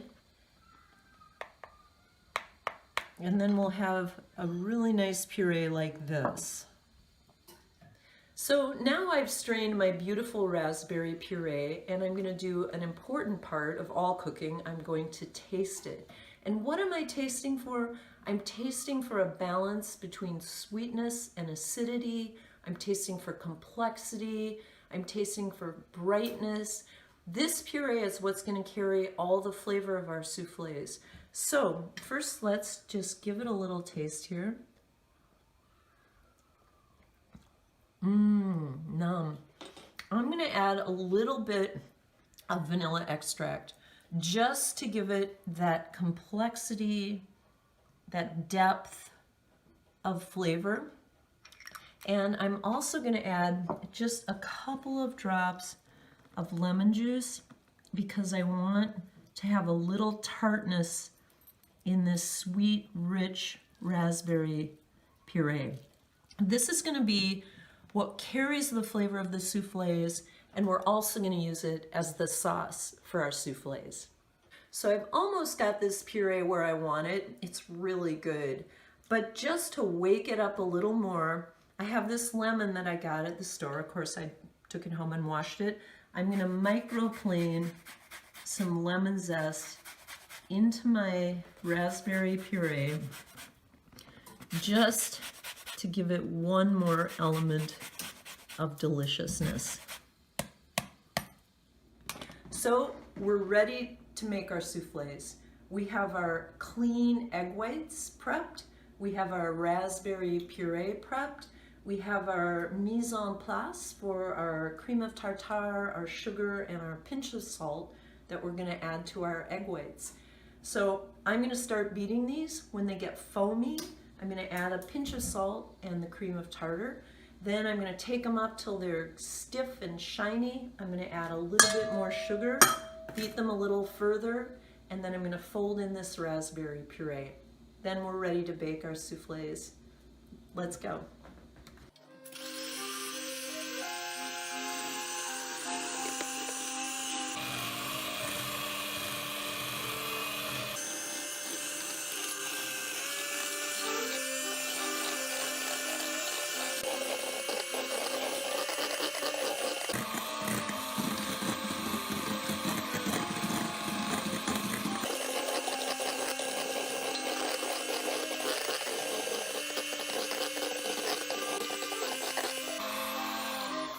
All right, that's what we're looking for, these stiff peaks.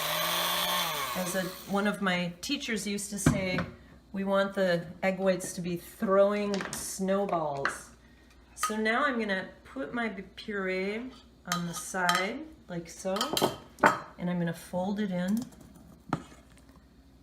like this, gently, because we don't want to deflate our egg whites. It's way okay if there's streaks of raspberry puree there. This is why you want your puree so concentrated, because that's what really carries the flavor. All right, and then we're gonna put it in our ramekins. And these are little ramekins.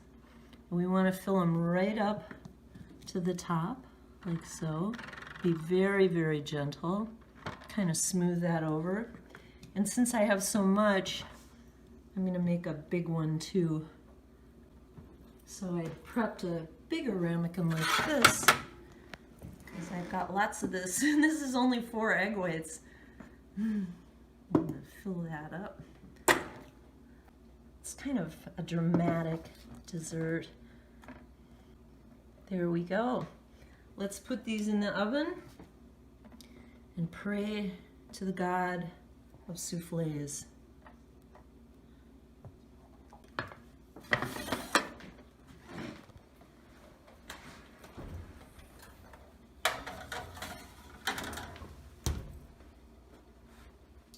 So my soufflés are in the oven. You saw I whipped them when they were foamy. I added the salt and the cream of tartare.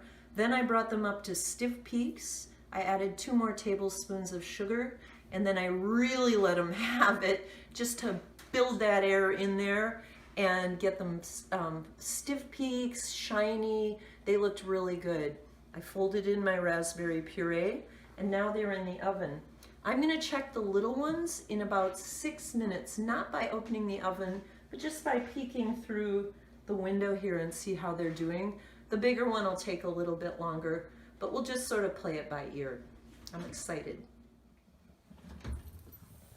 Oh my gosh, look at my soufflés. Very, very exciting. We're gonna leave the big one in there to cook a few more minutes. There we go. And then we're gonna sprinkle with a little powdered sugar to garnish. And here. And we're gonna serve it with our raspberry sauce, which when we dig into it, we can just pour inside. So how to eat a soufflé? You just dig right in. Ooh, see, it fell a little bit there. I like to make a little hole, and then I'm gonna pour some of that in there, and I'm gonna take a bite like this. Mmm. It is light as a feather. Mmm. I hope you'll try making soufflés, and I hope you'll consider supporting the Raptor Center and helping our birds who actually do have feathers soar and be healthy and teach us what they know about the environment and help us make the Raptor Center a success today. Thank you so much. Have fun. Yum. Hi everyone, welcome back with us live here at the Raptor Center. We have another one of our education birds here, Lutzen, one of our bald eagles who we saw a few videos about earlier. She's one of our newest members of the team here, and she's getting ready. We're prepping some food for her as well, getting some of her dinner ready for her. Thank you to Lucia for that incredible recipe. I can't wait to make it myself. Those light as a feather soufflés look absolutely beautiful. Here at the Raptor Center, before we get into a little bit more about our food and diets that we'll be prepping for all of our birds in the education department, as well as birds in the clinic, which we'll see a little bit about in just a minute here, and get ready for Lutzen to have some dinner. We get a lot of feathers as well, which those light as a feather soufflés were based on. Our birds molt feathers around once a year, and they lose their old set of feathers feathers and grow in a new set, and we got lots and lots of feathers around. So I figured now is a great opportunity to share some of those cool feathers that we can see here with you guys. And we do have permits to be able to keep some of these feathers around and share these feathers with you. So Lutzen in the background here is one of our bald eagles, and I'm sure you've gotten some information about her already if you've been around. She is a juvenile bald eagle, so she does not have her full white head and tail yet. So she will get that around 5 years old. She's only in her 2nd year right now. So we do have a lovely demonstration here of the progression of that coloration on eagle tail feathers. So we can see the full immature bald eagle tail feather with that dark brown, the transitional stage before they get that beautiful white tail in there. So slowly over the next couple of years, Lutzen herself will gain that white tail. We also have some other beautiful feathers that we have here, including some lovely collection of red-tailed hawk tail feathers. So this particular feather, this one right here, is what we kind of typically see for red-tailed hawks around this area, but we can really see a large color variation in our red-tailed hawks. So this is our lovely like ombre gradient of red-tailed hawk feathers, going from very, very dark to very, very light and kind of everything in between. And you can see different levels of striping there.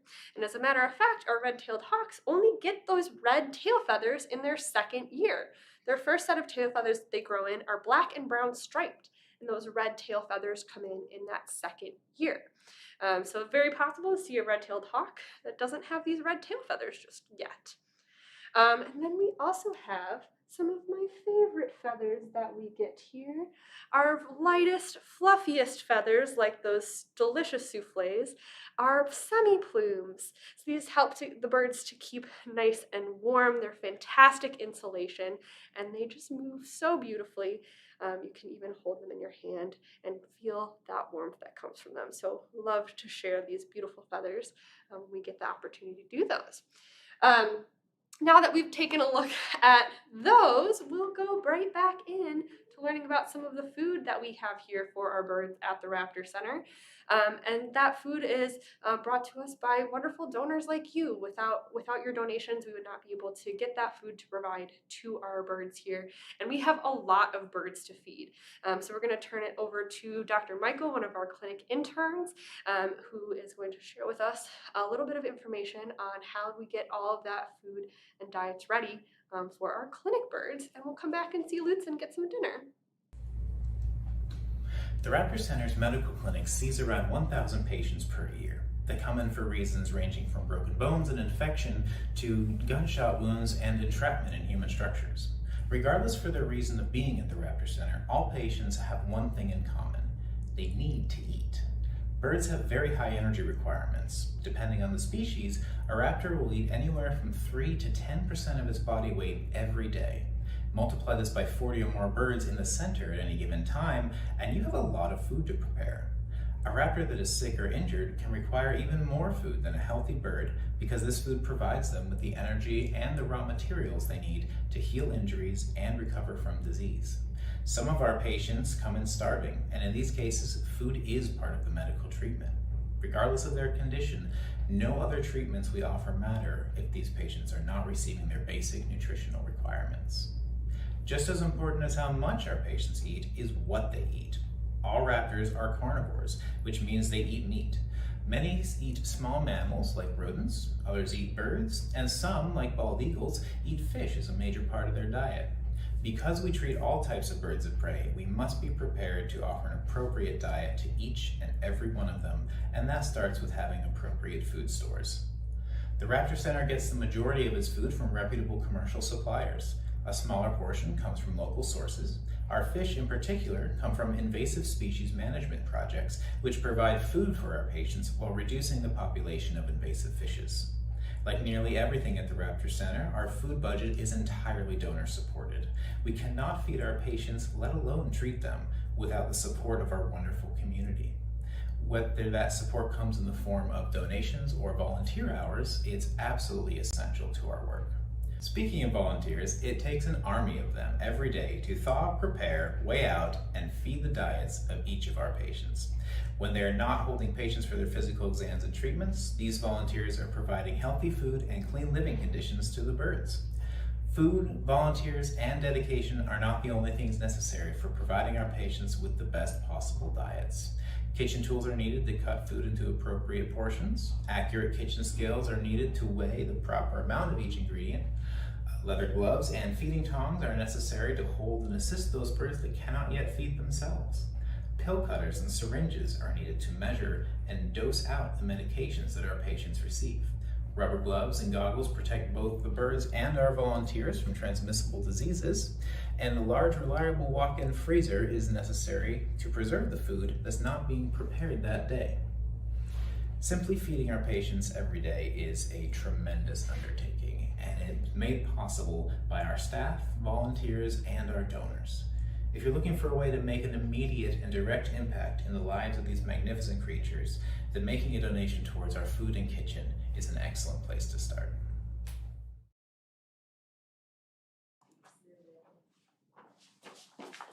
Hi, everybody. Thank you again for joining us here live at the Raptor Center, learning all about how we provide food and diets to our birds down in the clinic. We do something similar up here for our education birds, prepping food for them as well. And a huge part of our expense in running the Raptor Center is in providing all of the food to our education birds. So your donations are a huge help into making sure we have that food available so we can keep all these birds healthy and make sure we're getting those clinic birds healthy and strong and ready for release back into the wild. If you'd like to find out more about donating, you can visit our website, which is on the screen or in the chat, the z.umn.edu/raptorgive2020. Again, we're looking for a match of $60,000. We have a match of $60,000 for donations today, thanks to Robert and Susan Wilder, Rachel Holstat, the Acorn Charitable Trust, the Sarah J. Anderson Foundation Fund of the Hugh J. Anderson Foundation. So thank you to them for matching that $60,000 donation. And thank you to our recent donors, Nancy, Madonna, Michael, Patton Thomas, Anthony, Stacy, Gina, Cassandra, and Carl. Thank you so much for your contribution and helping keep these birds fed. Now let's get to it. Lutzen here has been waiting very patiently back here for her dinner. So we'll give her, she is eating some lovely carp today. We've got it all prepped and ready in her cup, a nice fillet of carp. So we'll give that to her and get a nice close look as she works on her dinner here. There we go.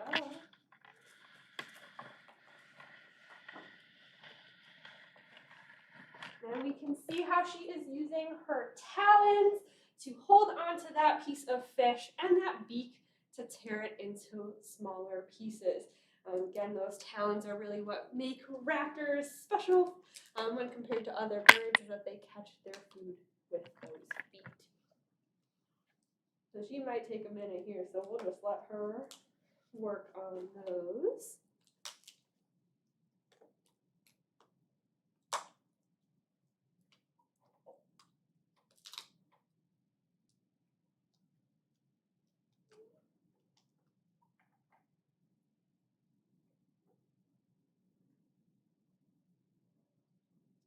While she's working on her piece of carp here, coming up later this evening, next we're going to learn a little bit about how we would get a young bird like similar to Lutzen here, but a young bird that comes into the clinic and might need a little bit of help to get back into the wild successfully, how we can help do that through a process called hacking with our assistant director, Lori, in just a minute here. Then we're going to learn a little bit more about Lutzen, our bald eagle here, and her story, how she came to join us here at the Raptor Center, becoming the newest member of our education team here. And later, at around 7 p.m., we will be learning about our night owls. What do our owls get up to here at night? Again, we're looking to check in on those guys. And we're so thankful for all of you for joining us and helping us meet our match this evening. We're well on our way to meeting that $60,000 match.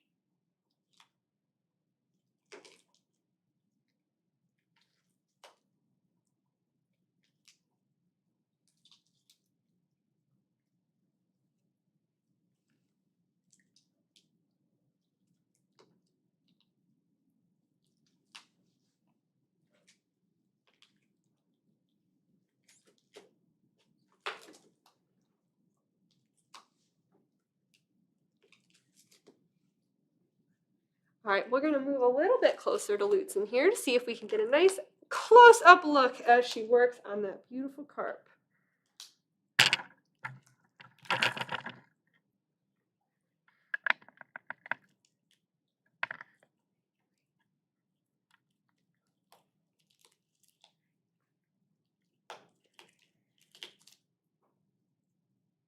Hope everybody's had their dinner. I could maybe go for a little seafood myself. Love some sushi. Helping us to get rid of some invasive species here in Minnesota by taking care of some of those carp. We're doing a really good job of getting in there.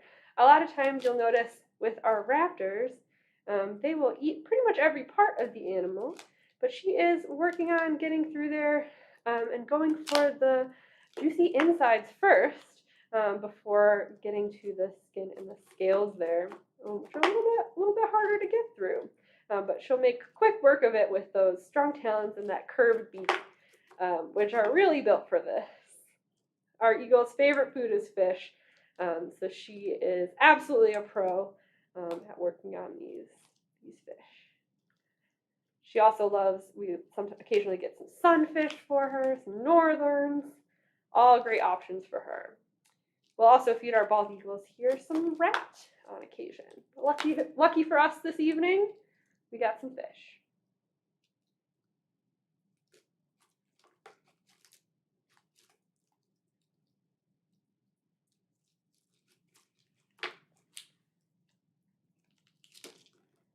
Hear those really great noises as she gets in there and does that amazing ripping into swallow-sized pieces. These birds have really stiff, pointed tongues that kind of point backwards and actually help to kind of get those pieces of food back down their throats, even when they're pretty big. So we'll see if she goes for a nice big piece for those last couple bits there. And again, we want to thank you all for your donations for helping us to get food like this for our birds here in both the education department and the clinic. It's really important for us to be able to feed these guys.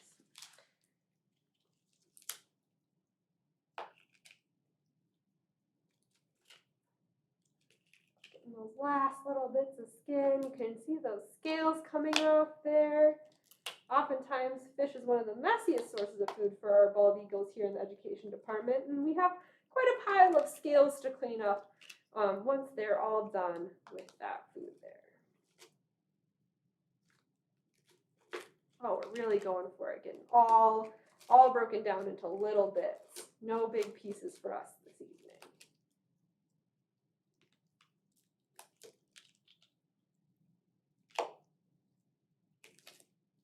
As we're getting to these last little bits here, working on that last find. Oh, that was a good one, Lutzen. As she's finishing up here, we will get ready to visit our assistant director, Lori, who will talk to us a little bit about hacking and how we would get a young bird out back into the wild and help them to be successful. Sometimes we will get birds to the clinic. We'll learn a little bit more about Lutzen later, who are not able to be released because of early interactions with people. And so hacking can help prevent that and is the way that we can get a young bird back into the wild. So we'll let Lutzen clean off her toes there, and we'll turn it over to our assistant director, Lori, and learn a bit about hacking. Hi, my name is Lori Arndt, and I am the assistant director at the Raptor Center. Our clinic admits between 800 and 1,000 raptor patients every year. And both the species we see and the reasons they are admitted are often tied to the seasons. In the fall, we see many migratory patients who have been injured colliding with obstacles on their journey south. But in the spring, it is a different story. From the end of March through midsummer, the Raptor Center's clinic is bustling with babies. First with owls, then hawks, eagles, and falcons. Now, most often the youngsters that are admitted are just fine, but for a variety of reasons have either fallen out of their nest and need a boost back up, or they are found investigating the world before they can fly, a developmental phase that many species have called branching. The best chance these newbies have for long-term survival is to be reunited with their parents so they can learn the important skills they will need. Depending on the species, the length of time it takes for this learning once they leave the nest ranges from 3 weeks in small falcons to 6 months in great horned owls. Now, sometimes it's not possible to reunite young raptors with their families or foster them into new raptor families, and so the Raptor Center raises them to fledgling age. This often happens with American kestrels.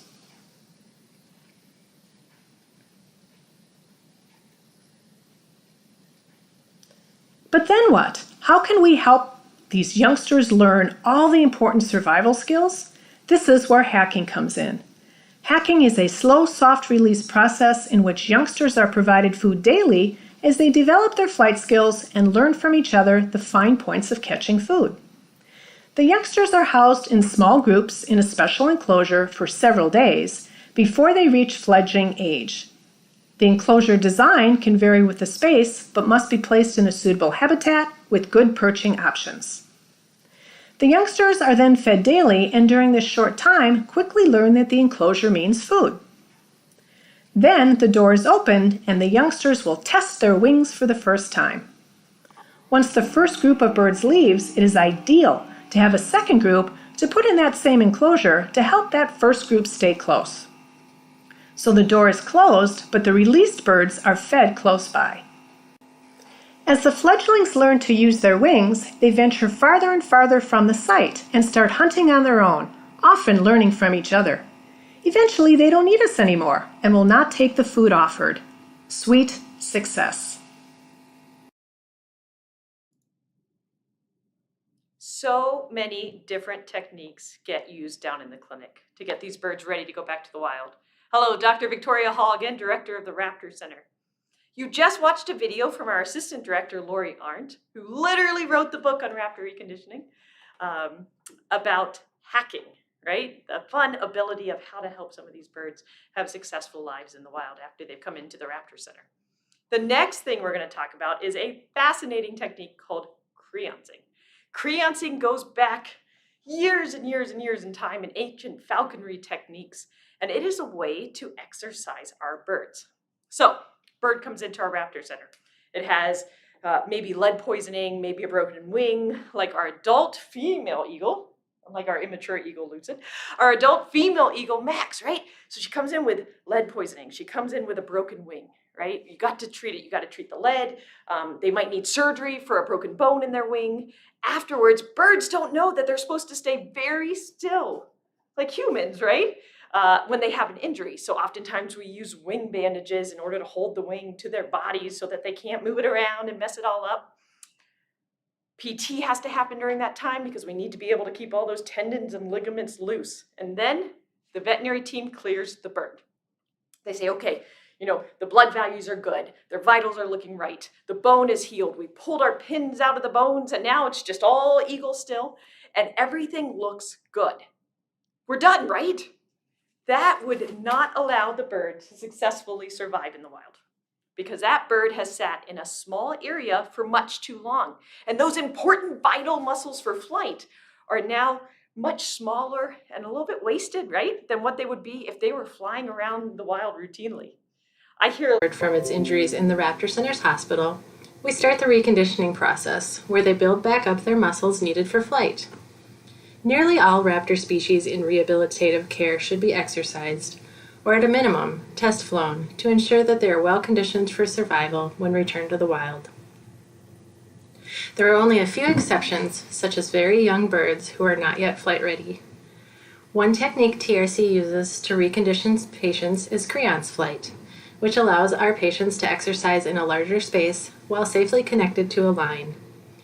Creance flight and other types of exercise beyond carefully controlled physical therapy are only utilized after a patient's illness or injury is completely healed and the bird is transferred from medical to rehabilitator care.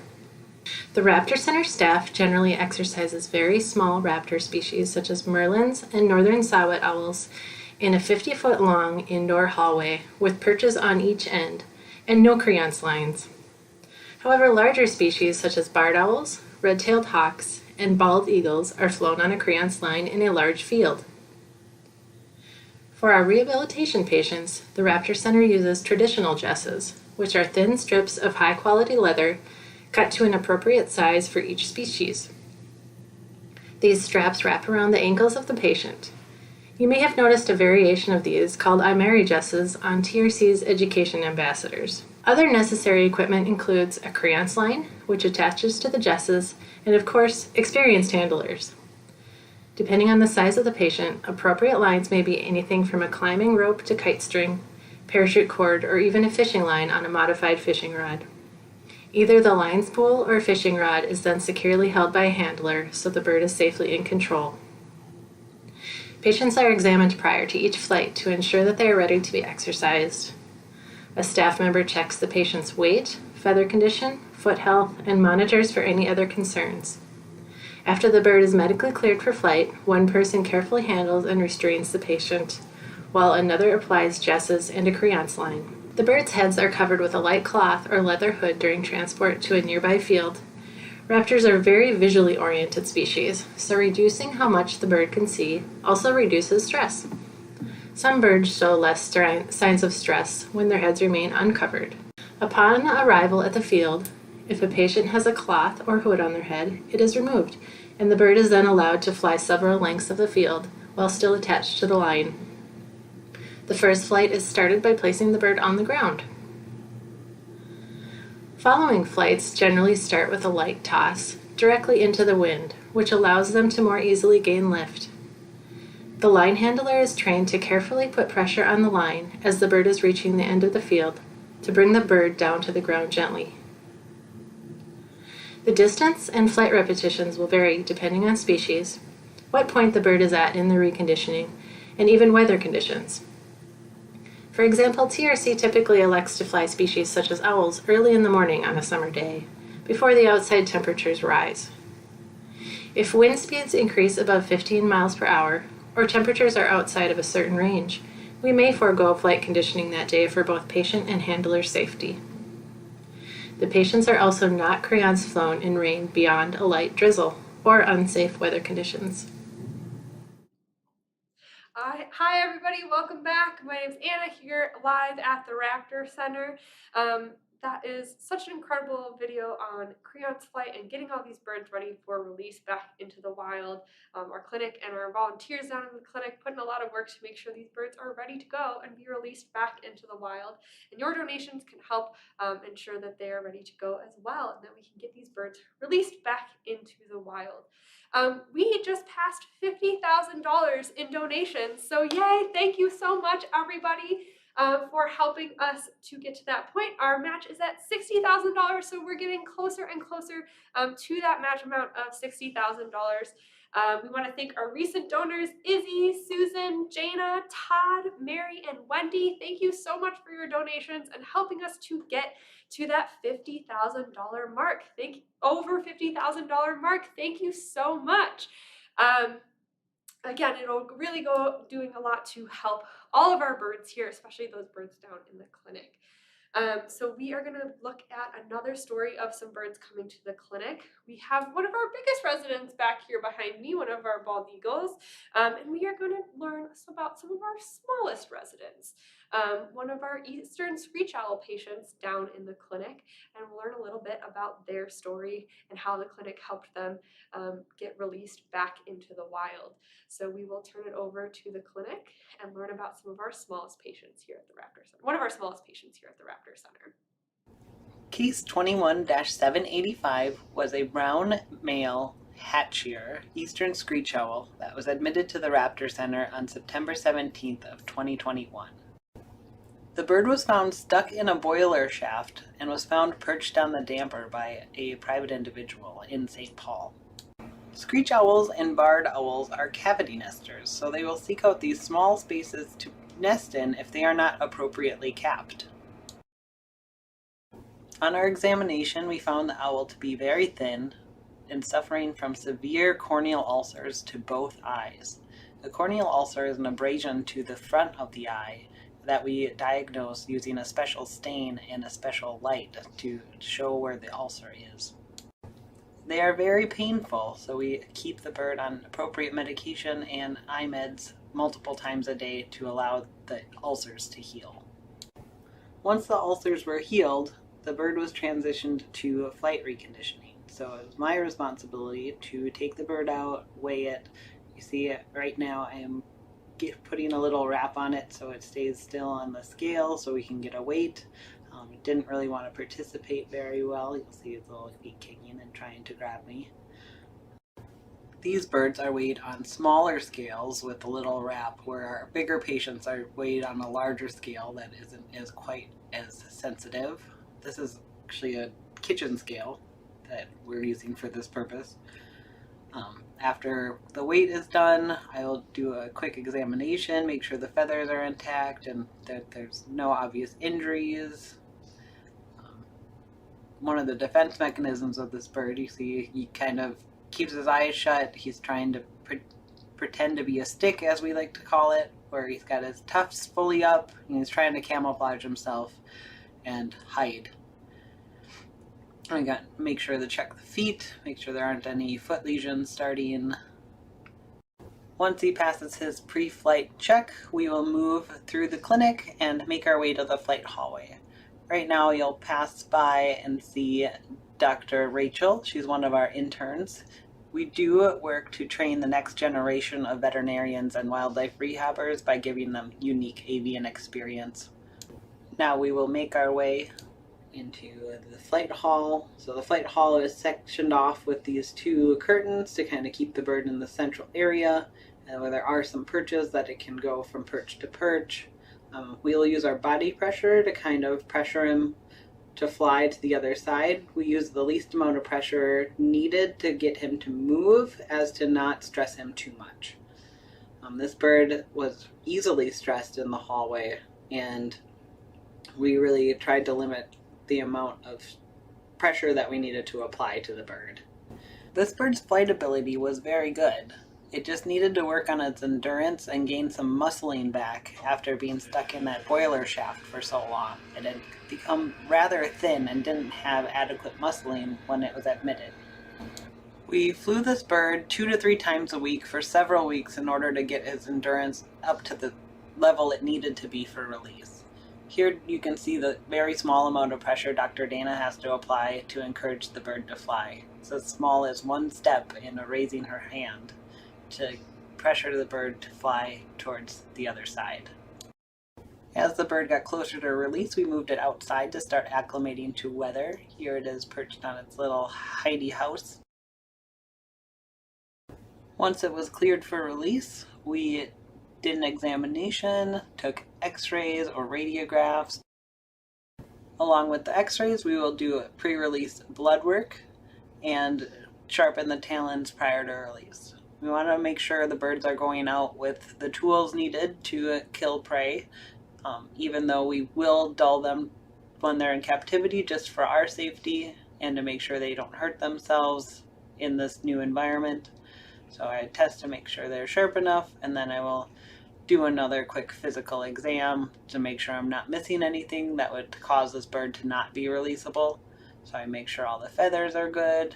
He's got excellent feathers. You can see his grayish brown feathers. So screech owls come in kind of 2 to 3 different color types. There's a red one, a gray one, and a brown intermediate between the red and the gray. Right now I'm applying a band, so this is a permanent identifier. If this bird is ever found again, we will be able to learn more about where it's been, where it moved from where we released it, and gain more information about the species. We learn from each individual patient to help secure the future of their species. Most of the bands used for raptor banding are fold-over or non-removable bands. Some of our larger bands are actually riveted, like the ones on the bald eagle. So you see this one, I'm crimping it over, making sure it spins freely, testing the fit to make sure we have the appropriate size. Each band has a unique number identification, so we can tie this number to this patient for the entirety of it wearing this band. Once the band has been applied, we wake the bird up from anesthesia and get it ready for release. This bird was released at a local park back into St. Paul, where it flew off before we could even get a photo of it. We admit and treat nearly 1,000 birds each and every year for release to the wild. Your support helps keep our hospital running to save raptors like this one. Little owls.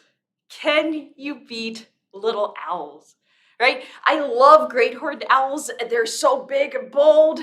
Crows don't like them. Fun fact, if you're trying to find a great horn in the wild, look at where the crows are making a lot of noise because there might be a great horn there. But the little owls, I think it comes from being both a predator and a prey species in that ecosystem out in the wild. Makes them very, very tough little birds. So always fun to get them in our clinic. Even better to get them back out to the wild. Thank you so much, though, for continuing to be with us. We are about to enter our last hour of our live streaming. Now, don't worry, though. Give to the Max donations go until midnight Central Time tonight. So you still have a lot of time to donate, but the thermometer is getting higher, and we would just go crazy here if we could fill it by the end of this live stream. So we have a little bit over an hour left. Why are we here? We are here to fund our hospital. So here at the Raptor Center, we are raising money for our veterinary raptor hospital. We see nearly 1,000 birds a year. Owls, hawks, falcons, vultures, eagles. They come in because of you. They come in because a community member brings it in, because one of our 300 volunteers here at the Raptor Center helped to get it to us. They come into our specialized hospital. Within that hospital, we have Dr. Dana. If you've been watching this stream, you've seen a day in the life of Dr. Dana. She manages the veterinary aspect of the hospital, but we couldn't do it without all the trainees there as well. We have one medical director, Dr. Dana. We have 2 veterinary technicians, Jamie and Corinne, who you've seen in the last couple videos. Then we also have 3 veterinary interns. The Raptor Center believes that we have such specialized expertise. And in fact, for the last 50 years, we have been a world leader in raptor medicine and surgery, from our founding by now Dr. Pat Reddick and Dr. Gary Duke. We believe, though, that this much knowledge cannot stay just here in St. Paul, Minnesota. Raptors don't respect countries. They don't respect oceans. They don't respect continents, right? They migrate. They're traveling the world. We know that we need to help raptors all around the world, as we're here in our backyard in Minnesota. So we believe in teaching. The better trained workforce we have in the world, the better we're going to be able to take care of these birds. We bring in interns. These are veterinarians that have graduated school and are doing a year of specialized training. They come for a 1-year experience. We also are about to start our new residency program. This is going to be a 3-year deep dive in raptor medicine and surgery, and we're still looking to fund this opportunity starting next July. This will give us somebody who's here a little bit longer so they can really develop those skills and dive into research. We also do a huge amount of visiting veterinarians, veterinary students, visiting rehabilitators. We will go to people, they'll come to us, and COVID has made an amazing opportunity with digital. Now we can reach people on different continents at the same time as we talk about how to better take care of raptors, and also how to use raptors as a lens to look into ecosystem health, the world that we as humans share with them as well. So teaching is a huge passion here at the Raptor Center, and I'm so excited to share our next patient presented by one of our interns. Dr. Rachel started in July 1st and has been just doing an incredible job. And she's going to share one of her recent patients with you and tell you a little bit more about that journey while they're here in the hospital. Hi there, my name is Dr. Rachel Amato, and I'm a veterinary intern currently working at the Raptor Center. Today I'm going to be talking about one of my patients. It is a male hatch-year peregrine falcon that came into our hospital at the end of September. He was found by a member of the public outside of an elementary school, and he was unable to fly. So when he came in, I noticed during my physical exam that there was a good bit of bruising and swelling over his left elbow. And x-rays later showed me that he had a humeral fracture, or a fracture of the bone in your upper arm. And x-rays also found the culprit of this fracture, which was a rifle bullet lodged into the bone right next to the fracture. So we could tell from the color of this bruising and the amount of swelling and also the lack of healing that was present in the x-rays that this fracture was most likely pretty fresh. It most likely occurred either a day or two before the bird was brought in. So the following day, we performed surgery and placed a pin, which is basically a long metal rod that's thinner than the actual bone itself, into the bone that then attaches to a bar on the outside that's made of acrylic that's also held into the bone with two smaller pins. This is going to provide rigid stabilization for the fracture so that the pieces can eventually heal together. Unfortunately, we were unable to remove the bullet that was in his arm, in the bone itself, so that will stay with him for the rest of his life, most likely.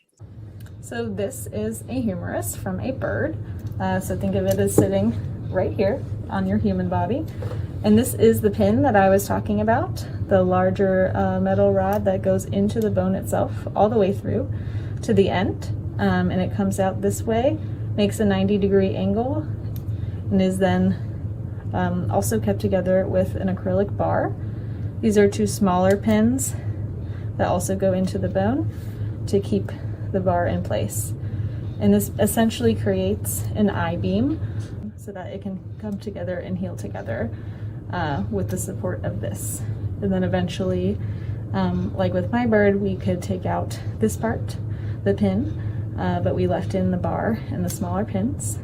And hopefully in a couple weeks or so, we can remove all of it. So it will eventually be all the way healed. The bird did really well under anesthesia for the surgery. And after surgery, I placed another wing wrap, which is that silk tape wrapped around the body and then also wrapped around the wing itself of the affected wing to immobilize it while it was healing. But since his surgery, I've been performing physical therapy on the wing twice weekly, gradually stretching it out under anesthesia so that the wing doesn't get too stiff while in recovery. If the wing does get too stiff, and unfortunately it might stay that way, and then he won't be able to fully extend it, which he needs to do to be able to fly.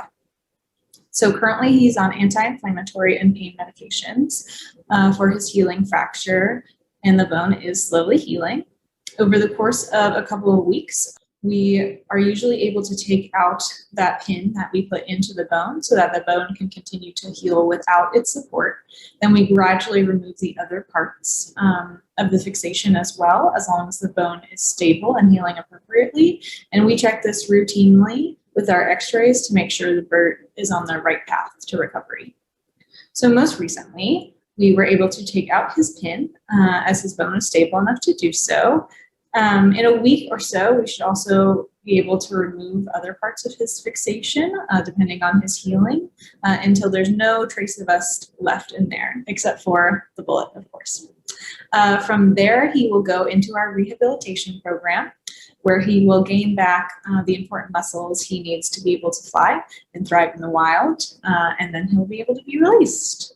So the healing journey of this bird has been a great teaching opportunity for both me as a veterinary intern and the numerous veterinary students that come through our facility and shadow our doctors here, as they're able to see kind of the normal progression and healing process of a surgically fixed broken bone, because that's a lot of what we do here. And part of our goal at the Raptor Center is to train the next generation of both wildlife veterinarians like myself and rehabilitators, which would honestly not be possible without your support. So truly thank you for all that you do and your commitment to helping wildlife. Hi everybody, welcome back to us live here at the Raptor Center. Anna here with Lois, one of our education birds here. It's so cool to see all the stories coming through today. We have been here since 8 a.m. this morning for our 12-hour fundathon, and we have just about an hour left here, and we are so close to that $60,000. Over $50,000 already been raised, and we would just love to get to that $60,000 before we end our stream at 8 p.m. this evening, although the fundraising will go on until midnight tonight, so get those donations in, going to care for birds like Lois here and those birds down in the clinic, really helping to get that care, get those guys taken care of so that they can be released back into the wild. Now Lois here is one of our great horned owl residents. You can already hear her making some wonderful noises here this evening. This noise that she's making is actually related to the reason she's here. She is a human imprint, and so that is a noise that imprint owls tend to make. So she was raised by people instead of by owls, and does not behave appropriately around people. So that's why she's a part of our education team here at the Raptor Center. So we can hear her making those little chittering noises and that squawking noise, and that's usually what, thank you for demonstrating, Lois.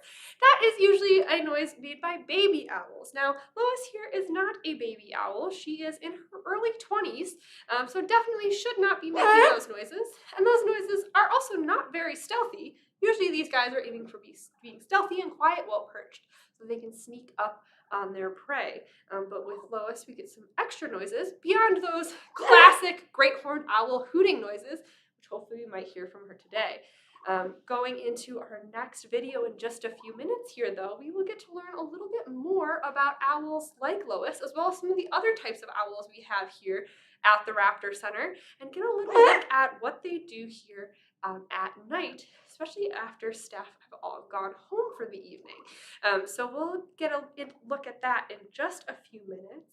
First, we can take a little bit closer look at her while she's here with us today. You can see those beautiful feathers she has, those feather tufts sticking up on the top of her head, the color and patterns on her feathers helping to give her good camouflage to blend in with trees, and those feathers even down on her toes to help keep those toes warm.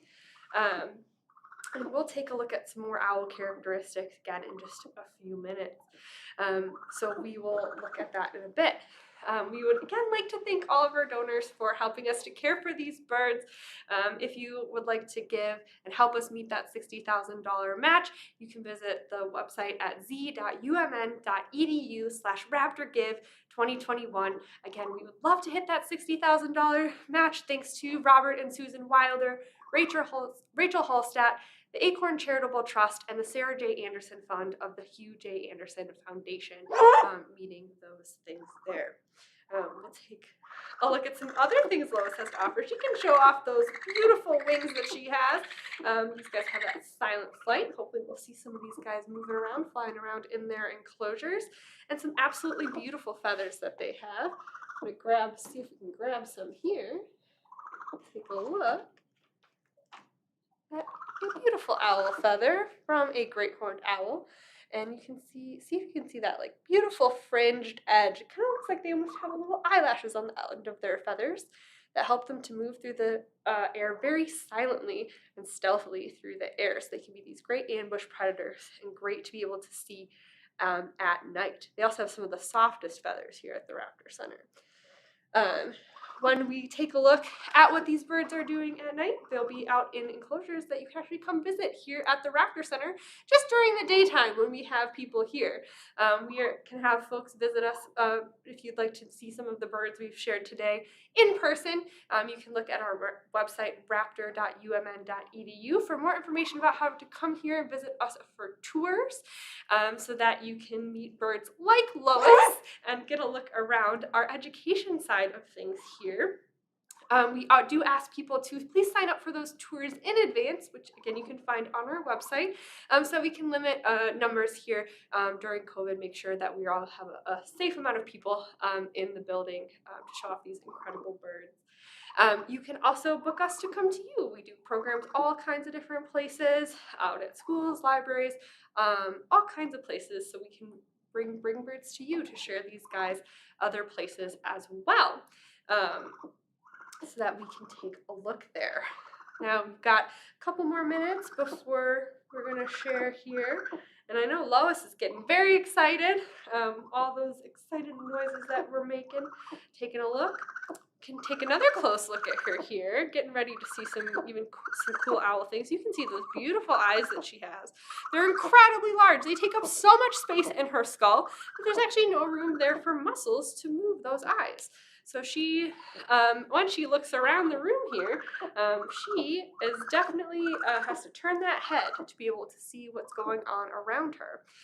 So when we hold our heads nice and still, we can still look up and down and side to side, but not Lois here. So she'll turn that head and keep an eye on what's going on around her. That's all due to extra bones that she has in her head there. So when we take a look at that footage, we'll keep our eyes peeled for any owls turning their head. They can get about 3/4 of the way around, so almost a full circle, but not quite. And we'll see a couple other members of our team here at the Raptor Center. Again, if you're taking a look to donate, you can visit our website at z.umn.edu/raptorgive2021.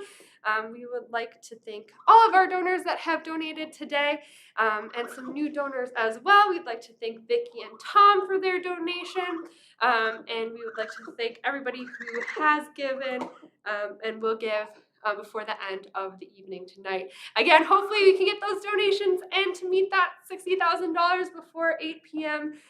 This evening when our live stream ends. We've got a couple more videos to share and a couple more things to do before that happens so we can get those donations in. But again, the fundathon and Give to the Max Day occurs until midnight tonight, so you can still donate even after our live stream ends today.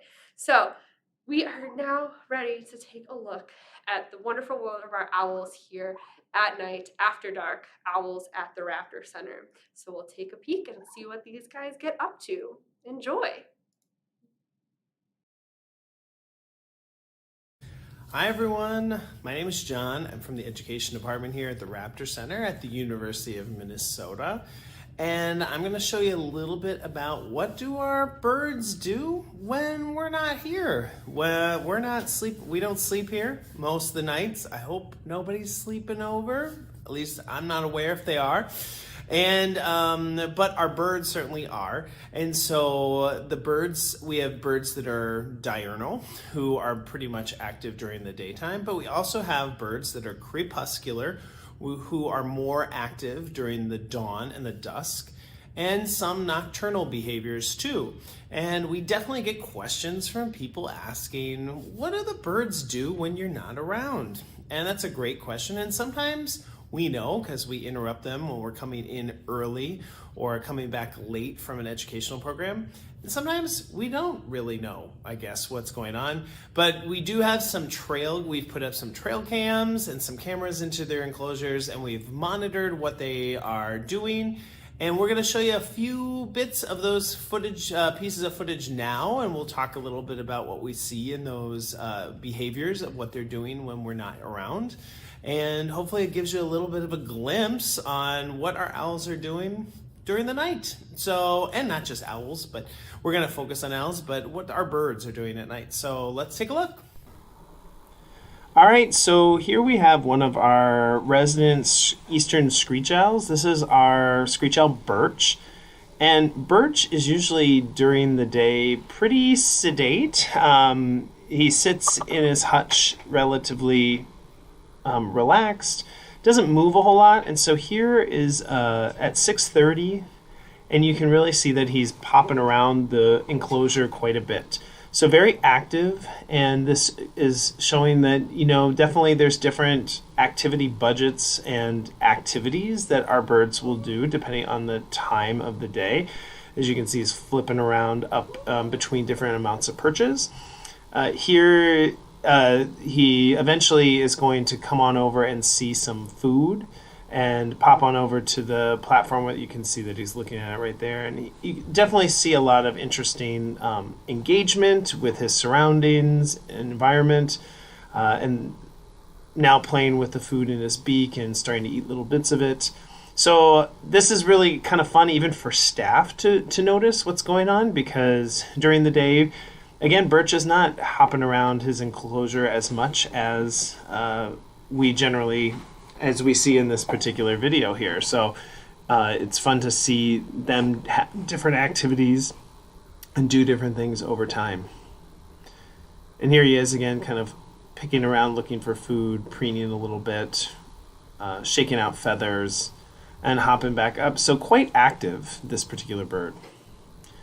Next here we've got camera of our resident barn owl, Whisper, and this is around 6 o'clock at night. So it's dark out, even though it looks a little lighter. And Whisper generally during the day is again fairly inactive. A lot of owls tend to roost more so. I mean, owls are a wide array of different activities. Some species are active during the day and others active at night. Whisper generally is pretty inactive during the day and likes to sit in the hutch and rest and doesn't move around much. And now is out on the perch, kind of preening, checking things out, more alert. There we are, some more preening behaviors here. So taking care of feathers, repositioning them. So definitely more active than what we generally see Whisper during the day, which is kind of cool to see because a lot of times she's just hanging out. We've got here now a little bit of a video of a great horned owl that we have, Bubo.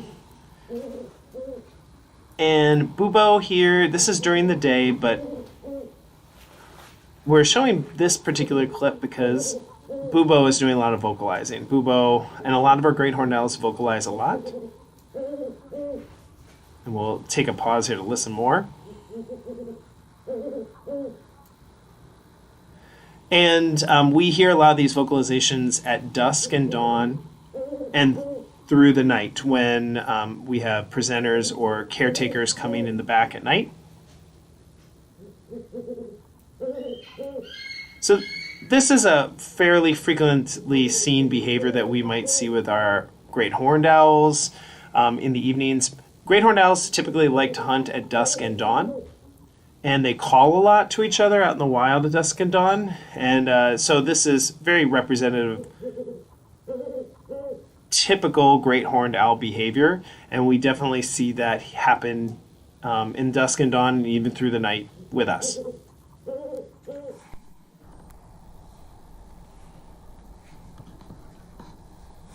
And then here's our last kind of look of a different owl. This is our barred owl Strix.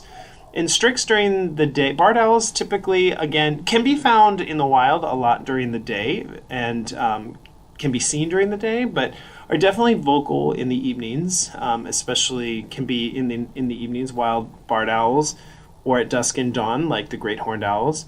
And so here at the Raptor Center, Strix during the day is less active for sure, likes to hang on a perch, likes to stay kind of in a similar perch. And then here at night, around 6:45 in the evening, is definitely much more active, more alert, definitely out on multiple perches, moving around, as you saw, just jumped over to another perch in her enclosure. And barred owls definitely have a unique sound. They are known for their call, the "Who Cooks for You" call, which is like woo, woo, woo, woo, woo, woo, woo. So that's kind of a really unique thing. What we're going to hear here soon is Strix vocalizing. So barred owls do these kind of that long "Who Cooks for You" owl, "Who Cooks for You" all vocalization, but they can shorten it to these shorter calls. And so that's sort of this like half hoot or honk in a way, that or a bugle. And so we don't usually see Strix vocalizing or hear Strix vocalizing a lot during the day, but even as dusk or early evening is here, we are definitely seeing more vocalizations. And we do have another resident barred owl in a different enclosure nearby. They can't see each other, Florida. And if you listen carefully, at times you can actually hear Florida responding back to Strix. So there is some communication between the barred owls in terms of the hoot sounds. Here comes another. So, and then now we're flying to the perch. So a much more active version of Strix in the evening compared to maybe what we see during the day, which is more of a roosting type behavior. And generally, again, more active owls at night, or species that are more active at night, are going to roost more in the day, stay still, not move a lot. And we tend to see that at our facility as well. And then in the evening, they're more active. They're jumping around, exploring their enclosure, engaging with enrichment items that may have been given to them. So that's a pretty cool little look at some of our owls. Thanks for tuning in.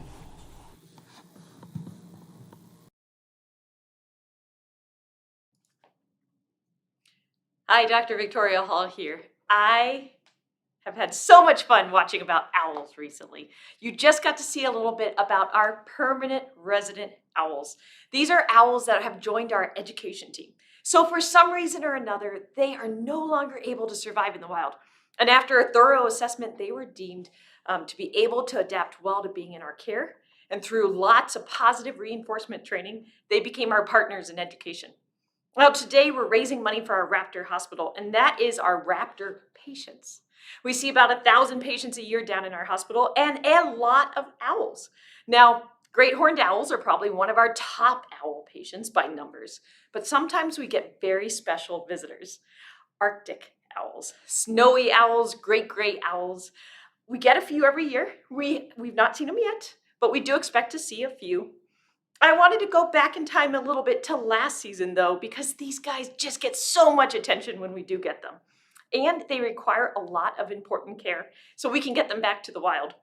Today, we want to take you deep into the clinic. We want to take you around with Dr. Dana, and you can go behind the scenes to see some of the very important care for these owls that is 100% funded by you. Enjoy. Hello, I'm Dr. Dana. I'm the staff veterinarian here at the Raptor Center. I'm going to explain what you're going to see ahead of time. We're going to peek into the cages of the 3 birds that are in here. The first is a great gray owl. It's an adult from northern Minnesota, and it has 2 broken wings. In the right wing, 2 bones are broken, and it's actually already had 2 surgeries trying to repair that. And in the left wing, 1 bone is broken, so both of his wings are wrapped.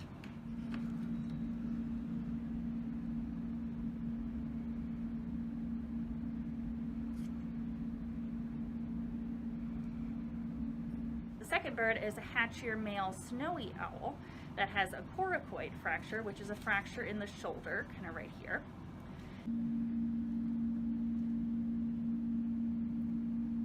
It's a pellet.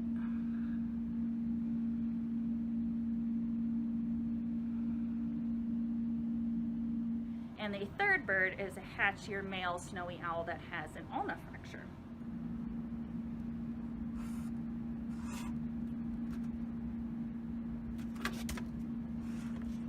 That last snowy owl that we looked at, he's been here the longest of those 3, and his fracture is almost healed. It just has a little bit more to go. And because he's almost healed and he's feeling really well, he's more flighty, and that's why he was bouncing around a little bit more. So we looked at him as quick as possible to decrease his stress. So thank you very much for joining me on this tour of our intensive care unit. I hope you have a wonderful day. We are very, very distracted here at the Raptor Center because we just passed $60,000.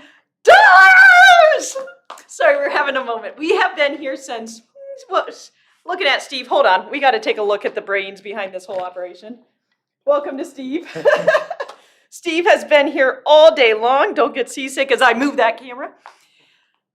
We decided that we wanted to stream for 12 hours today, because we thought it was that important to bring everybody into our hospital, to bring you into our hospital, into our education department, because that is where your donation is going. That is what is supporting being able to treat and heal animals. That is also what's supporting our education ambassador birds, most of who came straight out of our hospital, because we want to educate the public on how to make sure we keep birds safe.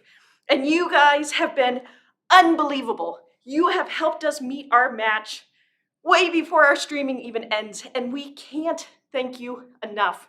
Now, please, if you haven't given, every dollar, while it's not going to be matched, is still going to go directly to help the birds. So please help us join in our mission. We are so excited to have more members of our team. Oh, and we're continuing to go up. Apologies, it's a little bit distracting, especially in times like now with the COVID pandemic and so much craziness going on in the world. The Raptor Center remains a place that is focused solely on trying to do good and trying to change the world. And we can't do it without you. And you have come and you've stood by us and you have joined us, and we just can't thank you enough.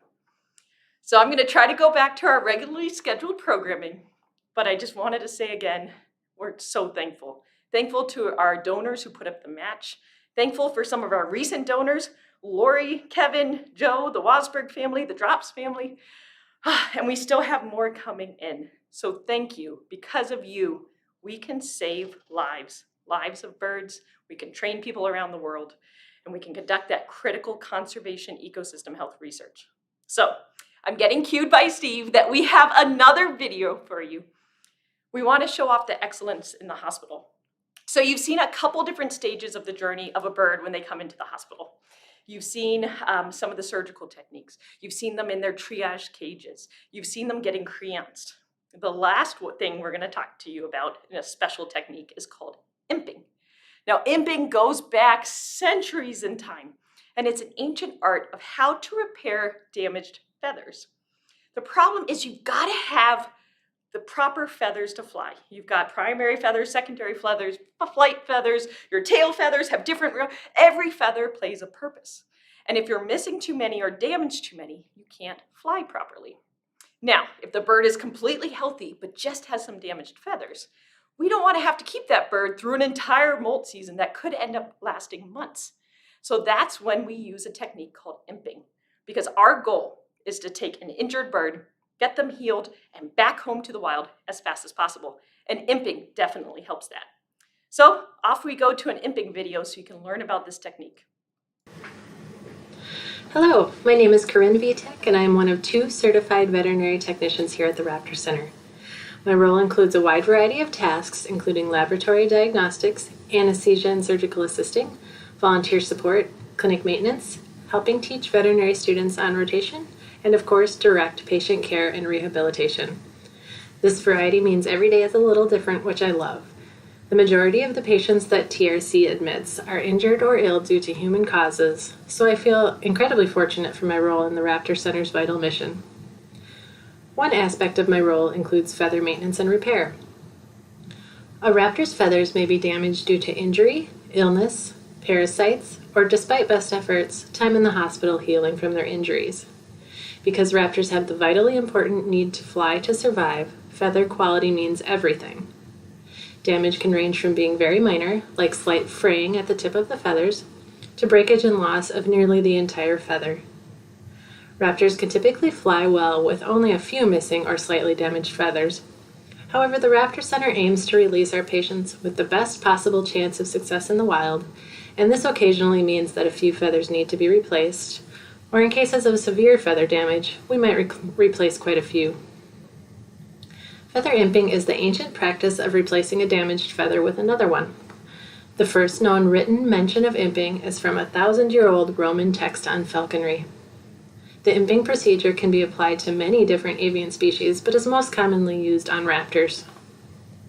At our hospital, the feathers used for imping are often donated from birds that came into the Raptor Center with fatal injuries that, despite veterinary medical care, we were unable to fix.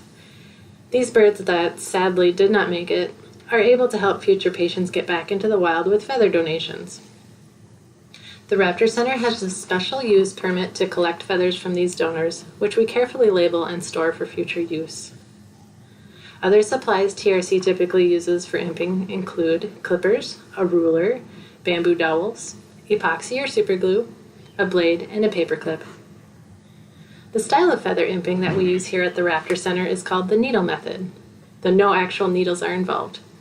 A broken feather to be replaced is first trimmed with a small length of the bird's own feather shaft still remaining under the bird's skin. This is not painful for the bird because there are no nerve endings here.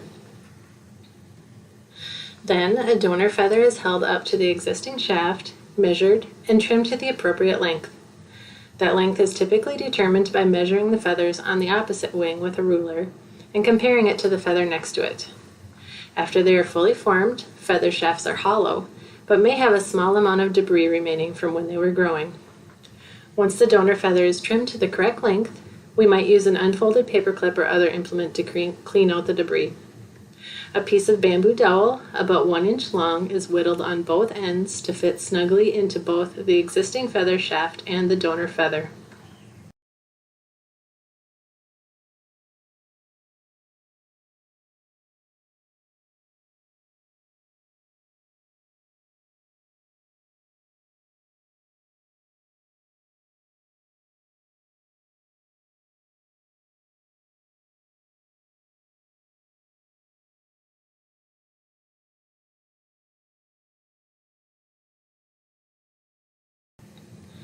Medical tape is used to hold back covert and downy feathers, and small strips of paper are placed between the flight feathers to prevent glue or epoxy from getting on the surrounding area. At the Raptor Center, we typically use 5-minute epoxy for imping, as it allows more time to properly adjust the pitch or angle of the feather. Feather shape, length, and pitch are all key factors in ensuring that the bird's flight is perfect when it is released back into the wild. Imping only 1 or 2 feathers may be done with the bird awake and held on the table. If we need to imp more than a few feathers or include other procedures such as x-rays, we will usually sedate the patient with an anesthetic gas to ensure that the process is safer and less stressful for them. In this clip, a TRC staff member is checking that the epoxy has hardened, removing the paper strips, and running a tool between the feathers. When the patient recovers, they will treat their new donor feathers as their own, as the bamboo and epoxy are very light and aren't felt by the bird. It is important to allow the bird some flight time prior to release, either on a creance line or in a free lofted flight enclosure, to give the opportunity to get used to the new donated feathers. The new feathers will stay with the bird until they are naturally molted. Raptors typically go through a molting process once a year, and different feathers fall out and are replaced by the bird depending on its species and age. A raptor will ideally only molt a few feathers at a time so it can continue to fly and hunt. The imped donor feathers will readily molt and be replaced by the bird's own feathers over time. There are a few reasons for severe damage that we see often here at the Raptor Center. These include damage from gas flares and damage from getting tangled in ropes and lines. In the past year, the Raptor Center admitted 3 patients who were found near methane gas flares that are commonly used at landfills. They all had significant damage to all of their flight feathers and would surely not have survived if not brought in for care. All 3 of these patients sustained such significant feather damage that TRC elected to allow them to go through one natural molt process on their own. Imping that many feathers would add quite a bit of weight with the bamboo and epoxy and be very difficult to align for perfect flight.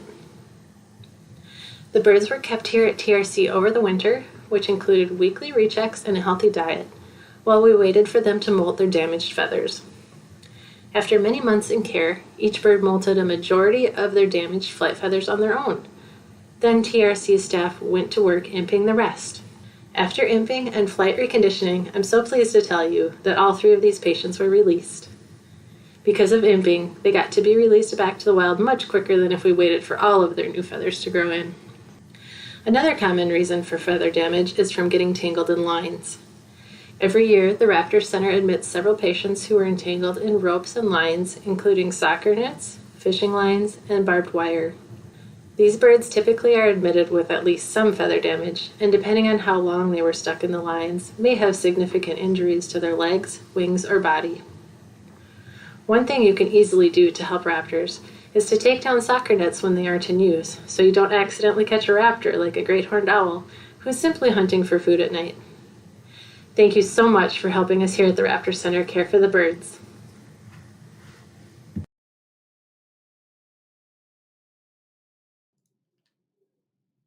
Hello, Dr. Victoria Hall here, a little bit more composed, but still bursting in the inside, because I have privilege of being in the presence of royalty here. This is Maxine. We call her Max. She is a very big fan of Give to the Max Day. She certainly approves of the name, and she just would not stay quiet in the back when she heard that we had met our match, so she wanted to come back out. Max has been here for about 21, 22 years. So Max came into that hospital, that same hospital that all of those donation dollars are fueling. Max came in with a dislocated elbow and with lead poisoning. 85 to 90% of the eagles that come into our hospital have some level of lead in their blood, and we know no level is safe. Some of it is fatal, but fortunately in Max's case, we were able to go all out with medications to help bind the lead and have her excrete it out of her body. So she survived the lead poisoning, she survived the wing injury, but that wing healed in a way that is just not conducive to being able to survive in the wild. After being assessed, it looked like Max would adapt well to being in our care. And through lots of positive reinforcement therapy, Max has developed an incredible partnership with us as we go and educate everyone, because we know education is how we're going to change the world. Now, Max has been doing this job a lot longer than I have. I became executive director in January of this year, joining in the first half of 2020 to the university as a whole. And Max has been my educator on how we can use the power of live birds to tell the story of the clinic, right? We know that we can captivate with the live bird. We know that with her magnificent 10 to 11 pounds of weight, isn't that amazing? They only weigh 10 to 11 pounds, but she's quite big for an eagle. The females are bigger, and their 6-foot wingspan. We're able to captivate people. And through there, we can help tell the story of why the patients come into our clinic. Now, Maxime is about 22 years old, and we most recently had a new female eagle come into our center through our hospital and was deemed non-releasable for different reasons.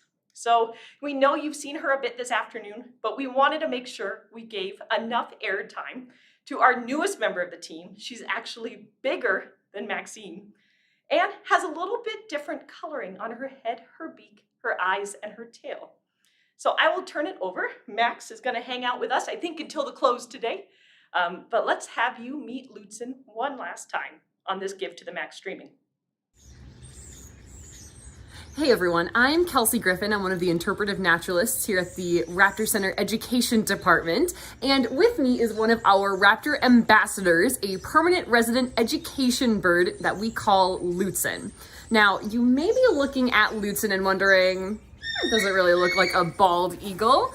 She doesn't have the full white head and white tail. She doesn't have the yellow beak and eyes that we usually think of when we're looking at bald eagles. And this is because she is a second-year bird. So she grew out of her first year kind of youngster feathers and now has this kind of nice transitional teenager kind of coloration with the darker head, darker tail, really still dark brown beak and eyes. It's gonna take about 5 to 6 years for her to get that full bald eagle look with the white head, white tail, yellow beak and eyes. It's gonna take a couple more years, and that is because bald eagles do a lot of really important work out in the environment, and it takes a little bit of time for them to learn how to do that. They're gonna be doing their jobs out there for maybe 20 years or more, so it takes a good couple of years for them to really learn exactly what they need to do.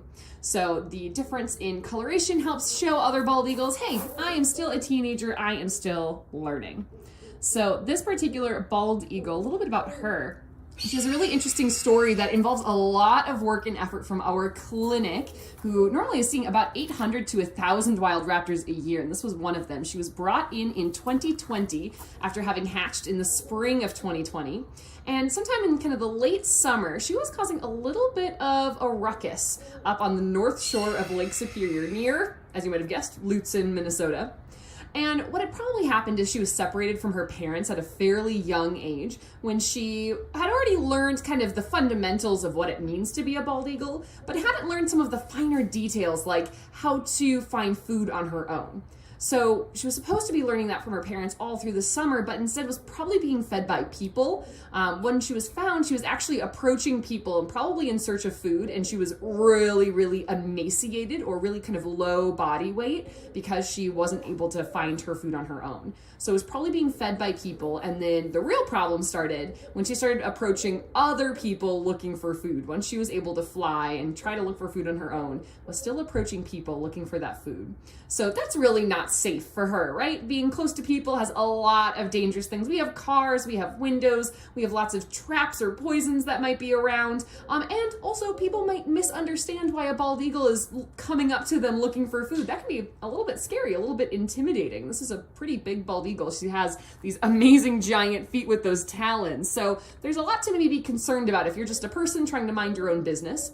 So for that reason, this bird was brought into the Raptor Center so that she could be housed with other adult bald eagles who could hopefully teach her really the right way to act around people, which is to stay far away from people. That people are kind of scary and kind of dangerous and they want to stay away from them.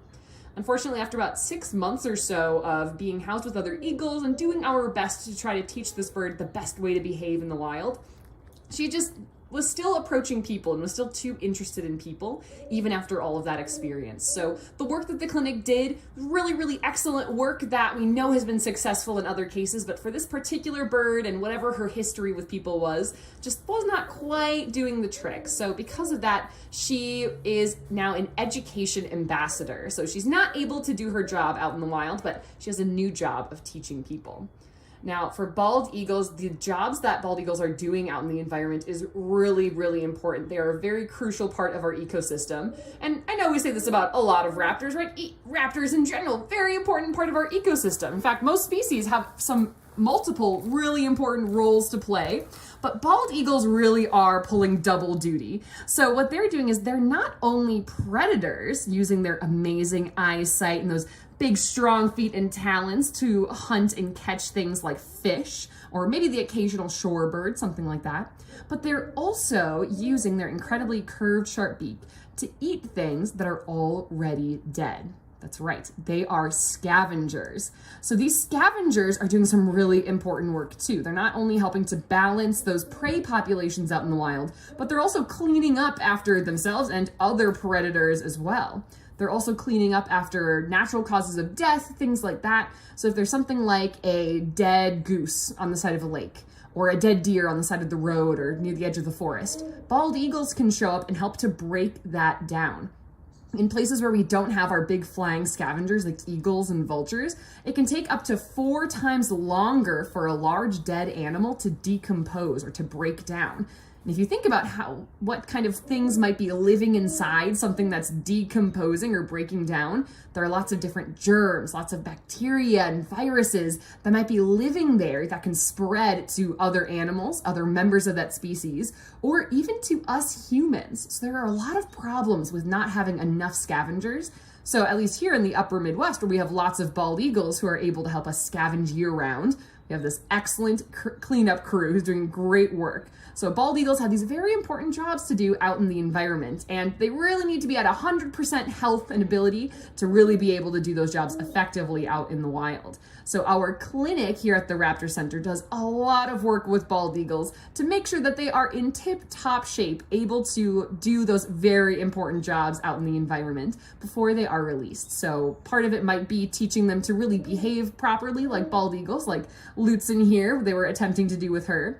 For other bald eagles, it might be dealing with wing or leg fractures. They might be helping them recover from a disease that they might have had. One thing that we see with most of the bald eagles that are brought in, that most of them have to deal with over the course of the stay here at the Raptor Center, is actually something called lead poisoning. This is pretty common amongst bald eagles, especially here in the upper Midwest. Because these birds are scavengers, they're doing a great job of looking for things like dead deer, dead fish. They're looking for gut piles, maybe left by hunters who have left the kind of inedible intestines and things like that that they don't want to bring with them or might spoil the meat. They might leave those out in the woods where they were able to field dress a deer. But the problem is that a lot of people are still using lead ammunition for deer hunting. And so what happens is that lead ammunition, it hits the body of the deer and it shatters into tons of teeny tiny microscopic fragments that we can't actually see with just our eyes. We need a magnifying glass or some sort of x-ray to be able to see all of them. So bald eagles, they're doing their jobs. They are scavenging. They're finding that nice pile of dead meat and they're going to try to eat it and get rid of it. That's their job. So when they do that, they're eating these huge chunks of food that might be containing these teeny tiny pieces of this metal, this lead. And when that metal gets down into their stomachs, it starts to spread throughout their body. As it spreads through their circulatory system, it spreads to all different parts of their body. So their blood is bringing it to their brains, to their organs, to their muscles, their bones, and it can really affect all the different parts of their bodies and can make them really, really sick. So most of the bald eagles that are brought into the Raptor Center have some level of lead in their body. And normally the only way that bald eagles and other animals can encounter lead is because of humans and human activity. So this is what we see a lot of. Every bald eagle that's brought into the Raptor Center is actually tested for lead exposure. This is how we're able to see that so many of them have at least some level of lead in their bodies.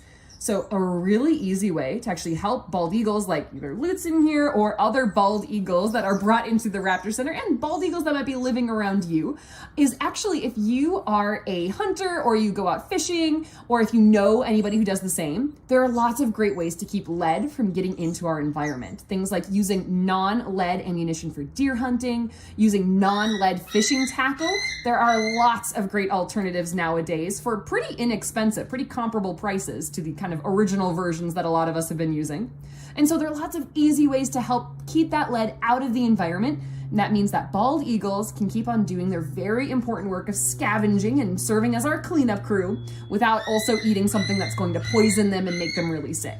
So like I said, most of the bald eagles that are brought into the Raptor Center have some level of lead in their systems. So this is something that every bald eagle gets a free lead test whenever they come into the Raptor Center so that we can check in on them and make sure that they're doing okay. Other important work that the clinic is doing with bald eagles does include kind of monitoring other potential dangers for them. So keeping tabs on that lead exposure. Might also be looking for things like if they've been exposed to any other sorts of toxins, if we're seeing a certain pattern of maybe injuries that they might have. Another main source of injury that we see is actually from collision. So bald eagles that are maybe scavenging near the side of the road, they might be too close to the roadway, or maybe they take off right in front of a vehicle. We can see these kinds of patterns by looking at the birds that are brought into the Raptor Center. And this way we can actually kind of take that information and see if there's anything that we can do to help them out. For bald eagles hanging out near roadways, for most people that just means to keep eyes out, kind of stay cautious as you are driving around. But if you do see a bald eagle that you think looks like it's in trouble, please do not stop on the side of the road. But definitely you can call your local conservation officers or law enforcement agency who might be able to help get that bird off the side of a busy roadway. So that's how we're able to help out a lot of those birds. We're able to see here at the Raptor Center, bald eagles are one of our most common patients, and it's because of folks just like all of you who are keeping eyes out for these birds, seeing them and really wanting to help them out. Because they are such a big, very visible bird, I think we're able to see a lot of them and help out a lot of the birds that might be getting into a little bit of trouble out there in roadways, on the sides of lakes and rivers, all over the place. Here in the upper Midwest, we have lots of great habitat for bald eagles. So another reason why they're one of our most common patients in the clinic is because we have so many of them. We have great habitat for them. I mentioned this bird was actually from the north shore of Lake Superior. That's the kind of excellent habitat that bald eagles are really looking for. Big open waterways, lakes, rivers, places like that, with nice tall trees to nest in. You can find that all over Minnesota and really the rest of the upper Midwest. Any friends who might be watching from further away might recognize these birds from local coastlines, rivers, places like that. But here in the upper Midwest, we actually have one of the largest populations of bald eagles of the lower 48 states. Alaska maybe has a few more, but they are surrounded by ocean. That doesn't really count, right? So here in the upper Midwest, we have all that really great habitat. So places like the north shore of Lake Superior are great bald eagle hotspots. In kind of north central Minnesota, what we often think of as like cabin country, big open kind of big forests with big tall trees next to nice big lakes. These are areas where we can also see a lot of bald eagles. So anyone watching from those areas might recognize these birds. But even here in the Twin Cities, we have several active bald eagle nests. So they really have spread throughout the state, being able to find lots of different places to live. Right now, this time of year, you're hopefully seeing a lot of youngsters that look just like Lutzen here, who are kind of making their way around, being able to kind of explore around and find places to overwinter. These birds are here all winter long. As you can see, she's got her feathers kind of all fluffed out near her belly, and one of her feet are actually tucked up underneath those fluffy feathers. So she's actually able to keep super warm all winter long. So these birds will be here all winter long. And the juveniles or the youngsters might be shifting around a little bit, looking for kind of nice places to live for the winter, places where they're able to find food through that scavenging. Or if you head down further south towards the Red Wing, Winona type area, you can actually see places where the Mississippi River stays open year round. And so you'll see these huge groups of bald eagles congregating there, all trying to hang out in the same place where they can still catch fish and have access to open water year round.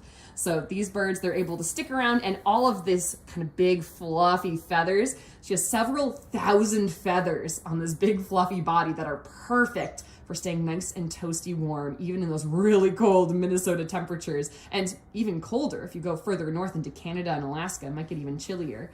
So these birds are really well equipped for staying here year round, but you might be seeing some of them shifting around right now, looking for the best place to spend the winter where they have lots of access to food, maybe some water if they can find it. Overall, this bird here, a great example of some of the work that we are doing here at the Raptor Center, especially down in our clinic, where again, we're seeing 800 to 1,000 birds every year. That means anywhere from maybe 100 to even 200 or so bald eagles every year of all different ages, adults and juveniles, just like this one.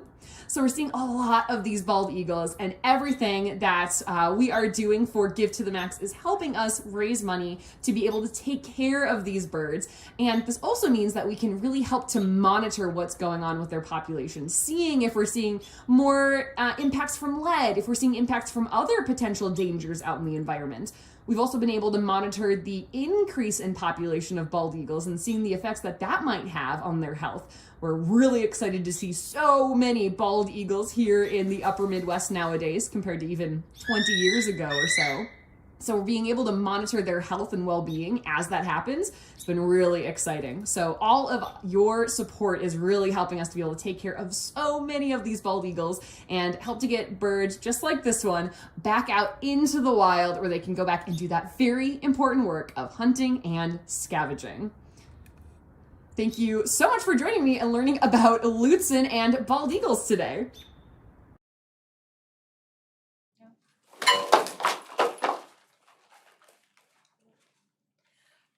All right, welcome back to live here at the Raptor Center, everyone. Thank you all so much for helping us meet our match of $60,000. We are so grateful to all of our wonderful donors. Thank you all so much for giving to the Max and giving to Max here, as well as our other birds at the clinic. So Max got a little bit hangry. We've been here since 8 a.m. this morning with our 12-hour fundathon today in our last hour here. So we got her some dinner and some enrichment to celebrate our meeting our $60,000 match. So she gets some extra bonus treats today for all the hard work she's done and for as a big thanks to everyone for meeting that match. So we've got some lovely carp in there for her, and it is inside an egg carton to give her something extra fun to play with. So you're just gonna rip that up into lots of little pieces to get at the fish inside, that extra special treat in there, doing that excellent natural behavior, holding onto that food with her feet and ripping up into small pieces with her beak. So we'll get something extra in her stomach, get her nice and full for today. Thank you guys again all so much. Thank you to new donors, the Van Dyke family, Carol, Phyllis, for your donations. Again, we're still going. So we have met our match of $60,000, but we are still going. Give to the Max goes until midnight tonight, and every little bit counts, even though those additional dollars will not be matched. Every little bit helps to care for our birds here, to care for the patients down in the clinic, and ensure we can continue with our mission here at the Raptor Center to rescue and release injured raptors and to educate people about these incredible animals. Thank you guys all for joining us during our fundathon today. We still have a little bit more left for you in this last few minutes of our day, our fundathon marathon day today. We're going to see one last clinic story of a patient from the clinic and really show you what all these funds are going to and how they are helping care for these birds here at the Raptor Center. And again, we've already had over 900 patients through the clinic this year, and in a typical year we see about 1,000 birds. So it's a lot of care that needs to go in to take care of these animals, not to mention our 28 education birds that we have currently. So we will take a look at the story of one of our red-tailed hawk patients down in the clinic, and then go into some final closing statements. And again, thank you guys all so much for all of the giving and all of the donations and all the generosity from everyone out there this evening. We will turn it over to see that last story down in the clinic of a red-tailed hawk patient. So we'll turn over to that now, see where all your funds are going. Hi, my name is Dr. Rachel Amato. I am a veterinary intern currently working here at the Raptor Center. Today I'm going to be talking about one of my patients. It is a male adult red-tailed hawk. He was found off of Highway 66 in North Dakota, and he was unable to fly. And this was about a few weeks ago that he came in. So on his admission, I noted that he was very thin, very dehydrated, weak. He felt cold to the touch. He had hypothermia, which is a low internal body temperature, and he also had some bruising on the right side of his neck.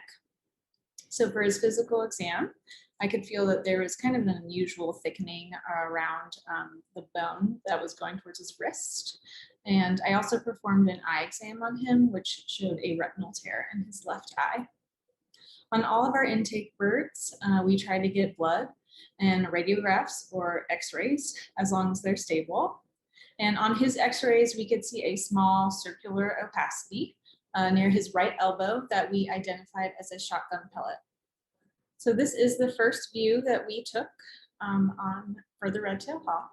And as you can see,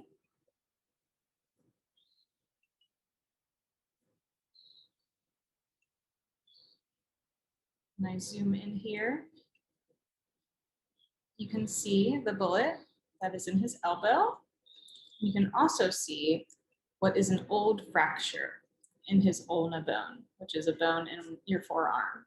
And the reason I can tell that it's old is that it's very bright. If you look at the brightness level of this bone compared to the one next to it, the radius, you can tell it's a lot brighter. It's also kind of got this soft edges around it that indicate the bone is trying to heal itself. And I can even see some faint lines of where the fracture is filling in as well. And then on his other wing, he also had a bullet that was most likely under his skin. So his other clinical signs, him being starving, made a lot more sense because he was most likely unable to fly with that broken wing for a long time and unable to hunt for food. So his blood work also showed that he was anemic, which means that he was lacking in red blood cells, something we need to transport oxygen to our tissues. And that also fit with his history of not being able to eat for a while, as anemia can be a result of starvation. So with all of our admissions, we like to focus on the animal first, the individual animal, figure out what we can do to make them better. And our goal is ultimately to release them back into the wild. So my job is to kind of figure out the steps to make that happen. I chose to focus on his starvation first, to fix that first, and I slowly introduced liquid and then solid food to help him get stronger, as most of his problems were coming from the fact that he was starving. And after building up his strength, I can focus more on his injured wing, that old fracture, which I'm treating conservatively, so not surgically. And in the meantime, he is on anti-inflammatory medications, he's on pain medications, he's also on an antibiotic and antifungal to prevent any infections. So for his conservative treatment, I placed a wing wrap, which is basically silk tape that goes all the way around their body and then also around the wing that's affected. In addition, I've been performing physical therapy on his wing about twice a week. I do that while he's under anesthesia, and I basically gradually stretch out his wing so that he can eventually extend it fully for flight. And the great thing about this patient was that he was able to contribute during his time in our hospital to 2 different research projects that we are currently working on. One involves setting parameters or reference ranges for a blood value that will help us make better clinical decisions for starvation birds. And the other one is a study focusing on antimicrobial resistance in wild and rehabilitated birds. So in wildlife, there really isn't a lot of research and knowledge, such as other fields like small animal or even human medicine. So every bird that comes into our hospital, we really use as a great teaching opportunity for us to learn more about their species and more about their population as a whole. Ultimately, we are very reliant on donations to care for these birds. Without you, none of this would be possible. Currently, this red-tailed loves food and he's gaining weight really well. He's also receiving his physical therapy twice a week and regaining extension of his wing so that he will ultimately be able to fly and be released into the wild.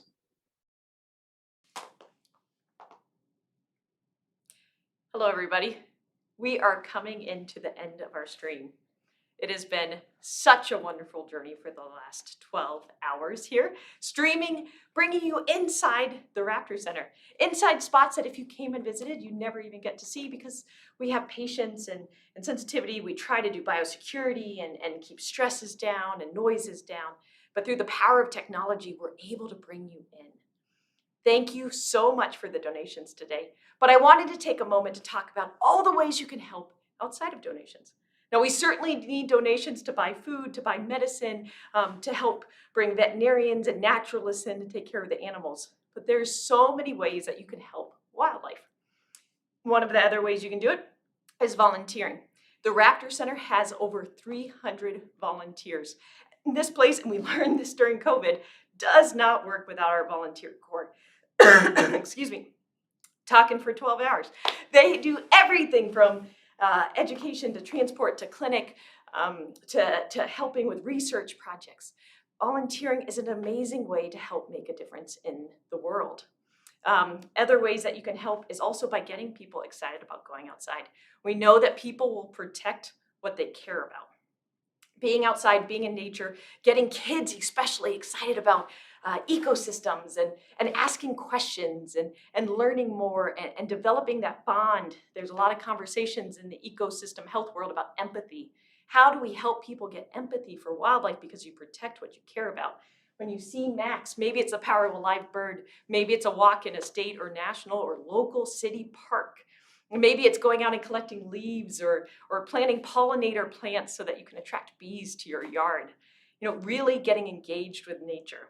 Now, when you're engaged in nature, we also find that people often find raptors that need help. Raptors like Max, oftentimes we don't know what happened to them. They're just found down.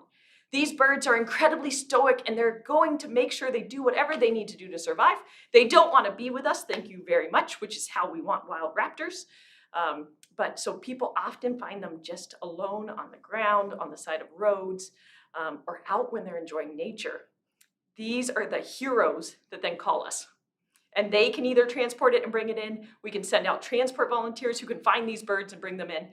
This is how about 1,000 birds end up in our hospital getting help because people are able to find them. Max is a big fan of helping birds and bring them into our center. I want to show you though how to do this and how to do this so you stay safe and the bird stays safe. So I'm going to turn you over to Master Bird Rescuer Gail Buell to learn a little bit more about what to do if you find a bird in the wild that needs help. Hi everyone, my name is Gail Buell. I'm the Partnership Coordinator for Partners for Wildlife at the Raptor Center. And today we're going to talk about what you should do if you find a raptor that you think might be injured or orphaned. So the first thing you want to do if you happen to be in your backyard or walking on a trail and happen to see a bird, especially on the ground, and you're like, I think that there is something wrong with this animal, the first thing you want to do is stop. You want to take a look. The second thing you want to do is observe. Why do you think that that animal might possibly need help? During that time, if you have your cell phone with you, you can take pictures, you can take a little video, and not necessarily from super far away, because we need to be able to see it in the image what it is, but it will give you an idea whether or not there is something additionally wrong. The third thing you want to do is you want to seek help. We suggest giving us a call on any of these animals that you think might be injured or orphaned. We want to be involved in the process and help you through it. So our phone number for you to call is 612-624-4745. So again, we are going to stop, we're going to observe, and we're going to seek help, which is SOS. So let's say you've contacted the Raptor Center and we've looked at the pictures and video and decided, you know what, this animal really does need some assistance. If you are willing, and only if you feel comfortable, we will walk you through the process on safely capturing the animal and putting it in a container in order to bring it to the Raptor Center. So I'm going to walk through that process. So let's say we see this possibly injured eagle. Actually, it's probably about the size of a kestrel, maybe a little bit bigger than a kestrel, but that's what we had, our little stuffed animal. So what I'm going to do, I've already talked to the Raptor Center. The Raptor Center said, yes, we need some help restraining this animal and putting it in a box. So I need to gather some materials. One of the materials I want to gather are a pair of gloves. It could be leather gloves like this. Those are ideal. Welder's gloves, which are also leather. You could also use heavy winter gloves if you need to. So a lot of different things work for that, but we want you to protect your hands. It's called Personal Protective Equipment, or PPE, and this is going to be my main PPE. But I have another piece of equipment, very technical. It's a towel. I want to make sure that I get a towel or blanket large enough that it will cover the entire bird, because in a moment I'm going to be throwing it over the top of the bird to reduce the visual stimulus, and that will help me out. The other piece of equipment we need a box or a kennel or something like that. I'm using a cardboard box. I want the box big enough that the bird can lay down in the box and stand up in the box, maybe turn around, but not so big that the bird could open up its wings. Okay? On the inside of the box, I have a blanket. Old t-shirts work great for this too, or an old sheet or something like that. We just don't want extra strings hanging about. I've also already put holes in the box top and also on the sides. And that is obviously for some ventilation as we're traveling with this bird. So I have all my equipment ready. So now I'm ready to help this bird. So what I'm going to do is try to go up behind the bird. And I'm having the towel in front of me. And what I'm going to do is throw the towel over the entire bird. As soon as I do that, I want to come in with my gloved hands, and my right hand is going to press the right wing in next to the body in a natural position. My left hand is going to do the same thing with the left wing. Now all I have to do is scoop the bird up. And you can see the towel covers a lot of the bird, which is wonderful. But the one thing I want you to pay attention is that the feet, which are one of the raptor's formidable devices, I should say, for defense, and those talons are facing away from me. So that's another way that this is keeping me safe. So all I have to do then is scoop the bird up, and if I have my box really close, I can put the entire towel on the inside. Notice I'm putting the bird feet first because I want the bird standing there. And then what I do is I will take this towel off, and as I'm taking the towel off, I am covering the box that the bird is in. Now the bird is contained. I can take tape, I can take a bungee cord, I can take all kinds of things to tape the top down to also make sure that this bird is secure. Now I can pick the box up, try to keep it as level as possible, walk back to my car, my vehicle, and then, or meet the volunteer from the Raptor Center and bring it on into the Raptor Center. So just as a reminder, if you do happen to find a raptor that is injured or orphaned, please stop, observe, and then seek help.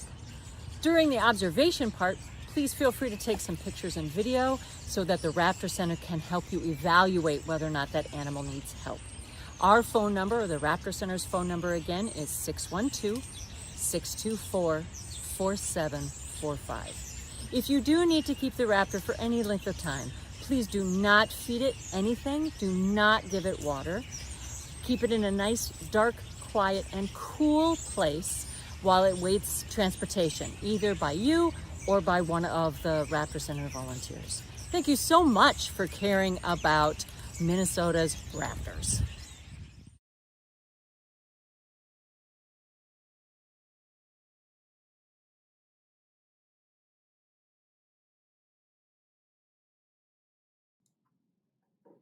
Hello, everybody. Well, 12 hours. When I was talking to the Raptor Center team, we're a team of about 22, small but mighty. Our team just blows my mind every single day. Our clinic crew, our education team. Steve, you haven't seen Steve except for a couple times today, but Steve is the mastermind behind all of our communication efforts. We don't have fancy production teams here. We have Steve. Steve is spectacular, and he has brought everything to you today, and he's enabled us to be able to tell our story. So we have to say a huge thank you to Steve for enabling all of the content. Everyone's a big fan of Steve. But thank you. Thank you so much for becoming part of our team. When you give a donation to the Raptor Center, you become part of the Raptor Center team. You help to treat over 1,000 birds a year. You help to do cutting-edge research in raptor and conservation health matters. You help to train professionals from around the world so that we can make a global force for good. Today is just another beginning here. Thank you so much for helping us meet our match. Max is ready to go back to bed tonight. Thank you so much for helping us meet our match. And also, every dollar that gets donated still will go directly to taking care of the birds. So, from me and Max, thank you again, and we're signing off. But Give to the Max Day goes till midnight. And please continue to follow the Raptor Center.